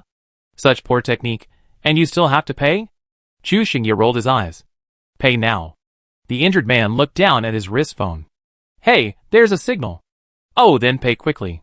Chu Xingye glanced down at the virtual screen and sent an emoji to the 3 people outside. Simultaneously, the map was cleared. Blue dots marked teammates, red dots were regenerated units. The blue dots were few in number, but they had an encircling effect. At the same time, Bayu's wrist phone vibrated. Huh? Chu Xingye, scratching his butt.jpg. Chu Xingye wasn't surprised. She moved her hand away from the wall, and the color returned to normal. Her colorful twin ponytails swayed. Finally, there's a signal. I'm exhausted. Sui opened a golden vortex beside her. She carried an unconscious wounded person on her shoulder. There were 3 groups in this area. The last wounded person was on her shoulder. Like the previous ones, she would take them back to 202 and then teleport them to the temporary medical center. Su Yi's face was grave. Are you sure you're the only one left? Bayu glanced at the strips of cloth around their waists. He explained that his blood contained a special substance that the Zerg disliked, and the 3 of them believed him unconditionally. Bayu nodded. I send you the coordinates when we evacuate. I think we coordinate as well as last time. By the way, what about the long-winged beaked fleas we caught? Should we release them now? Sui raised her hand, and golden chains, surrounding a dense swarm of insects, appeared in midair. Yes. Chu Xingye stepped into the golden vortex. I'm at your service. A buzzing sound followed, and black shadows poured down like a tide. It was a swarm of Zerg. The golden vortex disappeared. Bayu opened the book of Zerg in his backpack. A projection appeared through the backpack. A dark blue portal hovered in midair. Help me deal with the remaining Zerglings. Thousands upon thousands of gray-black flying insects surged out of the portal, flapping their wings fluttering. They didn't fly haphazardly, like a cat running over to say hello, their tails lightly tapping and circling. The lower-ranking insectoids bypassed Bayu and pounced on the insected being. The regenerated insected being devoured let out mournful cries, its cheeks glowing red, as it tried to dispel the surrounding swarm with similar pheromones. It seemed ineffective. The lower-ranking insected simply tore, eroded, and burrowed into every part of the insected being's body. Baiyu stood in the center of the swarm, her eyes lowered, watching silently.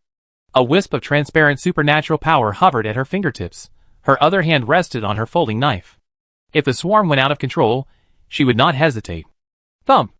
Segments of limbs, hollowed out by the swarm, fell to the ground. The swarm wasn't satisfied with this.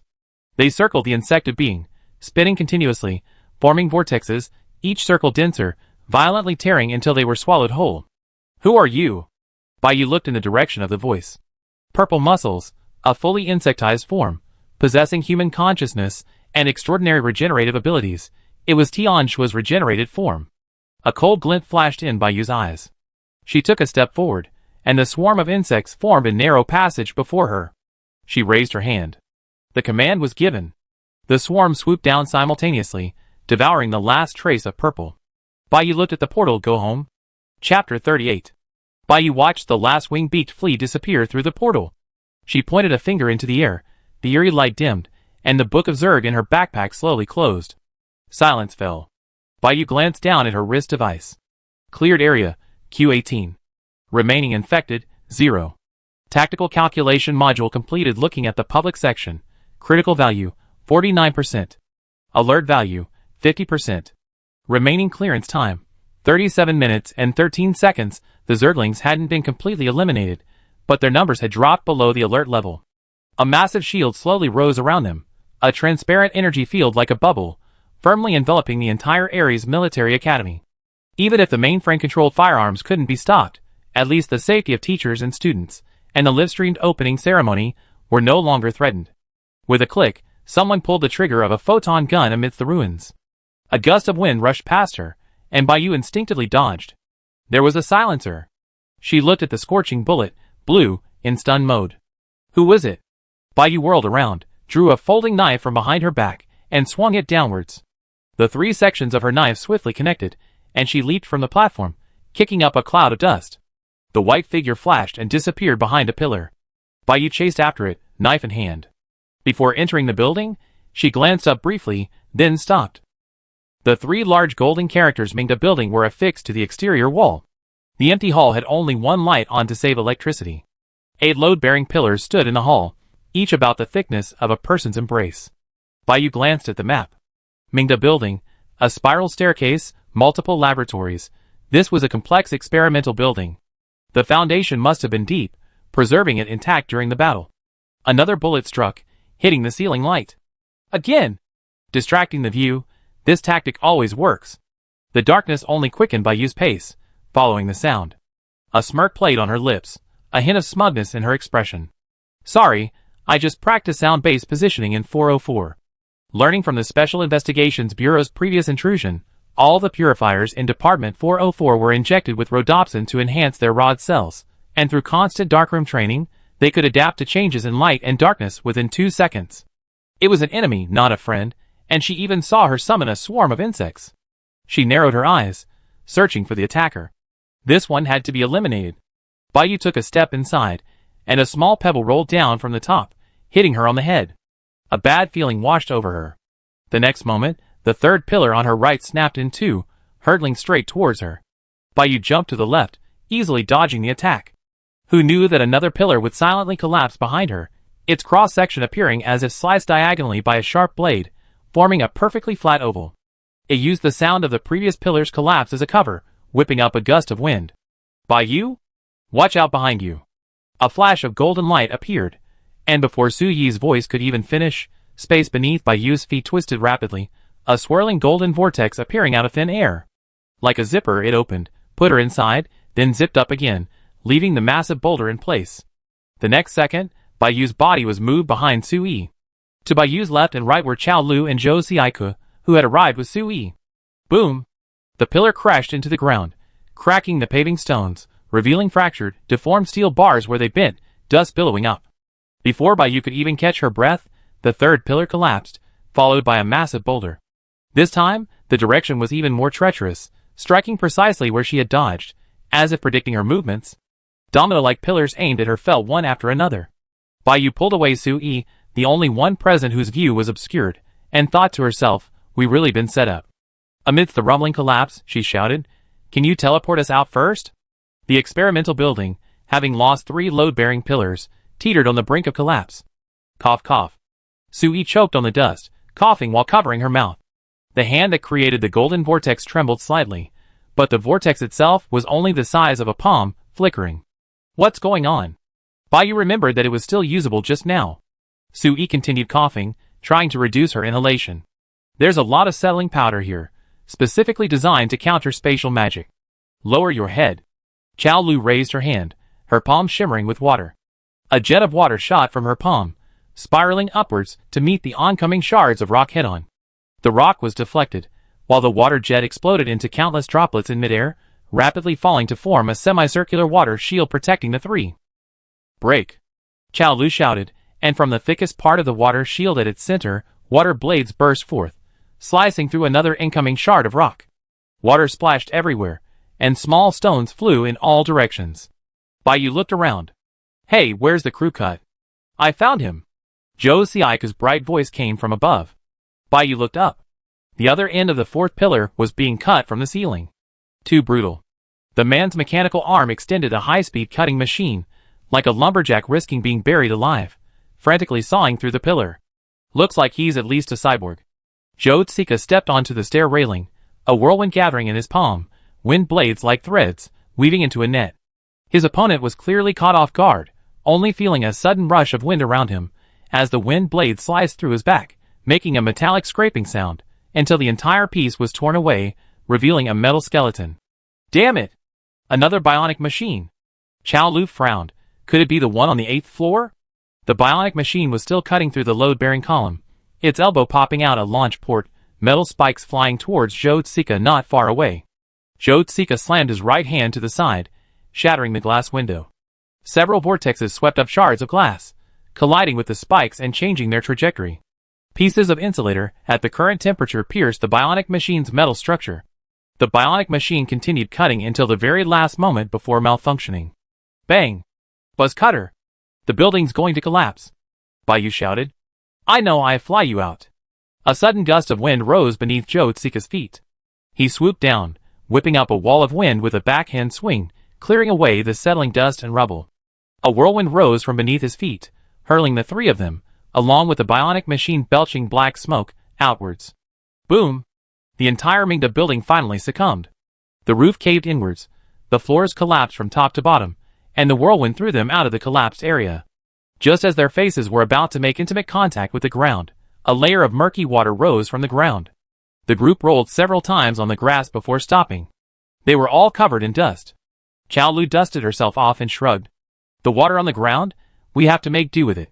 Zhou Xiaika pushed himself up from the ground, spitting a few times, probably because there was dirt in it.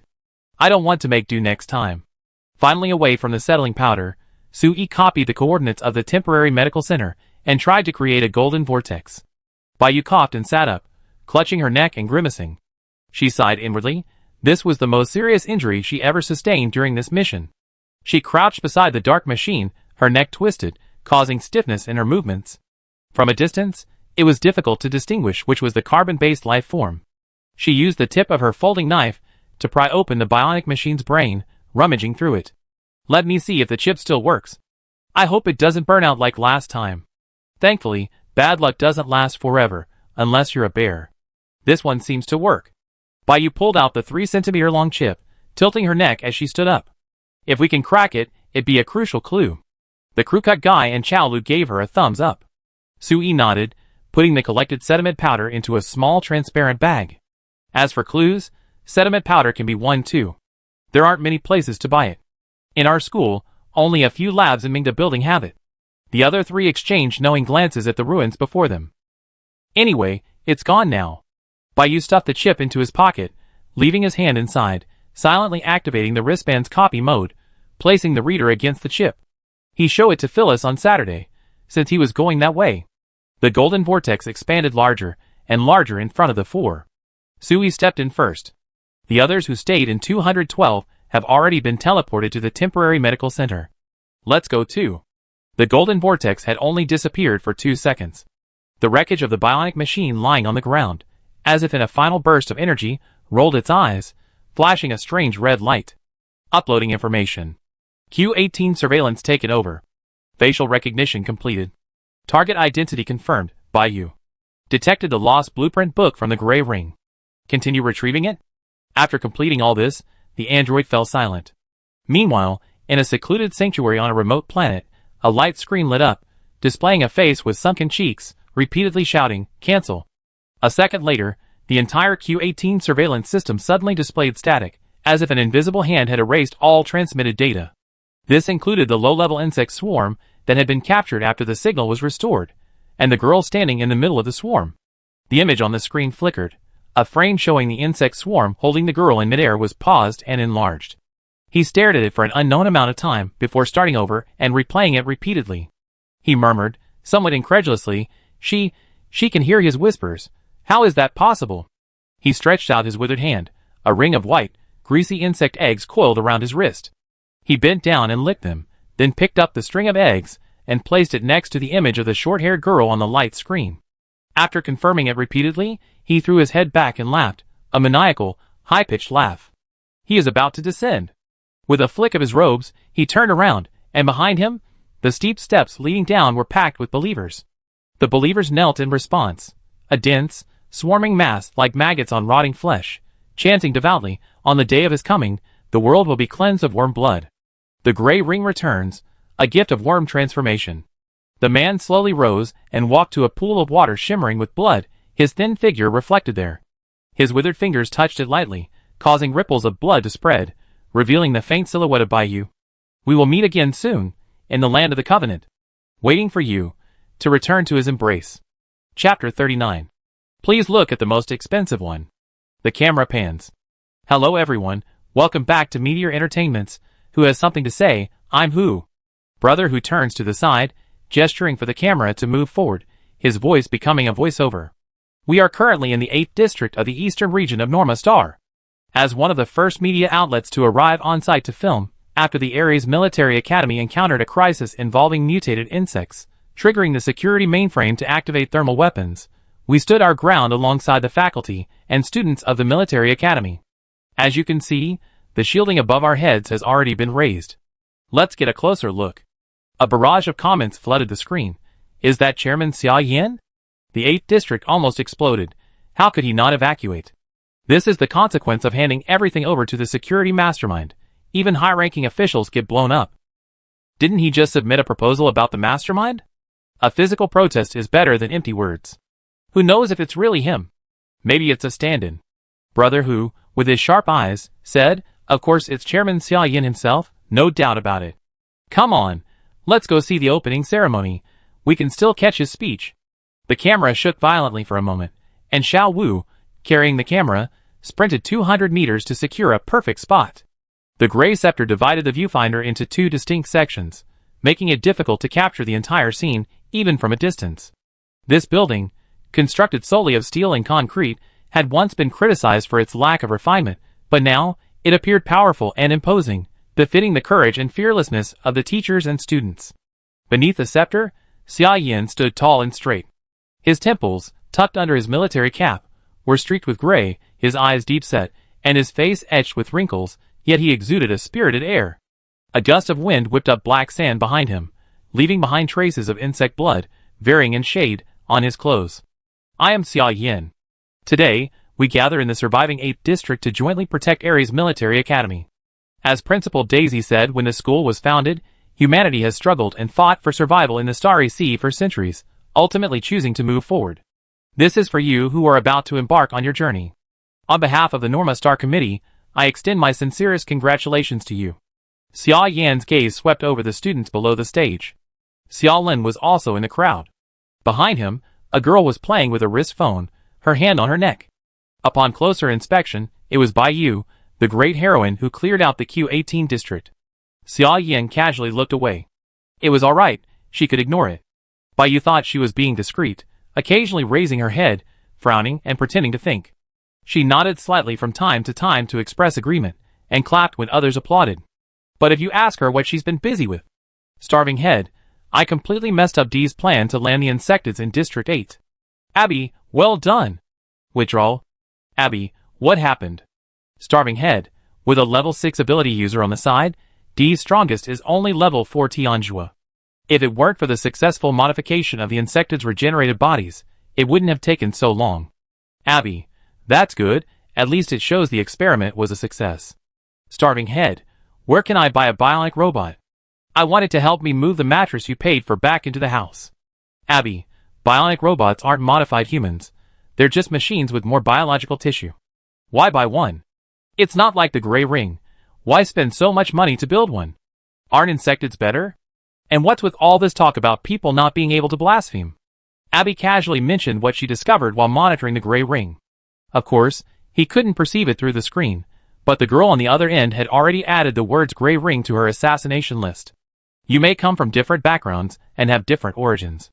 But you looked up and realized that Principal Joyce had taken over the speaking duties. We live in a dangerous era of peace. The insect plague is far from over, friction between the resistance and the military continues to escalate, and the Grey Ring's distorted doctrine has a large following. Order is frequently being rebuilt, but the school will always be your safe haven. This is not a place to train war machines. You will learn how to use your abilities, receive tactical and strategic training, but more importantly, learn when and why to use them. Remember, before obeying any order, ask yourself, whom am I fighting? Believe me, on these ruins, everyone has a different answer.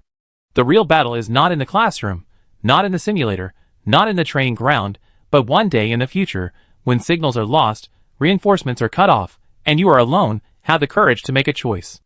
Alright. Joyce adjusted the microphone. Now, enjoy the special fireworks. As soon as Joyce finished speaking, a beam of blazing white plasma cannon roared in, trailing a fiery tail, piercing the gloomy sky, and exploded violently overhead. In an instant, ripples spread across the rising shield. It was a transparent hemispherical structure. The thermal weapon struck it, exploding into a dazzling ball of light. Dear viewers, what you are seeing now is the new generation shield independently developed by Ares Military Academy. Brother, whose speech quickened, his tone tinged with excitement. Just now, the heat source detection data showed that its temperature was enough to melt through titanium steel, but the barrier easily blocked it. By you switched accounts, there was a red dot on Shuye's avatar, a message sent when the signal was just restored. Clicking it, the best way to let everyone know they're safe, isn't it? Starving, initiating a video call invitation. On the planet Cepha, with a 6-hour time difference, a restless young man sprang from his bed upon hearing the urgent ringtone of a special alert. He strode to the bathroom mirror, saw his fair face reflected there, and was suddenly relieved that he had just washed his hair. His appearance wasn't too bad. He lowered his eyes, buttoned the top button of his pajamas, and smoothed the collar. Sepia experienced polar day. The sky was a bluish pink. The light was good. Shuyi frantically answered the video call at the last second. Bayu's bright smiling face appeared on the screen, her short hair flying. She seemed unconcerned about the angle. We're all fine, don't worry. The camera panned across Chao Lu, who was smiling equally brightly, Zhou Xiaiku, bouncing around, and Xiao Lin, whose lips twitched as she tried to maintain her composure. Shuyi only recognized them. But there was also Sui, who genuinely didn't like to smile, but whose lips curled up, 2 splashes of rainbow color in her cheers. The camera leaped up with the enthusiastic figures and landed gently. Let's watch the most expensive fireworks. The light clusters were multicolored, like the flames of various metals coming together, magenta, crimson, brick red, yellowish green, as brilliant as stars. The barrier continued to tremble slowly, like ripples on a lake after a pebble has grazed it. Each remaining speck of light swirled and scattered across the starry sky, like snowflakes falling obliquely, their fragmented light illuminating the dusty faces amidst the ruins. Shuye's beautiful eyes curved into a smile. Happy first day of school. The image froze outside the barrier. In that instant, when the magnificent flashes of light overlapped with the starry sky, perhaps due to a signal interruption caused by firearms, the smile was contagious to the other side of the screen. Shuyi rested her chin on her hand, taking a long time to recover. Saturday, District 10 Transfer Station, loudspeaker. Next stop, please be careful. The roar of the engine abruptly ceased, the doors opened, and before the disembarking passengers could even get off, they were swarmed inside by a rush of passengers trying to board. Bayu was swept forward, then pushed away by those getting off the train. A sense of powerlessness made her simply drift along, like a rootless seaweed, swaying aimlessly. Please hold on tight, this is the final stop of the Skitran. The Skitran engine roared, the sound fading into the distance. Baiyu stood on the platform, now with only a few people left, facing the glass doors. She stretched her wrinkled blue hoodie. The new clothes were crumpled like a ball of paper. She stepped off the platform. A row of black taxis made up of long-winged, beaked flea-like creatures waited for fares. Baiyu beckoned one over, negotiated a price, and ever since she could summon low-level insectids, riding in these black taxis felt strange. There was always a strange noise in her ears. She sat in the back seat, the driver pulled the reins, and the long-winged, beaked flea-like creature took to the air, flying towards the far west. The city's skyscrapers rushed past below, their wings flapping and creating tremors in the air. Something, fragmented and infrequent, tried to penetrate her mind. Suddenly, a muffled, hoarse voice echoed in her head. Bloodlord Baiyu abruptly looked up at the wing-beaked flea beast in front of her control panel. Its compound eyes remained forward, but a red light flashed at its neck. She remembered the Wanfu biotechnology advertisements playing everywhere. Their company's new technology, modeled after the Zerg, used a synchronizer to establish neural connections in the necks of low-risk Zerg beasts. Baiyu instinctively pressed her backpack. The Zerg book inside remained unresponsive. Please. A faint illusion appeared at the edge of her vision, a shared visual experience among the wing-beaked flea beast swarm. Groups of wing-beaked flea beasts were locked in filthy cages, their limbs pierced by rough metal hooks, suspended in the air. It struggled to flap its wings, but its right wing was severed, a horrifying scene clearly visible. A person in full protective gear walked by, recording data and adjusting the electrical current. Add a little more, it can still move. The next second, an electric current surged into several of its nerve nodes, causing its whole body to convulse. Its slender beak was bound, yet it still let out a terrible scream. Good reaction. He pulled up another simulated signal. Let's see if it will treat its own kind as prey. The gap between the cages opened, and several dead long-winged beaked fleas lay on the ground. The one that was still alive refused to take a step forward, struggling to stab itself with its beak. A strong wind swept by, and Baiyu's vision was interrupted, meaning that the long-winged beaked flea that shared her vision had lost its life. She clenched her fist. She tried to talk to the voice in her mind. Where are you? Save us.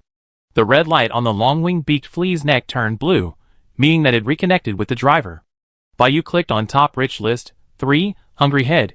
Interested in coming to District 10 to watch my match? Dewdrop. What match? I be there in 20 minutes. Hungry Head. Boxing. Crew cut. Me too. It just so happens that I haven't confessed about the Book of the Zerg yet. Chapter 40. The moment the transparent energy shield locked, the surrounding noise reached a boiling point. High above was a ring of SVIP stands, the best-looking room naturally belonging to Mr. Doug.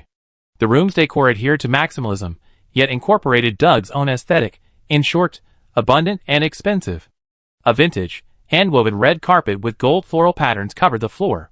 The walls, inlaid with colorful glass, hung with carved photo frames depicting Doug as a child, an adult, and a middle-aged man. A royal blue sofa and a mint green sofa sat side by side, made of top-grain animal leather, paired with bright yellow cushions, all of which were flattened. It seemed Mr. Doug was quite generous to himself. Mr. Doug, Miss Bai requested 4 SVIP tickets, saying the cost can be deducted from her bonus. The subordinate bowed respectfully, pressing the lighter. A bluish flame enveloped the end of the cigar, the flame flickering until a wisp of smoke slowly drifted out. Then the lighter went out, and he remained standing to the side. Doug, cigar between his fingers, smoke drifting through the air, peered through the one-way glass at the room opposite. Give her one. Tell her it's an employee benefit. He leaned back habitually, took a puff, and asked his subordinate, how many wins has she had? The subordinate checked the real-time data, less than half a day later. 4. She's playing against Thunderbolt now. He's also on a 4-win streak. How many Yao coins are on the betting terminal now? Doug squinted through the smoke, choking a few times as he didn't control his inhalation and exhalation, blaming the cigar he just bought, expensive and bad quality. A little over 20 million Yao coins in total. Between Black King and Thunderbolt, the odds are 1-to-1. Doug stubbed out his cigar, tossed it into the trash can, and handed the remaining cigar in his wallet to his subordinate. Here, the unsmoked one is fine. Pegasus, who do you think will win? Pegasus looked out the window. I don't know, but the situation is unfavorable for Miss Bai. A flash of light filled the arena. Thunderbolt vanished as if from nowhere, his speed incredible. He appeared instantly above Baiyu, arcs of electricity crackling in his palm, his fist descending. In the SVIP stands, Chao Lu straightened up, covering her eyes, unable to watch. 2 punches had landed on Bayu's back and her forearm, the current drilling into her skin, her muscles twitching. It looked painful. Bayu remained silent. But this time, Bayu didn't dodge. She stepped to meet the punch head-on, raising her right hand, fingers spread. The instant they touched, a transparent energy rippled out, forcefully enveloping Thunderbolt's fist. The arc of electricity in his palm stopped dancing, and he could only channel it upwards through his arm. But the result was the same. The energy seemed to fall into an invisible rift, flowing away from Pailai's body and dissipating one after another. Pailai's pupils contracted sharply in disbelief. He couldn't stop in time, and was instead struck in the side by Bayu's low elbow strike, falling backward and colliding with the energy shield, only to be bounced back by the membrane. This drew gasps from the audience in the first row, who thought an accident was about to happen and almost jumped up to run for their lives. You only caught it once out of 3 times. Next time, you won't be so lucky, he whispered, his arms outstretched, the current coiling and flowing back, extending outwards in a serrated shape. 2 chainsaws instantly materialized and slashed towards Bayu. Bayu shifted her feet, dodging Pailai's right-hand attack. The saw teeth grazed her brown hair near her ear, sizzling and burning a strand. The next second, she took a sudden step forward, instantly closing the distance between them, stepping into the angle where the 2 chainsaws intersected. Abandoning defense, she took the initiative. Jyotsika in the stands gasped. Too risky. This position made her vulnerable to attack from both sides. But fortune favors the bold. Bayu reached out and grabbed the middle of the chainsaw in her left hand. A violent vibration surged in her palm, the intense heat briefly burning her skin, a searing pain shooting through her, but the electrical energy was quickly disintegrated, dispersing into free-floating electrical particles. Then the temperature plummeted. Pailai quickly adjusted. Speed was the only thing his opponent couldn't overcome. He acted decisively, selecting a suitable position from the trajectory of the electrical particles. His figure vanished again, then with a hiss, reappeared behind Bayu. He concentrated the arcs of electricity throughout his body into his fists, preparing to repeat his attack on her shoulders and back. Bayu wouldn't make the same mistake twice. She braced her left arm behind her, painfully blocking a punch, while simultaneously thrusting her right knee upwards, striking Pailai in the stomach. Using the momentum, she locked her legs around his neck, twisting her body to pin him down, then delivering a powerful elbow strike to his jaw. Pailai felt dizzy and disoriented, first collapsing onto the stage with a crack, his jaw dislocated. Another heavy punch landed on his face, blood staining her white-knuckled hand. A face obscured by her features looked down at him, asking calmly, "These 2 punches are back. Want to continue? If you surrender, raise your right hand. It's just making money, no need to fight to the death." Bayu released him, scratched her head, and turned to leave. Beneath the mask, a puzzled look appeared on her face. These guys were all too weak, had she guessed wrong. Even if she was wrong, it didn't matter. Consider it exercise, she still gets some Yao coins. Bayu stretched her shoulders, thinking about this. These words sounded particularly harsh to Pailai. The outcome was still undecided. What right did she have to make decisions for him? Pailai gritted his teeth, enduring the excruciating pain of his dislocated shoulder, and with a click, he reset it. "I never said I surrendered." He staggered to his feet, clenching his fists to gather energy again. His skin glowed with a bluish-green light, and a powerful electric current coursed through his body, like an impending thunderstorm. Bayu's tone was somewhat helpless. "Fine." She put her hands in her pockets, turned around casually, pulled out one hand, and raised it in midair, a transparent energy wave emanating from her palm. The electric field that Pailai had just finished charging vibrated violently the moment it came into contact with the transparent wave, and quickly collapsed. "Ah!" He only managed to utter one word. Crack! With a loud bang, the electric field completely collapsed, and the released energy wave slapped him away, his back hitting the shielding wall, sparks scattering as he slowly slid down. Thunderbolt lowered his head, his lips moving slightly. "I concede." The entire arena erupted, betting terminals surging with data. A giant screen appeared. "Winner, Black King." The live stream chat exploded with comments. Is Black King the one who defeated Blaze last time? 5 consecutive wins. Will she fight again next time? The transparent energy shield unlocked. Bayu bowed and waved to the audience, gracefully leaping off the stage to be interviewed by Punch Bear's host. "Black King, want to challenge for a 6-win streak? The more consecutive wins, the higher the points coefficient." Bayu stretched his shoulders, winked at the SVIP box above, the face shield only altering his features and voice, his large, watery mechanical eyes sending a wink. "Sure." The host, speaking into the camera, said, "Viewers, Black King is taking a short break and will be back later." Bayu leaned closer to the camera, his voice processed by a voice changer. "No need for a break. Let's start now." After the match, he treated us to dinner. In the private room. Chow Lu. Little Bai's mode is so cute. Phyllis. The contrast between the child-faced wolf and the real Bayu, who understands? Chow Lu and Phyllis excitedly shook hands, acting as if they had just met. Zhou Xi could never interrupted on topics he didn't understand. He asked Xu Yi, "What are we eating later?" Boss Bai said he'd treat us. Xu Yi replied to a message, looking at him, "You think first." The crew-cut man looked at him for 2 seconds. "Are you troubled?" Xu Yi's eyes narrowed slightly, his gaze shifting downwards. "Yes." At the same time, Bayu glanced at his wrist device and swiped lightly across the screen. Challenge mode, Trap Beast mode. Armed entry allowed. Matching opponents. The system notification sent a flurry of exclamation marks through the stands and the live chat. Wait, she just chose the Trap Beast mode. Are you crazy? There's no need to choose this life or death mode. Making money or risking your life. In the private box, Xu Yi gently closed his eyes. The host's enthusiasm remained undiminished. Let's welcome the challenger, Doctor. He's also a newcomer, but very courageous. Please, both contestants, step onto the ring.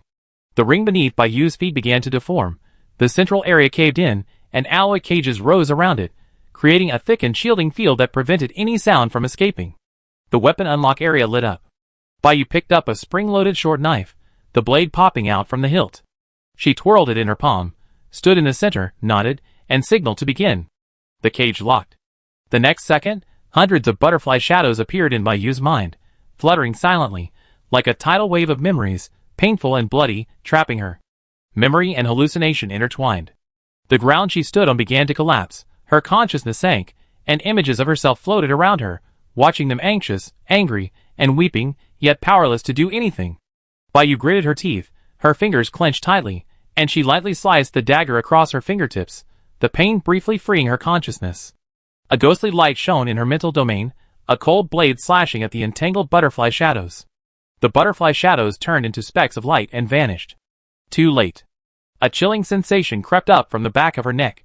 Almost instinctively, Bayu tilted her head, grabbed the hilt of the dagger, and stabbed backward. The blurry human figure behind her dissipated, then quickly coalesced into a large hand, almost filling the entire metal cage. Bang! Bayu was thrown back, his back slamming against the metal wall. Blood dripped from his chin behind the face shield. A warning appeared on the giant screen. Mental overload critical value. 72%, 72%, that should be enough. Xu Yi said 65% would be enough. Bayu braced himself with the tip of his knife, slowly raising his right hand, a mocking smile playing on his lips. My memories. Didn't the Special Investigation Bureau get enough of them last time? D was hidden under his hood.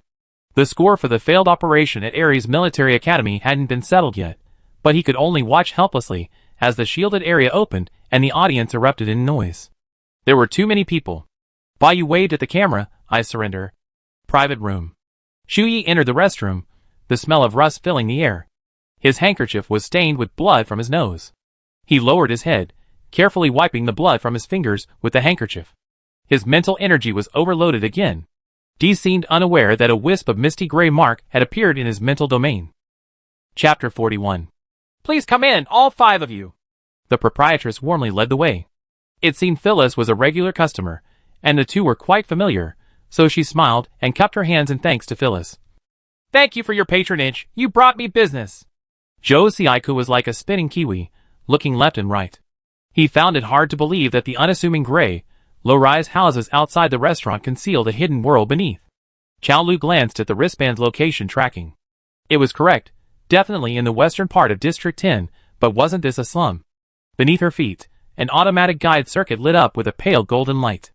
Through a milky white, misty curtain, soft smoke curled around Bayu's waist, and with a snap, a folding knife flew out and stuck to the illegal weapons wall. The proprietress handed over a simple form. Please fill this out.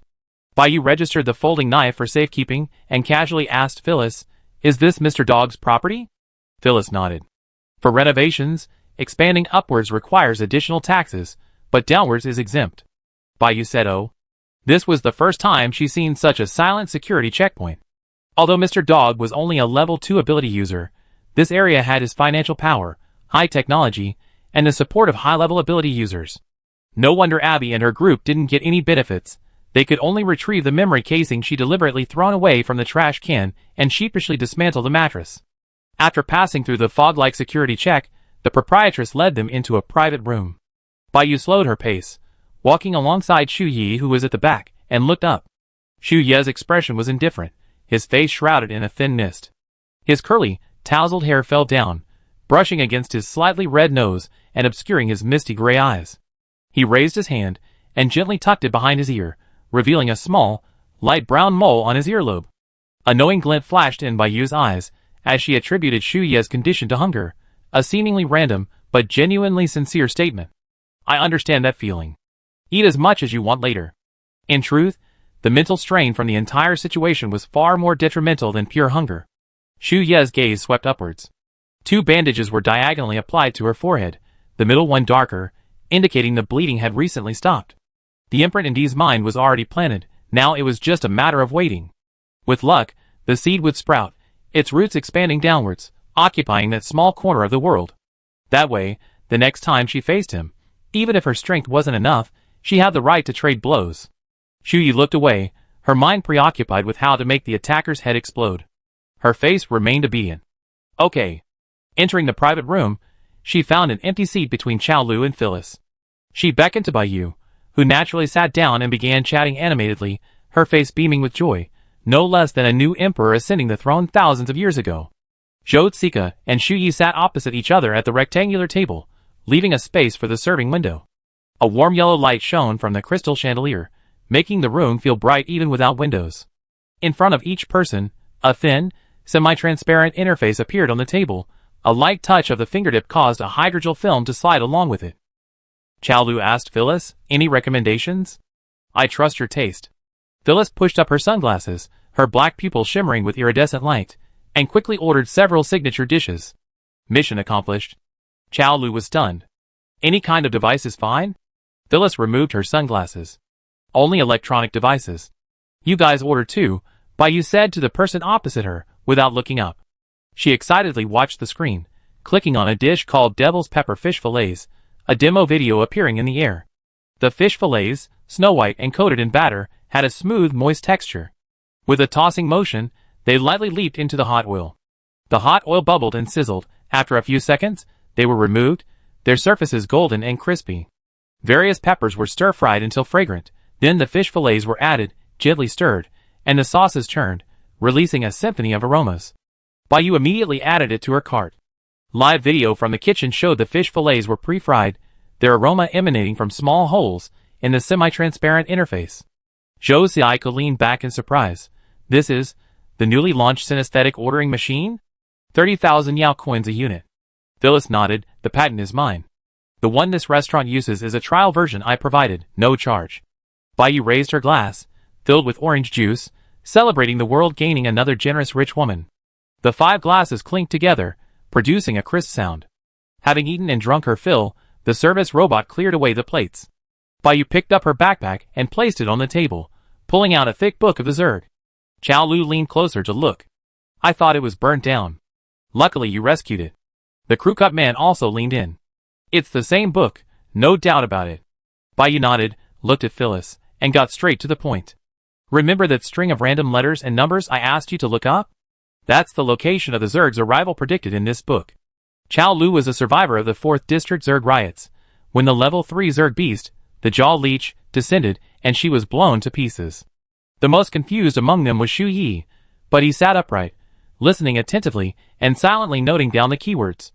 He was much more attentive than Baiyu was when Xia Yin spoke at the opening ceremony. He occasionally glanced at his wrist device. Hungry head, do you understand? Xu Yi, yes. Hungry head, I explain it to you in a bit. Xu Yi, okay. Baiyu opened the Book of Zerg, raised his hand and pressed it on the page, and a dark blue portal floated in midair. A hoarse voice came through. Bloodlord. Baiyu silently prayed, anyone free for a moment? 0 people, or more accurately 0 insects. Baiyu called out, a long-winged beaked fleas. A long beak emerged from the portal first, accompanied by a buzzing sound. A juvenile long-winged beaked fleas appeared out of nowhere. Phyllis was startled and almost hid under the table. Zhou Xiaiku, a black cab? A mini version? Chao Lu, your new pet. Shu Yi, amazing. I can summon long-winged beaked fleas. They helped clear out the insectids in Q18. The crew-cut man stroked his chin. I knew it. Something docile enough to act as a black cab through a mental link couldn't be a bad insect. Baiyu raised her hand. The juvenile long-winged beaked fleas hid its sharp beak under its wings, timidly rubbing against her palm. Not very skilled, its head was ruffled against the wind. Summoning the Zerg, what could it be related to? Chaolu asked the crucial question, reaching out to smooth the feathers on its head. It usually sat in the back seat. She hadn't expected the wing-beaked flea's feathers to actually have iridescence. Blood. Based on my deduction, it might be from that time at Aurora Beauty, when my blood dripped onto this book. Perhaps your blood would work too. Want to try? Baiyu closed the Book of Zerg. Zhou Tsika walked around from the opposite side. That's interesting. I try it first. If it summons bad bugs, then you have to control the situation. He pinched his index finger, leaving a small wound on his fingertip. A drop of blood rolled down and dripped into the book cover. The cover absorbed the drop of blood and automatically turned the pages, but the eerie blue portal never appeared. The man with the buzz cut chuckled and sat back down. At least it unlocks, it won't affect reading.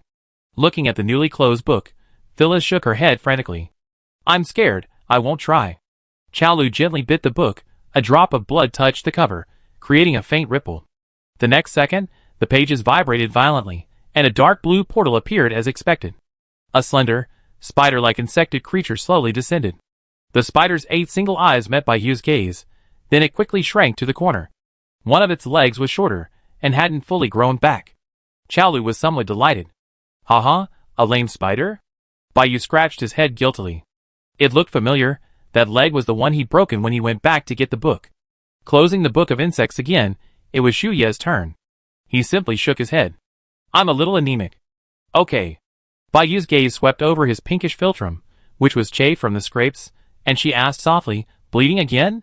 The crew-cut man followed Baiyu's gaze. How did you know? Baiyu didn't answer, but cleared her throat. On the way to Punch Bear, I took a black cab. A wing-beaked flea beast begged me for help. Its clan is trapped in iron cages, subjected to inhumane experiments every day. Can you share your vision? Show everyone, don't be afraid. Baiyu crouched down and asked the young wing-beaked flea beast huddled at her feet. It shook its feathers and let out a soft whimper. Baiyu put on a synchronizer in her right ear, projecting what the insect beast was seeing onto a screen. The dark underground space was damp, enclosed, and windless.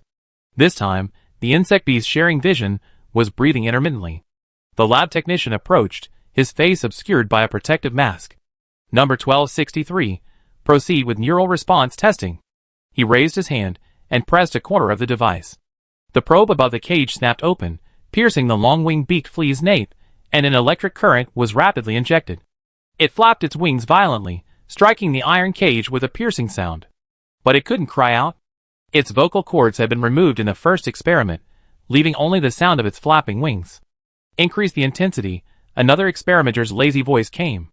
The current intensified, its whole body convulsed, its wings flapped unconsciously, and its remaining feathers fell, drifting lightly into the pus.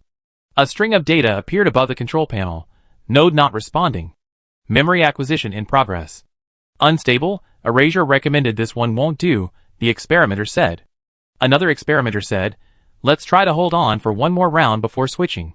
In the corner of the cage, the long-winged beaked flea suddenly moved. It slowly raised its head, its compound eyes cloudy, staring intently at the person in front of it, as if trying to discern features outside the protective suit. As the experimenter bent down to record data, a flash of red light appeared on the back of its neck. The next second, it slammed its body against the cage wall with all its might. Bang! A dull thud. Blood and slime splattered onto the inner wall of the wire mesh, slowly sliding down the mottled rust. A notification sound came from the recording station. Neural carrier detached, experiment terminated. Number 1263, failure. The long-winged beaked flea lay motionless in the cage. The experimenter turned and left. The lights went out. Without a second thought, there were plenty more to come. Chapter 42. Building 404. Only 8 floors are visible from the outside, housing the Federal Chain Shinmao Education. The most popular abacus mental arithmetic training class occupies 3 floors.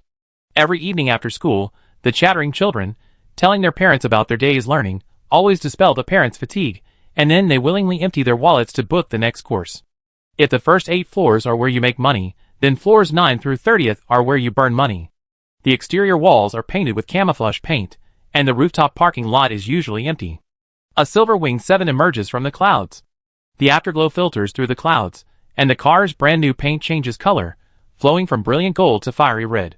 Compared to the silver winged 6, its lines are sharper, and its 4 engines at the rear haven't completely shut off, emitting a deep roar. The car screeched to a halt, the window rolled down, revealing heterochromatic eyes, a black embroidered suit jacket, and a sparkling diamond brooch beneath the collar, making her appear regal. The soldier saluted immediately as she stepped out. Lieutenant Li Jian nodded casually, seemingly in a good mood, pointing to the belatedly arriving transport plane overhead. The helicopter's rotors churned the air, causing the hem of her suit jacket and her slim-fitting trousers to swing violently. Cooperate with them in the evidence collection. Yes, sir. 2 hours earlier, Li Jia had personally led a team to raid a resistance organization's experimental base in the 4th District, returning fully loaded with supplies in 3 military transport planes. Before entering the conference room, Li Jia removed her gloves and knocked on the door. The arguing inside abruptly ceased. Come in. Li Jia pushed open the door, raising her hand in salute, General. Seated at the head of the table was Shilan, the head of Department 404. She glanced at the empty seats.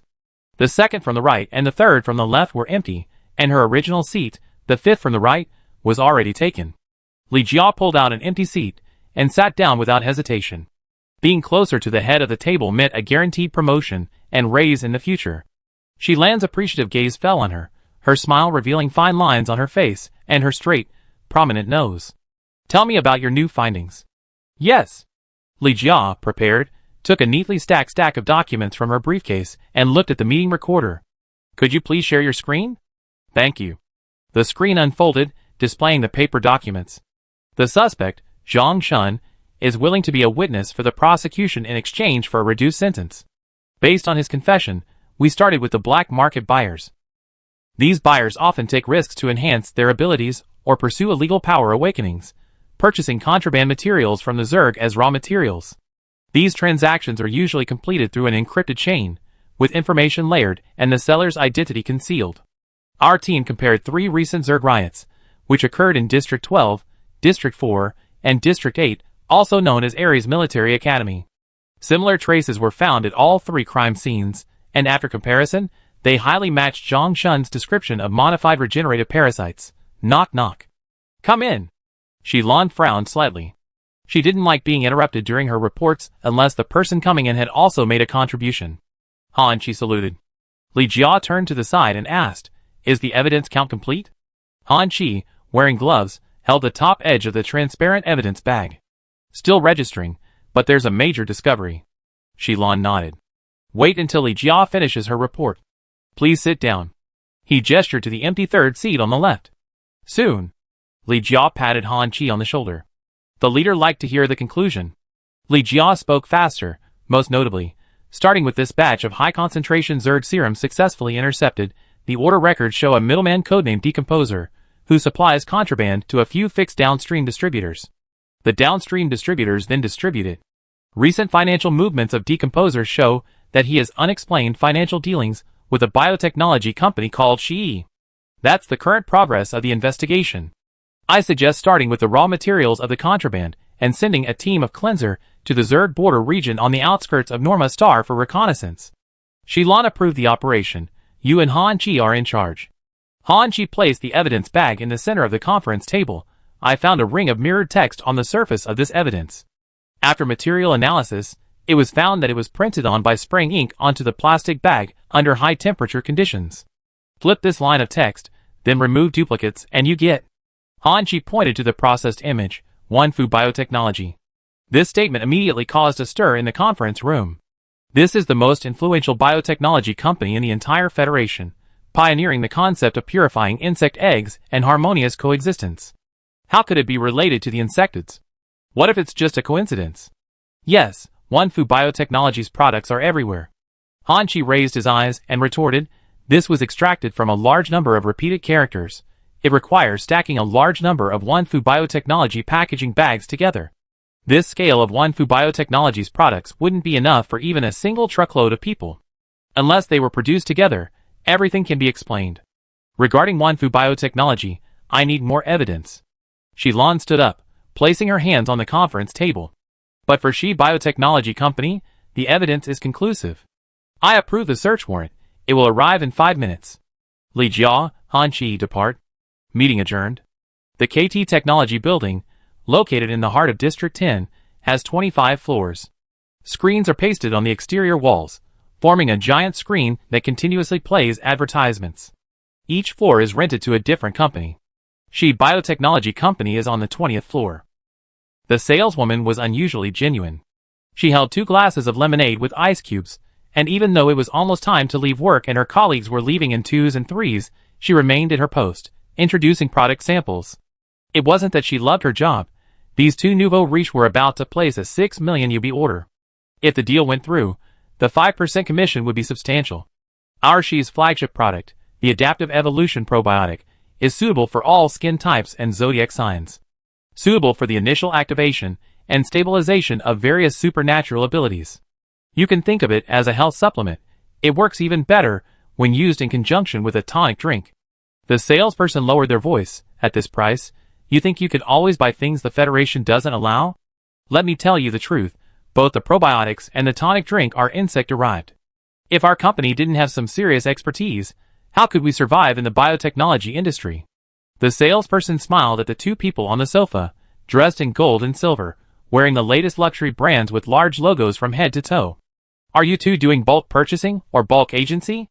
We currently offer very generous discounts for our valued customers. I drink it myself, no need to make that little money. I drink it like water during the day, and use it for bathing at night. Joe Tsika pushed up his gold-rimmed glasses, his face and wig were one, hair gel making his blonde hair pile up into sharp points. His fingertips touched the unfamiliar skin, like scratching an itch through a boot, but his scalp really itched, though it was hard to scratch. He smiled, revealing a row of colorful gemstone-encrusted teeth. Zhou Tsika turned to Chaolu's sister.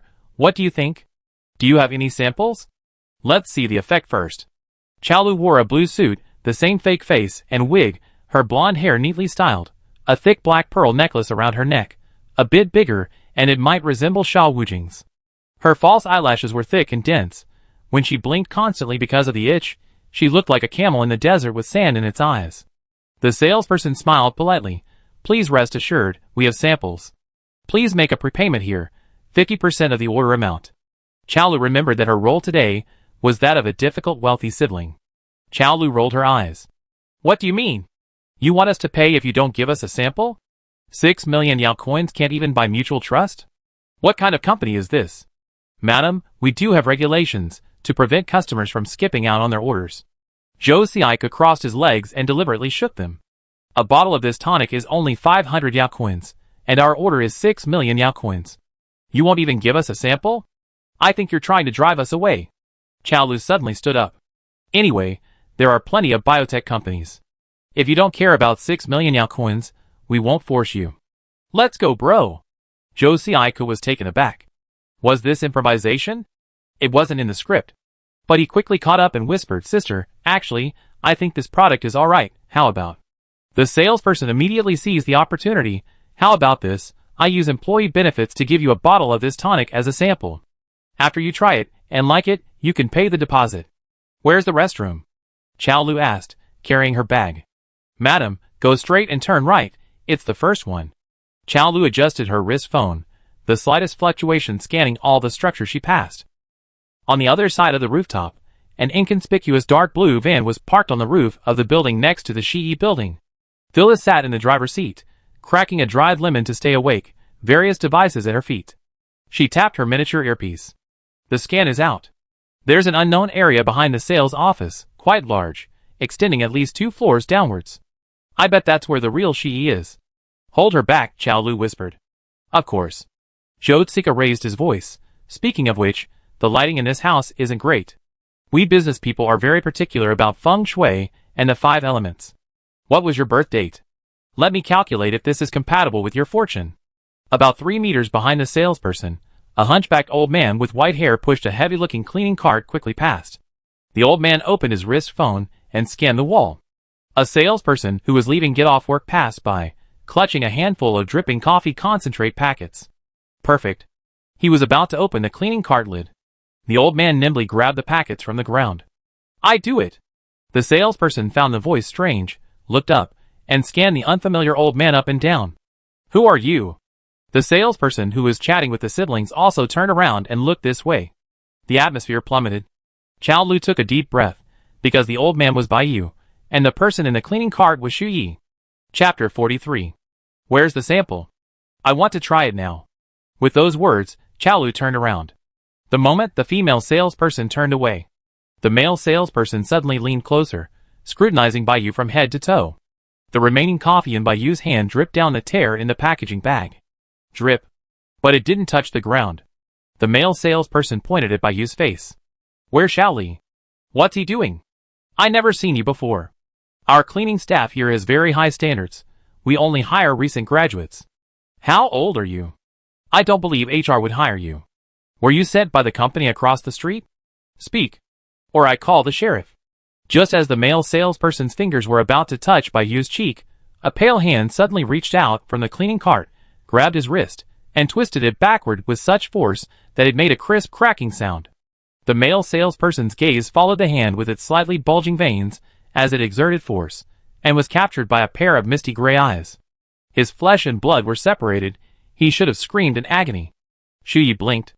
A chill ran through the male salesman's mind. A gigantic eye appeared in midair, blinking gently, its oppressive aura surging. Its gaze easily pierced his entire body, icy and bone-chilling. The eye glowed with a ghostly blue flame, eroding the boundaries of his consciousness. The excruciating pain made him tremble violently, yet he found himself devoid of sensation and control over his body. The pain should have come from his hands, but he couldn't move. Then, he heard someone tell him, "Remain silent, smile, take your colleague, and leave work with her. Once you're out of this building, immediately release her, then go home." Xu Yi let go. The male salesman draped his plaid suit jacket over his arm, just covering the wound on his wrist. A smile played on his lips, his other hand still carrying his briefcase, exuding a relaxed air, no different from his usual forcefully business-like financial persona. The fluctuation of his mental energy didn't escape Bai Yu's notice. She tossed the coffee wrapper into a real trash can nearby. The cleaning cart lid had just been opened, but the female salesman couldn't see inside. Bai Yu rested her hand on the cleaning cart handle and looked inside. Xu Yi sat obediently cross-legged, the soft light falling on his face. His shoulder-length, smooth hair and long eyelashes fluttered like butterfly wings. Bai Yu clicked her tongue inwardly. His large, misty gray eyes now seemed harmless, whereas they had been merciless towards the salesman just moments before. Xu Yi lowered his gaze slightly, avoiding her direct stare. After all, being stared at like that by an old man with white hair made him a little uneasy.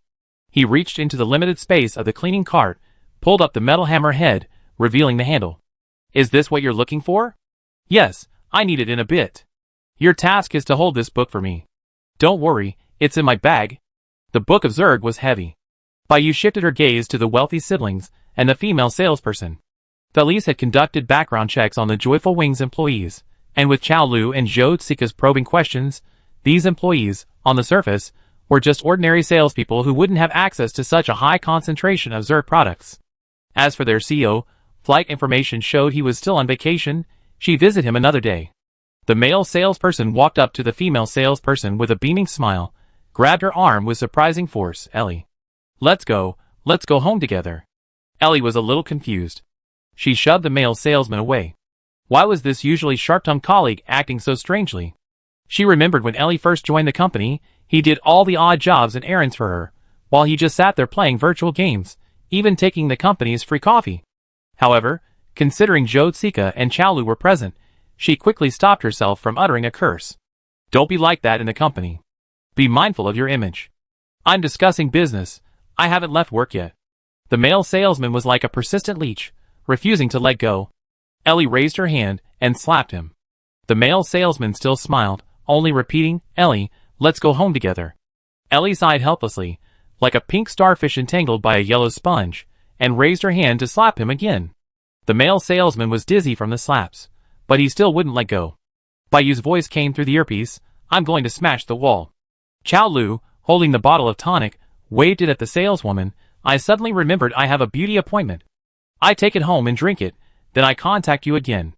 Zhou Xiaika's golden wig was askew, probably due to an allergic reaction to adhesive. He nodded in agreement, walking behind Chow Lu. My sister always has the final say. I listened to her. Just then, the elevator arrived. Ailey instructed the cleaning man, don't forget to lock the door. Bayu hesitated for a moment before nodding.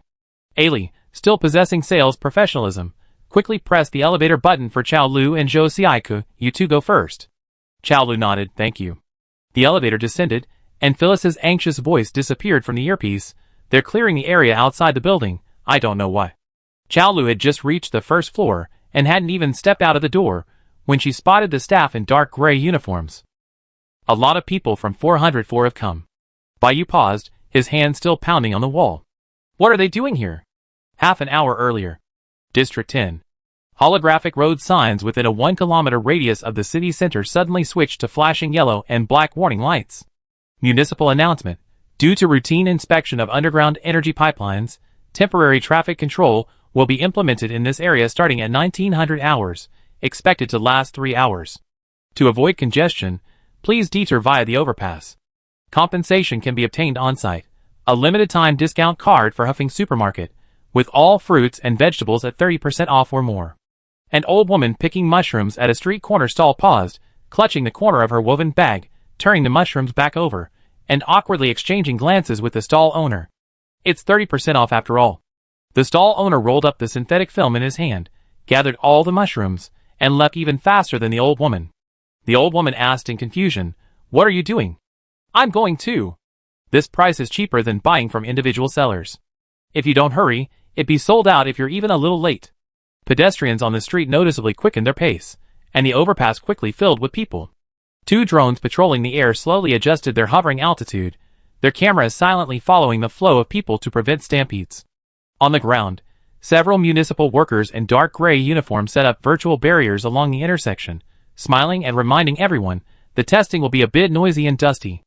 Everyone should go to Huffam early. I heard there's a special offer until 10 p.m. Here, let me help you carry it. Be careful. In less than 20 minutes, the surrounding streets quieted down, leaving only the sound of the wind whistling through the empty pavement. High above the street sign, a municipal worker adjusted his communication device behind his ear, his gaze sweeping across the almost empty sidewalk, and softly reported, the evacuation of the area surrounding the KT building is complete. Command Center. Projection access. A 1:1 model of an office building slowly unfolded on the screen. Several red lines extended from inside the model, each representing the predefined route for Operation 404. Attention all teams, there are still people inside the building. Li Jia was interrupted by a burst of noise in her earpiece before she could finish speaking.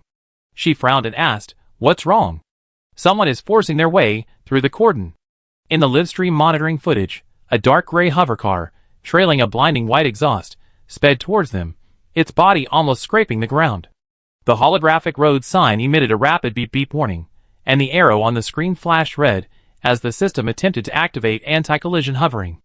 The next second, with a boom, the hover car raised its front end, ran over the road sign, and several other vehicles followed closely behind. The car doors automatically opened, and the newcomers showed their identification to the Operation 404 members disguised as municipal workers. District 10 Police Station, Moat.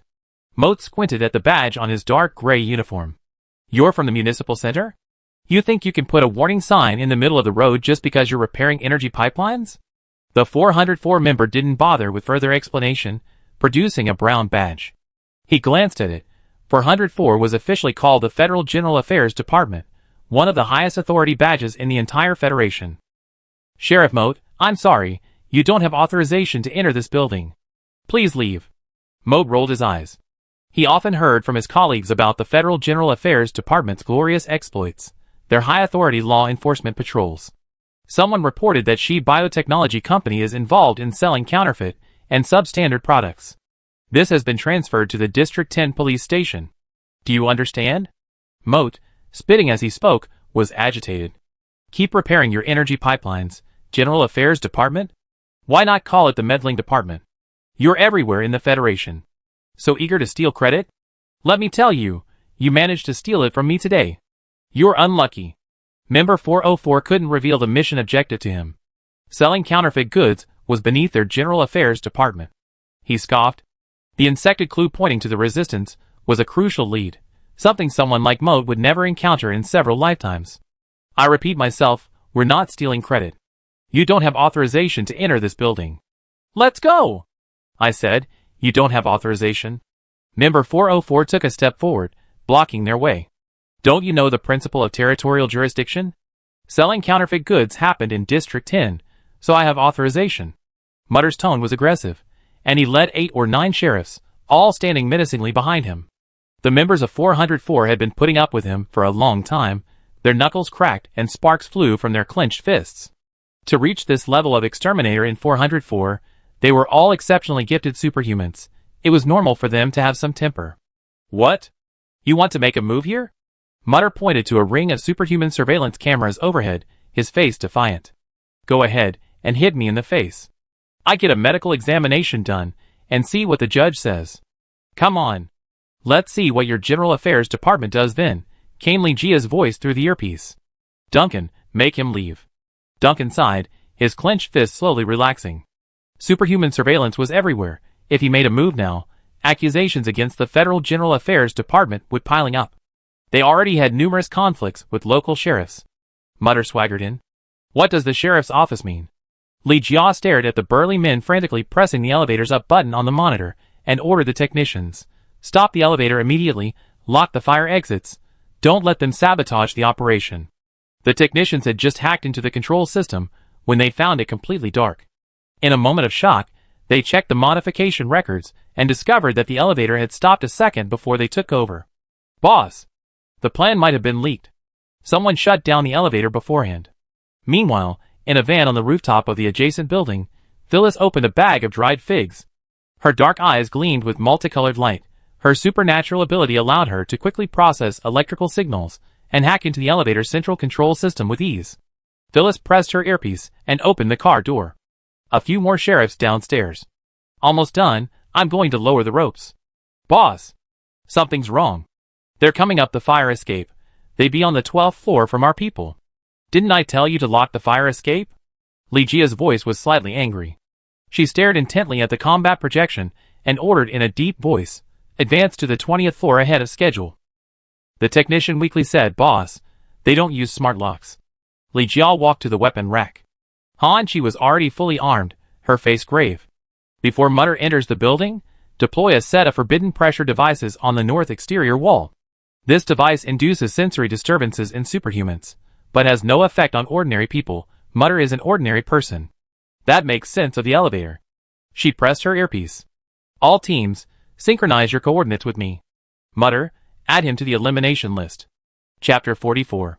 Ellie waved to Chaolu, flashing a sweet smile. You can contact me anytime. See you next time. Before she could finish, her male colleague grabbed her and slapped her across the face again.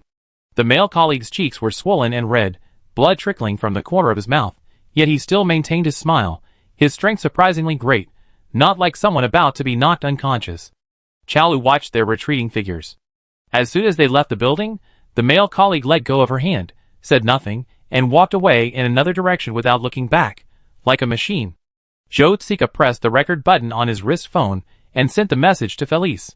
He whispered into his earpiece, there are a few sheriffs arguing outside. Who are they? They don't even respect the General Affairs Department. Felice replied, it takes some effort to hack into the police station. No rush. Zhou Tsika touched his ear. The 5-person shared channel was playing in his earpiece. In Bayu's earpiece, the sound of banging on the wall was particularly loud. If he kept listening, he'd get used to it. It was called white noise. Bai, should we turn the volume down? Sorry. Bayu realized he'd forgotten to mute his channel. He pressed and held the volume button, then turned to see Shu Yi standing motionless at the fire escape entrance, his earpiece already removed. Before Bayu could even ask, Shu Ye's words gently appeared in her mind, delivered by her spreading mental energy. The 18th floor, someone's here, heavy weapons, black tactical uniforms. Bayu blurted out, the 404 action team has parachuted in. The wall in front of her had already been smashed open, but there was a thick insulating layer that even Shu Ye's mental perception couldn't penetrate. Based on the thickness of the scan, It would take at least 2 more minutes. Bai picked up the sledgehammer and continued hammering at the wall. Shu Yi, is there any way to stall them? The longer the better. I'm stalling them. Let them show some human compassion. What? Bai almost inhaled the flying dust. Shu Yi smiled, leaning against the wall. Sending people who work overtime home. Won't you get a nosebleed? Shu Yi shook his head. Evacuating the crowd was their original idea, but it was a lower priority than their task. I amplified their idea. It's much easier than controlling the male salesman. First floor. We need to hurry up and meet them. Chao Lu walked along the wall, following the plan, circling to the opposite side of the downstairs route. The surveillance cameras on this side had been hacked by Phyllis beforehand. Ding. First floor reached. The elevator had just reached the first floor, packed with people. Zhou Tsika stepped aside to let them pass, casually asking the crowd, are there still many people who haven't finished get off work? Finished get off work? We only have morning and evening shifts. Shift change now. Zhou Tsika gasped, remembering the elevator was going down from the 4th floor. How many people are left in your company? The person answering yawned and ignored him. He had already finished his morning shift, with less than 12 hours left, a brief respite. He hung his head, clutching his chest, his heart pounding, the thumping echoing in his ears. He lifted his heavy eyelids. Sai still alive. Looks like 404 only cleared the outside of the building. Chao Lu stepped into the elevator first, pressing 4. Friends, crew head and I plan to make up for any oversights by our colleagues. If time runs out, we execute the backup plan and leave separately. Phyllis, a longtime electronics repairman, knew all sorts of clients' secrets, but she survived and continued doing business because she kept her mouth shut. She was aware of 404's existence all along, so accepting that her new friend was a perjurer wasn't difficult. Her voice came through the earpiece, to be precise. 404 was being cleared out from the 18th floor downwards, using the excuse of pipe maintenance. They're still arguing about it, using teleportation and airdrops. I only just found out. Chao Lu, what? What about Xiao Bai? See you in 2, Xiao Bai, say something? Don't mute me. Bai's metal hammer slammed down heavily, cracking the gray-white wall plaster and steel frame. Dust scattered into a cloud of mist, plastering onto the old man's face, like his head being pressed into flour. Her slender fingers, free of any signs of age, lightly tapped the earphones. Everything's going well here, don't worry. Shu Yi has them tied down for now. The wall's broken down, there's no signal inside, I plan to finish this quickly. See you in a bit. Bai glanced at Shu Yi out of the corner of her eye. He was standing casually by the wall, and surprisingly, he wasn't bleeding from the nose. She picked up her backpack, the Book of the Zerg, which was surprisingly heavy, dusted it off, and went over to put the earphones in Shu Yi's ears.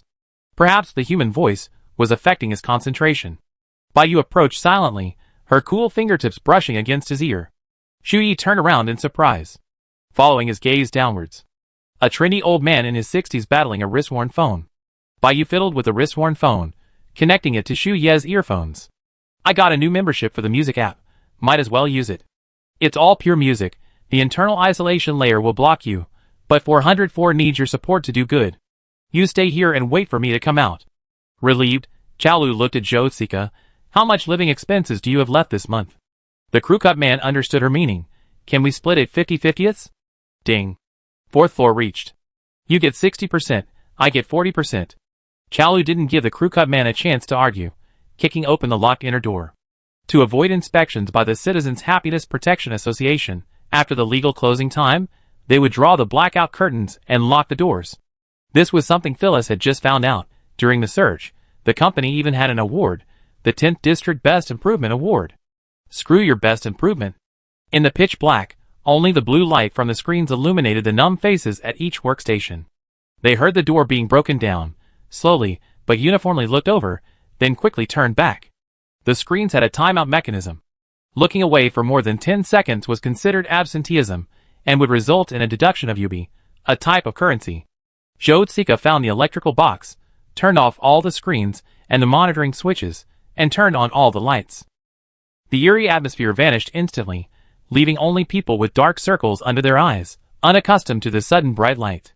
Chao Lu glanced around, about 20 people, not bad. The night shift is over early. Anyone who wants to go home can collect 10,000 Yao coins from me. Months' worth of wages, earned without food or drink, remained untouched. No one believed in a windfall.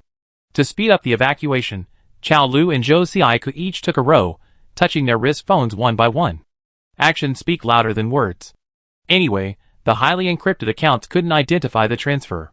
The bank's notification sound instantly activated them. They sprang from their workstations, scrambling through the collapsed iron doors to escape, crowding towards the elevator. The elevator buttons were all grayed out. The only option was to use the fire escape on the other side. Phyllis's voice came through the earpiece. These sheriffs want to take the elevator up. 404 was already being cleared on the 18th floor, and now another group is coming. A few sheriffs came up from the fire escape. No problem, right? We can have them help take the people down.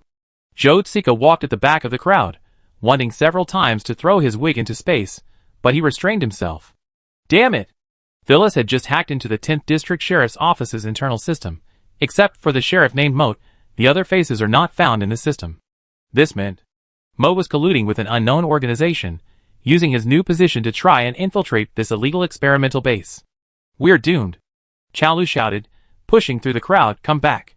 Danger? Zhou Tsika didn't care about any supernatural probes anymore. He was just thankful that the wig-face mask combination was still attached to his skin. With a wave of his hand, a wall of wind gathered, blocking the fire escape. Unfortunately, it was too late. Behind Moat, 3 sheriffs stepped forward in unison, their movements perfectly synchronized. Masks concealed their expressions, but the cold glint of bullets flashed in their black goggles. Sheriffs. The word officers was barely uttered. Bang! A supernatural bullet cleanly pierced his forehead, blood splattering onto the wall and quickly arcing down. Behind him, a female office worker holding documents stood frozen in place, unable even to back away. A second bullet pierced her temple. She instantly lost consciousness, her body collapsing abruptly.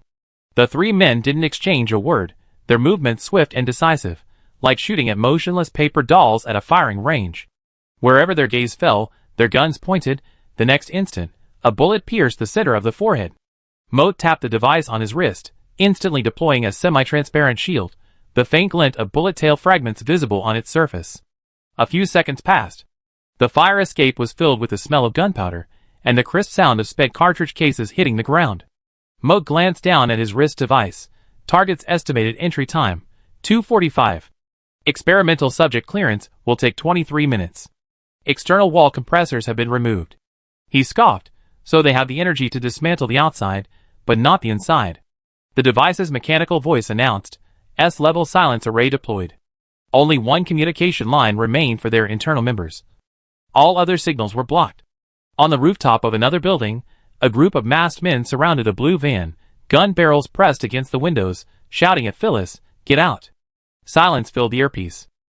Chao Lu spread her arms, fine water droplets forming on her fingertips. The next moment, water surged from her feet like pulled threads, transforming into 2 water streams that gently and steadily lifted the 5 surviving employees. The water stream spiraled up the stairs, and Chao Lu led them up the fire escape, shouting at their terrified faces, "Run! The wind wall won't hold for long." Zhou Xiai stepped onto the stairs and retreated with Chao Lu. As they spoke, the wind wall again blocked 2 incoming supernatural bullets.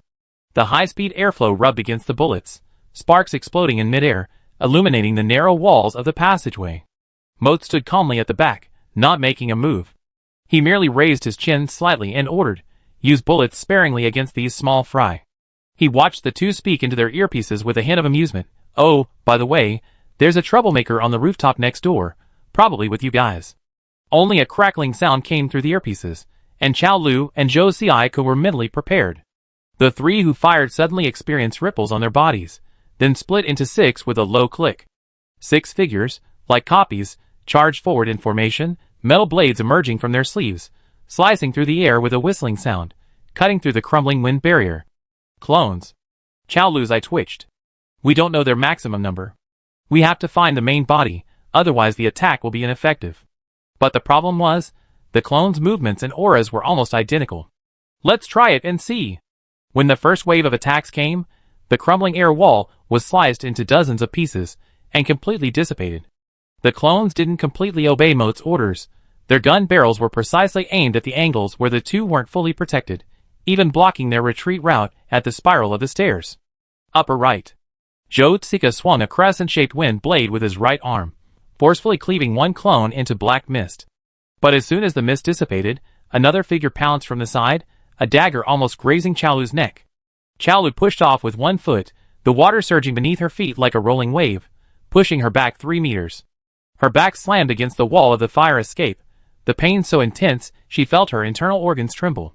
However, she avoided a fatal throat slit. Wind and water swirled in the narrow passage, creating chaotic eddies that constantly collided and hindered the advance of the dark figure. But the number of clones was increasing, requiring attention to deal with each one.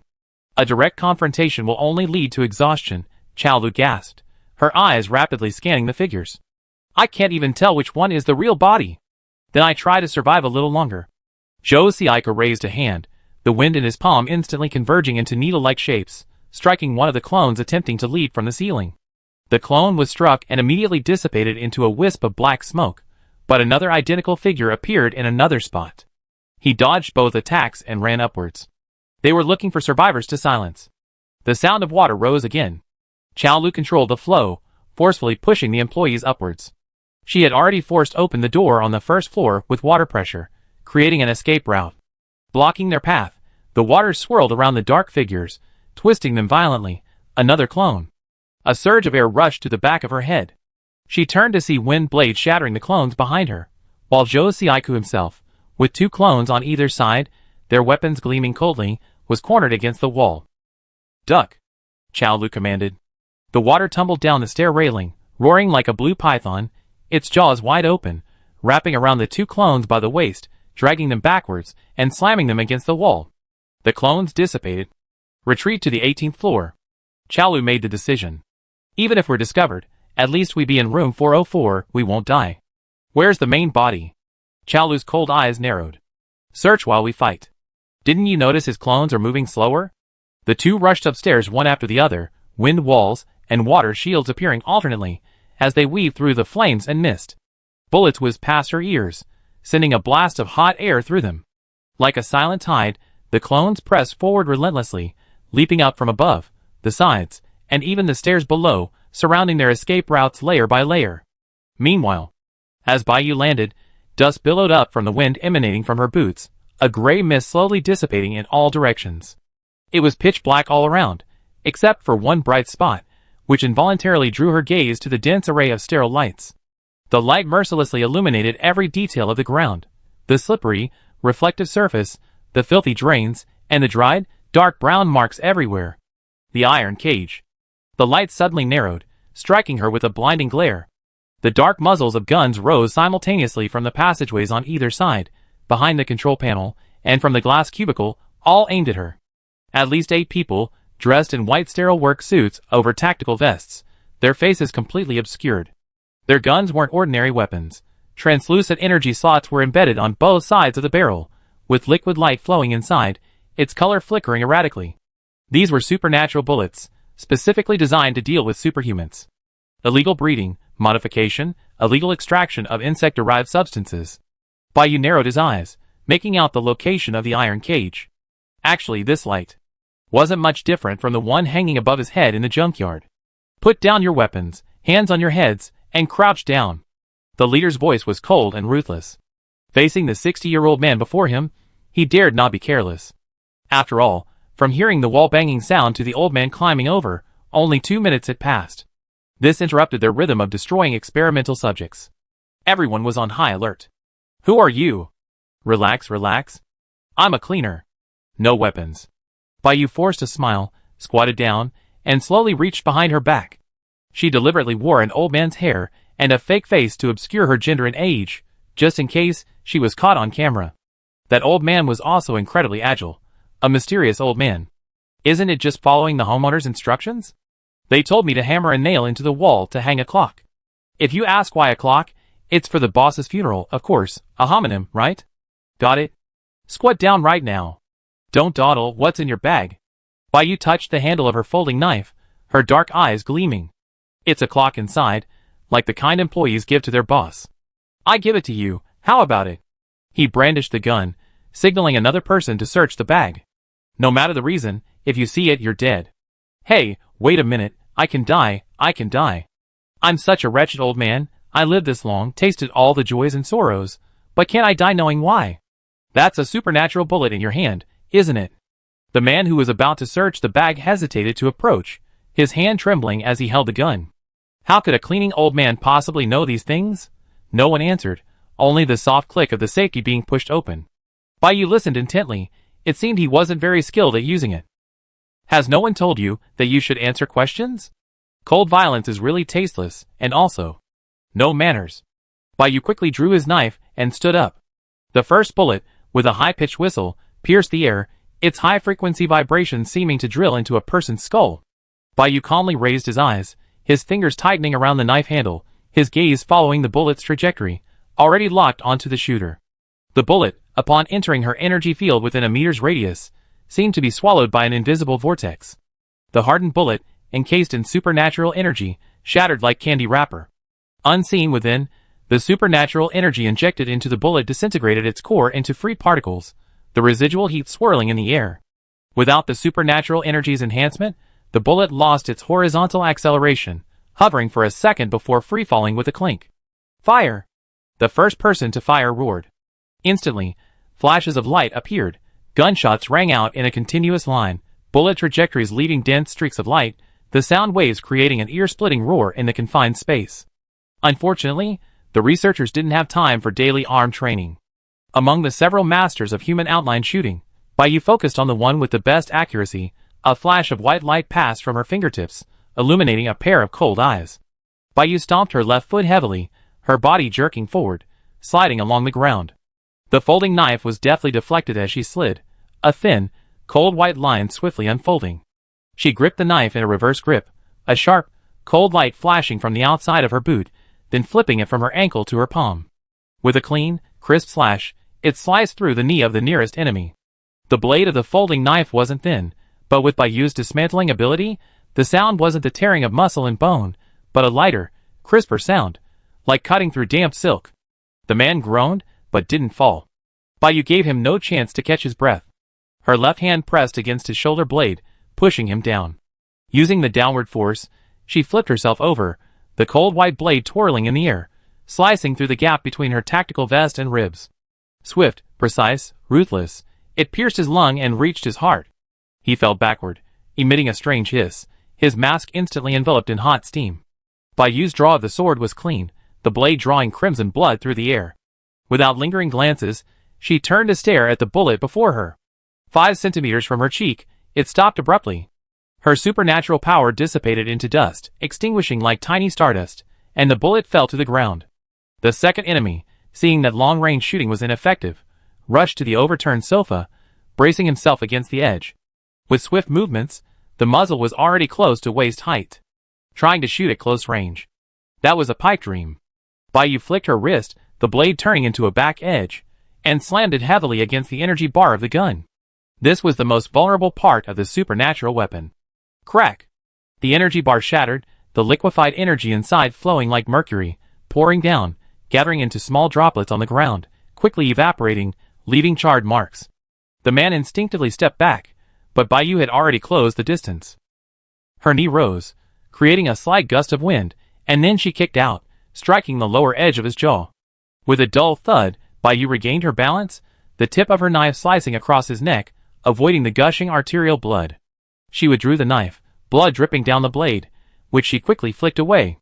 The others immediately adjusted their formation, adopting a semi-encirclement, with the front line providing suppressive fire, and the rear providing cover as they advanced.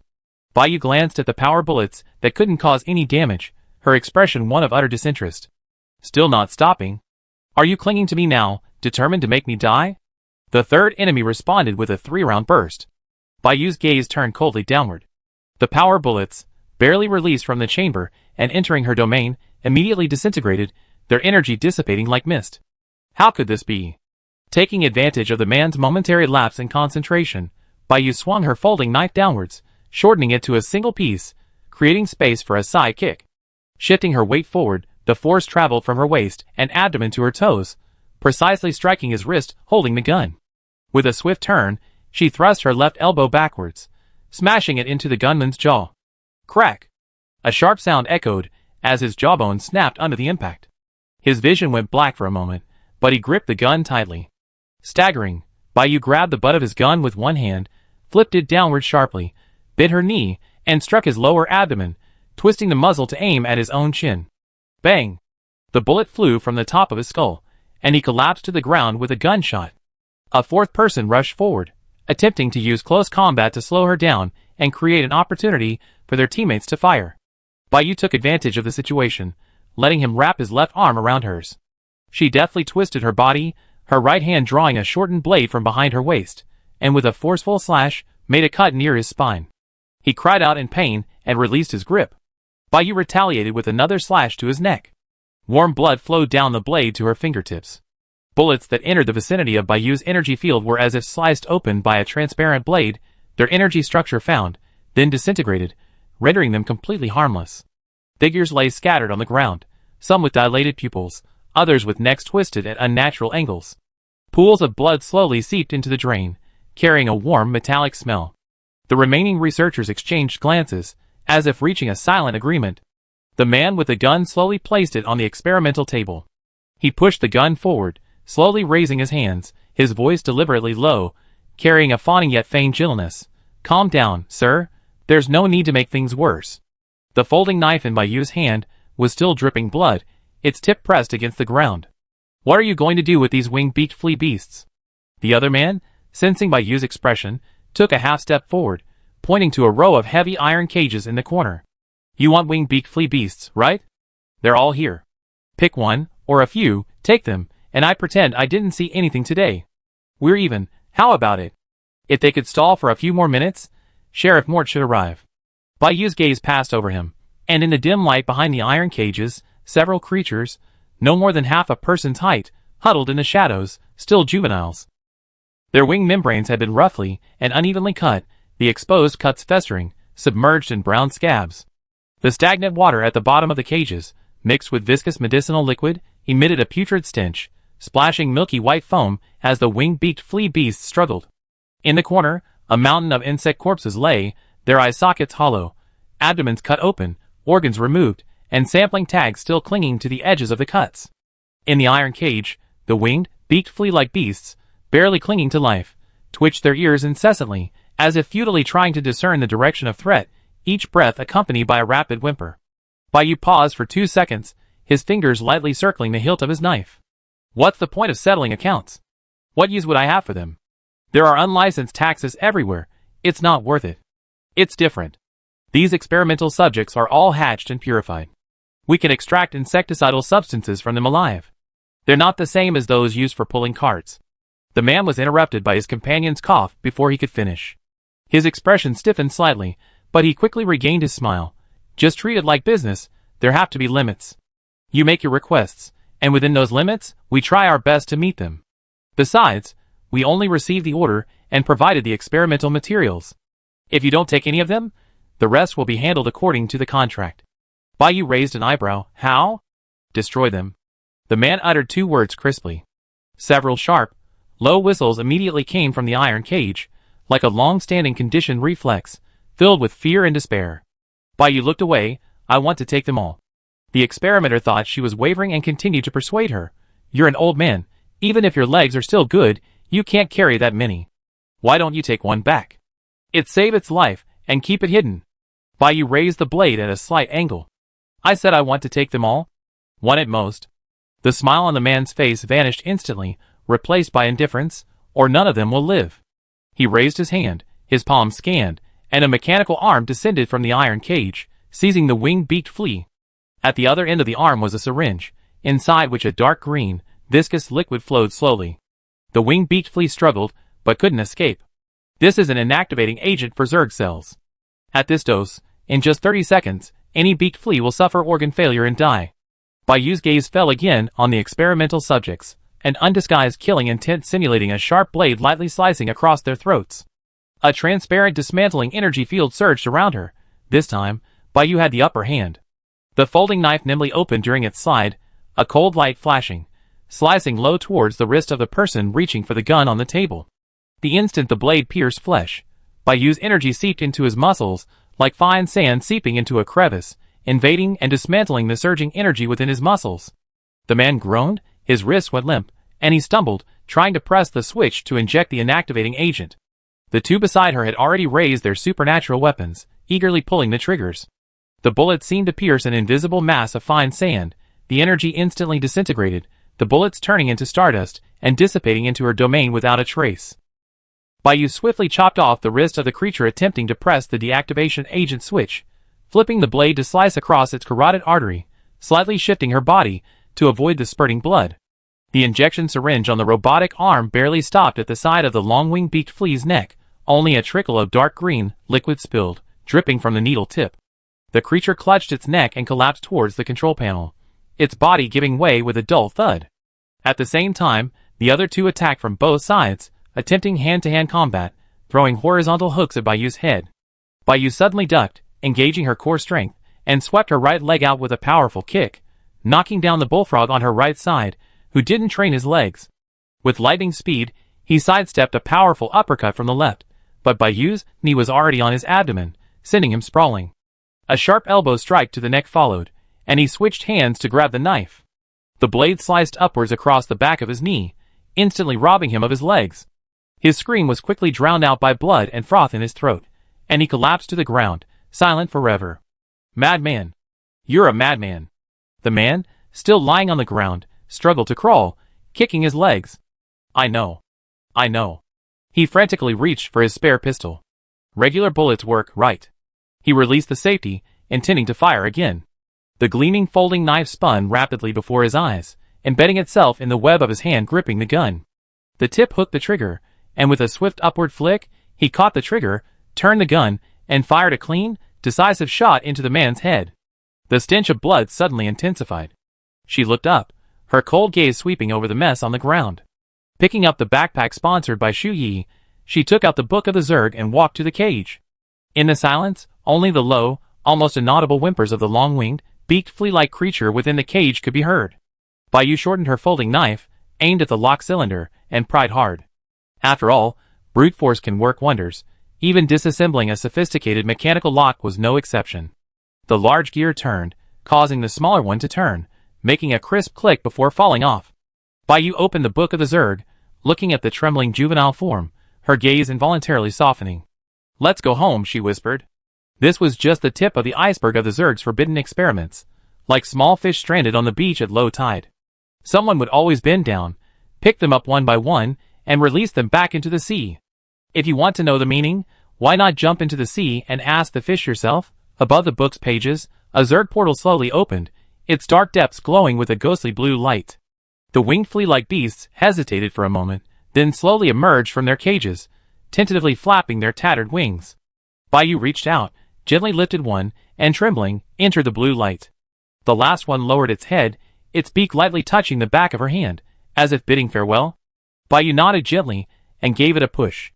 The portal slowly closed after it entered, the ghostly blue light gradually receding until it vanished completely. Amidst the blood and silence, Baiyu tucked her folding knife back into her waistband. All the electronic equipment here was destroyed. There was no value in copying it. She packed the book into her backpack and crawled out through the smashed hole. She saw Xu Ye's figure at the fire escape exit and called out, 6.5 minutes, send it back. That's good. Xu Yi took out a black handkerchief from his chest pocket, wiped the blood from his face, and then turned around, carefully rubbing the blood from his fingertips with the handkerchief. The signal was deliberately interrupted, and we lost contact with him. But I can sense that Zhou Xiaiku and Chao Lu are on the 15th floor, being chased. Xu Yi hid his blood-stained hand behind his back. They're protecting some ordinary people without superpowers. I'm controlling the 404 members on the 18th floor. My mental domain is at its limit. Sorry. Let's go! Once we get down to the 15th floor, we know who's chasing us. Release the control of 404 from the 18th floor, and let them investigate thoroughly at Shi Biotechnology. Baiyu ran down quickly. On the rooftop of the building next door, Phyllis calmly pressed the brown button under the steering wheel before slowly getting out of the car, urging him from outside. Thankfully, it was in the 10th district. The 15th floor. Zhou Xiaiku swept his right arm, and a wind blade spiraled out, directly scattering the oncoming clone. Almost simultaneously, another sharp blade grazed his shoulder, striking the thick shoulder pad.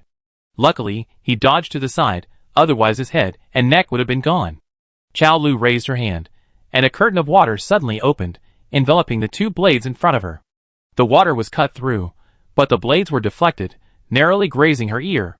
The cold wind behind her made her spine tense, and two more clones approached from behind.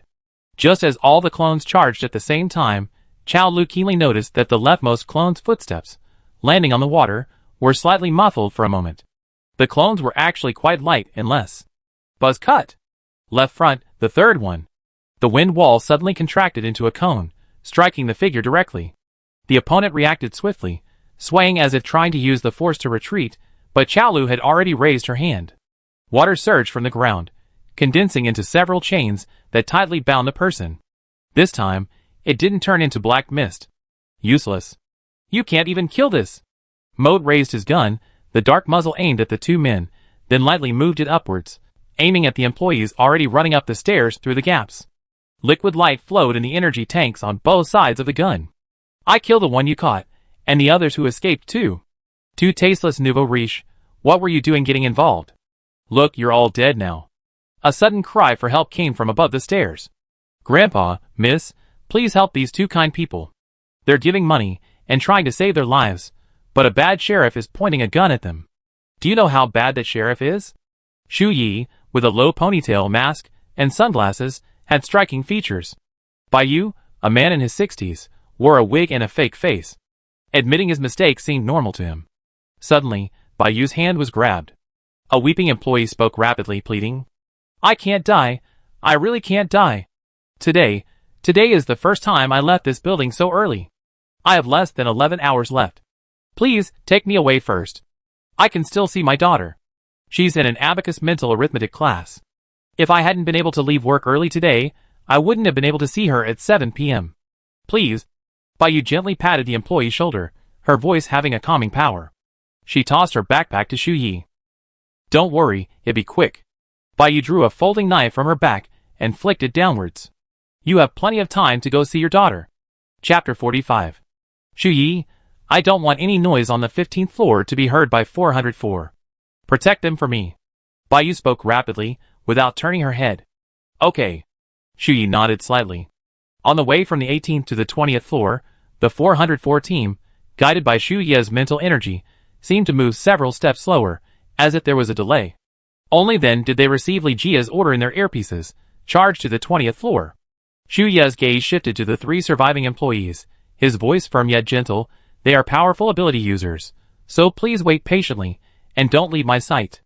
Just like a bald-headed traditional Chinese medicine doctor is trustworthy.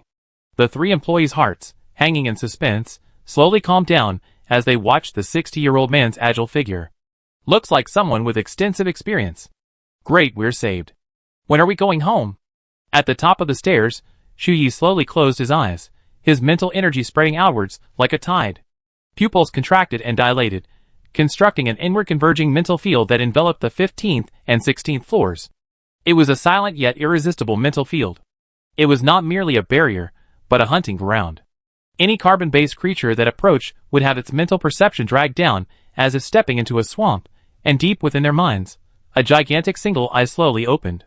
That eye had no pupil, its blood-red surface reflected the firelight, gazing upon everything. Looking into its eyes, the scorching flames instantly shattered your will. Xu Yi stood motionless at the top of the stairs, his slender, quiet back gleaming. He mobilized all his mental energy between the 15th and 16th floors. No one could trespass without permission. Unfortunately, she didn't have the extra mental energy to deal with Moat. You have accomplices? Moat pointed his gun at Jodesika, shrugging indifferently. Who doesn't? Shadow. The shadow behind Moat shifted, stretching unevenly between the ground and the wall, snake-like as it climbed upwards. The words had barely left her lips when, perhaps instinctively, Bai Yu felt a chill run down her neck. Without thinking, she dodged to the side. A dark blade flashed past her sleeve, producing a faint swoosh, and the cufflink of her cleaner's jacket fell to the ground with a crisp sound. I thought Ray could handle it. A deep voice seemed to emerge from the wall. So the captured clone ability user was named Ray. In midair, the shadow blade swirled and retracted, merging back into the shadow of the wall, and a figure slowly emerged from the darkness. A thin, hunched figure, the mask revealing only a pair of wrinkled eyes, their gaze as still as stagnant water. You're over 60? Bai Yu asked, the blade subtly lowering. She glanced down at Emote and the others, locked in a stalemate. Are you blind? Shadow snapped, pointing at Baiyu. At your age, meddling in other people's business. Only when you're about to die do you realize you've been blind your whole life. Baiyu raised an eyebrow, suppressing the joy of catching her age. She sighed dramatically. Aging is indeed a serious problem now. Over 70, and still hired as an assassin. Get lost. Without another word, Shadow moved. Two thin shadows emerged from Shadow's feet, coiling like snakes towards Baiyu's ankles. Suddenly, they hardened like metal wires, spinning, trying to cut through skin and muscle. Baiyu flicked her toes, sending the matte black ground soaring high. The moment it touched her, its structure began to tremble. She swiftly analyzed the structure of her supernatural ability through her senses, then deftly flipped her wrist, her transparent ability instantly enveloping the blade of her folding knife. Aiming at the loosest point. Disassembling. The shadow line shattered into countless fragments the moment they touched the blade. Before they even dissipated in the air, the next wave of attack arrived. From the ceiling, the walls, under the steps, wherever there was shadow, a dozen or so octopus-like tentacles simultaneously extended, matte black, swaying as they tracked Baiyu's movements, attempting to block all her escape routes. Baiyu swept her blade across, cleanly slicing down a row, but the remaining tentacles abruptly contracted, rapidly regenerating, simultaneously stretching and deforming the shadows on the ground and walls, making them even larger, intertwining in all directions to form an impenetrable net. They rained down on Baiyu. Bang! Bang! Bang! 3 consecutive gunshots rang out from downstairs, the sounds like muffled thunder echoing in the narrow stairwell. The bullets tore through the air with a heavy, sharp whistling sound. The bullets were scorching hot, carrying shockwaves that distorted energy fields, grazing the water chain around Rei's neck. The water chain disintegrated into small droplets, suspended in the air. Qiaolu took a step back, raising her hands and pushing them through the air. Surge! The water overflowing from the ground instantly surged, condensing into 2 intersecting water columns, attacking Emote from both sides. Rei, having successfully escaped, immediately created several clones. One clone transformed into a black mist, wrapping around Emote horizontally, dragging him aside to dodge. Emote gritted his teeth. He remembered that he had been a sheriff for so many years. Although promotion and salary increases were hopeless, and his power couldn't compare to the incompetent Federal General Affairs Department, he had achieved a perfect score in moving target shooting during his military academy days. Mote's wrist twitched slightly, and 2 bullets struck the center of the water column with pinpoint accuracy. The shockwave amplified in the water, creating a chaotic vortex. The water column instantly shattered, disintegrating into spray that scattered in all directions. Whose turn is it this time? Mote smirked, skillfully charging his supernatural weapon and cocking it. The energy gauges on either side of the gun glowed with flowing light once more. Rei had retreated behind him, panting, and created 2 new clones to continue disrupting his vision. Come on! Zhou Xiaika flicked his hand outward, and a wind blade, like a spiraling blade, swept across the clone on the left. The wind blade spun rapidly, producing a piercing screeching sound as it shredded the black mist. A deep gash was cut into the clone's body, and a phantom began to leak from the wound, its speed noticeably slowing. Qiaolu pressed down with her right hand, and the water beneath her feet seemed to be stretched into a fine net, instantly catching the clone on the right. With a flick of her wrist, the water threads abruptly contracted, crushing the clone into an invisible black mist. Seeing his attack on the 2 was fruitless, Mote raised his gun, aiming it at the moving Baiyu. Baiyu took a half step back to the corner of the stairs, a slight glint in her eyes. She gripped her knife tightly, the blade slicing outwards, just above the thinnest gap in the shadow net. The air around the blade seemed to be sucked away, that small patch of black instantly collapsing, tearing a gap in the entire shadow net. Baiyu leaned out, sliding forward through the gap, her backhand blade aimed directly at Shadow's chest. Shadow instantly transformed into a pool of spreading black water, flowing around her feet. The black water suddenly rose behind her, transforming into a blade shadow, slashing straight at her neck. Almost instinctively, Baiyu ducked, swinging her blade in a backhand motion, striking the center of the shadow. The blade hummed as it collided with the shadow, like a blade slicing through solid ice. A transparent stream of disintegration spread along the blade, disintegrating the shadow's sword. Not bad reaction. You've taken on quite a few jobs since retiring. Being a cleaner is a waste of your talent. Shadow's voice echoed eerily from all sides. The shadows on the ground, walls, and even the ceiling writhed simultaneously, swirling towards Baiyu from all angles. Thrusts, entanglements, or sweeping attacks like sharp blades, mimicking weapons in a variety of ways. Baiyu dodged, her blade dancing rapidly. Each slash stopped only when the tip of the blade cracked. Not bad speed. Shadow barely moved, its shadow spreading like ripples in her direction, attempting to trap her again the moment she landed. Baiyu touched the wall with her toes, using the momentum to leap up, simultaneously slashing backhand at the approaching shadow. The shadow didn't clash head-on, instead, it suddenly split in two. One tendril, teeming with life, wrapped its tentacles around her blade. The other, like a field of suckers, slid up the back of the blade to the back of her hand, continuing its ascent. Baiyu frowned, dealing with the leeches first. Suppressing her nausea, she swung her folding knife downwards, shrinking it into a short blade, channeling her dismantling ability into it. She slashed the tip at her wrist, releasing the ability in the next instant, and the shadow dissipated like smoke. But Shadow had already used that half-second delay to emerge from the shadow, crouching low, a jet-black short knife materializing in her hand, aimed straight for her waist and abdomen. Baiyu took a half-step back, parrying with her own blade. The two blades clashed, a piercing scraping sound. Had it not been for the matte black material of the blades, sparks would have flew everywhere. Shadow's blade was entirely composed of high-density shadow energy. As the blade rubbed against blade, the shadow, undeterred, crawled upwards along Baiyu's blade, as if alive. How about it? Do you like it? Shadow chuckled softly. Baiyu snorted coldly, abruptly flinging her blade away. Using the recoil, she slid sideways. The light on the wall flickered, and a thought struck her. The shadow's range was longer than before. Looking towards the far end of the corridor, she saw an emergency light deflected by the wind blade, changing the angle of the light. Shadow's shadow instantly stretched to a full 10 meters. Buzz cut! Turn out that light. Shadow's secret seemed to have been discovered. Enraged, the shadow, like a giant python, opened its blood-red maw and lunged. Baiyu reversed her blade, her dismantling ability drawing an arc at the tip, striking the shadow python squarely in the neck. The shadow was severed in two, but the severed pieces healed like liquid, its attack undiminished. The second dismantling completely obliterated the shadow python, but at the same time, the shadow beneath her feet suddenly collapsed, as if sinking into a swamp. Her ankle was gripped tightly. The shadow's form had already materialized before her, the shadow blade slicing down from directly above with a sharp whistling sound. Baiyu's core tightened, and she jerked backward, the blade grazing her nose. A blurry shadow could be seen in the matte black.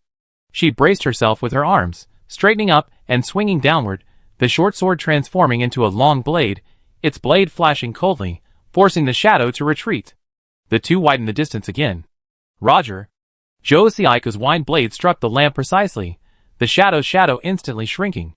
Shadow crossed his arms, his mocking gaze shifting from the lamp to Baiyu's face. Useless, it's over. Matt, why haven't you fired yet? With that, his shadow suddenly transformed into hundreds of slender blades, like a 1,000-armed demon in the confined space, blocking Baiyu's escape route from all sides, creating an opportunity for Matt. Baiyu took a deep breath. Xu Ye's calm voice echoed in her mind. Reinforcements for 404 have arrived, a golden-haired spatial ability user. Oh no, Li Jia is here. Chapter 46. 3 minutes ago. Team C calling Lieutenant Li. An excited voice came through the headset. Boss. You guessed right. We found the S-Class silence array on the second floor, and it's been dismantled. Communication restored. The signal throughout the building instantly returned. After dismantling the pressure plate on the north exterior wall, Team C, as instructed by Li Jia, followed the movement trajectory of Emote and his group before the surveillance footage disappeared, searching for the silence array. In the fire escape, a Team C member's boot stepped into a puddle of liquid. At first glance, it looked like water, but it felt sticky and greasy. In the thermal imager, that area was a cold blue, devoid of the red and yellow hues of life. The team member moved the thermal imager away. It wasn't water, it was blood. A heavy, pungent smell of blood rose from the soles of the boots, and thick, dark red blood trickled down the steps. Looking up, the source of the blood was on a higher floor, dripping from the edge of the next flight of stairs. The voice in the earpiece suddenly turned cold. Boss. There's an emergency on the 4th floor. 16 ordinary people have died. Synchronization was quick. Li Jia received the live feed from Team C's recorder. The camera trembled as it zoomed upwards. At the fire escape entrance, a middle-aged man lay supine, a hole in the center of his forehead, blood running down the back of his skull, and congealing into a dark red flower on the wall. His gray work clothes were soaked with blood, his name tag hanging crookedly around his neck. Above him, a streak of crimson blood descended to the ground, mingling with the blood. Behind him, corpses lay scattered haphazardly. Some huddled in corners, desperately trying to escape, but to no avail. Some didn't die on the spot, still clutching their chest wounds. The C-team leader, carrying a toolbox, crouched down to examine the wounds, gesturing for the others to stay away. Report, the fatal wound is on the forehead, close-range shooting, small caliber, but extremely penetrating. Han-Chi, can you identify the weapon? The C-team leader picked up a deformed cartridge case with tweezers and gently agitated it in a reagent kit. Dense foam churned in the solution, revealing a multicolored hard shell on the surface of the cartridge case, a supernatural bullet. Model AM-32, powered by a supernatural energy tank, an older generation of equipment phased out by the military. The C-team leader paused, as if enunciating, the appearance matches the weapon carried by Moat. Further analysis requires sending it back to the lab. Moat's detailed information was also sent simultaneously. Li Jia quickly glanced at it. The 10th District Sheriff, who 3 years ago ordered live ammunition to disperse a civilian protest without authorization, injuring nearly 100 people, yet, under his lawyer's self-defense defense, was only sentenced to 3 weeks of community service. Entering the lawyer's name into the search box, a slick-back hairstyle, a black suit, arms crossed, and a set of white teeth. Attorney Kusong, guaranteed to win. Li Jia, notify the police station through the Federal General Affairs Department to bring Kusong in for questioning and to cooperate with the investigation. The stench of blood in the fire escape was like fog, each breath tinged with a rusty hue. Walls, steps, handrails, all stained crimson. An execution-style killing, not limited to a single floor. First floor electrical room, have you checked it? The thermal imaging camera didn't detect any life, so we didn't. Check it now. After a series of footsteps, sure enough, in the small electrical room, 3 cold corpses lay scattered. Li Jia's eyes darkened. Where is Moat now? Boss, the surveillance cameras above the 4th floor are destroyed. But he should still be in this building. Li Jia routinely checked the energy gun, then slid it down, the long magazine sliding into her palm. With a press of her fingertip, the magazine lid clicked open, revealing neat rows of energy bullets, their internal liquid shimmering faintly. The equipment was more advanced than Moat's. Han-Chi handed her a photon gun with a pre-adjusted sight. The photon gun had stun and kill modes. We don't need the stun this time. Li Jia glanced at the fully armed Han-Chi. You don't need to go. Stay, and keep watch for me. She pushed the magazine into the grip with one hand, tucked it back into her holster, drew her folding magnetic rifle, and unfolded it for inspection, the click closing crisply. A golden square vortex spun in her palm. The next second, the selected weapons disappeared one by one, sucked into her personal space. Her movements were fluid and seamless, as if she were simply storing weapons in the armory. Team A calling Lieutenant Li. Except for the 2 remaining on the 18th floor, the rest of Team A and Team B have reached the 20th floor. Recorder footage synchronized. The doors of Shiyi Biotechnology Company were wide open. On the left wall, there was a large, inwardly collapsed hole, its edges rough, with rubble and steel bars protruding, as if smashed by pure external force. Team B was on alert. Team A approached with guns drawn.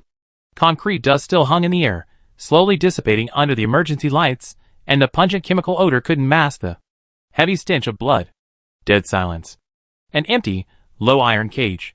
On the other side of the cage, in the thermal imaging, red was slowly turning yellow. These lab personnel had only recently died.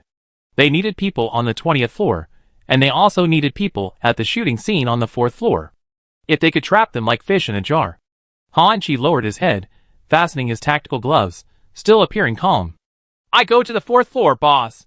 Han-Chi's rank was captain, 1 level higher than Li Jia, and he was the deputy commander of this operation. Li Jia glanced at the assembled Group C, the coordinates on his wrist device already synchronized. Okay, let's go! Bang! Moat pulled the trigger. The supernatural bullet, flashing with dazzling light, was right in front of him. Bai Yu leaned calmly against the wall, stretching her neck, her folding knife secretly charging. Li Jia had arrived. For 104's attitude towards the Zerg was to be completely eliminated. They couldn't exactly open their backpacks, pull out the Zerg book, and then explain their appearance at the KT building. Her gaze lingered between Shadow, Ray, and Moat. Should she kill 2 and keep 1 to report, or kill 1 and keep 2 to take the blame? Or even if all 3 are wiped out, that's fine too. The blade traced a thin arc in the air, touching the bullet. With a sharp snap, the bullet shattered into countless tiny points of light, the metal parts flying off and embedding themselves in the wall. Hey, move the blade a little closer. Baiyu flicked her wrist, releasing half of the shadow blade. She said softly, "You can't stop me. Let's chat." Shadow silently retracted the blade. Baiyu raised her chin, speaking in a voice only she and Shadow could hear. "We're all on the same side, working for D." Shadow's eyes widened. Even through the mask, his shock was palpable. "Then how come I never seen you before?" "Single-line contact and mutual secrecy are the safest methods." Shadow nodded, half believing. Baiyu was overjoyed. She guessed right. It really was him. D didn't come to District 10 just to fight in an underground boxing match. He was definitely here on a mission. Clean up the mess left by the exposed Shi, that is, to eliminate all witnesses and test subjects in the entire building. This deduction was corroborated by Abby's social media posts. He and D disliked each other. D, 1 or 2 defeats don't mean anything. Abby reposted and commented, "Of course, you have to grab everything, and you'd be satisfied if you fail every time." Image. Red lips mean Xiao Chong.jpg. Baiyu casually read aloud what D had posted. Seeing the simple-minded fool in Shadow's eyes. Baiyu's eyes darted around. Shadow, who had been hiding behind and hadn't made a move, began to provoke, "Look how well Ray and Moat coordinate. They obviously don't include you in their games, so why do you listen to Moat?" Following Baiyu's gaze, the two were indeed very coordinated. Ray's clones reappeared, this time not attacking directly, but spreading out around, moving rapidly along stairs and walls, creating dozens of blurry figures to obscure the view. Moat moved constantly among the phantoms, using them as cover as bullets came from all directions. Zhao Lu and Zhou Tsika were even more coordinated, creating a wind and water effect. Zhou Tsika continuously created and spread wind fields, trying to shatter these phantoms. But Ray's main body silently cut in from the wind field's perspective, his short knife aimed straight for his side. But Zhou Tsika, as if he had eyes, twisted his body in the opposite direction. It turned out he deliberately created an opening. Gotcha again. A chain of water suddenly rose from the ground, striking the figure. The chain split into 3 in midair, cornering Ray and blocking all escape routes. Taking advantage of the moment when Moat was reloading, Baiyu coaxed, "Don't mention me, the credit is all yours. And you never have to see those 2 annoying colleagues again. How does that sound?" Shadow swallowed hard. "What should I do?" "Leave now. Then go back and report to D. The cleanup is complete, but unfortunately 2 teammates were lost." Moat's gunshot rang out again. Baiyu, standing on the handrail, leaped down, dodged, shortened her folding knife, grabbed the muzzle of the gun with her other hand, twisted her wrist, and forcefully pushed the gun to one side. In the struggle, another shot rang out. A bullet grazed her waist. Moat instinctively resisted, raising his elbow to knock her arm away. Baiyu pushed him away, her shoulder slamming into his chest, using the momentum to step forward and slamming her knee into his kneecap. With a crisp crack, Emote lost his balance and knelt down. She seized the opportunity, striking his chin with her elbow, then drawing her knife and slashing forward, piercing the liquid light on either side of the energy bar, instantly extinguishing the gun. She turned the butt of the gun around and smashed it against the back of his head. A muffled thud accompanied by short, labored breaths, Mote's face slammed against the stair railing, and he collapsed. With no hesitation, Baiyu knelt on one knee and bound his wrists and ankles twice with her personal straps, confirming he was completely incapacitated before looking up to the other side. Ray's main body contracted towards the dew chain, his breathing becoming increasingly rapid. Zhou Xiaiku's wind field surged, shattering his other clones one by one, weakening the main body's abilities. Several clones suddenly merged, attempting to help the main body break through the gap between the 2 attackers. Baiyu pushed off the handrail with her toes, her shadow overlapping with the gust of wind created by Zhou Xiaiku, slicing diagonally downwards from above. The instant she landed, her left foot landed on the inside of the railing. She drew her knife and struck Ray, who was about to escape, with the back of the blade. With a dull thud of metal striking bone, Ray felt a numbness in the back of his neck, his whole body stiffened, his knees buckled, and he collapsed forward. Baiyu half squatted down, checking his breathing, confirming he was only unconscious. Baiyu grabbed Ray by the collar and shoved him against the wall, where he lay side by side with the unconscious Emote, 3 trembling employees standing nearby. "If anyone asks, just say you 3 had a sudden burst of potential and beat someone up like this. Is that okay?" The 3 nodded frantically. Baiyu, Zhou Tsika, and Chao Lu exchanged glances and whispered, "Leave two alive, that be enough to explain things to Li Jia." Xu Yi, covering his nose, blood seeping from between his fingers, strode over. Li Jia is going down from the 18th floor, and an officer is leading a team up from the 12th floor. There are too many people, they can't control them. Conservatively speaking, they arrived in 30 seconds. A chill ran through the broken window. The chill deepened. It's over, there's no escape. The four of them's wrist phones flashed simultaneously. Before they even realized the signal had been restored, Phyllis sent a message. "Don't ask questions yet, just go with him." Bai Yu looked up sharply. The chill transformed into a thick fog, surging in like a tide, instantly engulfing her vision. Her senses were shattered, leaving only the sound of hurried footsteps and breathing. "This way, take the zipline." In the fog, Bai Yu was pushed forward. The safety rope tightened, and she looked down, gripping the lock, staring at the zipline, the tool for evacuating from the top floor to another building in Plan A. The steel cable was taut, moisture seeping into her bones. The moment Bai Yu slid down, the wind whistled in her ears, her vision narrowed to a sliver, and the fog rippled rapidly in the wind, spreading outwards like water. "Hurry!" Chao Lu was the second. Water droplets slid from her fingertips, condensing into a thin film on the makeshift rope, accelerating her descent. Zhou Xiai followed closely behind. As Xu Yi slid down, a cold shout came from behind. "Who's there?" From behind the fog, a golden vortex suddenly opened, and Li Jia's figure appeared abruptly. She swept a sharp glance through the fog, locking onto the direction of the steel cable. Another building. "You can't escape." Chapter 47. "Boss! The surveillance on the 18th floor is back up." Li Jia stared at the figure gradually swallowed by the fog, a small water droplet landing on her eyelashes, sending a chill through her. 4 people escaped in total, an old man, a girl, and 2 blonde non-mainstream individuals.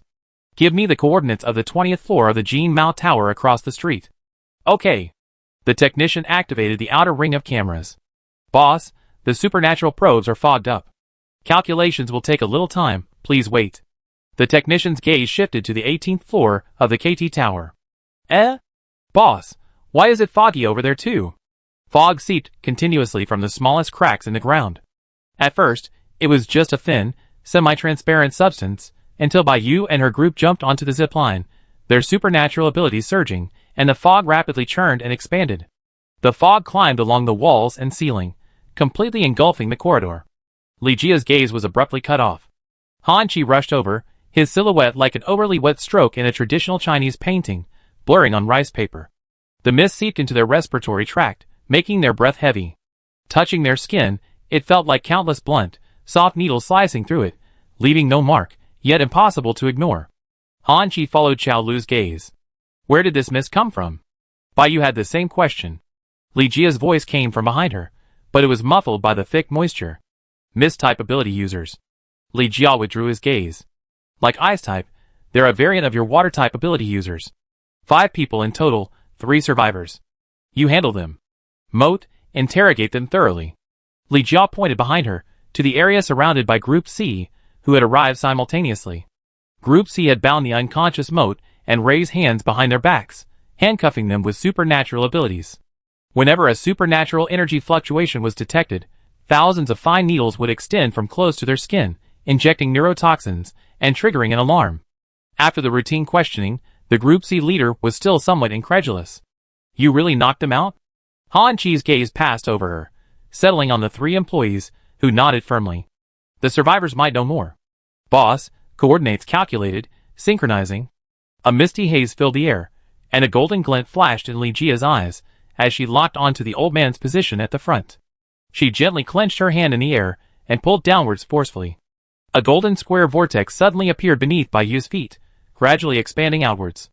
The immense suction force enveloped her, threatening to swallow her whole. The safety rope hanging around her waist swayed violently. Bai Yu stood between 2 towering buildings, 20 stories high, nearly 60 meters above the ground. Beneath the fog, the ground was the heavily armed Federal General Affairs Department. As a fellow 404 cleaner, he naturally understood that his colleagues each possessed extraordinary skills.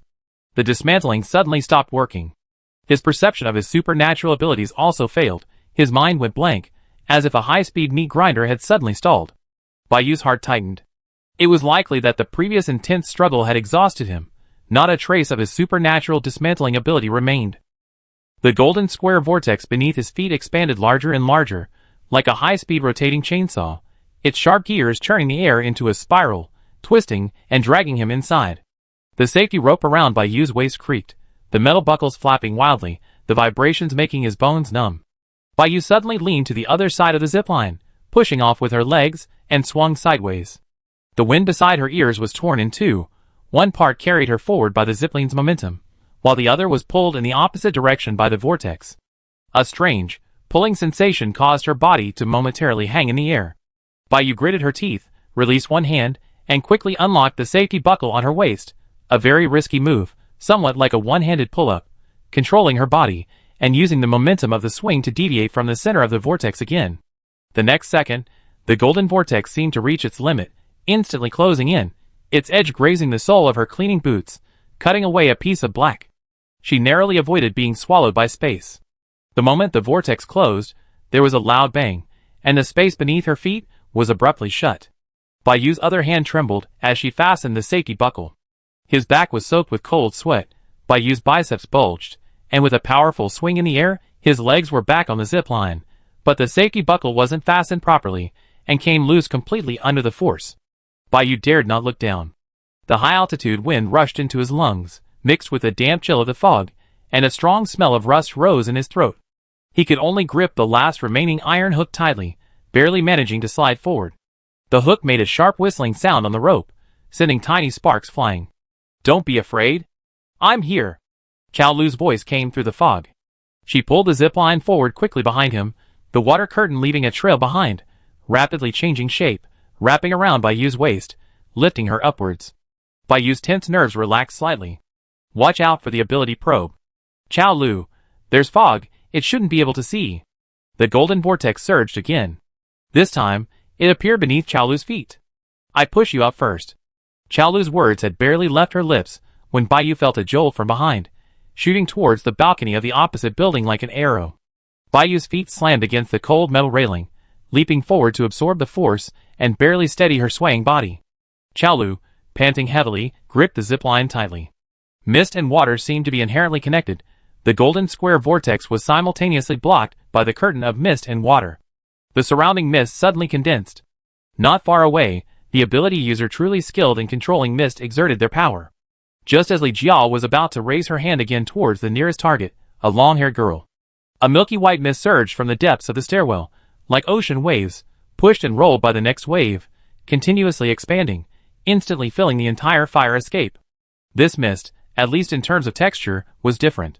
The mist droplets were incredibly fine, like shattered ice crystals, countless cold, stinging droplets trying to pierce the skin.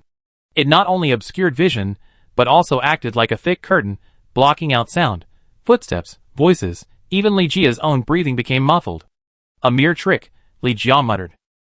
Li Jia flipped his palm, and the golden vortex beneath his feet instantly expanded into a disc about a meter in diameter, its jagged edges spinning rapidly, slicing a path through the mist. However, the flow of the mist was not chaotic. The moment it was cut open, the mist seemed to consciously flow back along the edge of the cut, leaving a shallow gap, much like trying to cut water with a knife. The water just keeps flowing. A low male voice came from within the mist, seemingly audible only to Li Jia. "Subjectively, I don't want a lose-lose situation. They're not suspects, please be lenient." In an instant, the entire floor was shrouded in thick fog, plunging into utter darkness. The golden vortex, like a landscape painting stripped of its color, was gradually eroded into a dull gray-white by the fog. Whether they're suspects or not, it's up to me to decide. Li Jia's gaze sharpened, and the space around her abruptly folded. Several long, oval vortices, like golden blades, swirled rapidly around her, slicing the approaching fog waves into splashing water droplets. But the fog quickly coalesced again, seemingly unconcerned about the damage inflicted. "That's why I dislike fog-based magic. It doesn't cause much damage, but it's incredibly troublesome." Han Chi descended the stairs, raising his hand to merge the fog droplets one by one. The small droplets hovered in the air, and his vision cleared. Just jealousy. The pressure of the fog suddenly intensified. It wasn't simply enveloping, but exerting downward pressure, slowing down every movement. "Deputy Commander. A survivor just escaped. She said she was going to pick up her daughter. What are we going to do?" We can't find her. A shout came from within the mist from Team C. Deputy Commander, come quick. Mutter seems to be missing too. I definitely put superpowered handcuffs on him. Idiot. Mutter isn't a superpowered person at all. Han Chi looked exasperated, but couldn't get away. Water and mist share the same origin, allowing them to control each other. The opponent wasn't trying to kill, just stalling for time. It was a drawn-out battle that would last forever. Mist-type superpowered persons are few and far between in the entire Federation. Once they're registered, it's easy to find them. Go and bring Moat back first. I can handle things here. Li Jia's golden vortex moved with incredible speed, tearing a crack in the mist with each teleportation. But the reaction of mist-type ability users was equally swift. Each crack, barely formed, was immediately replaced by a surge of mist, blocking vision, restricting her movement, and confining her spatial teleportation to a small area. Li Jia only caught a glimpse of a blurry figure through the gaps in the mist. Finally found you. Mist particles seeped into her breath, making her throat feel numb. She reached into the small golden vortex and pulled out a folding magnetic rifle. The mist seemed to sense the threat, suddenly tightening and surrounding her. The muzzle was aimed at the figure in the mist. Her gray-blue eyes converged into a thin line, precisely locking onto the target through the folds of vision and space. Bang! The gunshot echoed through the mist. The magnetic bullet pierced the vapor, whistling as it pulled back. A straight trajectory appeared. On the other side of the fog, the blurred outline shifted slightly, like a shadow blending into the mist, as the magnetic energy blast grazed his neck. The intense heat and impact created a brief vacuum in the fog, the fine mist being pushed outwards, and then surging back in the blink of an eye, as if it had never been breached. Li Jia snorted coldly, reloaded her rifle, and the space beneath her feet folded, instantly teleporting her to the end of the fog crevice. The fog surge was faster than she had imagined.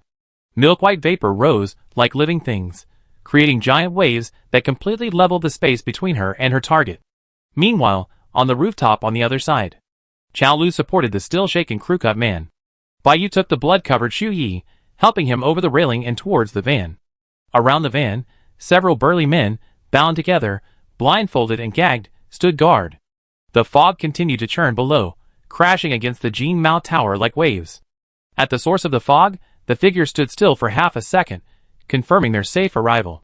The next instant, the fog's center of gravity abruptly shifted. The temporary steel cable anchored to the wall was forcefully pulled down, and riding the swirling fog, in a clean parabolic arc, the person and the cable appeared on the fog-shrouded rooftop of the Jin Mao Tower. It was as if the thick fog enveloping the fire escape had never existed. The blue minivan quickly started moving. Amidst the roar of the engine, Bai Yu spotted a familiar face in the car. She was both surprised and delighted. Mr. Doug? Received an emergency distress call from Phyllis in District 10. My employee, of course I couldn't ignore him. No need to thank me. His fee will be deducted from your next match. Mr. Doug slowly exhaled a wisp of smoke. I told you, I'm a pretty good boss. A puff of smoke drifted in through the car window. The face was also familiar. It was one of Mr. Doug's men, the one who always picked him up for boxing matches. He extended his hand and smiled. Pegasus. Zhou Xiaika ripped off his wig and fake face, dejected. What do? We have a 404 firearms training appointment tomorrow. Let's take it one step at a time. Chao Lu also removed her disguise, her skin flushed from the heat. Bai Yu peeled off the old man's skin and handed Xu Yi a wet wipe. It might not be a bad thing. Maybe we can figure out why 404 attacked Shi Biotechnology Company. Xu Yi sat in the back seat, silently removing his blood-stained mask and wiping the blood from between his fingers. Until he glanced at his wrist phone, his expression darkened. Sorry, I need to go back to Cepha Star immediately. Bai Yu looked up at him. Hercate Military Academy, something happened. Chapter 48. It was early Sunday morning. The three agreed to meet in front of Shinma Education at 404. The children's training classes were especially crowded on weekends. Adults held their children's hands, and the children carried backpacks almost as tall as themselves. Chao Lu arrived earliest, habitually 10 minutes early. A listless little boy stood in front of her, clutching 2/3 of a brown sugar bun. The little boy occasionally glanced at his father, and if his father looked over, he would take a small bite, seemingly not really eating it. The little boy's father had a bag tucked under his arm, frequently glancing down at his wrist phone, his foot slamming heavily on the ground with the hard sole of his leather shoe. Open food couldn't be brought into the classroom, so the father and son had to stand outside waiting. He was probably going to be late for work, and was inevitably getting impatient. Open your eyes. Stop eating and stop every now and then. Look at the time. Class starts in 5 minutes. Hurry up and eat. Do you think mental arithmetic is cheap? The tuition is only 5 Yao coins per minute. You always deliberately arrive a few minutes late. Is that fun? A mother and daughter walked over from the other side, much more composed. The moment the mother turned her face, Chao Lu was slightly taken aback. She had seen her yesterday, one of the 3 surviving employees. The little girl, carrying her bag, walked into the building by herself. Before pushing open the door, she turned back and asked, her bright eyes sparkling, "Mommy, will you pick me up like you did yesterday?" "Yes, I will. I pick you up every day for a while. You must study hard and ask the teacher if you don't understand anything." "Mommy, I know." A band-aid was diagonally applied to the woman's temple, the strap on her right shoulder had slipped down, and the bag was slightly open, revealing printed resumes inside. It was vaguely visible that her previous jobs were all related to marketing, and there were several companies she was going to apply to, including Wanha Real Estate. The 10,000 Yao coins she unexpectedly received yesterday will cover her expenses for a long time while she's looking for a job. The woman picked up the slip strap and put it back on. The mother and daughter waved goodbye. The little boy was still listlessly eating a brown sugar bun when his father snatched the breakfast away and threw it in the trash can. He clutched his briefcase and left. "Fine, don't eat then, go to class yourself. I won't starve anyway." Chao Lu's gaze swept lightly over the woman's retreating figure. Once she was out of sight, she dialed a number. Assistantly, "Does our group have a branch in District 10? A standard, robotic male voice came through the wrist phone. "Please wait a moment, I check for you." "Yes, it's a new business we expanded into a week ago, and they're hiring now. How can I help you?" Chao Lu recalled the name she saw on the resume and gave it to him. "If the new marketing department in District 10 is short-staffed, we can give her priority consideration." "Okay." I passed the word on. "Is there anything else I can help you with?" "No. Thank you." Chao Lu hung up. The little boy next to her, whose breakfast had been taken away, suddenly burst into tears, collapsing towards the entrance of Shima Education, writhing and nearly brushing against Chao Lu's shoes. Chao Lu awkwardly took a half-step closer and realized the little boy's face was all bark and no bite, loud shouting but not a single tear, a classic case of fake crying. His father, used to it, didn't even turn his head. After a few seconds, the little boy, realizing he was being silly, pushed himself up from the ground, stood up, and went to class as if nothing had happened. Young in age, but a seasoned actor, he controlled his performance with ease. Chao Lu glanced at the time, 8:03. The little boy had successfully delayed his class by 3 minutes. "Have you eaten?" Bai Yu, dressed in a grayish-white tracksuit, handed over a steaming hot rice ball. "I bet you haven't eaten either." Perhaps due to better nutrition, he had grown quite a bit taller, his short brown hair fluttered in the wind, and the pleasant scent of shampoo emanated a fresh and clean youthful aura. "Chao Lu, what filling?" "Shrimp and pineapple." Bai Yu was still holding 2 rice balls, opening one of them. "Mine is salted egg yolk and pork floss. The other one is potato and chicken, for crew head, since he was the last one. You need to be full to have the energy to practice shooting." Just then, a gust of wind swept up the panting Jotsika. "What do you mean I was the last one?" "Xiao Bai, I watched you get off the Star Railway. We were only 2 steps apart." Bai Yu handed over the rice ball. "Potato and chicken." Jotsika smiled and took it. "Use this to shut me up, I agree wholeheartedly." Chao Lu carefully peeled back the oil paper smeared with salad dressing, the aroma of fruit filling the air. She asked curiously, "Hika, what happened at the special school? Did Shuyi tell you?" Bai Yu hurriedly swallowed a mouthful of food. "A bionic machine injured a second-year student. The surveillance footage shows it stole a rather thick book, but the student insists nothing was stolen. Anyway, because of the incident, the entire Hecata school is under lockdown, and all teachers and students are cooperating with the investigation, including students who are outside. No wonder he rushed back yesterday." Chao Lu said thoughtfully, "How come their school also has bionic machines? What model is it?" "Jotsika, didn't Principal Joyce issue a notice that the investigation would be combined with that of Hecata Military Academy? It's probably the same model, don't you think it's too much of a coincidence?" The 3 of them almost simultaneously said, "The Book of the Zerg?" Bai Yu looked up, the rice ball in her hand almost falling apart. "The reason that second-year student from Hecate insisted nothing was missing has been found. Isn't that just like us feeling guilty?" Jotsika nodded, then shook his head. "Can't we use a better word to describe ourselves?" Bayou's wrist phone vibrated slightly. It was a message from Phyllis. It seems the data copied from the second android has yielded results. It has an automatic incineration program. Only one coordinate was found that couldn't be destroyed in time, and impossible. Bayou beckoned the other two over. 3 round heads huddled together. Because it points to Lyra. There's too little information about Lyra online, I can't help it. Chaolu's brain raced. Lyra. It's near the edge of the planetary belt of Cepha. It's a satellite city. 7 years ago, due to the number of mutated insects exceeding the critical threshold, it couldn't be eliminated within 2 hours. Under the control of the security mastermind, it was bombed with large-scale thermal weapons, and has completely disappeared from the map. Jodsika. So, the bionic machine is related to a non-existent planet. Putting an elephant in a refrigerator only takes 3 steps. Let's have Shuyi take some pictures first. He's on Cepha. See if there are any other paper documents. Bayou wolfed down her rice ball, finishing it in 4 bites. I send it to him. Hungry head. Can I have a screenshot of the bionic machine's surveillance footage? I was chased and beaten by the bionic machine twice. Maybe it can help. Leaf. Do you need the original video? Hungry head. Of course, that would be best. Leaf. Then we have to wait for the people in the monitoring room to go home. Hungry head. Leaf. I need to hack into the surveillance and then copy it. Bayou blinked incredulously. There really are people who do bad things openly and honestly. Starving. Expert. Starving. Oh right, there's also Lyra, which was destroyed 7 years ago near Cepha. Information online is limited. I wonder if your school library has any printed copies. It's related to bionic machines. Help me look it up.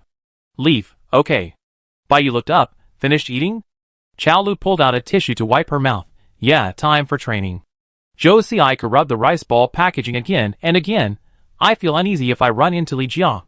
No problem. If she doesn't ask, don't say anything. If she asks, just pretend you don't know. Bayou pushed open the door, went in, and pressed the elevator button. The elevator only showed the 8th floor. These 8 floors were all for teacher training, so the 3 of them were surrounded by a group of latecomers. Brother and sister, you're so old, and you're still learning abacus mental arithmetic? What level have you reached? Maybe you're learning ballet. Bayou smiled. We learned tap dancing. The little boy was particularly serious, but there's no tap dancing here. My dad says the early bird catches the worm, and a person can't survive without a skill. It's so pitiful, sister. Bayou maintained her smile, silently reciting the child protection law to strengthen her self-discipline. This kind of tap dancing involves kicking your foot first, then stepping on it. How about I demonstrate with you now, letting you fly to the door of the abacus mental arithmetic room. The elevator instantly fell silent. Reaching the 3rd floor, the group of deliberately late little devils scattered with a chorus of wow. The elevator re-entered facial recognition and went straight to the 27th floor. Armor training ground, arrived. Pushing open the heavy metal door, Bayou couldn't help but exclaim, wow, so rich. The firearms training room was about half the size of a sports field, surrounded by transparent, high-strength, explosion-proof glass and several layers of energy shielding membranes. The walls were embedded with numerous fine sensors and energy fluctuation probes, recording every slight energy fluctuation and instantly feeding back to the central control console. At the center was a circular target track with targets suspended in the air. Outside were 30 individual training positions, each with a semi-transparent energy rail embedded in the floor, providing stable energy supply and shock absorption for the user. Are you settling in well at Ares Military Academy? Li Jia walked up behind them, arms crossed, wearing a brown suit and well-draped trousers. His heterochromatic eyes, one gray-blue and one brown, scanned the 3 faces. I know you've been busy lately, so I only dare to assign training and missions on weekends. Afraid people will say I'm employing child labor, interfering with your studies, and ruining your futures. His speech was rapid, like a machine gun. Bayou looked up and caught sight of that cold face. It seemed she was in a bad mood. Jodsika's eyes darted around as he tried to smooth things over. Don't even mention going to Ares Military Academy, even if it's the ends of the earth. If Sisterly says we're going, we go without hesitation. Alright, you don't even reply to my messages, and you're just making empty promises. Li Jia's icy expression softened slightly. There was a mission yesterday. I saw you guys booked firearms training for today, so you probably be back in District 12 on Saturday. District 12 isn't far from District 10. I was thinking of calling for backup, but none of you were reliable. But it was a successful mission. We captured the sheriff who had been infiltrated by the resistance, and also a clone-type ability user. Don't let it happen again. Qiao Lu pinched her fingertips to maintain her composure. Yes. Baiyu nodded vigorously, trying to hide her unease by shaking her head. The three of them knew perfectly well that they hadn't actually ignored the messages, they simply hadn't received them at all, because the signal had been deliberately sabotaged shortly after entering the KT building. If Li Jia were to check the chat history now, then they'd be exposed. Li Jia, follow me. Common firearms can be roughly divided into three categories. Photon gun, with stun and kill modes. Lightweight, the gun body is covered with nanocarbon fiber, with an energy conduit. The photon bullets have low recoil, suitable for accurate shooting at close to medium range. Magnetic energy rifle, the gun body consists of three sections of ring-shaped magnetic rails. The magnetic rails are loaded with energy bullets, and the recoil is relatively large. Li Jia paused. Yesterday I used the magnetic energy rifle, and the shockwave made my hand numb, but I was dodged. That damn mistype ability user, I will definitely find him and blow his head off. Baiyu couldn't hear anything she said next about the firearms. Cold sweat dripped down her back, and she thought to herself, Sisterly, if you shoot him, you can't shoot me. Chapter 49. On the holographic projection screen, several trainees from the previous round of training were still reviewing their scores, hit rate, reaction time, energy consumption ratio, and hit distribution, all clearly displayed. I only demonstrate the combination of superpowers once. Baiyu snapped out of her reverie. Li Jia stood at the forefront, her sleeves rolled up, golden vortexes adding a play of light and shadow to her taut muscles. She raised her hand, and a long magnetic rifle landed smoothly in her palm, the bullet chambered cleanly and efficiently. The rules are simple. Within the time limit, hit as many targets as possible. Each target will randomly release different types of interference, simulating a superpowered individual. For example, mental shocks, spatial manipulation, elemental attacks. The demonstration began. Li Jia narrowed her left eye, the muzzle of the gun instantly shifting with her gaze. Almost simultaneously with pulling the trigger, the vortex opened directly behind the target, the bullet seemingly teleported there, exiting through the target's back. The movement was incredibly fluid. Li Jia is at least a level 4 spatial ability user. So, what about Pegasus, the mistype ability user who dodged the magnetic bullet yesterday? Baiyu turned her head, her hands half in her pockets. Mr. Doug himself is a level 2 Earth-type ability user. Where did he find such a skilled fighter? Unless he throws in some radiant coins. As long as the target is clear, spatial abilities have an advantage. Li Jia put away her gun and gestured for everyone to begin. Who wants to go first? I go first. Qiao Lu brushed back her stray hairs and retied her hair into a high ponytail, revealing her smooth forehead. She stood in front of the gun. The light spots on the holographic projection wall reset.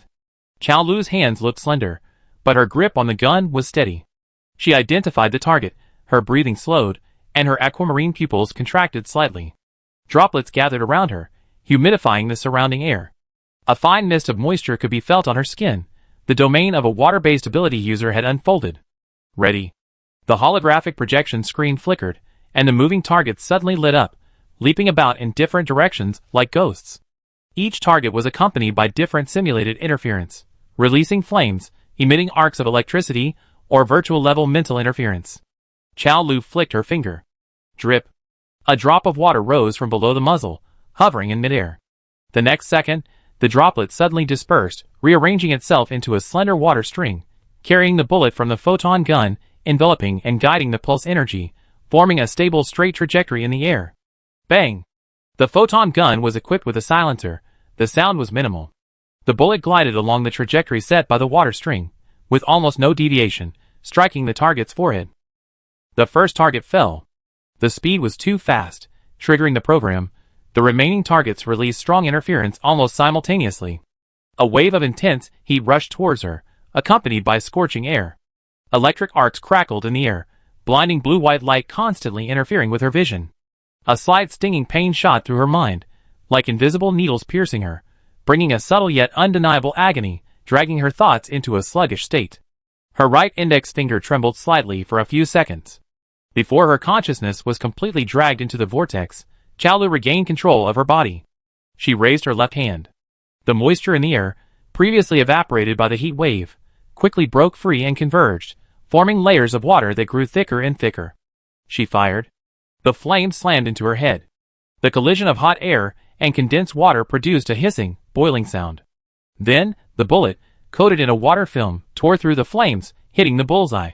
Amidst the billowing steam, she swiftly fired her second shot. The translucent water curtain stretched into countless fine threads, guiding electricity to the ground, causing a piercing hissing sound from the alloy floor beneath her feet. Her index finger, resting on the trigger, didn't stop. The water string constantly shifted. Before each shot, an extremely thin line of water outlined the bullet's optimal trajectory. 3 shots. 5 shots. 8 shots. Until the targets went out one after another. Done. With the last target extinguished, Chaolu sheathed her gun, the steam dissipating as if the previous dampness had been merely an illusion. The screen updated the score. Hit rate 98%, moderate reaction time, low energy consumption. Baiyu clapped enthusiastically. She only knew that Chaolu had joined 404 and had previously received firearms training. But she didn't know that with the enhancement of her water-based superpower, her hit rate was terrifyingly high. If the targets were people, it would be equivalent to 98 headshots out of 100 people, with 2 hitting vital organs. Genius. It's a shame he's not into assassination. Li Jia recorded data on the virtual screen, stability improved, progress made, training allowance increased by 5%. Next, Zhou Xiaiku. Zhou Xiaiku resignedly lowered his head, picked up a long magnetic rifle, turned his head as if to disclaimer, "Sisterly, this is my weakness, I'm rusty, haven't practiced in a long time. If I regress, can you not deduct Yao coins? I'm really short on cash this month." Li Jia interrupted him directly, "No." Baiyu asked weakly, "Sisterly, is firearms training linked to training allowance?" "This? I haven't practiced even once, so there shouldn't be any deductions, right?" Li Jia's lips curled into a smile, a half smile. "Not necessarily. There are 2 situations where Yao coins will be deducted. First, a regression of more than 10%. Second, an accuracy rate below 10%. No way, they're going to deduct from my score too. The sky is falling." Baiyu grabbed a handful of hair in frustration. She'd been daydreaming and hadn't even paid attention to the gun handling instructions. Turns out this lesson was specifically for her, Chaolu, and the crew cut already knew them. Zhou Xiaiku glanced at Baiyu's actions, a knowing look flashing in his eyes. She didn't like theory. She definitely hadn't been listening again. His mood instantly plummeted from rock bottom to halfway up the mountain. Falling behind isn't scary. Having no one to fall behind is. He looked away, his finger on the trigger, his previously resigned demeanor instantly sharpening. Wind-based attacks increase bullet speed, sacrificing some stability and resulting in lower accuracy. The light spots on the holographic projection wall reset again. Start. Li Jia adjusted the parameters on the virtual screen. Everyone's focus was different. Zhou Xiaiku needed to improve stability. The light spots flashed, and the target appeared. Unlike Chaolu's target, the virtual scene even simulated the collapse of a building, with dust everywhere. Zhou Xiaiku smiled bitterly. A swirling current of air gathered around the muzzle, lifting the heavy gun upwards. He focused, squinting one eye, and fired. Since he couldn't see clearly anyway, he might as well try. Bang! The first shot fired. The current of air accelerated the bullet like a spiral, the magnetic bullet accelerating continuously within it, sparks flying as it collided with the current. It grazed the virtual target's shoulder. Perhaps a few millimeters lower would have been a hit, not just a cursory glance. The bullet struck the virtual wall, embedding itself deeply. The second shot was almost simultaneous with the first. Zhou Xiaiku didn't pause. The current of air swirled around the bullet, the sound drawn out, becoming sharp and rapid. A flash of light appeared on the right ear of the virtual target. Huh? Missed again. Zhou Xiaiku muttered under his breath, his mood plummeting again.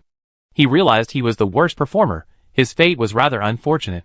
Wind-based abilities naturally grant speed, but combining it with firearms is like putting a wild horse into a washing machine, completely out of control. Even with preemptive error prediction. Zhou Xiaiku abandoned the pursuit of accuracy, and instead sped up the pace, becoming a master of blind shooting. Bang! Bang! Bang! Bullets fired one after another, so fast they formed continuous streaks of light. With a whistling sound, the wind carried the bullets towards a single spot. A teetering beam was pierced by the bullets, crashing down with a deafening roar, sending debris flying. He thought killing the target would be enough. But then the target image suddenly moved, attempting to interfere with him using spatial teleportation. Li Jia wasn't so easily fooled. Zhou Xiaiku held the scorching hot gun in his hand, the wind whipping up clouds of dust in the holographic scene, swirling and stretching it into the air like a miniature tornado. The target was also within it, appearing and disappearing, but it didn't matter. This was a wind field completely under Jyotsika's control. In the chaotic airflow, magnetic bullets, accompanied by the sound of the wind, pierced through, their whistling sounds blending together, striking everything within the wind field's range with crackling sounds. His shooting style was like covering space with speed and firepower, leaving no blind spots. Under the dense bullets and wind pressure, the target's movement path was blocked, and it was finally hit. The score on the screen updated: hit rate 21%, fast reaction time, high energy consumption. Jyotsika breathed a sigh of relief, raised his hand to shake his wrist, which had been numb from the shockwave, and looked at Li Jia. Sisterly, I remember last time it was 22%, right? Li Jia recorded the scores on the virtual screen. Well, there's no turning back anyway. Baiyu, it's your turn. Baiyu's gaze swept over a row of weapons. The simplest was a photon gun. He took it down, but didn't aim immediately. Instead, he looked down at the weapon in his hand, his fingertips tracing the barrel. A faint energy fluctuation spread out. Like countless extremely fine threads, it extended into the energy structure of the weapon, fitting perfectly. Begin. The light spots on the holographic projection wall reset. The virtual scene activated, multiple targets appeared simultaneously, and the scene interference intensity increased to the maximum. The virtual ground bulged, and walls rose, forming a thick layer of earthen walls in front of the targets. Baiyu raised the muzzle, ignoring the earthen walls, and fired directly according to the target's location in his memory. The bullet, seemingly guided by invisible threads, sliced directly into the earthen wall. The dismantling power expanded outwards from the bullet, cracking the wall's surface. Like a building with its load-bearing walls removed, it instantly collapsed, crumbling. The bullet pierced straight through, striking the target's mouth. Another target rose. Nothing was visible. Branches sprouted from the ruins, vines surged, rapidly weaving into an impenetrable net, spreading forward. Baiyu didn't even bother to move the muzzle. He simply pulled the trigger. Bang! The bullet emitted specks of power in the air, transparent dots taking root upon landing, instead entangling the vines. Sharp cuts first severed the vines, causing them to lose support, then shredded the leaves upwards. The dismantling speed was incredibly fast. The vines turned into fragments, and before they even hit the ground, the bullet had already pierced the target's belly, hitting it again. Baiyu muttered, "Hey, I wasn't aiming for the head. I didn't expect this guy to be so tall." But the mental attack crept in during her moment of relaxation, stirring up a tidal wave in her sea of consciousness. Amidst the roar, the target before her split into several, indistinguishable from the real one. Baiyu closed her eyes briefly, the filtered light quickly dissipating. It was alright, just noisy. Xu Ye's mental energy was hurting more, like an evil old man pricking his head with needles. Fire. The bullet burst from the barrel, the illusion shattered, the noise dissipated, leaving only the true outline of the target. The bullet grazed straight past the target's head, missing. 3 bullets. Training over. The holographic projection shut down. The results on the screen refreshed. Hit rate 66.7%, reaction time medium, energy consumption high. Chao Lu clapped. Wow, so amazing for your first official training session. I almost always missed the target the first time I trained. Since it didn't cost her any Yao coins, Jyotsika laughed, much better than me. Li Jia recorded the data and nodded, not bad. However, the virtual screen displayed a screenshot of the KT building's security camera footage after it was repaired. Her gaze lingered between the 3 figures' backs and the data before finally replying to Han Chi. Mismatch? Not them. Chapter 50. The 3 walked out of the gun training range and waited for the elevator. So tired. Jyotsika, with his tactical backpack slung over his shoulder, reached into it. Want some nutrient solution? Strawberry flavor again? Chao Lu glanced at the pink liquid in the transparent packaging, waved her hand, and swallowed the words pica that were on the tip of her tongue. I can't really eat that. Outside the window, the sign for Shinmo Education flickered. Raindrops fell obliquely, pattering, streaked with red and blue light, obscuring the original leaden gray. Where's Xiao Bai? Jyotsika bit open the packaging and drank first. Baiyu casually shifted her gaze, her arms, which were tucked into her pockets, ached. After today's training, she had used common firearms. Regardless of accuracy, they were all usable. She smiled helplessly. We're not starving yet. Let's not eat this. It's raining outside. How are you going to get home later? The elevator doors opened. Room 27, my ill-fated Silverwing 6 is fixed. Just close the top. Joe Siiko said calmly, carrying the empty carton. Chaolu glanced at him. If he could tolerate something so awful, he'd succeed at anything. Anyway, it's in District 12, very close to my house. I just call a speedboat. Ding, Room 1 has arrived. See you at Starship Station tomorrow. The bright red Silverwing 6 had been under repair ever since it was crashed at Aurora Beauty Salon in District 7. The crewcut man rolled down the window and yawned. Bye.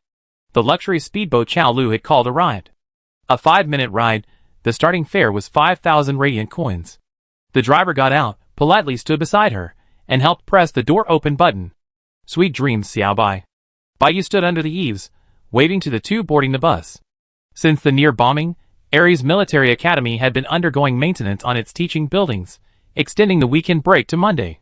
They had bought 3 seats together to return to Ares.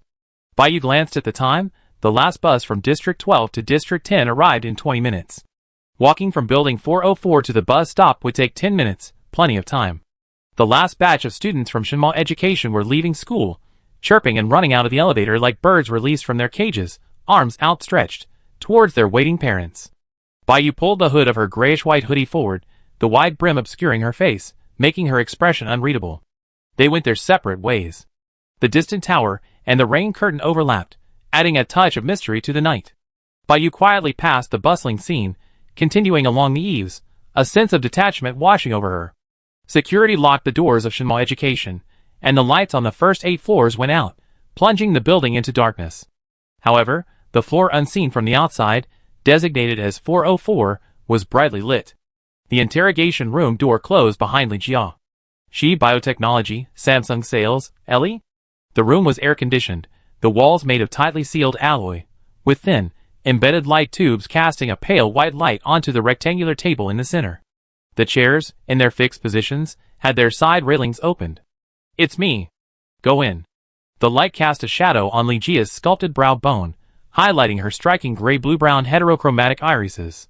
When expressionless, she resembled a cold-tone film reel. I already given my statement to the sheriff. I told him everything I saw, heard, and knew that day. Ellie bit her lower lip, tears welling in her eyes. She sat down in the chair, looking utterly aggrieved. I don't know what else to say. Click. The door locked automatically. What do you know about Shi Biotechnology? Li Jia took out half a pack of cigarettes from her pocket, opened the pack, and found it full of glittery wrapped fruit candies. Without a doubt, it was Han Chi's doing. Han Chi, you don't necessarily need cigarettes to stay awake. Boring. She crushed the pack, stuffed it back into her pocket, casually propped herself up, and rubbed her temples with her index finger. Seeing Ellie still sobbing and silent, she asked, Don't you understand? Ellie pulled out a tissue to wipe her tears and sniffled. I'm just an ordinary salesperson, only been here 3 months. Yesterday, a male colleague was with me. He's the weird one. Why didn't you interrogate him? Li Jia's voice was weary from working non-stop. He's right next door. He's convinced you're behind it all. He's had a grudge for a long time, and is taking his revenge now. While he was unconscious even. Slap him, break his wrist. Me? Ellie pointed at herself, laughing angrily. Do you know why I slapped him? Because he wouldn't let go. I could accuse him of workplace sexual harassment. What do you mean by taking revenge? I think he's clearly being mind-controlled. Ellie swallowed, adding, I learned about mind control online, based on the symptoms. Oh! Who's controlling him? Li Jia twirled her pen, the tip resting on the paper, pointing to the statement Ellie had made at the police station. You only mentioned that before leaving get off work, 2 wealthy young blonde siblings came, along with an elderly man around 60 years old pushing a cleaning cart. After a brief silence, Ellie shook her head. If you can't reach a conclusion, you can describe to me what each of these people did before your colleagues acted strangely. Li Jia leaned forward. Cooperate well, and I can let bygones be bygones regarding the counterfeit and substandard products your company sells. The siblings wanted to place an order for 6 million Yao coins. They first chose the compatible evolution probiotics, and I recommended using it with the great tonic drink. The older sister insisted on trying it first, otherwise she wouldn't pay the deposit. I had to use the employee discount price, and pay out of my own pocket to get her a bottle. Ellie recalled the scene. My colleague just got off work at that moment. He likes to take advantage of company policies. He takes at least 10 vials of espresso a day, pours them into his own large water bottle, and then fills it with company drinking water. During my internship, I was always assigned this task. He seems to have had a conflict with the cleaning staff. How did they conflict? Li Jia continued rubbing her temples, still looking listless, as if she was about to fall asleep. He thought the old man looked unfamiliar, was older, and wasn't a recent graduate, so he couldn't possibly have gotten a cleaning job at She. He thought he was a corporate spy sent by a rival company. Even the competition for low-quality health products is this fierce now. Ellie thought for a moment. Because they're cheap, our boss often hires hourly workers. Are you close to the company boss, Tina? Your colleague said he rarely sees her, and I can't contact her. Can you give me her personal contact information? Li Jia stared intently at Ellie. Ellie quickly waved her hand. We're not close. I don't have her personal contact information. She often goes on vacation, so I don't see her very often. In my memory, she hadn't been at the company for a long time. Li Jia's hands were half in her pockets, fiddling with the wrapper. A frosted hard candy landed in her palm, and she popped it into her mouth. The outer layer was coated in sour powder, making her face sting from the sourness. She chewed it hard, and only the jam inside eased her furrowed brow. Suppressing the urge to beat Han Chi, Li Jia looked up. So, the cleaning man is also out of the running. Then who is it, Ellie? You rather I call you Tina? Ellie's face paled instantly, her fingertips rubbing a tear-soaked tissue. What are you talking about? I don't understand. Li Jia looked at her quietly, still playing with her pen, the tip occasionally tapping the table. Confessing voluntarily might get you a reduced sentence. I have plenty of time. After a long silence, Ellie, or rather Tina, raised her hand and slowly tidied a stray hair behind her ear. Her previous timidity vanished, and she met Li Jia's gaze without flinching. How did you find out? I said the boss likes to hire hourly workers? That's normal, isn't it? From the very first thing you said after sitting down in that chair, Li Jia said unhurriedly. You said you gave a statement to the sheriff. The car that brought you here was from the sheriff's office, you were blindfolded the whole way, and the interrogation room was modeled after the sheriff's office. You never seen me before, yet you know I'm not a sheriff. The only explanation is that you know Mutter, and you know all the sheriffs in District 10. Every point you made afterward only made the flaws bigger and bigger. Oh, the people being interrogated next door, besides your male colleague, were Mutter and Ray. How about it, are they familiar? Tina looked up, her expression unreadable. I need to call my lawyer. How come I didn't know that working for your own company is illegal? District 10. Bayou shook off the rain splashing on her, standing in the hallway waiting for someone. To be precise, she was waiting for a mattress to be delivered. She kept checking the time. Abby was 20 minutes late. The rain in District 10 was more complex than in District 12, with a pH value definitely less than 5.6. A silver-gray delivery van sped through the rain, its exterior coated with an acid rain-resistant layer to divert water to the sides and reduce damage. The van was long and narrow, emblazoned with a striking red logo, Sickle Dragon Express. Its cargo compartment held a mattress, or rather, a small sleep chamber. The surface had memory fibers that, sensing changes in gravity, would curl up at the edges, gently enveloping the gravity source and regulating the internal airflow. For secure transport, the van had a gravity lock activated, and the mattress was secured with magnetic lines at all four corners. Inside the driver's cab, the deliverman took a bite of a compressed air stick. He hadn't had time to eat a proper meal, and could only manage a few bites. Compared to this, even a nutritional supplement seemed like a delicacy. He cursed the weather, damn acid rain. It's ruined the navigation beacon. The roads in District 10 were already bad, and now it's even worse. I can't even find my way. Rain and neon lights mingled, creating a dazzling, multicolored spectacle on the windshield. An automated announcement sounded. You are 23 minutes overdue. If you exceed 25 minutes, in addition to the deduction of this delivery's points, you will also lose an extra 2 points of your monthly performance bonus. Please hurry. The deliverman took a deep breath, gripped the control stick tightly, and slammed on the accelerator. A thick plume of exhaust flame shot from the exhaust pipe, parting the rain like a flying fish leaping into a sea of light. 10 seconds before the 25-minute timeout deadline, the delivery car screeched to a halt in front of Bayou. The deliverman poked his head out. Is your online name Full-Fed Lady? Could you please mark it as delivered? The road conditions are bad, the navigation beacon is broken, and the company has already deducted my Yao coins. Sure. Bayou nodded helplessly, quickly tapping the virtual screen. It wasn't intentional, so it was hard to be critical. Watching the deliverman carrying the mattress down, she asked, how much did the company deduct? The delivery man looked dejected. 50 out coins. This delivery is a waste of money. Bayou sighed. So heartless. Which floor are you on? I help you carry it up. Just leave it on the first floor. I can carry it myself, thank you. Bayou wasn't used to letting strangers into her home. The mattress wasn't heavy, and the floor wasn't high. She considered it exercise. Be careful on the road. The delivery man stepped on the gas and went to deliver the next item. Bayou rolled up the mattress diagonally, hoisted it onto her shoulder, logged into the encrypted system, and replied to a message. Abby, did you receive the mattress? Stop nagging me every day. I'm not that stingy. Bayou scoffed. If she were truly generous, she wouldn't have waited until today to fulfill her promise of compensation with a mattress.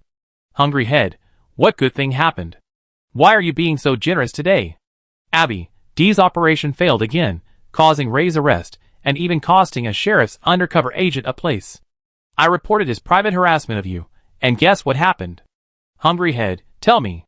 Abby, I got a raise, and I'm in charge of the evacuation mission. Hungry head, where are we evacuating? Abby, no comment. Abby's avatar quickly turned gray, and she went offline. A certain district on Norma Star. Abby circled a location on the map, clearly the border area between Norma Star and the Zerg, and zoomed in with 2 fingers. Abby looked at Eugene and asked, we need to find a midpoint. What's your maximum teleportation distance? Eugene sighed, last time, I was mind-controlled by D and sent so many people to Ares Military Academy. My powers were overdrawn, and I haven't recovered yet. Eugene pointed to a spot. This location could have been a midpoint. But now, we need at least 2 midpoints. To evacuate undisturbed, we need to create some chaos in another direction. Abby, but we don't have enough manpower right now. D messed things up himself, and has to borrow people everywhere to break people out of prison to fix it. Abby racked his brains, then slapped his thigh. I know someone, a master of sabotage. You've seen her. This is a good opportunity to test her loyalty. At dawn, the delivery man, exhausted, opened his door, tapped his wristband, and settled his delivery fee for the day. Deliveries after the acid rain. It's a miracle he didn't lose money. Huh? What does that mean? The delivery man rubbed his eyes. You have received an anonymous reward of 500 radiant coins, please check.